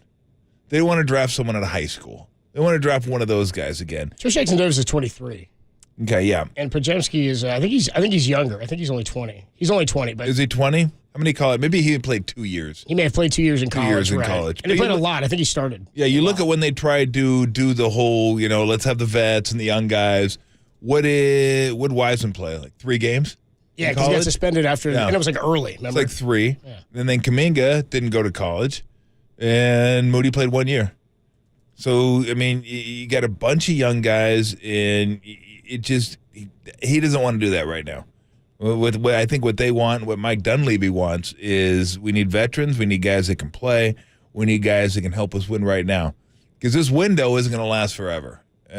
Although it seems like it when you watch Steph play every night. It almost seems like it's going to last forever. Thanks, Mike Dunleavy. You should be thanking Mike Dunleavy. Mike Dunleavy did a good job this offseason. Thanks, Mike Dunleavy. He did. Yeah. That guy's not buying it. But it just, yeah. I mean, I think this is as deep as, I don't know if it's as deep. Maybe it is, 2015. We'll see eventually. But there's a lot of guys that can play on this team, and that's a damn good thing, especially through 82 games. Tim's working blue in there. Tim, you said, strength in numbers. Tim said last time I'd have been strength in punchers. I said, Tim, that's tough. Then he goes, that's assault, brother. I was like, that's not cool, Tim. Yeah. Come on, dude. No more candy. The guy only got like $130 million for that, dude. You're banned from the candy for the rest of the day. Mike Dunleavy. Although you don't care anyway because you already took all the candy that you want. Did you see what happened in there? Did he sort through the candy? I bring in the candy yesterday. This is the worst kind of. This is the worst kind of friend or person in the office. Would you sort through it? I dumped. I dumped all the candy in there, and it worked out. Actually, it works out perfect. It's like a hand in a glove almost, where everybody here was crushing the chocolate. So the chocolate's gone. Because you didn't want the chocolate. I don't eat the like chocolate. Yeah. What everybody left were the Smarties, and that's the only thing I eat. Yeah. So it's like, hey, it works out perfect for me. I'll bring in the candy. Everybody can get what they want. I'll probably bring in more next week because we're going to have more. And then everybody would just leave what's left over. Would Tim take all the Smarties? No, he didn't take anything. Nobody took Smarties. I'm the only one that takes the Smarties. It's perfect. I walk there. I don't got to worry about it. Smarties are good. Smarties, the way it appears to me, is those Smarties will be there next week. Like, I don't think anybody here. Smarties will be there next year. They'll be in the same Smartie. condition because they're probably not supposed to be eaten. Well, no, they're not gonna last. I'm gonna get rid of them next week. At some point, I might even get rid of most of them today. That's the one candy I wanted, and that's the one candy Chop that's those still things there. up. Let's go. Perfect. Oh, you want to snort them? Yeah, snort some Smarties. Yeah. Wow. Talk about Why a don't you do sugar it on rush. the air? I want to Yeah. see what that looks like. I'm not going to partake. I want to see if that vein in your forehead pops out when you like snort some Smarties. I'd go with the pink ones. Coming. I want to see what it looks like. Gotta go with the pink ones. I like that too. Yeah, the strawberry. That's good. Yeah, go with that flavor. That chalky berry. I think it's pretty much all the same. I think they're all the same flavor. There's no way. There's no way if I close my eyes could tell and the I had difference, 5 different flavors, 5 different colors of Smartie, I would have no chance. Be a straight guess. It's like eating the green M&M. It doesn't matter. Yeah, it it's the doesn't same matter. color. Same thing. Chocolate. Tastes That's all it is. the same. They're all the exact same. I do love an M&M too. It's one of my favorites. Peanut Is it? M&M. I love a peanut Really? M&M. Tim says there's none left. No, 'cause they're Tim- gone. The 'cause Tim Hawks ate got them it all. yesterday. All the yeah, Hawks. Oh, and then Lee was in here, 100 grand barring it up. He was like, "Ooh, 100 grand bars, huh?" I was like, "Yeah." Who knew that 100 gram bar is all it took to get Lee Hammer off, huh? You just got him going, huh? How about this? Mark Spears, one of our good buddies, going to join us, ESPN at Anscape.com. We'll talk a little Warriors and Nuggets and a little bit around the NBA when we come on back with Mark Spears. And then we got to get into what's going on with Steve Wilkes. He met with the media today, talked a little bit about coming down to the sideline. We'll hear about all that before Kyle Shanahan and then Steve Kerr join us later this afternoon. But Mark Spears is next here on the Sports Leader.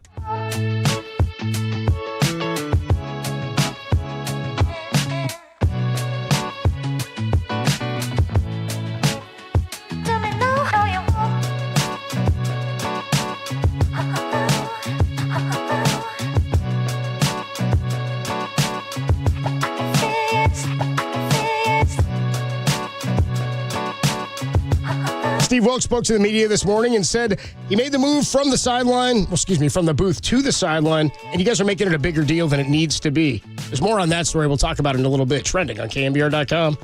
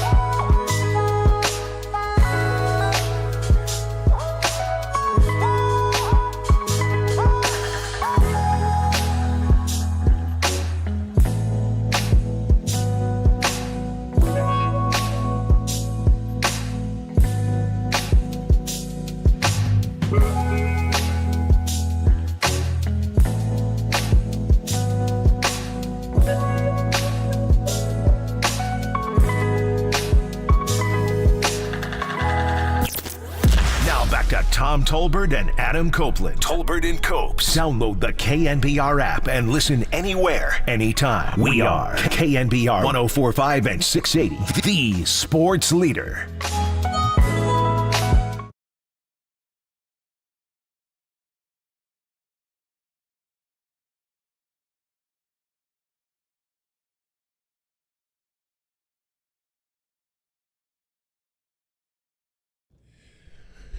Always fun to talk to our good friend Mark Spears, Anscape.com. Mark, what's going on? Man, I'm just leaving Sacred Heart Prep. Sacred Heart Prep. In Atherton, where the Cavaliers just practice there. Wow, they're practicing at a prep school, a high school? What the hell? Yeah, no, I guess they had they left Oklahoma City last night. They're out here in NorCal for like 5 days, and for some reason couldn't get into the hotel they wanted in San Francisco, so I think they're staying in the Atherton area. Airbnb? Quite impressed by perhaps, or Airbnb. 20,000 a day? I don't know. That sounds pretty expensive, right? I joke with their coach, Coach Biggerstaff. I'm like, was that bagel like $30 this morning at the hotel? Like, Atherton ain't cheap. No, they're saying that the school itself is $45,000 a year, and the preschool is like $22,000. A preschool, $22,000. Finger pin, you know. How much can you learn? 1 through 8, you know. Hey, it's half off. It's half off though. It's half off. It's absurd, is what it is. Better manage a hedge fund when you get out of that preschool. You know what I mean? Like, balance my checkbook at least. Isn't like Head Royce like $75,000 or something like that? I don't know. I don't know, man. Isn't that one over in the East Bay?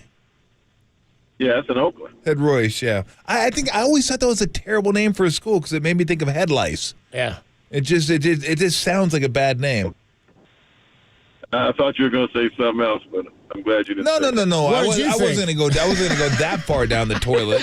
Hey, what were you thinking, Mark? Huh? Mark Spears with us. The human guest line here. Oh man, just skimming the surface, skimming, and then let's get on the way up here. Let's get back up off the air. Yeah, into the air. Just leave it to laughter. Leave it to laughter. I hear you. Laugh. Since you were over there at the practice, let me ask you about the Cavaliers because they're kind of in an interesting spot for me. They're good. I mean, probably a top 4 seed, I would think, in the East, but I don't know they're good enough to compete for a championship. Like they're kind of in that they're not in the in-between mode. They're much better than that, but they're not. So do they feel like they need, like, can they get one more piece? Do they feel like they have it and they got to develop it? I mean, how do they feel about their chances? Are they even at that level where they're thinking about championships? I think they are. I think their thing to them is just being healthy. You know, Garland being healthy, Donovan Mitchell being healthy, their bigs being healthy, Mobley, and you saw when the Warriors played them recently, like their bigs They cause tough. A lot of problems, right? They're tough. You know,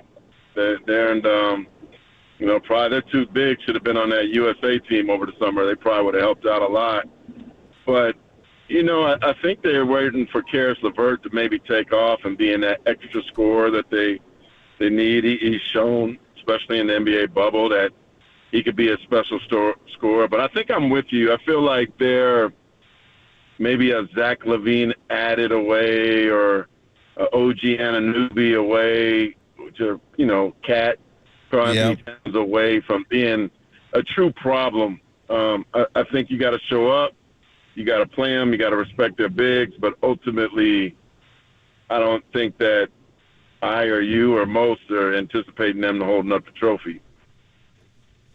Talking to Mark Spears here on the UB Guest Line, ESPN and Anscape.com. I want to ask you about a headline I saw on Andre Iguodala today. He's been named the acting executive director of the NBA Players Association. Sounds like it's a pretty big honor. Yeah. What does this mean? What's his deal going forward? Well, I'm a lot shocked by Tamika Tremelio walking away just kind of abruptly after about 2 years, and she, replaced Michelle Roberts, who did a great job for a long time. I wonder, Iggy has so much stuff, so much going on. I just interviewed him when he retired, and he's with this startup and involved with this software company and that, and he's, his son's in high school at Head-Royce. So I just wonder, like, how much free time does he have? Like, if that job gets offered to him, would he want it? I know it probably is good to have a former player in that role, especially somebody like him that's so smart, business-minded, futuristic. Like, he always knows what's going to happen next. I mean, his Twitter handle is @Andre. Like, who could get their first name, right? So he knew Twitter was going to be something before it was anything. But I think if he really wants that, he has now the ability to show people that he could do it. But probably going to have to move to New York and really get ingrained in it. But since they just signed the collective bargaining deal, it's not like there's a super pressure in that position right now, because you got several more years to that deal is up. So I hope he does it. I think he'd be great in the position.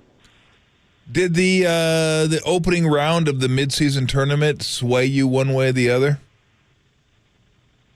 You know what? I think I'll care when it gets to the Final Four. Okay.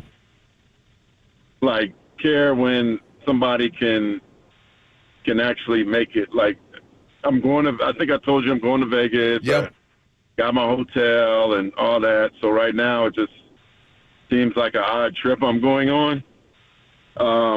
But then to me, it's the money. Each player getting $500,000, head coach getting $200,000. That's where I think they get to Vegas and they're going. Suddenly it's going to be like a fight. Like, shoot, man, I want that money, man. I'm gonna care now. So to me, other than these odd courts and seeing who has the ugliest court, I don't think it really will get interesting until we get to the Final Four part. So I'm guessing your answer is still you don't care. No, I don't care at all. I do find it interesting, though, like that. Like, I wonder how the average fan will perceive that they're going to be battling for $500,000. The winners of this midseason tournament get $500K. So they're in Vegas, $500K, going all out to try to get that $500K. And it's that one's not a regular season game. That's like the 83rd game for two teams. But I wonder how the average fan will look at it saying, well, you guys get paid a lot of money anyway. Shouldn't you care about regular season games anyway, since we're paying top dollar to go watch you guys play? Do we really need to give you extra money to make you extra excited to go out there and play? Like, I wonder how fans will look at that. Well, I think what they're trying to do is actually trick the fans into caring before Christmas. Not going to get me. You're not going to get me, Mark. Not going to get me, see?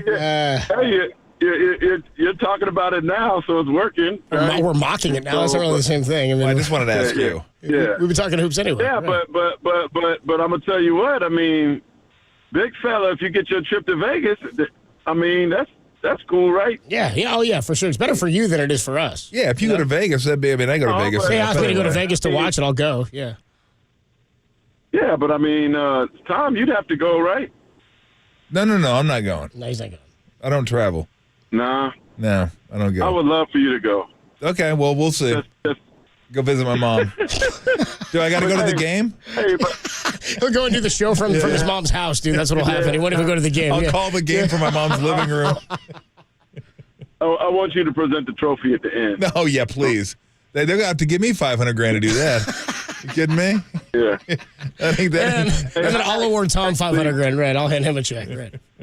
Hey, I actually thought about you, Tom, the other day when I was watching the Spurs, and I saw this poor lady interview Pop after the first quarter, and her looked like she was so intimidated that her question wasn't the greatest in the world. Yeah. And he just stomped on her like Godzilla for the question that she asked.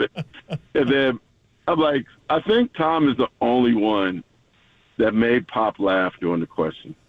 Well, that's because I played. He was my assistant coach for a few. So it was summer league, and then 1 year. So I mean, I know him. So I mean, and we have a good relationship. So that was fun. I Although I didn't know he'd say otters. He said otters. I was like, I love otters too. It was incredible. But no, I love Pop. And it was a blowout, so I think he didn't care anyway at that point. He's like, we're getting killed. Yeah. What can I do?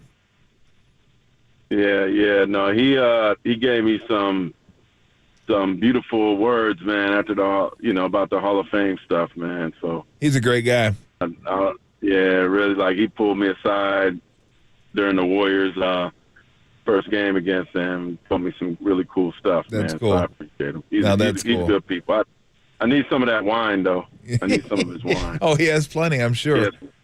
Talking to Mark Spears here, ESPN and Anscape.com on the UMA guest line. I want to ask about the NBA All-Star game coming, I was going to say to San Francisco, but it's just the game is coming to San Francisco. There's the other events, like the All-Star weekend stuff is going to go on over at the arena in Oakland. I think this is all pretty cool that they're going to do stuff over there. Yeah. I think it's awesome. I remember being a kid when it came in 2000. We had the jam session and all that. I remember going to that, and I remember Kobe was young and came out. Vince Carter did the honey dip. Like, that was, as a kid, that might have been the first, I was young. I remember that being kind of like the first time the NBA was that close to me and in my backyard. I think it's incredible that they're going to do it here, and they're going to have huge events over in Oakland. I know you've got a piece on it. What do you know about it? What can you tell us about it? What you found out? Yeah.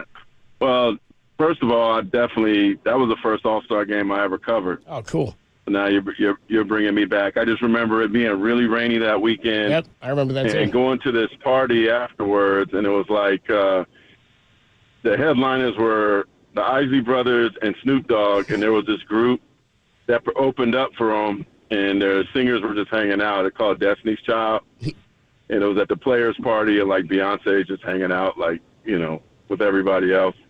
Might have been just 21 at the time, and I think Paul Pierce was trying to holler at her. It obviously didn't work. But I do think what's most intriguing about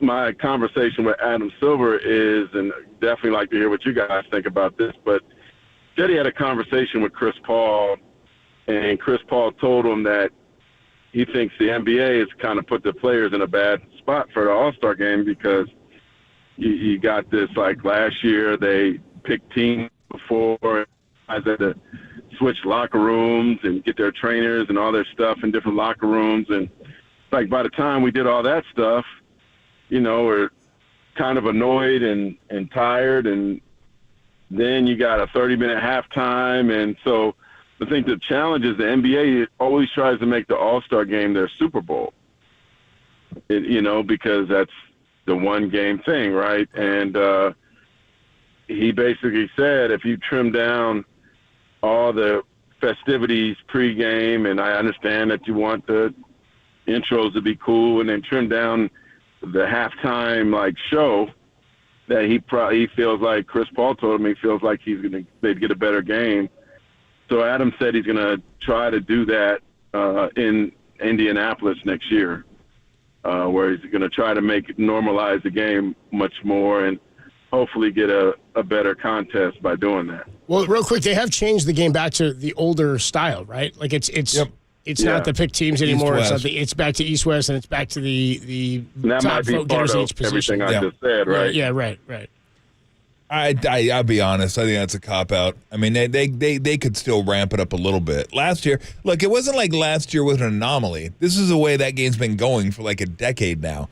I watched an old All-Star game with Jordan, Bird, Magic, all those guys. They actually played. It wasn't they didn't play like it was the playoffs, but they played like it was a pickup game and loser had to leave the court. At least it was that type of intensity. This is just at the park, just screwing around and don't really care one way or the other. I've always said the NBA All-Star Game could be the best out of all of them if it wanted to be. It just doesn't want to be right now, and it really wouldn't take that much. I agree with you. I talked to Mully, and he said that when he was playing, Bird and Magic would basically go in their respective locker rooms and basically curse everybody out to take it serious, right? And which they did. But to me, at this point, in order for everybody to take it with the seriousness that they need, I think you need to make it World versus USA or World versus USA and Canada, because I always go to the Hoop Summit which is the top high school players in the country against the top international teams, and that is the only like basketball all-star game to me that I see. That includes Jordan Classic and McDonald's and all that. Yep. Where I feel like they got that flag on their uniform, and it's a different kind of effort, different kind of pride. And so I know that if you do that, there'll be a difference in terms of, I don't want to get my butt kicked representing my country, right? Yeah. So to me, that might be the only answer, and to try to add some. Yeah, you might be right. More seriousness to it. The problem was, Mark, it almost became cool to not try.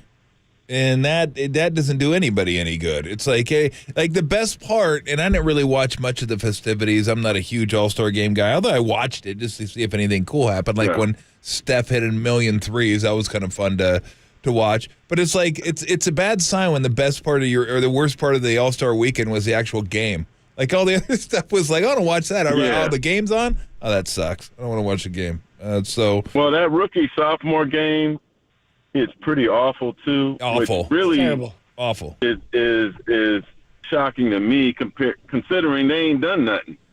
Like now you finally are on national TV and you got a chance to like show and prove against everybody, and you're gonna act like you're the big boys, man. Yeah, but that probably bothers me more than anything. Not that I'm really watching that game. Yeah, no, I don't watch it either. But what do little brothers do? What do little brothers do? They mimic their big brothers. Follow their big brothers. Yeah, they see the big brothers dogging it. They're like, oh, they guess we want to be cool. That's kind of the way we want to do it. Let me ask you about where the Warriors are at right now, because they just look like a team that's ready to compete. They're always ready to compete for a championship, but they're better equipped, I think, this year. This might be the deepest team they've had since 2015. And you put last night, Mark, their starters were all negatives and plus minus. Their bench, all positives. Like, there have been games, I think the Houston game, Steph was a -2, and they won the game by, I think, close to double digits. Like, because the bench was getting work done. And you look at the bench this year, and not only is it a bench that you don't have to hold your breath anymore, but it's not just a bench where you say, just come in and hold it where it's at. They can extend the lead, and Chris Paul's a huge reason for that. But these guys look like they're ready to do things this year. Yeah, no, I think Chris Paul has brought a level of maturity to clutch time that was severely needed by this team and will be very, very beneficial in the postseason. I kind of remember, and Tom, man, to correct me if I'm wrong, but I really thought that like Brian Shaw and Ron Harper during the Kobe Shaq years kind of really brought some value at the end of the games to kind of like calming things down. Yeah. Running up play, making sure the right guy gets the ball. And the Warriors, like, I know that there's going to be a Steph turnover in crunch time. As great as Steph is, there's going to be some crazy turnover, right? There's going to be some Clay shot that you're like, But I feel like Chris, man, there's a couple games they probably would have lost last year that I think the IQ and brilliance of Chris Paul, like, changes that. And so Draymond wasn't there yesterday. And, I know Jamal Murray wasn't playing, but, Wiggins, I don't know what's going on with him. But I do feel like they still had a pretty good effort and could have won that game in Denver under the circumstances. So I really like the position they are in right now and the record and just the morale of the team and being in the locker room. There just seems to be a looseness, a more fun. And I think it's because some of the young guys they have there, like, BP and Jackson Davis, they're bringing some liveliness. That kid BP, man, he talks a lot of trash, man. He's your kind of guy, Tom. He's got a mouth. He's got fire, man. I like that guy. I don't know if I didn't talk any trash when I played. But he's your kind of guy. Yeah, I think you're right. Humor-wise. I think you're right. Yeah, I kept my mouth shut when I was playing. I'm like, I don't want to wake anybody up. Yeah. The hell am I doing out here? I didn't say he was talking trash on the court, like in the locker room. Talking trash to Jokic? He's got little like jokes and No, I know what you're saying. But humility at the same time. He's like a good kid, man. Yeah, that's good. Yeah. So they got a vibe that, like, I still remember walking into that locker room in L.A. and Jordan Poole's mumbling about, they think they want me to be Vinny the Microwave Johnson, and he's playing music on his phone, and they just had a bad loss, and I could tell like the whole team wanted to just tackle him and like beat him down, right? But they couldn't. And I think they were like, we can't say anything. This is a sensitive situation, and it was just so uptight. I don't remember their team being that uptight since like Mark Jackson's last year there, and then now there's just a looseness that just feels different. Yeah. All right, brother. We will let you run. You going to be out at any of the? You'll be at the Cavs Warriors game? I am not. I went to Cavs practice today. Okay. I'm going to this rivalry game on Saturday night. I got San Jose State, Fresno State. Oh, that's right. It's a big one. Yeah. So I talked to JB already. We're good. Okay. Maybe I'll see you. The Warriors are home all next week, so maybe I'll see you out there one of these games. Well, no, they got a game Sunday, right? Yep, by the T-Wolves. Woo, Edwards, baby. I know. Yep. Sheesh. I know. Yes, sir. All right, maybe I'll see you Sunday. And good luck to you. Bring Copes, man. Bring Copes this weekend. I want to see Copes, man. Not this. My I actually have to work the Niner game. I told him I'd offered him tickets, but this actually, weekend. I'll come out at some point. Dude. All right, yeah. I'll give him some tickets. We'll connect, Mark, for sure. Don't be giving away my tickets, though, Spears, and I've already given them away. It's awkward. Dude, Thomas said you should have seen his face, Mark. He was like, oh, my God, dude, I gave those tickets away already. I looked at him like, you going to hook me up, huh? You going to help me out? No, I got to work. It's all good, dude. I'll come out. He's media. He could get a credential. I got a credential. We're good. I have one. He's got a credential. I got one. I don't need tickets. We're good. I'll see you out there. Just not Sunday. Beat it. All right. Thanks. All right, Mark. Catch you later, bro. God, our guests are killing me. Dude, I know. Tom's been getting crushed this week. Dude, Bergie's like, yeah, come to work, Tom.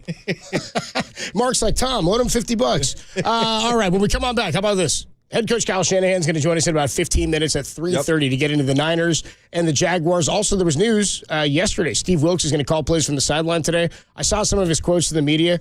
He was kind of like, you're making a bigger deal than this. And I actually, just reading the comments, was kind of fired up about what he had to say. He's like, I'm built for this type of stuff. So Steve Wilks, we'll hear from him next, and then we'll talk to the head coach, Kyle Shanahan, at 3:30. Tolbert and Copes, only here on the Sports Leader. St. Helena. Shout out to you for supporting KNBR. St. Helena's Sports Leader.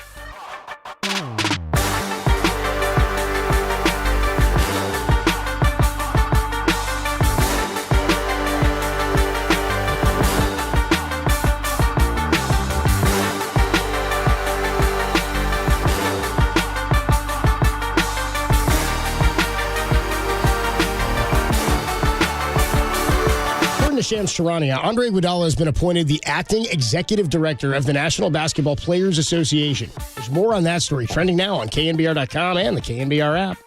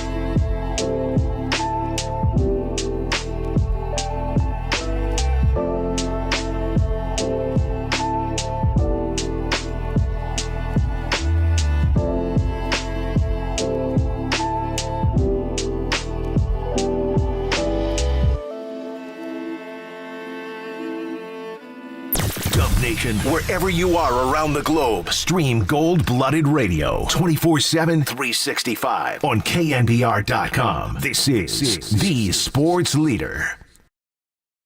Oh, I mean, guys, to me, I think, just very candid, I think we're making a bigger deal out of it than it needs to be honest. But I just want to be able to communicate with the guys a little bit more during the game. You know, certain things that I'm seeing, I'd rather be able to talk to them directly than, to communicate with coaches. I think our coaches do a great job, number one, throughout the week, but also in-game adjustments. That's one of the things I've really, pride ourselves on, and how we communicate as a staff and making the right things throughout the game. So it's just really with me, just wanting to be able to communicate with those guys a little bit more.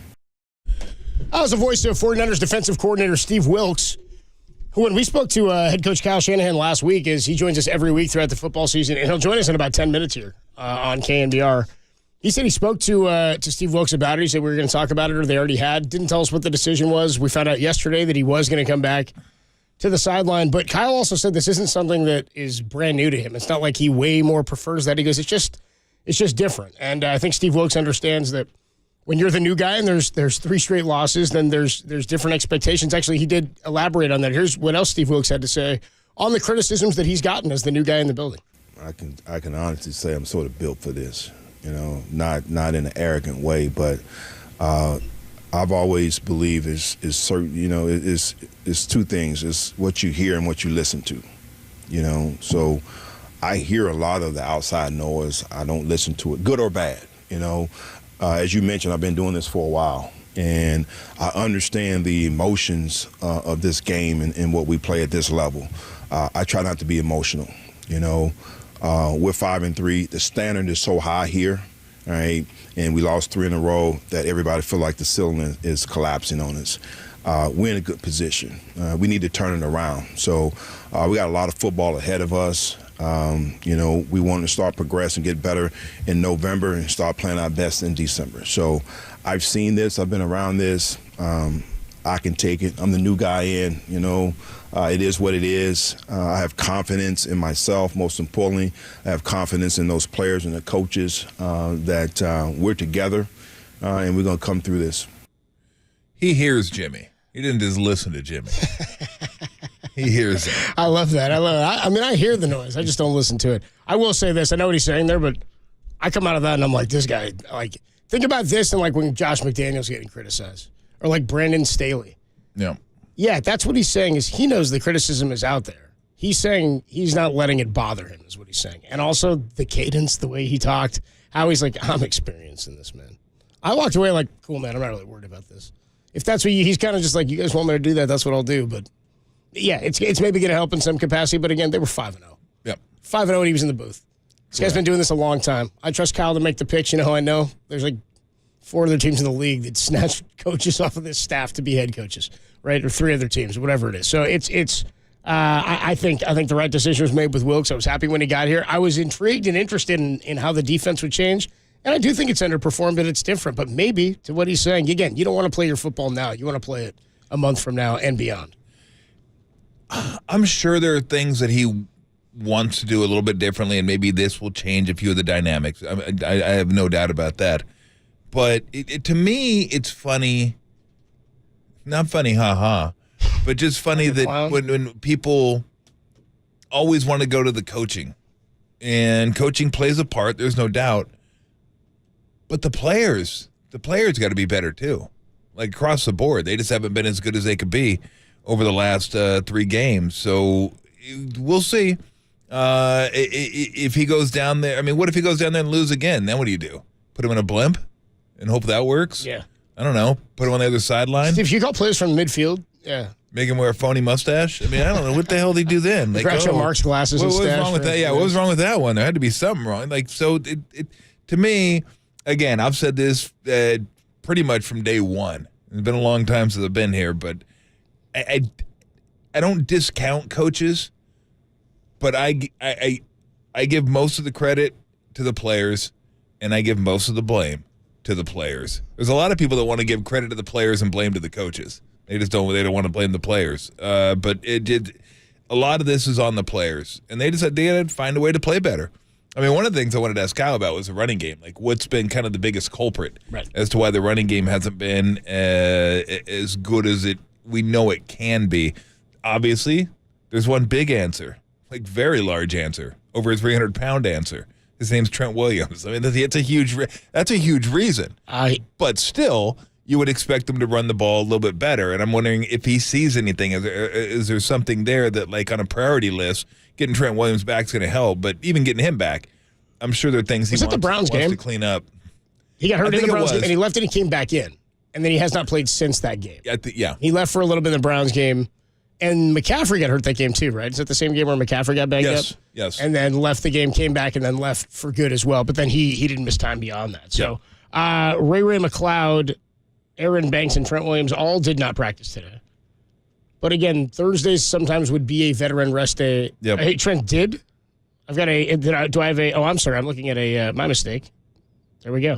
Trent did practice today in a limited capacity there. Well, that's good news. We've got Kyle Shanahan, by the way, head coach of the 49ers, joins us coming up at, we're going to do it at 3:35 today. 3:35. You missed any of that, we will replay it for you a little bit later. And Steve Kerr, by the way, at 5:30, head coach of the Golden State Warriors, all going to join us today to talk about, one, Warriors lost last night and where we're going this weekend, a big homestand coming up, and the 49ers return to the field. Lots of storylines, too, around the Niners. Coming off of 3 straight losses, bye week, opening on the road. I thought Steve Young said something really interesting last night. He said, if we finish 6-3, the number 1 seed is out. I thought, damn, you got to go better than 6-3 here to win the number 1 seed probably. But at least one of those is against the team that's ahead of you. That's correct. And you need some help. Yep. I mean, you got Baltimore, maybe the best team in football right now. God, I forgot Baltimore's coming. Baltimore, yep. That's going to be a good one. So, yeah. I mean, you do have that Seattle game. twice and one in Seattle. But look, well, you mentioned Philly's schedule yesterday. We talked about it. It is brutal. It's brutal. It gets very soft at the end, but brutal. It is a gauntlet. Yes. Like, it's one of the toughest schedules going. They got about a 4 or 5 game stretch. It's just rugged. They were rugged. Brutal. So if they lose a couple of those, you win this one, and then, like, if you win this one and you beat Philly right there, that's going to pull you to within, 1 game minimum. They lose one of those games, you're right there, and you have the tiebreaker. Like, that's going to be massive. That's going to be like a must-win game if you want to. Like, they could lose that game and still get the number 1 seed. Niners can't. Now, there's a lot of games between that game and this weekend. So there's a lot of stuff that could happen between. I'm not even worried about it. I'm just saying that will be a key game. But, yeah, 6-3 is probably not going to get it done. 11-6, 11-6, no way. No chance. Not a chance. No chance. And you're at 5-3. You're right. Minimum, I would say 7-2 with a Philly win. 7-2 with a win at Philly.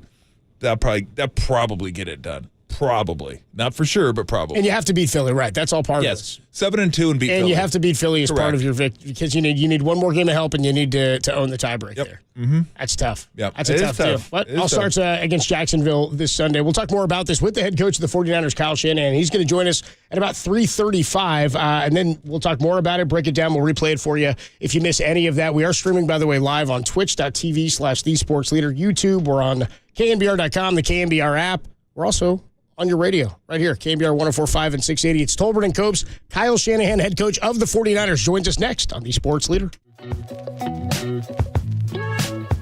What's going on, everybody? Adam Copeland here for Underdog Fantasy. It's the best place to play any fantasy sport, but hey, the NBA is back. The season is here. It's underway, and there's no easier way to get in on the action tonight than with Underdog Fantasy in their Pick'em game. It's a fantasy game, but you can win real money, plus legal in California. Ton of fun to play along as you watch your team. Here's what you do. You download the Underdog Fantasy app, sign up with promo code KNBR, and they'll match your first deposit up to $100, plus they'll give you a special Pick'em in that Pick'em lobby. Here's how the Pick'em game works. You pick between 2 and 5 players. They give you a stat total. You pick whether or not they go higher or lower than said total.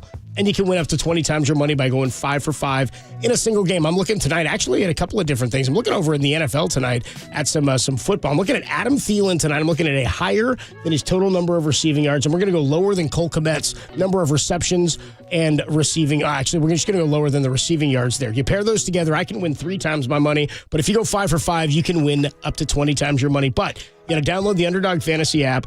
And when you do, sign up with promo code KNBR, and they'll match your first deposit of $10 or more up to $100.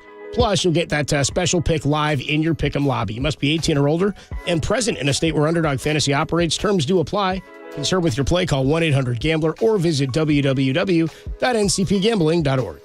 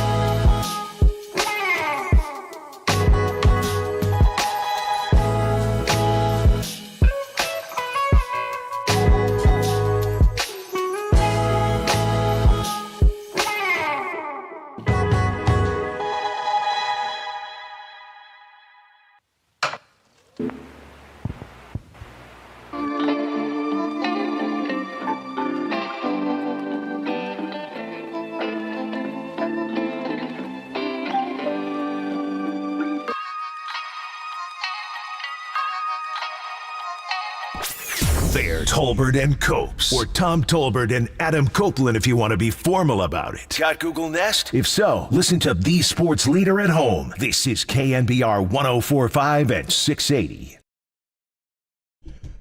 Every week of the football season, we catch up with 49ers head coach Kyle Shanahan, and we will do so in just a couple of minutes here.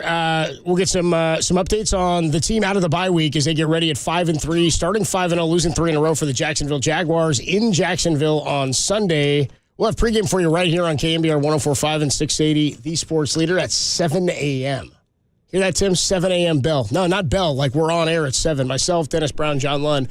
We'll take you up to the broadcast team, of course, of Greg Papa and Tim Ryan. We'll catch up with Tim Ryan tomorrow, and we will connect with Kyle Shanahan here in just a couple of minutes. Some big storylines, I think, around this one. Obviously, Brock Purdy's had some struggles in the second half, and again, everybody we've talked to, and I sort of feel this way too in watching some of the turnovers again and the mistakes that were made in the second half of these 3 losses, that nothing we've seen is disastrous or not correctable for Brock Purdy. And a lot of these times he probably shouldn't have been in those situations. Now, is it on him that some of the offense wasn't executed perfectly before? Maybe a little bit. But also now you've added more to the defense, which has underperformed. There's a change with Steve Wilkes to the sideline. There's a lot of good stuff, I think, to talk about. And we've made the connection.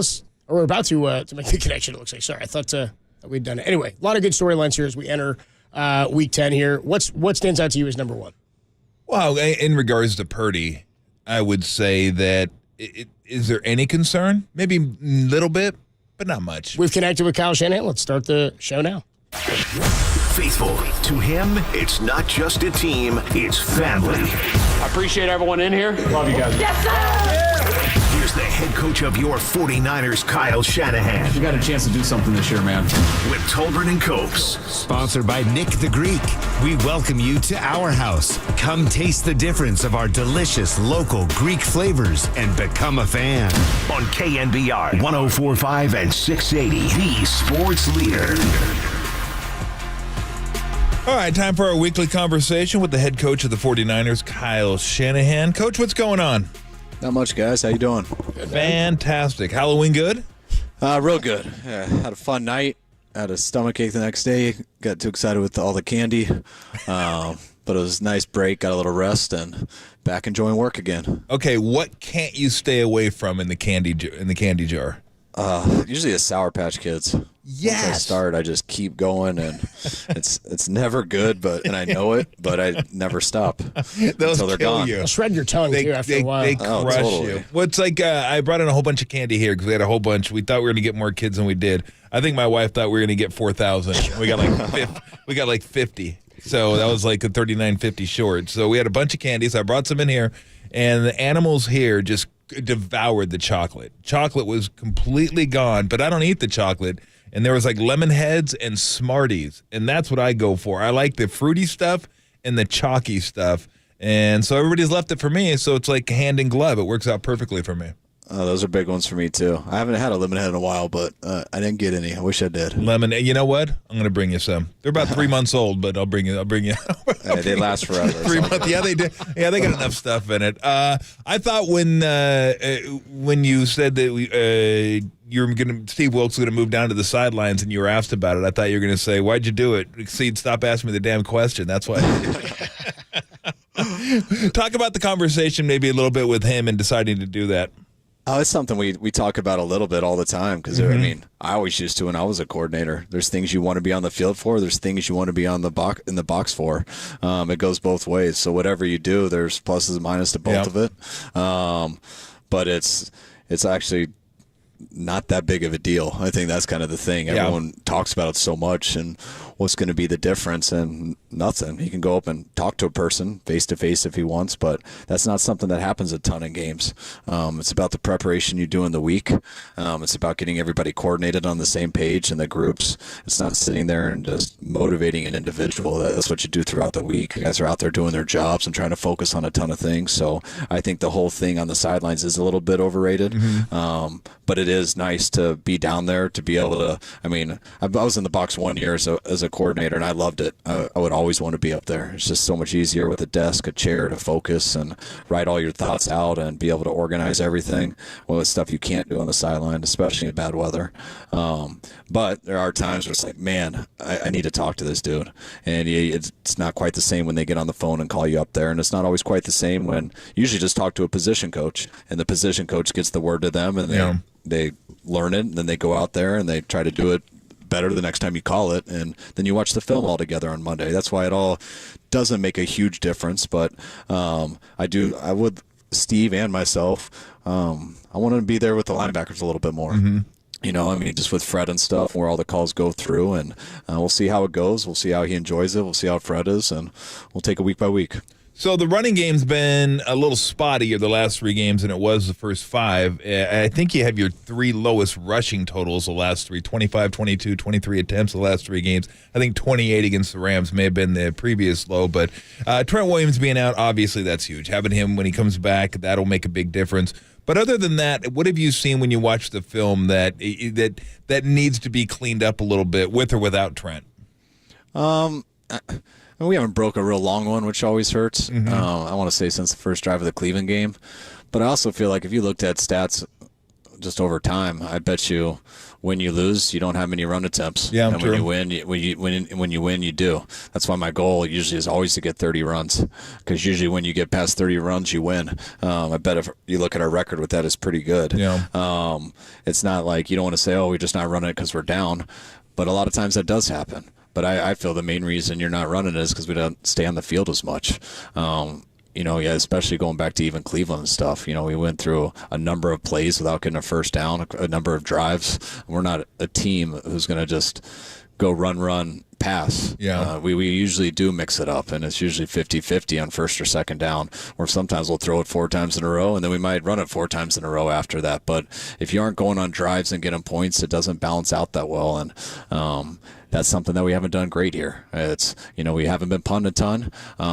We haven't done great, in the last 3 games. Yeah. And I think it kind of does take away from your run game. You end up not really being able to wear guys down to where you end up getting that big one. You don't get to really mix the guys all in. And then you also, especially when you're down a couple scores in the fourth quarter, you feel like you need some bigger plays. Yeah. And when you're in 2-shell defenses, you're rarely going to get that with the run game.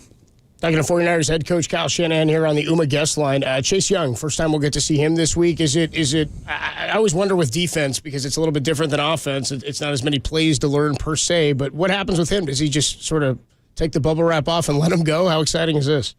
Yeah, definitely. I mean, you're so right with the positions, and not only just offense and defense, but also D-line. Right. Yeah, it's not trying to take anything away from their position, but usually it's about going and killing the quarterback and understanding how to play the run. And ours kind of tie exactly the same way together. So you got to understand some of the stunts we call, which everyone does everywhere. You just got to get used to our verbiage and what we call them. And you got to get used to a few signals in 2 minutes and things like that. So it's pretty easy for a D lineman to jump in. But you got to go out there and earn it. You're not just going to give stuff to guys based off our whole group. We got a lot of guys who've been working here. We like to do it by rotation and keep guys as fresh as possible. And what I'm just really excited is adding 2 guys to our group here over the last month. Not only we're going to get better with those 2, but it helps everyone else get better, because you're more confident to rotate guys and put guys in any situation, and keeps guys fresher. And I really believe the key to rushing a quarterback and being a good pass rush team is to be able to swarm by it's how you rush by a group. Okay. And I feel like we've had some good individual rushes this year, but I just feel collectively our 4 guys rushing together, or even 5 when we bring a linebacker with them, we need to do it better as a whole. So when the quarterback steps up to miss one guy doing good in rush, there's 3 other guys there coming off blocks, and the way to do that is to have strength in numbers, and we've helped ourselves there here in the last month on that. Yeah, it's funny how one guy looks like it adds so much depth to that position too. Just circling back real quick to Steve Wilkes coming down to the sideline. Does anything change for you and his communication during the game? I don't know how much you talked to him during the game, but what's going to be different about that with him on the sideline? 0. Nothing. Yeah. Every person I talk to, I do it right through that microphone you're seeing. The same way I'm talking to you guys right now. Yep. It's very rare I'm going to go up and turn the microphone off and just, when I talk to guys, usually it's in front of all the coaches, because you want people to hear the information. So if I am talking to Steve, he's been in the box, so I haven't had a choice. But when I've talked to anybody, whether it's the box or the sidelines, I want the other position coach to hear what I'm saying to the D coordinator, or what I'm saying to a receiver coach, or anybody, because everyone does relate together, and you're trying to hit individual parts of a group, but it's all about collectively how you guys play together. So whatever coaching points or things you're telling people, you want the other people on the staff who are relaying stuff to their groups to be on the same page. Is it weird if a guy's like 5 feet away from you and you're talking through a headset? It is really weird. And then I have sometimes guys aren't that used to talking, because if you don't have to call plays and stuff and everything, or you don't get on there that much unless something bad has happened. So a lot of times I'll have a guy run down to start talking to me, and I'm far away, and I just look at him. I'm like, will you just push your button? I can hear you. You can go back with everyone else. Just push the button. And then they're like, oh, yeah, that's right. Push it, and then we can talk. I wanted to ask you about something in regards to Hufanga, because it seemed to me, and again, I could be wrong on this, I just wanted to ask you, it seemed like last year he was up near the line of scrimmage a little bit more. He was blitzing a little bit more. Like he was more involved in a lot of the stuff that was going on my television screen. And the reason I say that, because I can't see everything that's going on at the back end of the defense because it doesn't show it all. But has he been as involved in all that as he was last year? He's as involved. I just think last year he made some unbelievable plays that just jumped out to the whole world, and so they sticked out so much, and he hasn't had as many of those this year. And I'm not putting that all on him. I'm putting that on our whole group. But when you're trying to notice people on TV and stuff like that, usually it's going to be because they stick out in an area making a play, and he has been up there. I mean, he's sometimes up, Gibbs sometimes up, depends on certain situations. We have blitzed him. But he hasn't really had that impact play that sticks out in your memory. And there's still a lot of season to play, and I'm real happy with Huff and where he's going. He's been working his tail off, and planning on those coming soon. What makes Travis Etienne tough to stop? Because he seems, I mean, Trevor Lawrence is really good. Is it Trevor Etienne or Travis? I think it's Travis Etienne. Travis Etienne, Trevor Lawrence. Thank you. I thought I was going to screw that up. I didn't, and then I did. What makes him difficult to deal with? Obviously, he catches the ball out of the backfield. He's explosive. They use him a lot now. Like, he's a focal part of their offense. How key will he be? And, without getting into detail, what's the difficulties in maybe stopping him? Well, I mean, we loved him just studying him in college as a running back. And I remember when he got drafted, I think it was first round, they said he was going to play receiver and move him there right away. And just to even have that option with a running back to say you're going to move him to a receiver shows you the type of talent he has. But when you think that, maybe you think he's undersized or plays like a receiver, and then you turn on the film and you watch him as a running back, and the guy runs hard. I mean, he gets his pads down, he lowers, he can break you off, he can create an edge, and then he can run through those arm tackles. And he can go up inside, but he also has that speed and talent to bounce it outside, which he looks to do a lot. And if there is a lane, he's got a great chance to be gone. And so when you look at that as a runner and how he's been advertised as a receiver, which is accurate, that's a problem. It's similar to our guy in that way, and they're using him a lot, and he's getting better and better each game. In terms of the health of some of these guys who practiced today, I know Trent Williams got back out there. Drake Greenlaw had been banged up a little bit before the bye. How is the health in terms of expectation for this weekend? I think the bye really helped Dre a lot. He was really banged up, especially that last game versus Cincy. But probably shouldn't have even let him play that game once it was said and done. And so I think the bye week helped him a ton. He's had a great week of practice. Trent, it's been longer than we anticipated. He's just, the ankle's been a little bit more than we thought at first. He's out there battling. He was able to get through some of practice today, which was his first time really being limited in that way. Hopefully he'll have a good day tomorrow and be able to be out there Sunday, but really not sure yet. I'm curious, because when you said on the headset, everybody's talking on the headset. I just thought, how difficult is that to get used to as a head coach, your first time head coach? What are the things you're listening to on the headset? I mean, not only that, you're the play caller, so you got to know what's going on. You got to keep track of the clock. You got time management things to worry about, end of the halves, end of the game. You got plays to call. You're also listening to what's going on in your head. How difficult is that to do all that? Or can you just turn everybody off from time to time and say, I'm done with you guys? That's why I have zero personality on game day. That's why I'm not sitting there cheering a lot. You don't see me there talking a lot, because I am sitting there focused as can be, thinking about a lot of things. And I do think it's a little easier for an offensive coach, just because that's how it's always been. I mean, when you're an offensive play caller, you're not the head coach. Doing this for the 9 years, I was the coordinator 9 years before I came here, and I always felt like every time you call a play, you got to know what the time is on the clock. Yeah. You always got to think about, all right, should I go through a pass here? I do have a timeout. All right, I know I'm trying to kill the clock, but it's almost how many seconds from the 2-minute warning? All right, when should I take my pass? When should I take a run? Should I just call a screen? So I get all that stuff. I mean, that's what you're thinking about when I was 28. Yeah. And you have to. And the head coach is ultimately in charge of it. But, usually where I've been, they want me to say when I want it.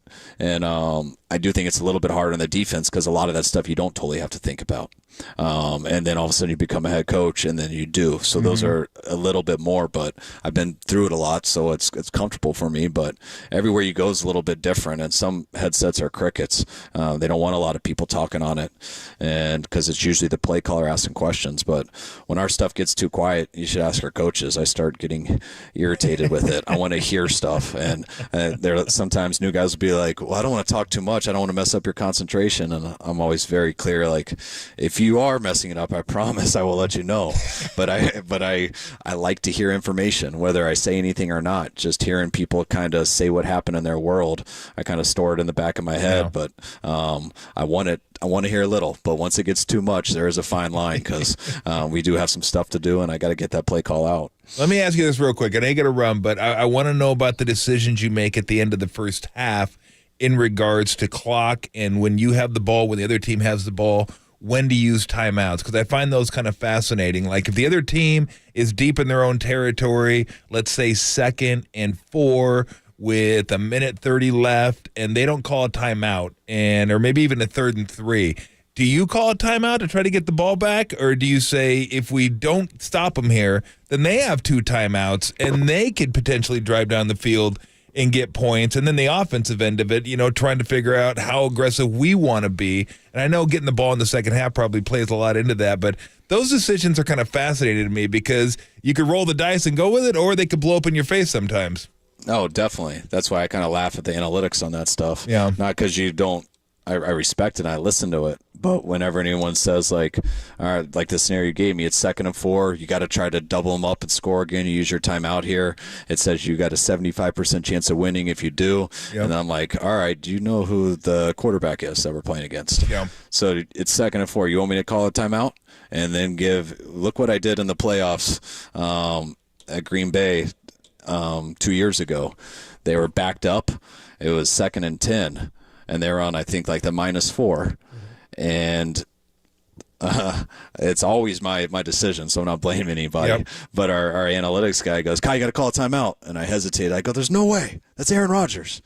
And he goes, all right, well, that's what it says. And I sat and thought about it. We hadn't scored, so I was very frustrated. It was such a low-scoring game. It was about to go to 3rd and 10. I'm like, screw it, timeout. And they're on the -4, so it's now 3rd and 10. We're going to have plenty of time. We stop them, it looks like. It's going to be great. Aaron breaks the pocket and gets an off-schedule play, hits a guy down the sidelines, and they get a 60-yard gain. And I'm just sitting there saying, not yelling at anyone for telling me to do it. I'm saying I got to be the dumbest guy in the world for listening to someone like that when I know who Aaron Rodgers is. And he made an unbelievable play, and I was so upset. And it was so funny because Jimmy Ward was the one who got out of his coverage when he broke the pocket and gave up the big play. But then Jimmy Ward completely redeemed himself because he blocked the field goal with 3 seconds left in the half, and so there was no damage done. But one of the biggest things that I've learned here in like the last 7 years is you look at the stats with turnovers, and turnover is the biggest stat on winning and losing, besides points, obviously. But the second one after that, which I didn't used to believe because it didn't totally make a lot of sense to me, but it's been that way over time. The team who finishes the ball or scores at the end of the second quarter is the second highest percentage of winning behind turnovers. Really? And it's a stat that I used to hear all the time. And when I was a coordinator, I was like, whatever. Like, you can't think that way. Like, you're trying to score. Like, that's what you're trying to do. Like, I don't want any other mindset. And since I've been here, we've studied it a lot. And I've heard of it a lot, and we started really following that in 2019. And you should look at our stats from 2019 at the end of the second quarter. And that's what led to, you look at it in the Super Bowl, what we were trying to do. It's all about trying to finish with the ball and make sure that other team doesn't get a chance, not just because Mahomes is on their side. Yeah. That is a big deal, but we did that whole year. And that was the first year I tried it, and the stats went exactly how they had like the 15 years before that everyone had showed me that I didn't believe in. And since then, I feel pretty strongly in it. That is really interesting. But yeah, the analytics can't tell you if it's Aaron Rodgers or Tyler Bagent. It's like, I don't know. We're just 75%. No. That's all we got for you. We don't have quarterbacks. Or if it's -5 degrees out and you can't feel your hands. Exactly. Hey, Coach, we always appreciate the time, always appreciate the info. It's always a lot of fun talking to you. Safe travels, and see if you can get a win down in Jacksonville. We'll talk to you next week. All right, guys. Thanks, Coach. Thanks, Coach. I Thanks. appreciate it. Oh, that was great That's stuff. interesting. I didn't know that. We'd have to go back and look, too, because I can't remember if it was that year, because that's what, the 2021 divisional playoff in Green Bay, 13-10, Niners in the snow, the block kick. Incredible game. What a game, right? Incredible game. So was it earlier that year or was it the year before where he gave Aaron Rodgers the ball back? He didn't give him the ball back. The Niners scored with 37 seconds left, remember? And I think that was that year in regular, Kyle used in the regular week season. 3 or 4. Remember? And people were like, Kyle scored too soon. That was Juszczyk. I was like, he threw it. Jimmy hit him for like a 20-yard pass, and Kyle Juszczyk went to the end zone. They're like, should have gone down. I was like, gone down at the 1. What's he Score going to do? You'd score later. Score later. And then here comes Aaron Rodgers. So what an incredible hit with Kyle. We'll break down a lot of that. We'll talk about some of that. We'll get into some of the injury stuff he had to tell us about. And we had Brock Purdy sound to get to as well. If you missed any of that, Kyle Shanahan will replay it for you coming up at 4:50. And then at 5:30, the head coach of the Golden State Warriors, Steve Kerr. Niners and the Jags this weekend, 7 a.m. pregame, 10 a.m. kick. Only here on the Sports Leader.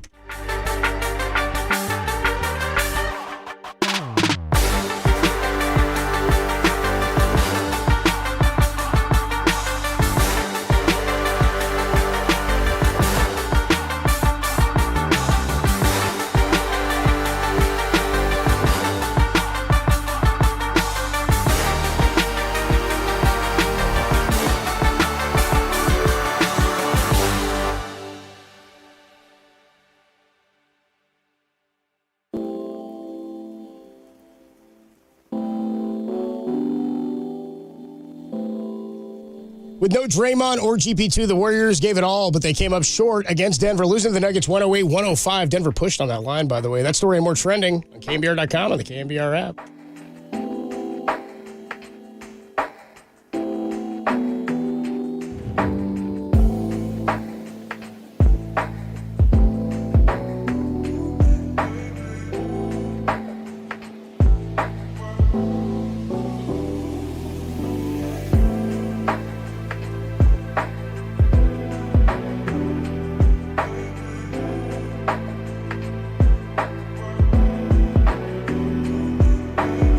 What's going on, everybody? Adam Copeland back here. My good friend Steve Moskowitz is hanging out on the line. Steve, I know this is a scary situation for a lot of people.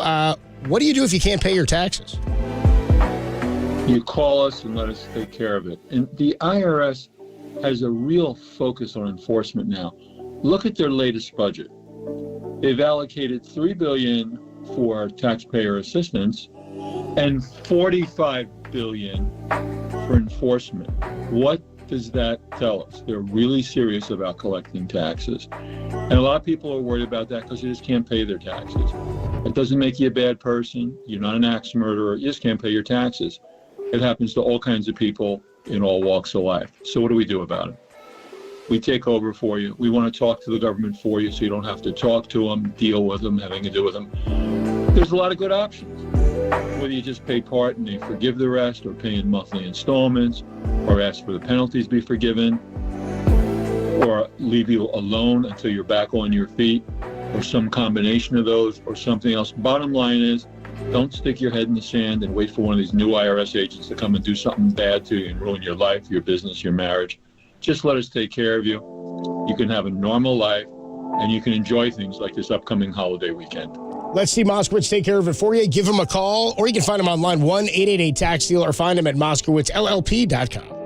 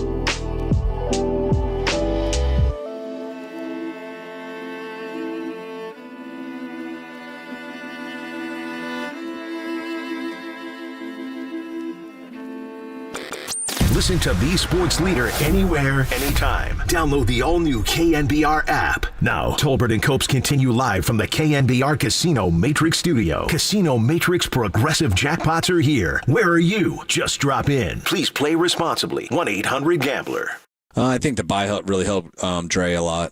He was really banged up, especially that last game versus Cincy. But probably shouldn't have even let him play that game once it was said and done. And so I think the bye week helped him a ton. He's had a great week of practice. Trent, it's been longer than we anticipated. He's just the ankle's been a little bit more than we thought at first. He's out there battling. He was able to get through some of practice today, which was his first time really being limited in that way. Hopefully he'll have a good day tomorrow and be able to be out there Sunday, but really not sure yet. That was Kyle Shanahan just a couple of minutes ago with us. Still truly questionable, it sounds like, is Trent Williams. Drake Greenlaw, he said the bye really helped him, so hopefully that means he's treading in the right direction. He was also a limited participant, but he was yesterday as well. Trent was still out yesterday, so it's a positive thing that he's moved at least to a limited practice participant. Tolbert and Copes with you Thursday evening here. We are, by the way, going to catch up with Steve Young at 5:30. Steve Kerr. Steve Young was yesterday. We got a lot of Steves. There's a lot of Steves. And by the way, if you missed Steve Young yesterday, you should check it out because it was an all-timer. It was a blast. Absolute blast. But Steve Kerr at 5:30 today. We'll replay Kyle for you at 4:50. The injury updates were there. It's funny because coming at 5-3, like, his demeanor's good. It seems like, they've made the move to get Chase Young. What he talked about was the addition of that type of player to a line like that, where you've got a bunch of guys who pin their ears back and get after it. You look like you shivering in this room here, man. You shivering? And I ain't wearing pants. I'm sorry. I'll shiver. I'm not gonna wear pants. I mean, it is cold in here. It's an ice box in here. It's cold, man. I can't. My feet are really cold. Like, my extremities are cold. You would think the new boss would do something. I will. You need tomorrow. You need a shoe. Yeah, tomorrow. I need a shoe to throw at the. Make sure you set it higher and then shoe it. I should lock it. Yeah, that's what I did to our thermostat. Nobody tell anybody what I made. Tucson.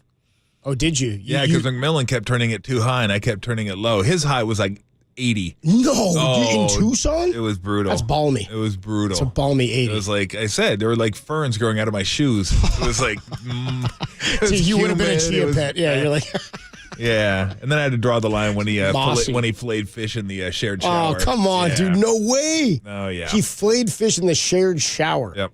So I set it back. The good news is you're fired. I set it back down to 69, 70, and then I beat the hell out of it. 69. I was like, change that. He didn't. Did you beat it with a shoe over and over? Oh, yeah, I beat it. I'll get you a shine box. You just gave it to the thermostat. Exactly. That was the quarterback of the Giants. That is too funny. Speaking of quarterback for the 49ers, how about Kyle give us that crazy note there? He mentioned this to us right at the end. And again, if you missed Kyle Shanahan, we'll replay it for you at 4:50. He said he found out this note before 2019, and there's an analytic, I guess. He said the team that finishes with the ball or scores at the end of the second quarter wins the second highest percentage of, if you're going by percentages of things that help you win, winning the turnover battle, whatever the percentage is, this is second below that. So if you score at the end of the second quarter, I think it's with the lead, right? It's got. He didn't say. I would imagine. I mean, I imagine if you're down 28 to 3, you're not winning. I imagine this has got to be within a certain number of points, I would but he said the numbers lined up almost identically. He said it doesn't really matter in football. If you're trying to do something and you execute it, there's nothing anybody can do about it until they figure out a way to stop it. Yeah. You know what I mean? So it's like, it's fun. It's not a state secret here to say, this is what I'm trying to do. Run the ball 30-plus times, and if I do this, it's why I defer the kick.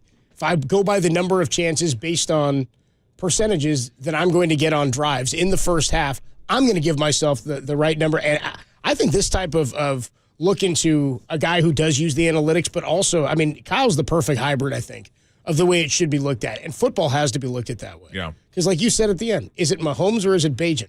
He gave us a great example of an exact applicable moment in the divisional game against Aaron Rodgers, and he referenced Mahomes and the Chiefs. Yep. The reason I asked him that, because I've been meaning every once in a while, I mean to ask him that, because I see it and then I forget. But it happened last Monday where I thought Salah just butchered the clock at the end of the game. It's like, it was a situation where I want to say it was a 3rd and 4, and the Chargers were going to let it run out. They're like 3rd and 4 at their own like 30 or something like that, or 28. And there was like, I don't know, minute 40 left, minute 30 left. And they were going to let the clock run out, or let the clock run down low, then try to get a first down, and then try to maybe score after that. Well, they called the timeout to get the ball back. Yeah. I'm thinking, you realize it's not, for one, it's not 3rd and 10. It was like a short 3rd down. 2, you know who you have playing quarterback for you. You know what the first half has brought. Pain. You don't want any more pain. You're like, try to get out of there unscathed. Like the goal for me would have been, don't let them score again. Now, I know there may be those that are like, well, they're already down 14-0. They got to try something. Well, look, 14-0 isn't the end of the world. Not a good place to be in, but you just don't want them to score and carry even more momentum in. What do? Pick up the first down, use their timeouts, go down and kick a field goal with 2 seconds left. Yeah. And they get they're so critical. Situations like that. Like, you could say, okay, we might not score, but I'm going to make it awfully hard for them to score. So if they were to run 40 seconds off the clock and get down to under a minute or maybe 40 seconds or whatever it was, that's fine. So that's why I asked him that, because we think about the situations at the end of the game all the time because they're the most highlighted because they're magnified. The 2-minute report in the NBA. It's like, well, what about they're at the end of the game? 3 or 4. Those are. But the end of the first half, I always thought was really critical because can you get a 2-for-1? Can you stop the other team from getting 2-for-1? How do you manage? And we didn't even get into the offensive side of the ball. Like when you have the ball at your own 22 with 50 seconds left and like 1 timeout, they got 3 timeouts. You know, Deion screwed that up against Oregon State. Yeah, like and he admitted it. And he admitted it. Like it ran it every time. To me, it's just so critical. I didn't know it was that critical. Like it's second most important thing. Like what happens at the end of the second quarter. But it does make sense to me. Probably by number of drives. I mean, he's playing in percentages, and he said it lined up with the last like 15 years before that, and they went to the Super Bowl. No, that was interesting. It's real interesting. We will replay some of this for you with Kyle Shanahan at 4:50. Let's hit to some of this Brock Purdy, who spoke to the media as well. So you saw what he spent his bye week doing. He was on a farm. They got back in practice this week. Here's Brock Purdy. He talked about his bye week and how he used it to reset his mentality. Here he is. Yeah, I went to Iowa. I was with my fiance and her family on the farm, sort of just got away from everything. And then, went back to Iowa State for a game, saw everybody, just sort of have a perspective of, all right, this is life. This is what's going on. I'm playing in the NFL for the 49ers, but, I still have a good life with, my fiance and everything to come. So it was good just to be able to breathe and, get my mind and my thoughts, everything together and regroup for what's to come for the second half of the season. So it was good for me. Imagine that unplug. You go from like a roaring NFL stadium, taking sacks, throwing picks and touchdowns, and playing quarterback for the 49ers. To a John Deere. To a one, yeah, you're sitting there and you're like, dude, that's right. This is the planet. This is what real life is. That's a hell of a perspective. That's a hell of a way to look at that for a 23 or 24-year-old kid. Absolutely. I still think he doesn't make enough money here, so he's probably trying to supplement the income. I was going to say, there's no way he did that for free. I mean, he's probably getting $22 an hour. He's probably paying off loans. You know what I mean? Like paying college loans. Maybe he got the corn. He brought it back with him. His fiance's like, maybe this year I'll buy her a ring. Maybe one day we'll get enough to get her a ring, a real one. Guys, I brought corn for everybody. Yeah, dude. They're like, DJ Jones' dad ran a barbecue pit, man. He's like, I got corn, I got ears. Hey, Bosa, you need some wheat? Bosa's like, nah, man, I'm good, thanks. Here's more Brock Purdy. He was asked if they played their best when the 49ers' backs are against the wall. I mean, last year, that's basically the situation he walked into, right, where he was not expected to win. Is this a situation now where maybe Brock Purdy's got that dog in him because he's painted into a corner? Here's Brock. Yeah, 100%. That's how it is. And honestly, like I feel like that was the case last year. When we came off the bye, we were hungry, almost like we were playing desperate every single week to win every single game, every Sunday. And we just looked at it one game at a time. We're going to fight and claw and scratch one game at a time, and it all fell into place how it needed to. So that's our mindset. Whenever we feel like our back's against the wall, I feel like we play some really good football. We're a talented team, and once we are hungry and set our goals for something, and we want it and we need it, yeah, I think we could do a lot. So that's where we're at. What's funny is we're now into the realm where Brock Purdy has had experience. Yep. Like that is the window coming out of a bye, backs against the wall. We needed to turn things around. We had to get hungry to try to get a 1. They didn't get the 1, but they got the 2. Like, it's sort of interesting that now we are to a place where Brock is like, I've done this part before. I've been here before. I've won playoff games. I've had to win down the stretch. I was hurt on a Thursday night in Seattle and had to go win a game in the rain. That's sort of interesting now that we've now sort of crossed that threshold into the season where we've seen a full year in total from him, but also the circumstance is sort of similar to what he faced last year, but with a better team and already seen more success this year. Yeah, that's why I think if you look at this team, if you're a 49er fan, you should take a little comfort because they have a track record of doing what they need to do. The last couple of years, they didn't get off to great starts in the first half, and they came roaring down the stretch and came within a game of a Super Bowl. So I have no doubt they could do it because they have done it. I would be shocked if they didn't do it. Like if they don't make the playoffs, that would be shocking to me. But I expect them to be the number 2 seed. I just think that they are the number 2, second best team in the league. Does it help that maybe 3 could be Dallas, could be Detroit, but Dallas can't be 2. They can either be 1 or I think 5 is what it would be. And then Detroit, we'll see what Detroit ends up being. But I don't know if Detroit's quite ready for that. We will see. So their schedule's a little bit easier, I think. Because there's no doubt. I think it's no doubt Detroit's schedule. I don't even know what it is. It's got to be easier, just by virtue of playing in the North, right?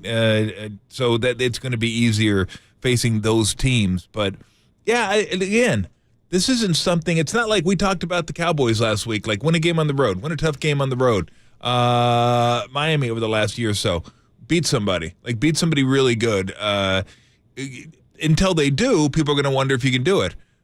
This isn't like, God, the Niners have struggled in the second half of the season. You got to show me. They have showed us.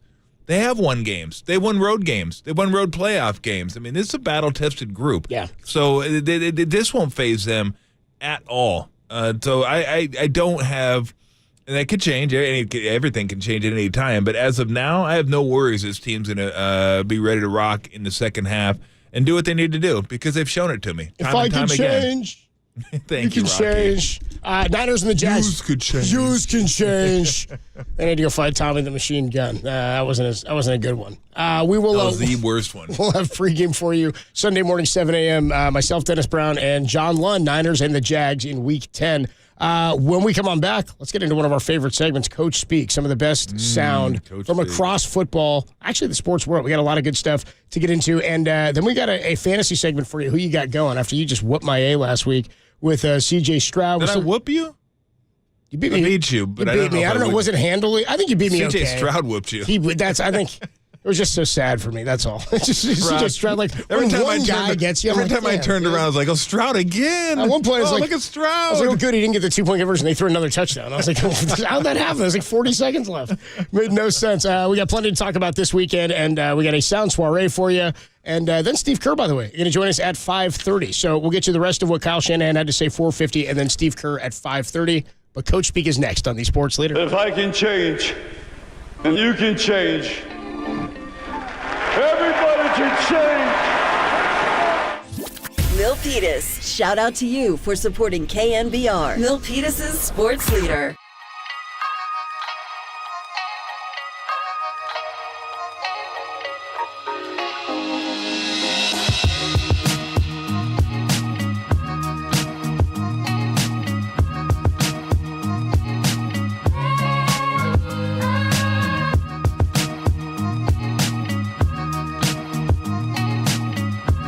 '49ers defensive coordinator Steve Wilks spoke to the media today and said that his move from the booth to the sideline has been made a bigger deal than it needs to be. There's more on that story trending now on KNBR.com and the KNBR app.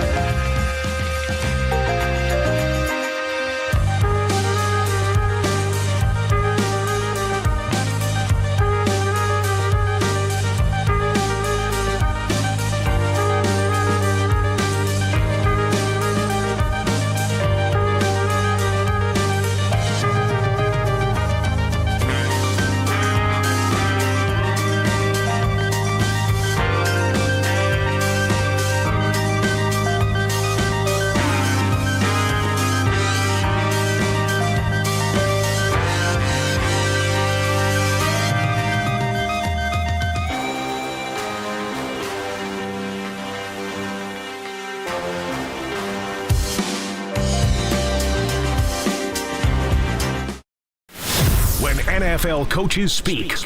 We listen. And I just think it's difficult to box without sparring. I couldn't get free coffee? It's football season. Most players play football in football season. This is Coach Speak with Tolbert and Copes on the Sports Leader. Tolbert and Copes with you Thursday evening now. I guess it's like 4 o'clock. I always say afternoon, but now it's like evening because it's dark out. It's like, yeah, it's terrible. We got Thursday Night Football, a real barn burner on our hands. Did you say pitch black, Tim? Can you say that? Is that? Yeah, that's not cool, Tim. You can't say pitch black.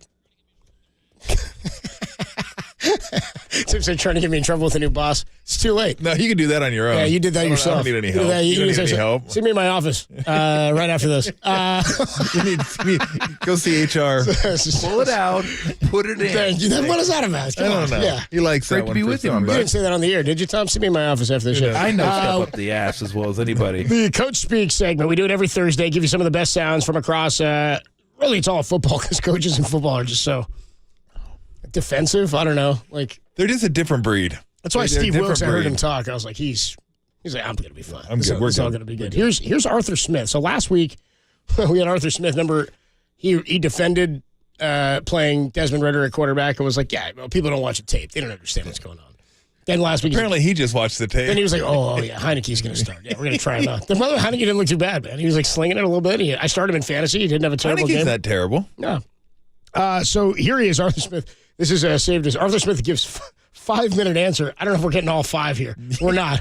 Thank God. Just 5-minute answer to why Bijan Robinson isn't getting the ball in the red zone. It's the condensed answer. The results are what they are. And Mike said this is kind of mine, I'll give some context to it. Because again, a smart friend of mine too, we're talking about nuance and context, and sometimes, two things could be true at once. One, when you haven't gotten the results you want, you should be criticized and be objective. And I talked about being objective, so what does that mean? So you got to go look at things that didn't work. Why you did something, what your intent is. Okay, well, why is the result? So you got to look at your mistakes and your failures and say, all right, this is what we're intent, what you're thinking about, or how do I objectively fix that? And that's what you got to be really honest. That's the only way you improve. So we're striving, look at it, you look at your intent. Okay, if it hadn't been good enough, how do we fix it? And that is the number one job that I have to do. And you have to be accountable for it. And there's nobody that runs from that. That's the blunt reality. 9 carries enough in the red zone for him? Well, again, some of those are on zone read, right? Your intent on the play. They've been pulled for touchdowns. Some of them been called back. I called back or never happened. Penalties, so it changes the situation, right? Change the play call. Like I said, 28 drive in the red zone. Half of them been touchdowns. We want to be 100%. Wait. This guy's a piece of work. This guy. Night. This guy. What did you just say? Like what? And that was the condensed version. That was condensed. Oh my gosh! By the way, the question was, 5 minutes. why isn't he getting the ball in the red zone? Well, that's going to tell you. You make mistakes and you look at it in context. There were 4 more minutes. That was 1 minute, by the way. Yeah. Oh. Minute 2. That was deadly. No, I'm kidding. No. One from Arthur Smith. Here's let's put that on the with the podcast. Let's put that out there. People can listen to it if they want to listen to the last 4 minutes. It's like we can put it out on the Criterion Collection. You can get like the director's cut. It's a new box set. The producer's cut. Like listen to Arthur Smith, the 4 minutes you didn't get. This 45 disc set. It was too hot for radio. He explains why Desmond Ridder started and then didn't. Oh, brother. Also, Bijan in the red zone. Here's Matt Eberflus. This is good. So Justin Fields, is he playing tonight? Oh, is he this is a guy. I heard this one. Matt Eberflus goes beautiful head coaching on absolute vague answer. He does not want to give any indication as to whether or not Justin Fields is playing tonight. Not medically cleared to go right now, and he's getting better, though. Accuracy's improving. He's throwing it better, and he's starting to do more and more and more. So we'll see where it goes. And right now we're listing him as doubtful, and we'll see where it goes from there. If he's not medically cleared, well, how come doubtful versus out? Yeah, just to see. We got to give him one more day. But he's working hard, and it's getting better every day. So we'll see where it goes. He's not playing. Yeah, he's not playing.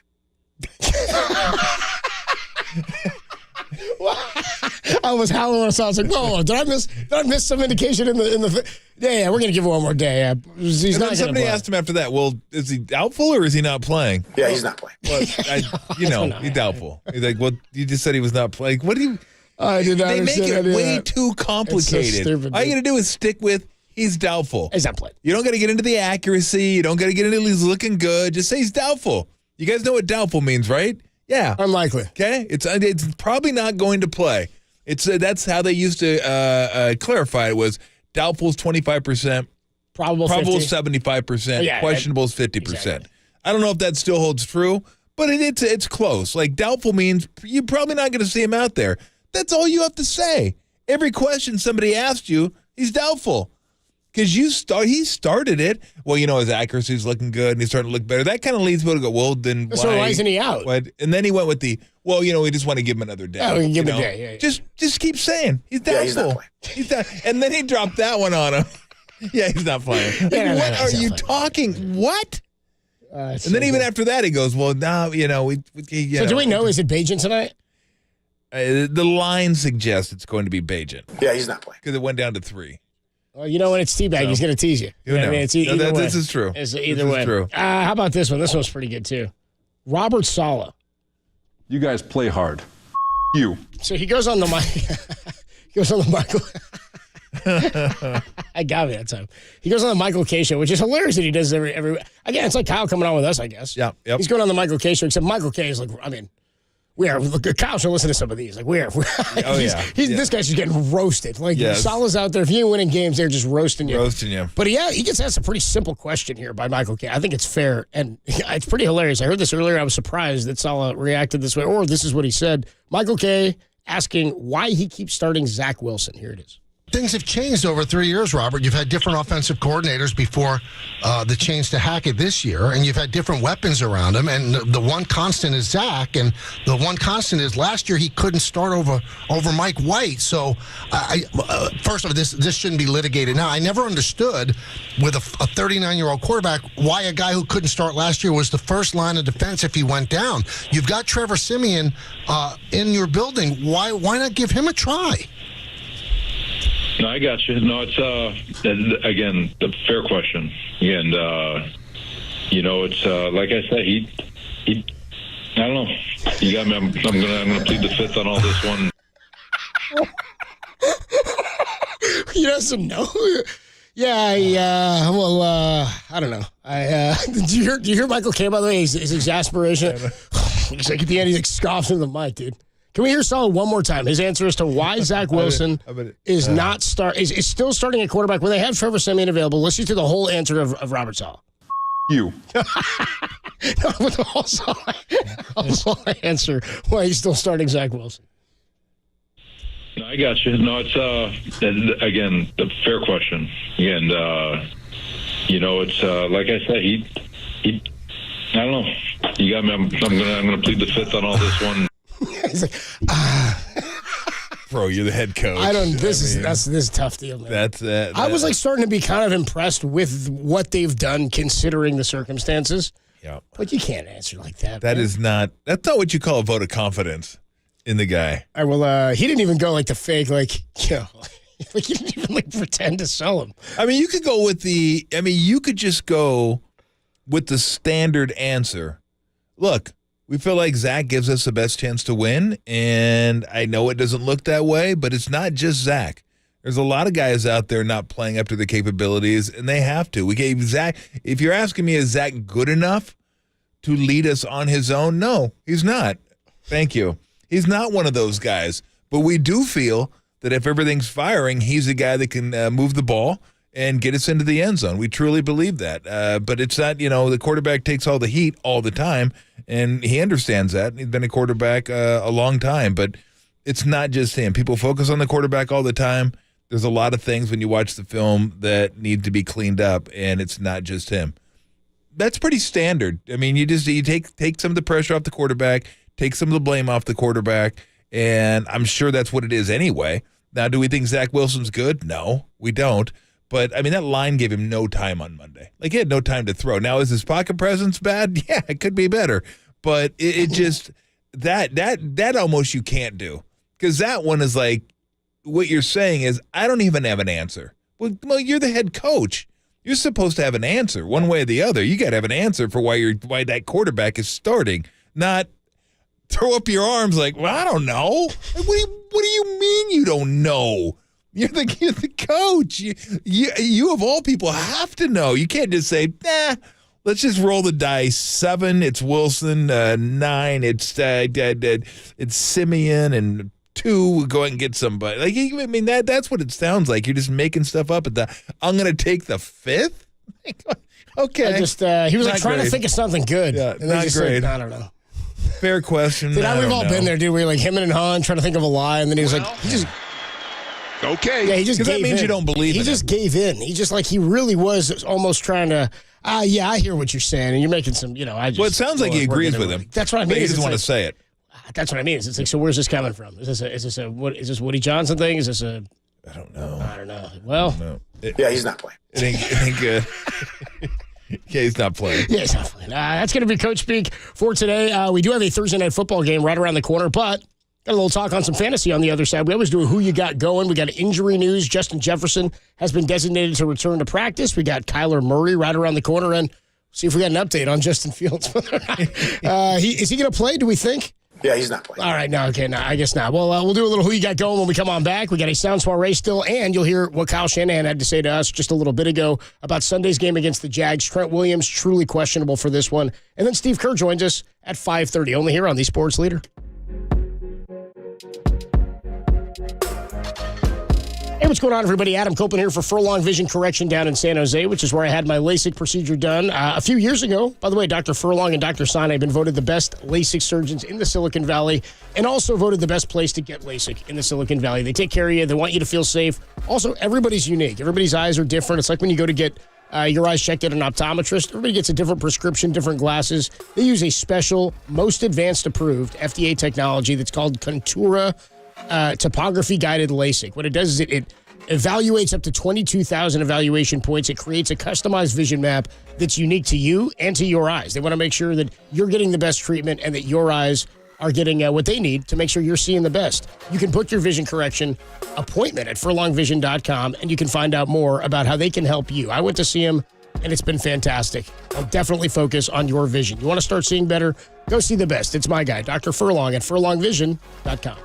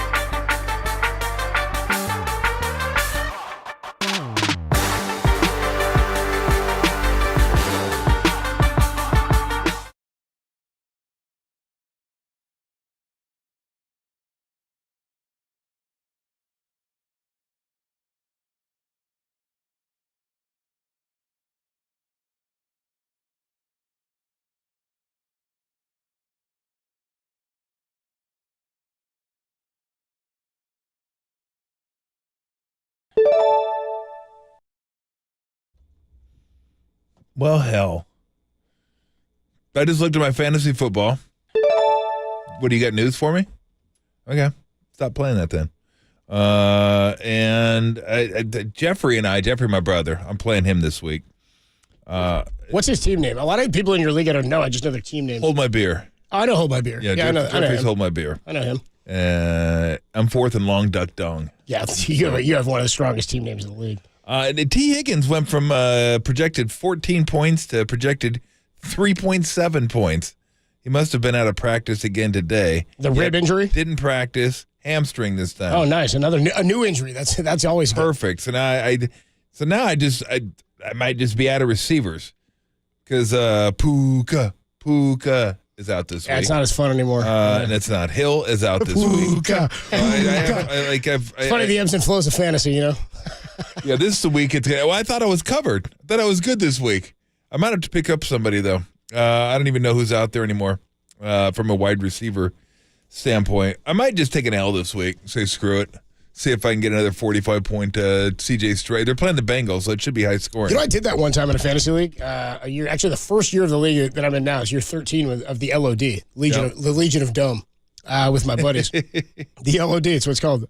Capital L, lowercase o, capital D. And so first year of it, all the playoff spots, we actually used to have 3 divisions of 4 teams, Earth, Wind, and Fire. Mm-hmm. Nice. We dissolved the fire at the end. So then we just had 2. And then for years, the champion kept coming out of the earth, and we always called the wind the breeze conference, right? It was great. Anyway, year 1, the divisions had all been locked up, and I'd already iced a playoff spot. I sat my entire lineup the last week of the season for a more favorable playoff matchup. Paid off. Got a win in the first round of the playoffs. I ended up losing in the semis, but nonetheless, took a dive. Yeah, took a dive. But it didn't affect anybody because all playoff spots had been sewn up. All it did was affect. To me, I was playing chess. Everybody else was playing checkers. How'd they get you? What'd that do for you? I got my money back, maybe. Okay. $25, whatever. $50 or something. Some college kid. Oh, man. Anyway, yeah. Well, I just don't want to. I could pick up Curtis Samuel, who's not terrible. What do you think about what the quarterback there, Sam Howell? He's all right. He's been okay. He could have some decent fantasy games. Run a little bit too. Yeah, he's had one really bad one. He's not bad. Against the Bills, I think, just destroyed him. Yeah, they killed him, and he had a ton of turnovers like 4 in that picks game. And got sacked 6 times or something, 8 times, something terrible. The Russ yeast infection. Thank goodness 8 teams make the playoffs here because the yeast infection has been almost cured. It's Will Levis stepped in for me. He's got a huge projection this week against Tampa Bay at Tampa. But there's a lot of teams. I mean, the injury bug is crazy around football always. But it just seems like there's so many counter to basketball where guys just don't play. Yeah, it's like I'm good. In football, where Deebo Samuel had a fracture in his shoulder 3 weeks ago. I didn't even ask Kyle about him because he's been practicing. I was like, he's probably good. You know what I mean? It's wild what we expect these guys to do. So, what about guys I'm looking this week? I have a Travis Kelce in a league, and he's off in Argentina or something with Taylor Swift on the international tour. There's some guys like Trey McBride. Have you heard of this guy, the tight end for the Arizona Cardinals? He started to come on really strong with Josh Dobbs. A couple of weeks ago, he had a touchdown catch, went for 25.5 fantasy points, sitting on the bench for me in our league. But I picked him up just to hold on to him as a little weapon. But with Kyler Murray coming back, I'm always wary of when a new quarterback comes in and how he associates with a receiver. I think Brock and Brandon Ayuk have as good of a connection as Ayuk has had with any quarterback. There's just so many mouths to feed that he's not always the frontline guy, but it seems like he's the number 1 receiver week in and week out. Yeah, no, absolutely. I was just talking to you about fantasy and how it's always interesting. The winners at the end find someone on waivers or pick someone up late in the draft that really helps them out. I look at my team this year, right? And I got T. Higgins in the 3rd round. He's done basically nothing. He was good last week, and he was good week number 2. Got Tyreek Hill round 1. Fantastic. He wasn't very good. Olave's been hit or miss round 2. But I got Kamara 7, Swift 8, and Dalton Kincaid in 11th or 12th round. The last 2 weeks, Kincaid's been top 3 fantasy tight ends. It's been incredible. So you start looking at who had success in the later rounds. And I'm not saying I was smart. I just got lucky. I was I need a running back because I drafted all receivers. I'll I'll get Kamara. I'll let him sit out 3 weeks, and then I'll get Swift, and hopefully he can do something. But ultimately, a lot of times, unless you just tank it in the first couple rounds, it's seemingly, I've only played it a couple years. That's what it comes down to. Like, who made either wise, shrewd, or just flat out got lucky. I got Nakua helped me win a couple weeks. I got him on waivers. Well, and it used to be far more that way, Tom, where because of the use of running backs and how that's evolved, because now nobody, I've talked about this with you, and we've talked about it on the Fantasize This podcast. Me, Creative Tony, we call him Tony Targets, because all he cares about is targets. I'm like, those don't result in fantasy points. But he's like, this guy got 8 targets last week. I'm like, he had 3 catches for like 12 yards. Yeah. I was like, what are you kidding? He got 8 targets. Tony Targets is always about it, dude. And then Marcus, the water boy, I said, it's funny how running back value now in fantasy football is more about how many snaps they're playing and what percentage of the snap share they're getting than it is about actual production. Because if you go back to like 2006, when Sean Alexander broke the single-season touchdown record, right? He's playing like 80% of the snaps, 75% of the snaps anyway, unless it's just an empty set or something like that. So he's going hard. Then you've got, like, name any team. They all had 3 down backs. Like, the Bus was kind of a unique running back at the end of his career, and it extended his career when they had Warwick Dunn back there.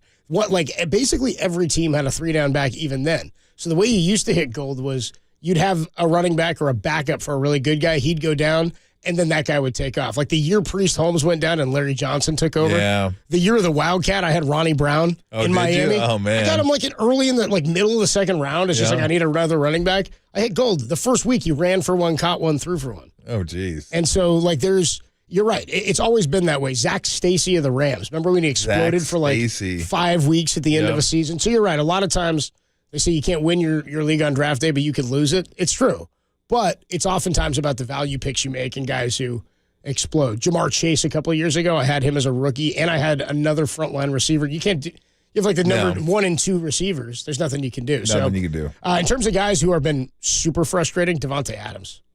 Really frustrating. My brother tried to offer me Adams the other day, and I'm like, I'm trading him you have to play him if you have him, but I don't want in on that business. You don't want to have to play him. I don't want to be in the Devontae Adams. Exactly. I'm in it on one league already. I'm not getting into that business in another league. Just like I'm in the Alex Madison business in one league, got out of it in one. Yeah, I don't want to be in the Madison business either. Dude. Is there how many? Okay, let me ask it's you. Ashley Madison, of course. Well, that's different. That's totally different. And not that anybody know about it, except now. Where's the how many running backs would you trust in fantasy as set it and forget it guys? Like 5 guys. Is there 5? McCaffrey's 1. Right now, Etienne is up there for me. Yep. Who we're going to see this weekend against the Jags. Yep. 7 rushing touchdowns, says Tim. Where you're like, I'm pretty confident in what I'm getting. It used to be Henry, not this year. He's been better in the last few weeks. He's been better, but the last 3 games, he's been pretty good. I still wouldn't. Maybe he would. Derek said Mostert. I wouldn't say Mostert. No, because Mostert had some 7, 8. He's had some really tough games. He's really high. It's like John Candy in Vacation. I like when he goes really way up high and then whoa down low and then way up high. He's on the way down. That's I think. Mostert. I think his value is plummeting, and Achan's going to come back, and I think he's going to. Yeah, Achan was money. Yeah. Weston had him and he dropped him, and then Walker picked him up. Walker's like, "Thanks, man." Bummer. Appreciate it. That's just bad managing, dude. That's like the Padre. That's like the White Sox having Tatis Jr. You know what I mean? Yep. We have audio of it. That's what he said when he got picked up. Taylor's starting to get there. Jonathan Taylor. He's starting to put up some points. And if you haven't been playing 18, him now. yeah. Right. Exactly. Is there anybody, who are you saying, Derek? Who else? He said Zach Moss is second in the league in rushing. So, yeah, this year you're probably right. Set it and forget it with Zach Moss. But that's my point right now. Is it the fact that we're pressing for numbers? And again, I probably feel pretty good. If you have Derrick Henry, you're playing him. But early in the year, that was stressful. He's playing much better now. Yep. I would have put Joe Mixon on this list at the start of the year, and now I don't feel great about him, but you have to play him. I've had him because of snaps. I had him 2 years in a row. I was like, I'm getting rid of this guy. Dude. Yeah, dude. I'm getting rid of this guy. I'm not playing him. Yeah, you got P. Ryan in here taking carries now, too. Yep. I mean, the Bills, poor James Cook, man. I want so bad for that guy to work out. Like, we all are like, this guy was good. Dalvin Cook's brother, we think it was going to work. I don't know what their deal is. They cannot figure out their backfield situation. Well, who's been super disappointing? The coach talked about him, Bijan Robinson. Well, they don't use him. I know. I would have drafted him. I would have drafted him, and he's been like. You never talked about that. I know. Yeah, you never. You give it to Algier. That was my sleeper. Algier. Yeah, Tom's like, you guys heard about this guy Bijan? I was like, yeah. No, I didn't say it that way. Let's go. You guys embellish. Just like my family. Always Tom was embellish like, what I'll I tell you say. what about this Hey, new guys, guy I guess found what? when This you come new guy back. Yeah. out of Texas. You've never heard of him, probably. Derek's like, in Texas, how do I not know about him? Yeah. You don't know football, Derek. That's why. Tom knows brother. it. That's football. Kyle Shanahan was on with us just a little bit early. What was he on? 3:30, about an hour and a half ago, hour 15. Fun conversation. We also got into a lot of stuff about the health of the team, talked about the bye week. Eckler. Sort of his psyche. Eckler's been better. He had a couple, I throw that in there. He was hurt Eckler, earlier this year. He is, but if he's healthy, he's might go playing, 20 but don't worry touchdowns about in a it. year. Yeah. You don't worry about it. Especially PPR, too. Kamara also. Kamara, I think, right now. Me likey. All right. Kyle Shanahan and the Niners out of the bye against the Jaguars, who are also out of the bye. We spoke to him a little while ago. We'll play that conversation for you when we come on back. And then head coach of the Warriors, Steve Kerr, joins us at 5:30. It's Tolbert and Copes, only here on the Sports Leader.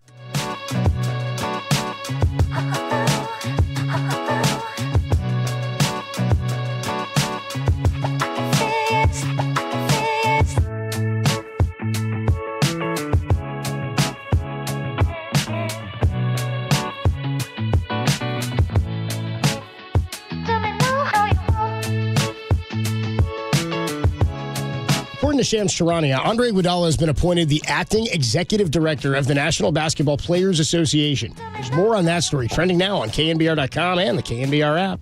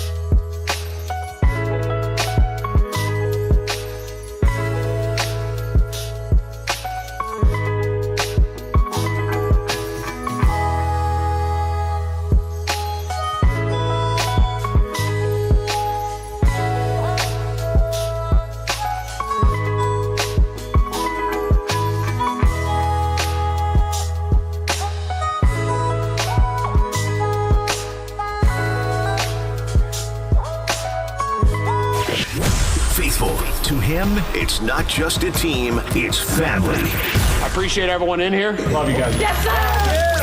Here's the head coach of your 49ers, Kyle Shanahan. We got a chance to do something this year, man. With Tolbert and Copes. Sponsored by Nick the Greek. We welcome you to our house. Come taste the difference of our delicious local Greek flavors and become a fan. On KNBR 104.5 and 680, the sports leader. All right, time for our weekly conversation with the head coach of the 49ers, Kyle Shanahan. Coach, what's going on? Not much, guys. How you doing? Fantastic. Halloween good?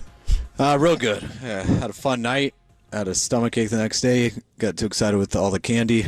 But it was a nice break. Got a little rest and back enjoying work again. Okay, what can't you stay away from in the candy jar?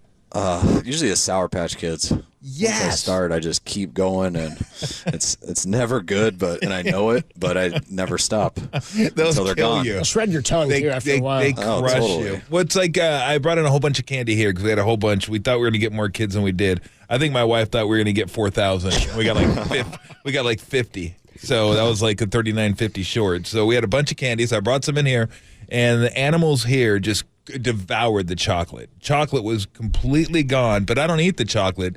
And there was like lemon heads and Smarties, and that's what I go for. I like the fruity stuff and the chalky stuff, and so everybody's left it for me, so it's like hand in glove. It works out perfectly for me.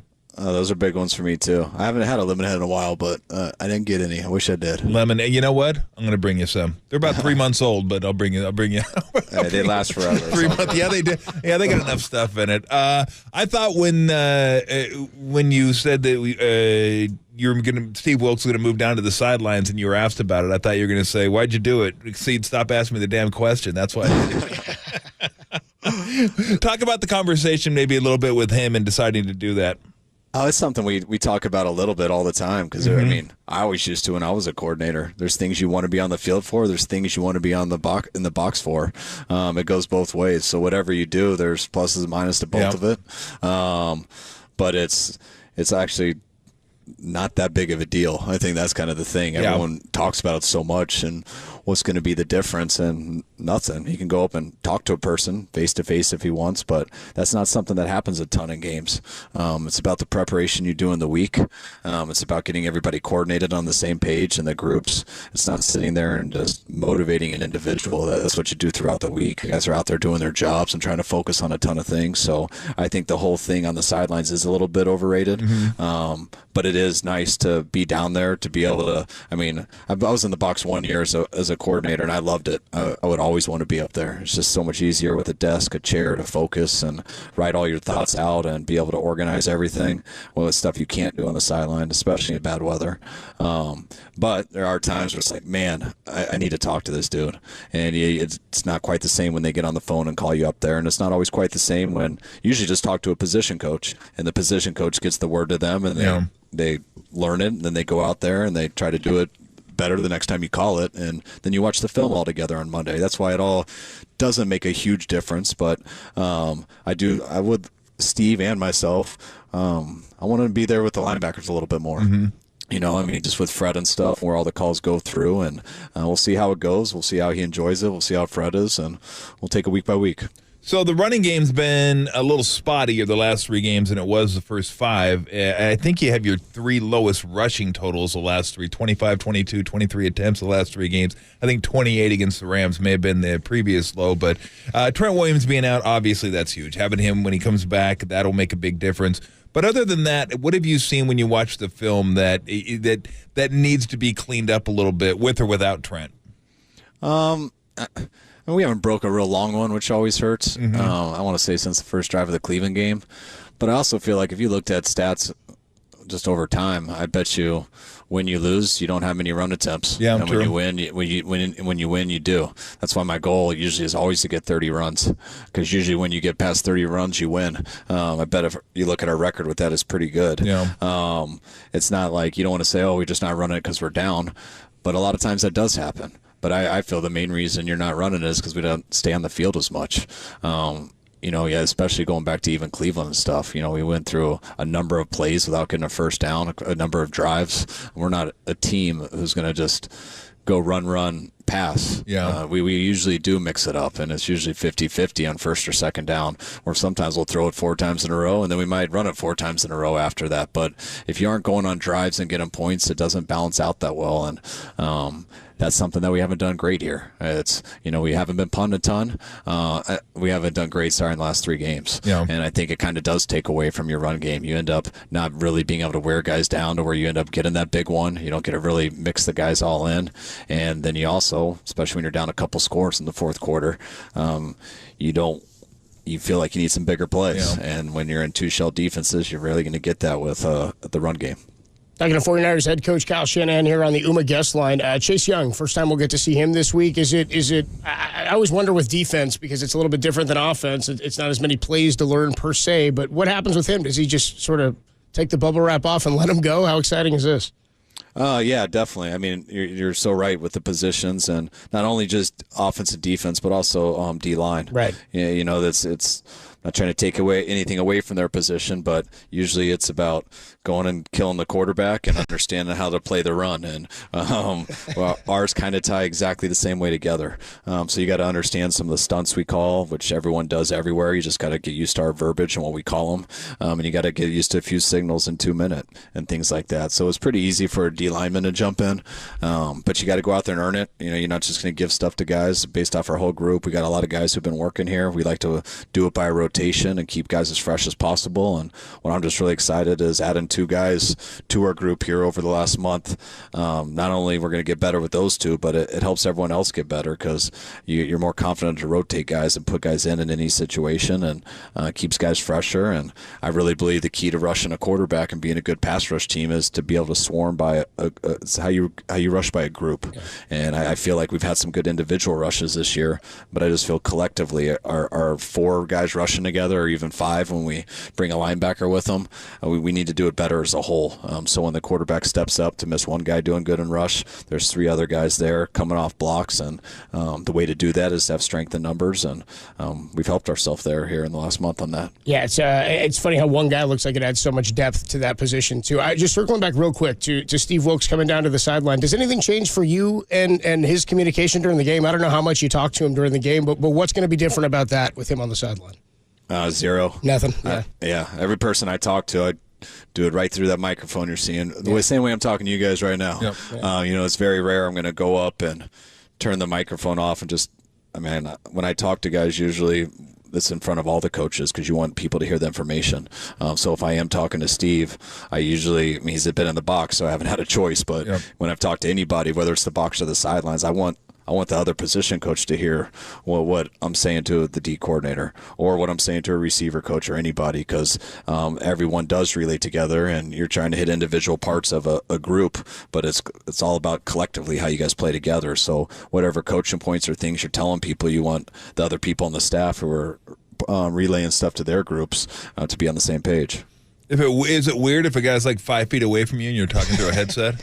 It is really weird. And then I have sometimes guys aren't that used to talking, because if you don't have to call plays and stuff and everything, or you don't get on there that much unless something bad has happened. So a lot of times I'll have a guy run down to start talking to me, and I'm far away, and I just look at him. I'm like, will you just push your button? I can hear you. You can go back with everyone else. Just push the button. And then they're like, oh, yeah, that's right. Push it, and then we can talk. I wanted to ask you about something in regards to Hufanga, because it seemed to me, and again, I could be wrong on this, I just wanted to ask you, it seemed like last year he was up near the line of scrimmage a little bit more. He was blitzing a little bit more. Like he was more involved in a lot of the stuff that was going on my television screen. And the reason I say that, because I can't see everything that's going on at the back end of the defense because it doesn't show it all. But has he been as involved in all that as he was last year? He's as involved. I just think last year he made some unbelievable plays that just jumped out to the whole world, and so they sticked out so much, and he hasn't had as many of those this year. And I'm not putting that all on him. I'm putting that on our whole group. But when you're trying to notice people on TV and stuff like that, usually it's going to be because they stick out in an area making a play, and he has been up there. I mean, he's sometimes up, Gibbs sometimes up, depends on certain situations. We have blitzed him. but he hasn't really had that impact play that sticks out in your memory. And there's still a lot of season to play, and I'm real happy with Huff and where he's going. He's been working his tail off, and planning on those coming soon. What makes Travis Etienne tough to stop? Because he seems, Trevor Lawrence is really good. Is it Trevor Etienne or Travis? I think it's Travis Etienne. Travis Etienne, Trevor Lawrence. Thank you. I thought I was going to screw that up. I didn't, and then I did. What makes him difficult to deal with? Obviously, he catches the ball to the backfield. He's explosive. They use him a lot now. Like, he's a focal part of their offense. How key will he be? And, without getting into detail, what's the difficulties in maybe stopping him? Well, I mean, we loved him just studying him in college as a running back. And I remember when he got drafted, I think it was first round, they said he was going to play receiver and move him there right away. And just to even have that option with a running back to say you're going to move him to a receiver shows you the type of talent he has. But when you think that, maybe you think he's undersized or plays like a receiver, and then you turn on the film and you watch him as a running back, and the guy runs hard. I mean, he gets his pads down, he lowers, he can break you off, he can create an edge, and then he can run through those arm tackles. And he can go up inside, but he also has that speed and talent to bounce it outside, which he looks to do a lot. And if there is a lane, he's got a great chance to be gone. And so when you look at that as a runner and how he's been advertised as a receiver, which is accurate, that's a problem. It's similar to our guy in that way, and they're using him a lot, and he's getting better and better each game. In terms of the health of some of these guys who practiced today, I know Trent Williams got back out there. Drake Greenlaw had been banged up a little bit before the bye. How is the health in terms of expectation for this weekend? I think the bye really helped Dre a lot. He was really banged up, especially that last game versus Cincy. But probably shouldn't have even let him play that game once it was said and done. And so I think the bye week helped him a ton. He's had a great week of practice. Trent, it's been longer than we anticipated. He's just, the ankle's been a little bit more than we thought at first. He's out there battling. He was able to get through some of practice today, which was his first time really being limited in that way. Hopefully he'll have a good day tomorrow and be able to be out there Sunday, but really not sure yet. I'm curious, because when you said on the headset, everybody's talking on the headset. I just thought, how difficult is that to get used to as a head coach, your first time head coach? What are the things you're listening to on the headset? I mean, not only that, you're the play caller, so you got to know what's going on. You got to keep track of the clock. You got time management things to worry about, end of the halves, end of the game. You got plays to call. You're also listening to what's going on in your head. How difficult is that to do all that? Or can you just turn everybody off from time to time and say, I'm done with you guys? That's why I have zero personality on game day. That's why I'm not sitting there cheering a lot. You don't see me there talking a lot, because I am sitting there focused as can be, thinking about a lot of things. And I do think it's a little easier for an offensive coach, just because that's how it's always been. I mean, when you're an offensive play caller, you're not the head coach. Doing this for the 9 years, I was the coordinator 9 years before I came here, and I always felt like every time you call a play, you got to know what the time is on the clock. Yeah. You always got to think about, all right, should I go through a pass here? I do have a timeout. All right, I know I'm trying to kill the clock, but it's almost how many seconds from the 2-minute warning? All right, when should I take my pass? When should I take a run? Should I just call a screen? So I get all that stuff. I mean, that's what you're thinking about when I was 28. Yeah. And you have to. And the head coach is ultimately in charge of it, but usually where I've been, they want me to say when I want it. And I do think it's a little bit hard on the defense, because a lot of that stuff you don't totally have to think about. And then all of a sudden you become a head coach, and then you do. So those are a little bit more, but I've been through it a lot, so it's comfortable for me. But everywhere you go is a little bit different, and some headsets are crickets. They don't want a lot of people talking on it, and because it's usually the play caller asking questions. But when our stuff gets too quiet, you should ask our coaches. I start getting irritated with it. I want to hear stuff, and there sometimes new guys will be like, well, I don't want to talk too much. I don't want to mess up your concentration. And I'm always very clear, like, if you are messing it up, I promise I will let you know.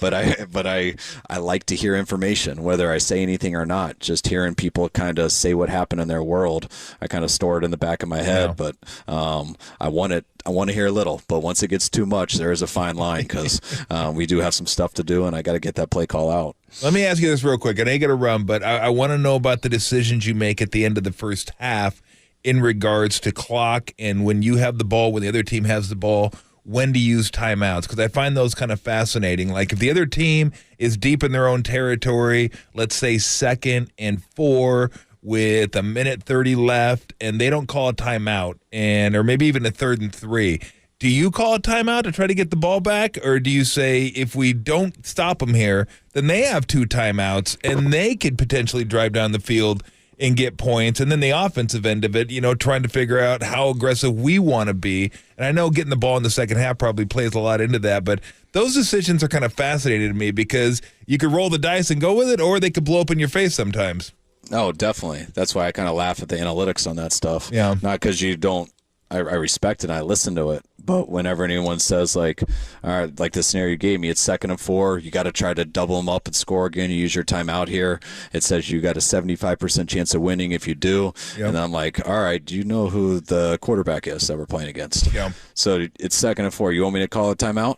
And then look what I did in the playoffs at Green Bay 2 years ago. They were backed up. It was 2nd and 10. And they were on, I think, like the -4. And it's always my decision, so I'm not blaming anybody. Yep. But our analytics guy goes, Kai, you got to call a timeout. And I hesitate. I go, there's no way. That's Aaron Rodgers. And he goes, all right, well, that's what it says. And I sat and thought about it. We hadn't scored, so I was very frustrated. It was such a low-scoring game. It was about to go to 3rd and 10. I'm like, screw it, timeout. And they're on the -4, so it's now 3rd and 10. We're going to have plenty of time. We stop them, it looks like. It's going to be great. Aaron breaks the pocket and gets an off-schedule play, hits a guy down the sidelines, and they get a 60-yard gain. And I'm just sitting there saying, not yelling at anyone for telling me to do it. I'm saying I got to be the dumbest guy in the world for listening to someone like that when I know who Aaron Rodgers is. And he made an unbelievable play, and I was so upset. And it was so funny because Jimmy Ward was the one who got out of his coverage when he broke the pocket and gave up the big play. But then Jimmy Ward completely redeemed himself because he blocked the field goal with 3 seconds left in the half, and so there was no damage done. But one of the biggest things that I've learned here in like the last 7 years is you look at the stats with turnovers, and turnover is the biggest stat on winning and losing, besides points, obviously. But the second one after that, which I didn't used to believe because it didn't totally make a lot of sense to me, but it's been that way over time. The team who finishes the ball or scores at the end of the second quarter is the second highest percentage of winning behind turnovers. And it's a stat that I used to hear all the time. And when I was a coordinator, I was like, whatever. Like, you can't think that way. Like, you're trying to score. Like, that's what you're trying to do. Like, I don't want any other mindset. And since I've been here, we've studied it a lot. And I've heard of it a lot. And we started really following that in 2019. And you should look at our stats from 2019 at the end of second quarter. And that's what led to, you look at it in the Super Bowl, what we were trying to do. It's all about trying to finish with the ball and make sure that other team doesn't get a chance, not just because Mahomes is on their side. Yeah. That is a big deal. But we did that whole year. And that was the first year I tried it, and the stats went exactly how they had like the 15 years before that everyone had showed me that I didn't believe in. And since then, I feel pretty strongly in it. That is really interesting. But yeah, the analytics can't tell you if it's Aaron Rodgers or Tyler Bagent. It's like, I don't know. Just 75%. No. That's all we got for you. We don't have quarterbacks. Or if it's -5 degrees out and you can't feel your hands. Exactly. Hey, Coach, we always appreciate the time, always appreciate the info. It's always a lot of fun talking to you. Safe travels, and see if you can get a win down in Jacksonville. We'll talk to you next week. All right, guys. Thanks, Coach. Thanks, Coach. I appreciate it. Oakland, shout out to you for supporting KNBR, Oakland's sports leader.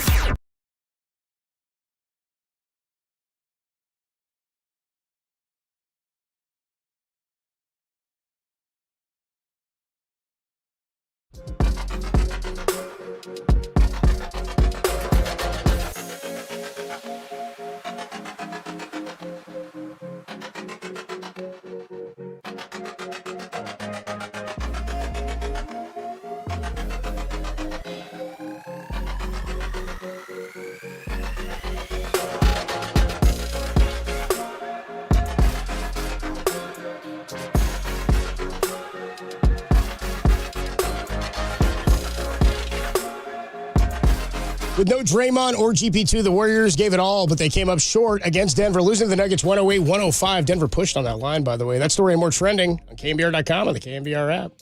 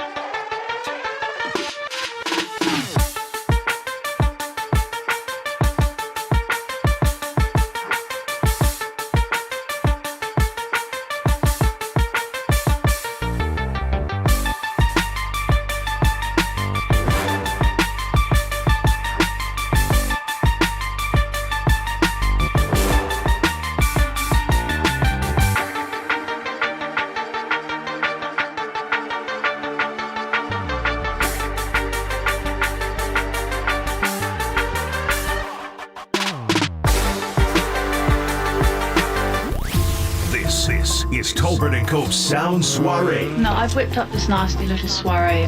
The best sounds you might have missed. What? Soiree, honey. I think that means party. On the sports leader. Tolbert & Cope's with you on a Thursday evening. It's giving you free entertainment. That's all we're doing on multiple mediums too. Here, Twitch, YouTube, radio. That's what we do. Internet app, whatever you want. Dude, by the way, a lot of great text coming in here. I've ignored the Golden State Lumber and Building Materials text line. Tim just said worth checking. First one I just saw.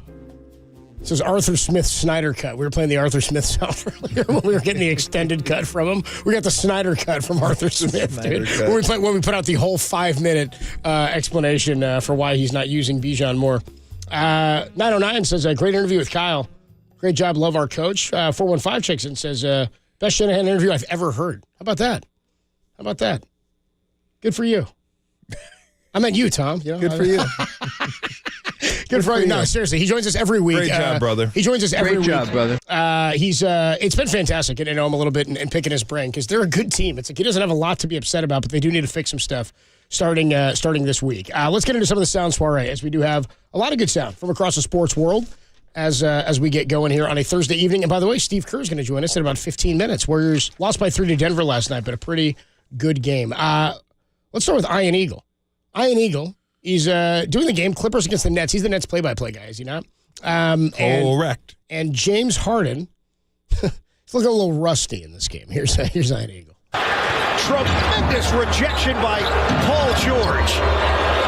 Harden, that's coming my way. I got it. Unbelievable. I could see it from the beginning. Ed, you take over, my friend. That might have been my greatest call in NBA history. I knew it from the second it left his hand. Pass was so bad he caught it at the broadcast table. Clean across the court, Ian Eagle catches it. Give me one more time, he goes, it's coming my way, I got it. Tremendous rejection by Paul George. Harden, that's coming my way. I got it. Unbelievable. I could see it from the beginning. He gave himself color of unbelievable. He gave the play-by-play, the color, and the in-game interview of the player. I could see it coming my way, and unbelievable. I just made it happen. Pretty good, but that's hysterical. It's a pro, dude. It's a pro, Ian Eagle. Here's Devontae Adams. We were just talking about him. Devontae Adams he's justifying the Raiders smoking cigars after. Just let it rest, man. Come on, dude.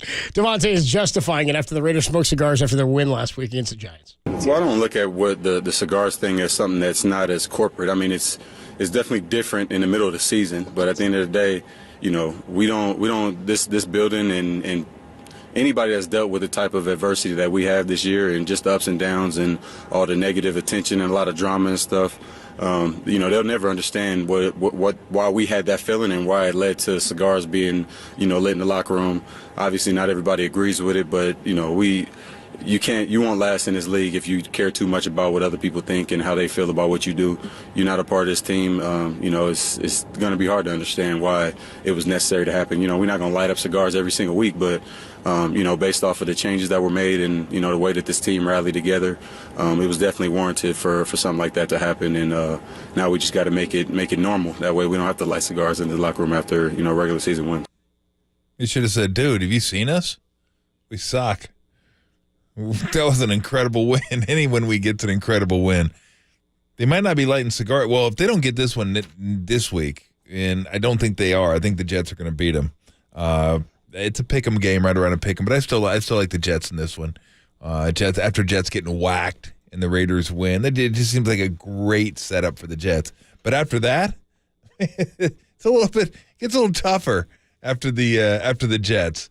I think the Dolphins are on there. The Chiefs are on there. They got a few games that they're going to be close to double-digit dogs, 8-9 point dogs probably.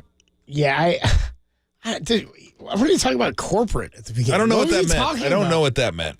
I'm not sure what that meant. You got too much Devontae sound. He's got to stop talking. Lane Kiffin. This is we're gonna. I have not heard this. We're gonna leave this up to interpretation. Apparently, this has been uncovered audio. A player had filed a lawsuit in the last year or two against Lane Kiffin. He's a former player of Kiffin's, and it was for emotional distress, maybe some derogatory comments, things like that. I got it right here, actually. Derek put this here. So it's audio of an argument between an Ole Miss defensive tackle and Lane Kiffin. The defensive tackle's name is DeSanto Rollins. Rollins has filed a lawsuit against Kiffin back in September, but it's for multiple things. Now, this audio has come out.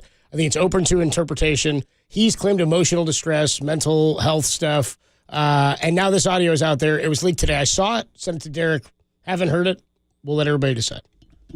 If you would have come here when you kept getting messages, the head coach wants to talk to you, and you saying, I'm not ready to talk to him. I wasn't.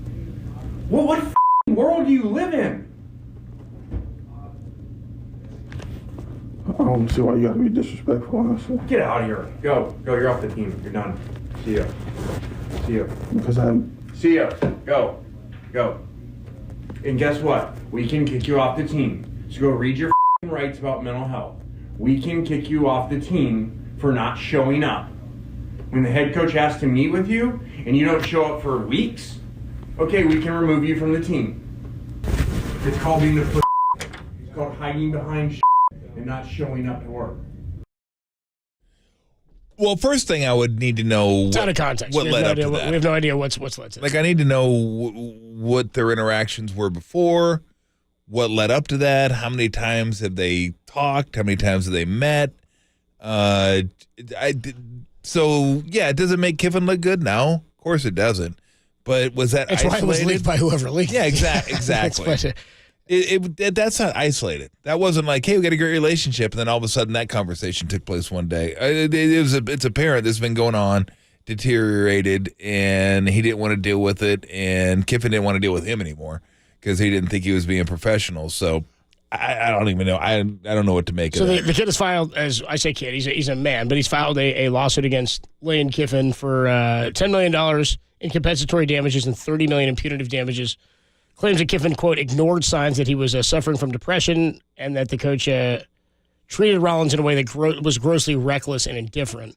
Despite multiple attempts to sit down sooner, Kiffin and Rollins didn't meet until March. This was March 21st. They hadn't seen each other since February 27th. He'd be removed from his defensive tackle position and then moved to the scout team and put on the offensive line, apparently. And the kid stopped showing up. So that's how all this played out. It's like a whole bunch of background. Again, we've all been on team. Anybody's played on a sports team and with a kid who's maybe got a talent and coach wants him around, but sometimes there's a lot of times weird dynamics that go into this stuff. I'm not going to pretend to know what's happening with somebody's mental health, but out of context here, it is, I don't know. It's not quite Bobby Knight and Purdue. You know what I mean? No. It didn't quite reach that level. That one wasn't. That one, you knew that was self-contained. I'm sick and tired of losing to blanking Purdue. There was no wiggle room in that one. There wasn't like, well, I'm not sure exactly what. Like, you know what happened. Yeah. You know they lost to Purdue last year. You know he is sick and tired of being 8-10. You are not going to put me in that position again. That one was self-contained. That's good. Yeah. I have answers after this one. Yeah. After that one, I have no answers. Exactly. I have no answers after the Bobby Knight one at all. Nothing to figure out. Here's another one. Tired of losing to Purdue. That's it, dude. It's blanket time. Still fast. Who wouldn't be? The Boyles. Here we go. Stephen A. Smith. And I don't even know what we're getting here. Stephen A. He just all it says is takes a DM question from a list. I'm so disgusted. Here we go. Stephen A. on his own podcast. Star. On his own podcast takes a DM question. Here it is. Big C. It's called @its_BIGC. He writes, Stephen A. Worst day of the week to be horny. Worst day of the week to be horny to me is Sunday night. Because chances are most people got to work Monday morning and the week hasn't started yet. And a lot of times you want to relax, wind down, and enjoy the end of the weekend before you get into the muck and mire, the hustle of the week. I mean, I'm assuming you're going to do what you're going to do several times a week, but the worst day to be horny is Sunday. The best day is a Friday and Saturday night because Friday and Saturday, she looking to go out in most instances. And if you go out, it's been a wonderful evening, and then you want to close, as in C-L-O-S-E, not C-L-O-T-H-E-S. You want to close. That's closing. Friday and Saturday night's the best. Sunday's the worst. During the week, take it or leave it based on your mood. But in most instances, a Friday or a Saturday, the expectation is that you're going to be ready to step up and handle your business. That's her expectation, whether she tells you or not. Am I right, Solange? Amen. Amen. Yep. Creep. Sorry, Stephen A. When it comes to Sunday night, you can't get forehead. I mean, it's just not going to happen. Not going to happen with Stephen A. But the way he said, you know that I'm already dirty and just feel gross. Can you play the part where he says Friday and Saturday night again? The best days are Friday and Saturday. Friday and Saturday night. Friday and Saturday night. It's a Friday and Saturday night. The best days are Friday and Saturday. Oh, it's so bad. Oh, God. Dude, what? It's just, this is it's not like an awful. ESPN podcast, right? Like, Disney's not producing this, are they? There's no way. What the hell's going on? Oh.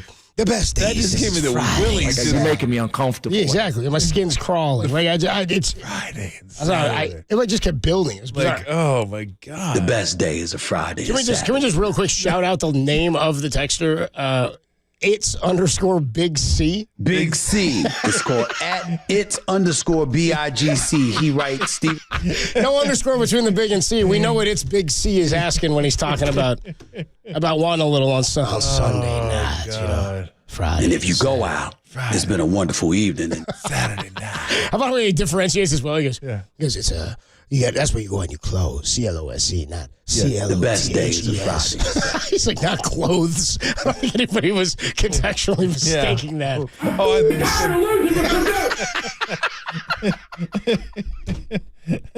Stephen A. did. Derek, do you listen to the Stephen A. pod? Do you see this guy? Dude, okay, Derek, an emphatic fan apparently.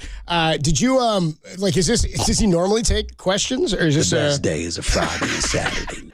God, it's so. It's, Derek. Ooh, Derek actually said he is It's_Big C. So that's why Harmony is a follow. Yeah, exactly. All right. Great stuff there from Stephen A. Smith. Yeah, 707 on the text says, feel like I need a restraining order from Stephen A. You do. It's pretty good. Friday and Saturdays. That's a rough day. Friday and Saturday. All right. Head coach of the Golden State Warriors, Steve Kerr, is going to join us when we come on. The best days are Friday and Saturday. Well, they played on a Wednesday, and they didn't get a win out in Denver. They're back home for a big stretch of home games after they played 2 home games at this point? They're 6-3, right? 6-2? Yeah. 2 home games. 2 home games at this point. I should know I did them. You did them. Yeah, unless I missed one. I don't think I missed one. Yeah, I don't think so. You've been except the preseasons. You weren't as locked in for those. I did 2 of those. You did. I missed a quarter of a game last year because I thought it was at a different time. It was a Saturday game. I thought it was 7. It was a 5:30. I got in the car and I heard Tim talking. I go, uh-oh. I missed the whole first hour of a Niner pregame once during a pandemic because it was a home game, but they were in Arizona. And I was like, I forgot it was a home game. Remember Tim calls me, it's like 8 a.m. I was on my couch. I was like, what? I'm drinking a beer already. He's like, don't do pregame. You better get here. Whatever. Oops. Whatever. The NFL just rolled through. All right, Steve Kerr, head coach of the Warriors, joins us when we come on back. Warriors lost by 3 last night to the Nuggets. Didn't have Draymond. Didn't have GP2. No Jamal Murray. Pretty close game. They had an opportunity to win and tie this thing at the end. We'll talk to Steve Kerr about it next. Warriors look deep on the Sports Leader. The best days are Friday and Saturday night. Really going to play that right leading into a Kugelman? Yeah, that's just disrespectful is what that is. Big C. Even more so. Hey, everybody. Mr. T here for Alex Kugelman and the Kugelman Law Team at sftaxteam.com. If you haven't heard by now, the IRS is receiving billions of dollars to increase enforcement of audits of individuals and small business owners. And if that's something that kind of get your hackles up a little bit, like, well, wait a minute, what are they doing? Because if they're getting the billions, they're going to get the billions back. And they're going to be looking closer and harder than ever for discrepancies. Well, either you got problems you need to take care of, or you want to avoid those problems. Either or, doesn't matter. Sit down with Alex Kugelman. If you have issues with taxes, he's seen it all, he's dealt with it all. He's easy to talk to, he's knowledgeable, this is what he does.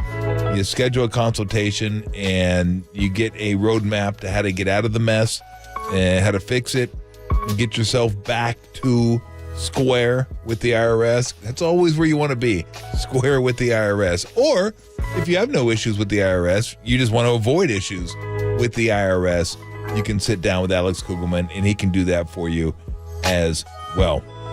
So visit the SF Tax Team. That's .com to schedule your consultation today You get a fair and honest assessment of your tax and crypto issues. That's right, that's crypto as well. That's sftaxteam.com. Or you can just Kugelman, Kugelman. That's Kugelman Law, your tax and crypto attorneys. Alexander Kugelman, managing attorney, 21 Tamil Vista Boulevard, Suite 202, Corte Madera, California, 94925. This paid endorsement does not constitute a guarantee or prediction of results.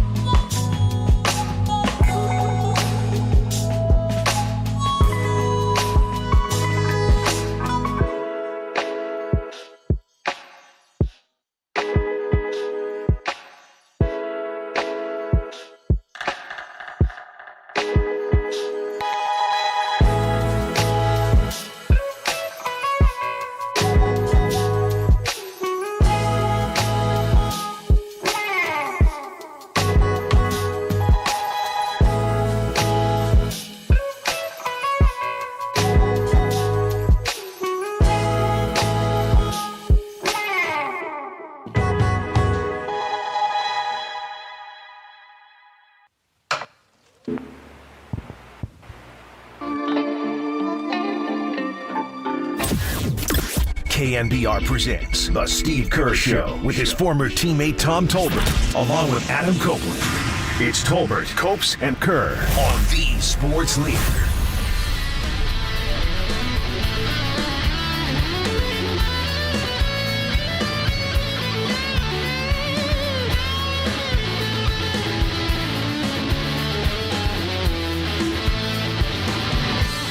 All right, it's time for our conversation. We do it weekly with the head coach of the Golden State Warriors, Stephen Douglas Kerr. What's going on, Steve? Hello, Tom. How are you? What's up, dude? How you guys doing? Fantastic. Yourself? I'm good. Happy to be home, man. Brutal trip. It's been a wild first couple. I mean, you've only played 2 home games. You've been in I don't know how many different cities you guys have been in, but it seems like now that it'll start to stabilize a little bit, because I think you said it last night. We just kind of wanted to survive the first 9 games, and you've done more than that, going 6-3. So you got to be pretty pleased. Yeah, I mean, when the season started and I saw the schedule, it's like it was a little scary, given that we got a lot of young guys and some new players to fit in, and we're trying to kind of reestablish everything. And then Draymond misses camp, so to be where we are at 6-3 after that schedule, it's a good spot to be in. Don't you only have 2 young guys? I still consider Moses and stop. And you can't keep guys. keep doing that. You can't keep going. They're young guys. They're 21, right? You know they've been in the league 3 years now. Okay, they're 21, right? But they've been in the league 3 years. Who Who's on first? I don't know. Costello. I have no idea. That's right. Yeah, that's right. You kind of led me into one of the questions I wanted to ask you because there's a couple things that I've been pleasantly surprised with in the early going, and one of them has been the bench. Not that the bench is better than last year. It's that the bench is good. Like last night, all the starters were negative and plus minus. All the bench, positive. When you guys played at Houston, Steph was a -2. You guys won by close to double digits. Like, that hasn't happened before. It used to be 5 minutes, Steph's coming out, hold your breath. Hopefully the ship doesn't sink and we can get Steph back in there. This isn't even just a unit that you say, if you hold the lead, that's fine. They've been able to extend leads, close gaps. I said this is probably the deepest you guys have been since 2015, and that's got to be comforting for you to say, you know what, Steph can get 5-6 minutes, maybe even 7 if we need to, rest, and these guys can go do their thing, and I don't have to feel like, oh my gosh, what's going to happen in the next 5-6 minutes?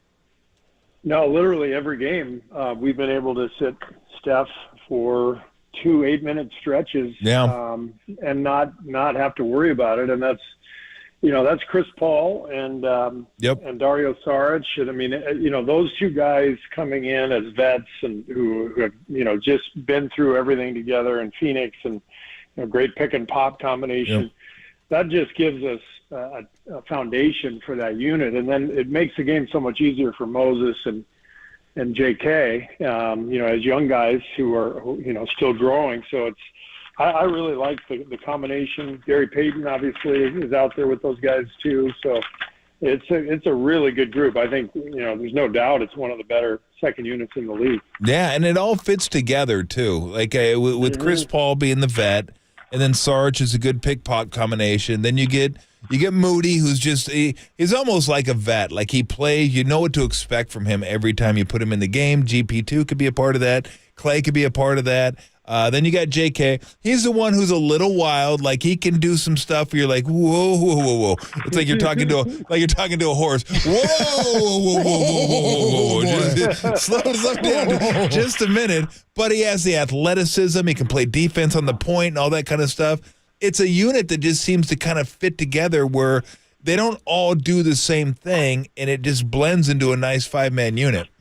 Yeah, I agree. But Chris is the one who ties it together. Correct. I mean, the luxury of just having, one of the all-time great point guards in league history running a group off the bench is it's incredible. And we're so lucky to have him. We're still figuring things out. We're kind of trying to find, the right actions to run and right combinations and that kind of stuff. But the fun part is that we have such a deep team. I mean, you saw it last night, even with a couple guys out. We go to our 2 rookies, Trace and Brandon, and those guys, they know what they're doing. They're ready to roll. So it's really exciting. I feel like we have a very deep team. I think this is going to be a group that's able to withstand some injuries, knock on wood, and be able to really keep our heads above water regardless of the circumstances. The other thing that I've been pleasantly surprised with is Draymond and his aggressiveness offensively. The last game he played, he wasn't super aggressive, but he had a nice 3-4 game stretch there where he was really aggressive and looking to score and taking open threes. He's efficient too. Yeah, right. and getting the ball in the middle and, that little flip shot or looking to get involved in a pick and roll with the mindset to score. I've always thought you guys are, I won't say so much better, but better when he has an aggressive mindset. Sometimes he doesn't feel it or he doesn't want to do it. I'm not sure which, but I always love it when he feels like, okay, I'm gonna look. If they're gonna give me stuff, then I'm gonna make them pay for it. And I thought that's been a nice, pleasant surprise early in the season. Yeah, I agree. Draymond worked really hard this summer on his 3-point shot. He told me at the end of last year, he said, look, I know I've got to get better from the perimeter. I know it's harder and harder these days to play with 2 bigs. And, if I'm going to play with Loon and we need that defensively, then I've got to be able to knock down that 3 at a higher clip. And so he really worked at it. And you can see he's shooting the ball with a lot of confidence. And I'm with you. It's to me, it's not just about whether it goes in or not, it's it's the rhythm that comes to the offense when the guy who's open just shoots it. There's no hesitation, no turning down shots. It leads to more offensive rebounds. It leads to a better flow. So I love what Draymond's doing offensively right now. Talking to Warriors head coach Steve Kerr. We do it every week here on the UMA guest line. I wanted to ask you about Podziemski, because we were talking about him earlier and the minutes he played yesterday, how effective he was. I said it's weird he's averaging, not weird, it's crazy. He's averaging more rebounds than he has points right now, and he's been efficient. He had a couple of assists, had an offensive board, and we were talking about his offensive rebounding, or his rebounding numbers in college in general, and Tom said that's one of the easiest, not easiest, but it's the most translatable skill sets from college to the NBA. Is that what you saw in him, or when you evaluated his talent? Because sometimes I think numbers don't always relate or translate. I thought that was an interesting note from Tom. Yeah, we're never, as a coaching staff, we're never too involved in the draft, because we're busy coaching our team, and the front office is getting ready for the drafts. But talking to Mike Dunleavy over the summer, as the draft kind of came up and happened, it would just, he said this guy averaged 8 rebounds a game in college, and what we know that it translates to the NBA. If you rebound at one level, you generally rebound at the next. So I think what we're learning with Brandon is the rebounding is it also translates in other areas. He's just gets a lot of deflections. He sees the cut. He made a beautiful cut yesterday that gave Moses Moody a wide open corner 3. So sometimes those rebounding totals translate to just overall awareness, because if you think about it, a guy's always in the right spot going to get the ball, he would tend to have a pretty good feel for the game, and that's what we see with Brandon. He's just in the right place at the right time all the time. Speaking of rebounding, you guys have been a really good offensive rebounding team this year, and I know in years past you told me you'd never really concentrate on offensive rebounding, but you said something before the season started to me. You said the analytics show that offensive rebounding could be a key component to winning games. How has that manifested itself in how you kind of deploy the guys on the offensive end? Is there certain guys you want to see rebounding? Is it and I still know that, basic basketball, the opposite wing still has to get back when the shot is taken over there. On the other side. Sometimes they don't realize that, and they just kind of stand there, but that's generally the way it works. Opposite wing, you get back on defense. You're the last line of defense, but is there a set, we're going to do this, we're going to do that? Are there certain guys you want to see rebounding, or are you not even concentrating on it more than you have in the past? No, we are 100% committed to it. I think we're 4th in the league right now in offensive boards. Unfortunately, we're not doing as well at the other end. I think we're 22nd or something in defensive rebounding percentage. So we want to get better in that area for sure. But a lot of teams now are crashing and sending more guys than ever before. And it is interesting. It's a little counterintuitive, but you send a lot of guys to the glass, and you'd think you'd be vulnerable. But what ends up happening a lot is it forces the other team to have to engage in the fight for the board. And sometimes that alone is enough to slow down transition. So it's been an interesting change in philosophy around the league, and I think you're seeing it more and more. It's interesting because you almost have to – you give the guys the freedom to go to the offensive glass, but it's almost like, look, if we don't get it, you got to bust your ass getting back. It can't be we're going to, lollygag getting back, because then if you do that, then that's where you kind of lose the efficiency in the offensive rebounding because they're killing you in transition. You know what it makes them, Tom, if they're lollygagging? Lollygaggers. Yeah. Right. They're lollygaggers. What does it make them, Larry? Lollygaggers. He cuts them off again. Yeah. I love that scene. That's an incredible scene. So let's talk about last night's game. I wanted to ask you about a certain play that, as I was watching the game, we talk about this occasion, like a play during the course of the game that kind of turns a little bit. And the Porter 3, it was a 2. It looked like it was a 3 at the time, but 2. That one, right? You guys were up 5, had a chance to get the ball back, and then who knows? Maybe it's still 5, but you go up 7, go up 8. Then all of a sudden the game starts to take a different feel. Porter hits that tough shot in the corner. You come down. I think Moody got a shot blocked. They get a run out. And all of a sudden, it's a 1-point game, crowd going crazy. It seemed like that shot and that moment was fairly key in the outcome of that game. Yeah, I totally agree. And I took a timeout, I think, just after that. Yep. For that reason. But, yeah, we had all the momentum. Jokic had played the entire third quarter. So, he was on the bench. And, they decided to play Gordon at the 5 in the fourth quarter instead of Zeke Naji. And, we could sense they were vulnerable, and we had all the momentum. Great defensive stand. That whole possession, they end up with, 1 second on the shot clock with the ball out of bounds. So I thought that was a key play of the game. Yeah. Porter made a great shot. JK got out there and challenged it, and we just didn't get the stop, and the game seemed to turn right then. Yeah. As you're coaching the game, I know you're mentally, you're concentrating on so many things as a coach. But do you allow yourself time to, as you're watching the game and you're trying to stop Jokic and he's doing some of that stuff, do you ever just think, this effing guy, man, you got to be kidding me? He is so good. Oh, my God. It's just amazing to watch.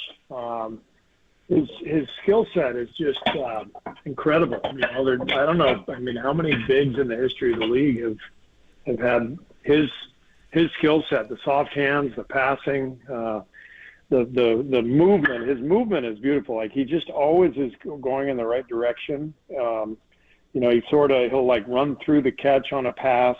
Somebody will hit him with the pass and the defense is rotating. He runs right through the catch and just attacks the rim before defense can get there. He just has such incredible feel for the game. And then, his hand-eye, he's got the softest hands. He's really a beautiful player to watch. No, there's no doubt. Does Margot have you doing the dishes?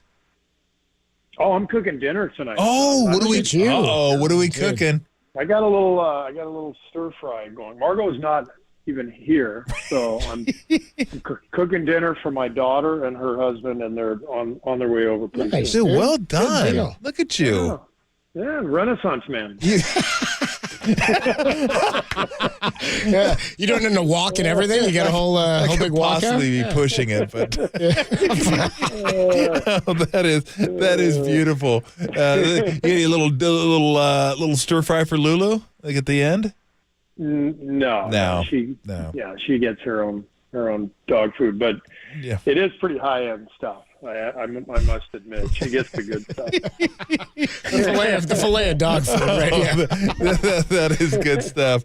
All right, my friend, we'll let you run. Cook that dinner. Tell the kids I said hi, and we will talk to you again soon. All right, you too, Tommy. See you later, guys. All right, see you next week. All right, take a little stir fry. Somebody called it a cur fry. 707 on the Golden State Lumber and Building Materials. We should have told him that.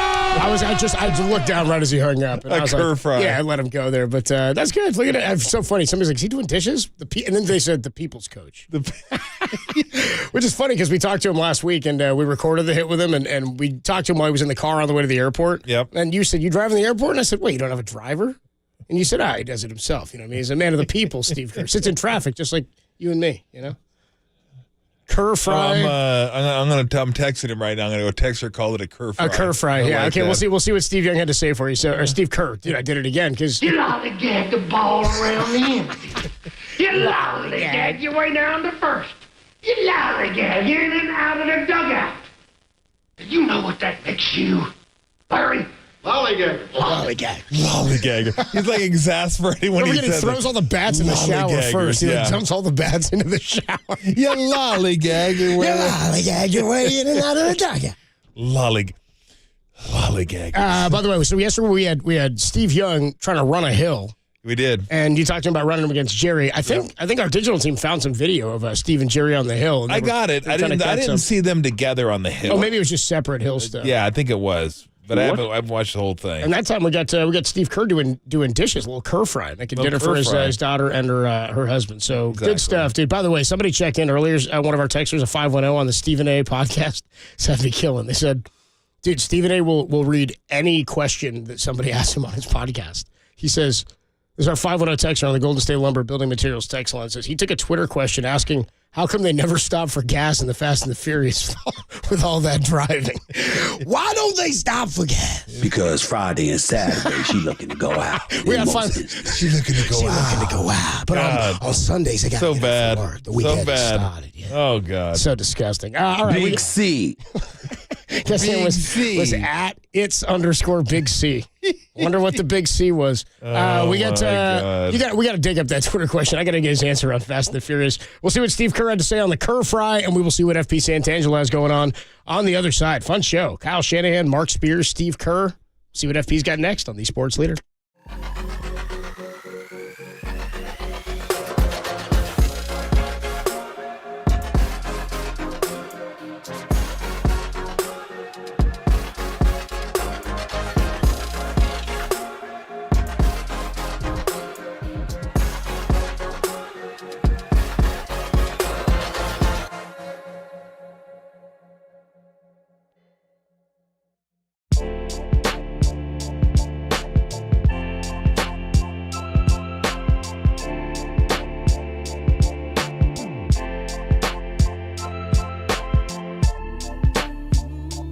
'49ers defensive coordinator Steve Wilks spoke to the media today and said that his move from the booth to the sideline has been made a bigger deal than it needs to be. There's more on that story trending now on KNBR.com and the KNBR app.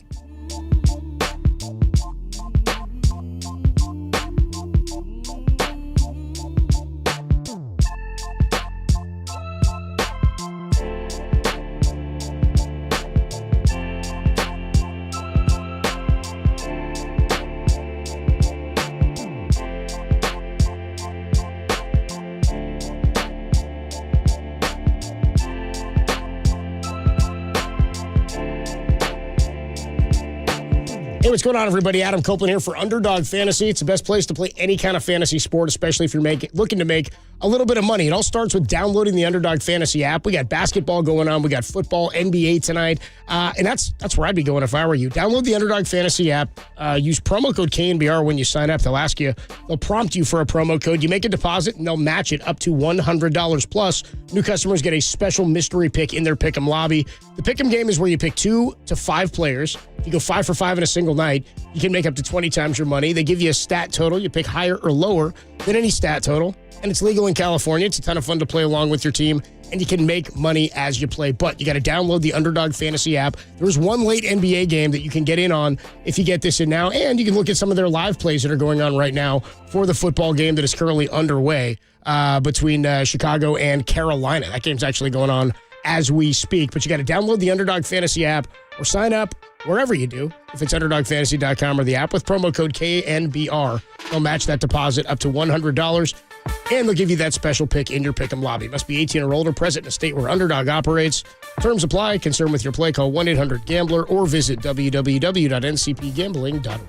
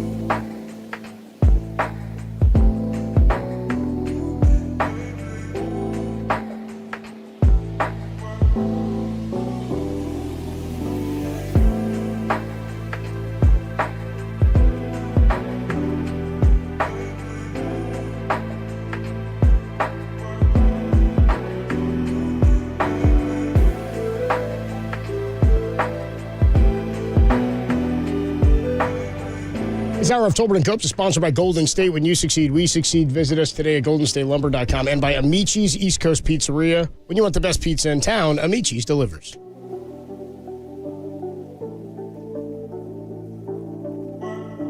Worst day of the week to be horny to me is Sunday night.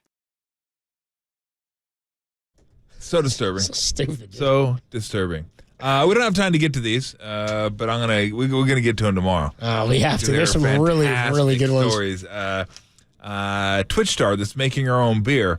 They have you heard of artisanal yeast? Sasha's artisan. She's not using artisanal yeast. She's using vaginal yeast. Personal yeast, yeah. For her beer. I grew my own. Yeah, exactly. So we gotta get into that story. By the way, she had a quote. By the way, you just want to give them the quote on the headline? They'll probably drink it. Kills me, dude. Because men are sick and men are pigs. And yeah, there are men out there that would drink that made with, my fantasy team, we're going to make that the Russ Houston facial. We'll make that the official beer at our stadium. You should, yeah. It's free beer night, dude. Yeah. What's up, FP? I think you should. And wait, we got one more headline. Porn star's pet python bites partner's penis in horror scene. Quote, blood everywhere. Say that 5 times fast. So, she's a porn star. I guess what was it? Not Carpathian. It was a Carpythonian. I don't know. What are you saying? Centralian. I knew there was carpet in there. Centralian carpet python. Oh, seems like unnecessary. Like I don't know why, but. It seems like Centralian carpet pythons don't get along with trouser pythons. Nah. So it said, it was threatened. It go, no, not on my watch, pal. It's like a rattlesnake against a California king. And you just said, wow. It's either like they're going at each other, dude. Like, So yeah. Yeah, I got you. There you go. No pun intended. A little taste of what's to come tomorrow. Is that beer in a box? Come tomorrow. I don't know. It could be. It could be like wine in a box. Yeah, that's what I'm saying. It could be like bleep in a box on Saturday Night Live. I don't know. But I don't know. I'm gonna guess it'll never see the light of day, but we will see. Oh, it'll see the light of day. What about the Dark and Night? It'll definitely see that. It'll definitely see that. No, that's just no. There's too much good beer out there. I don't need that. I'm not that depraved. And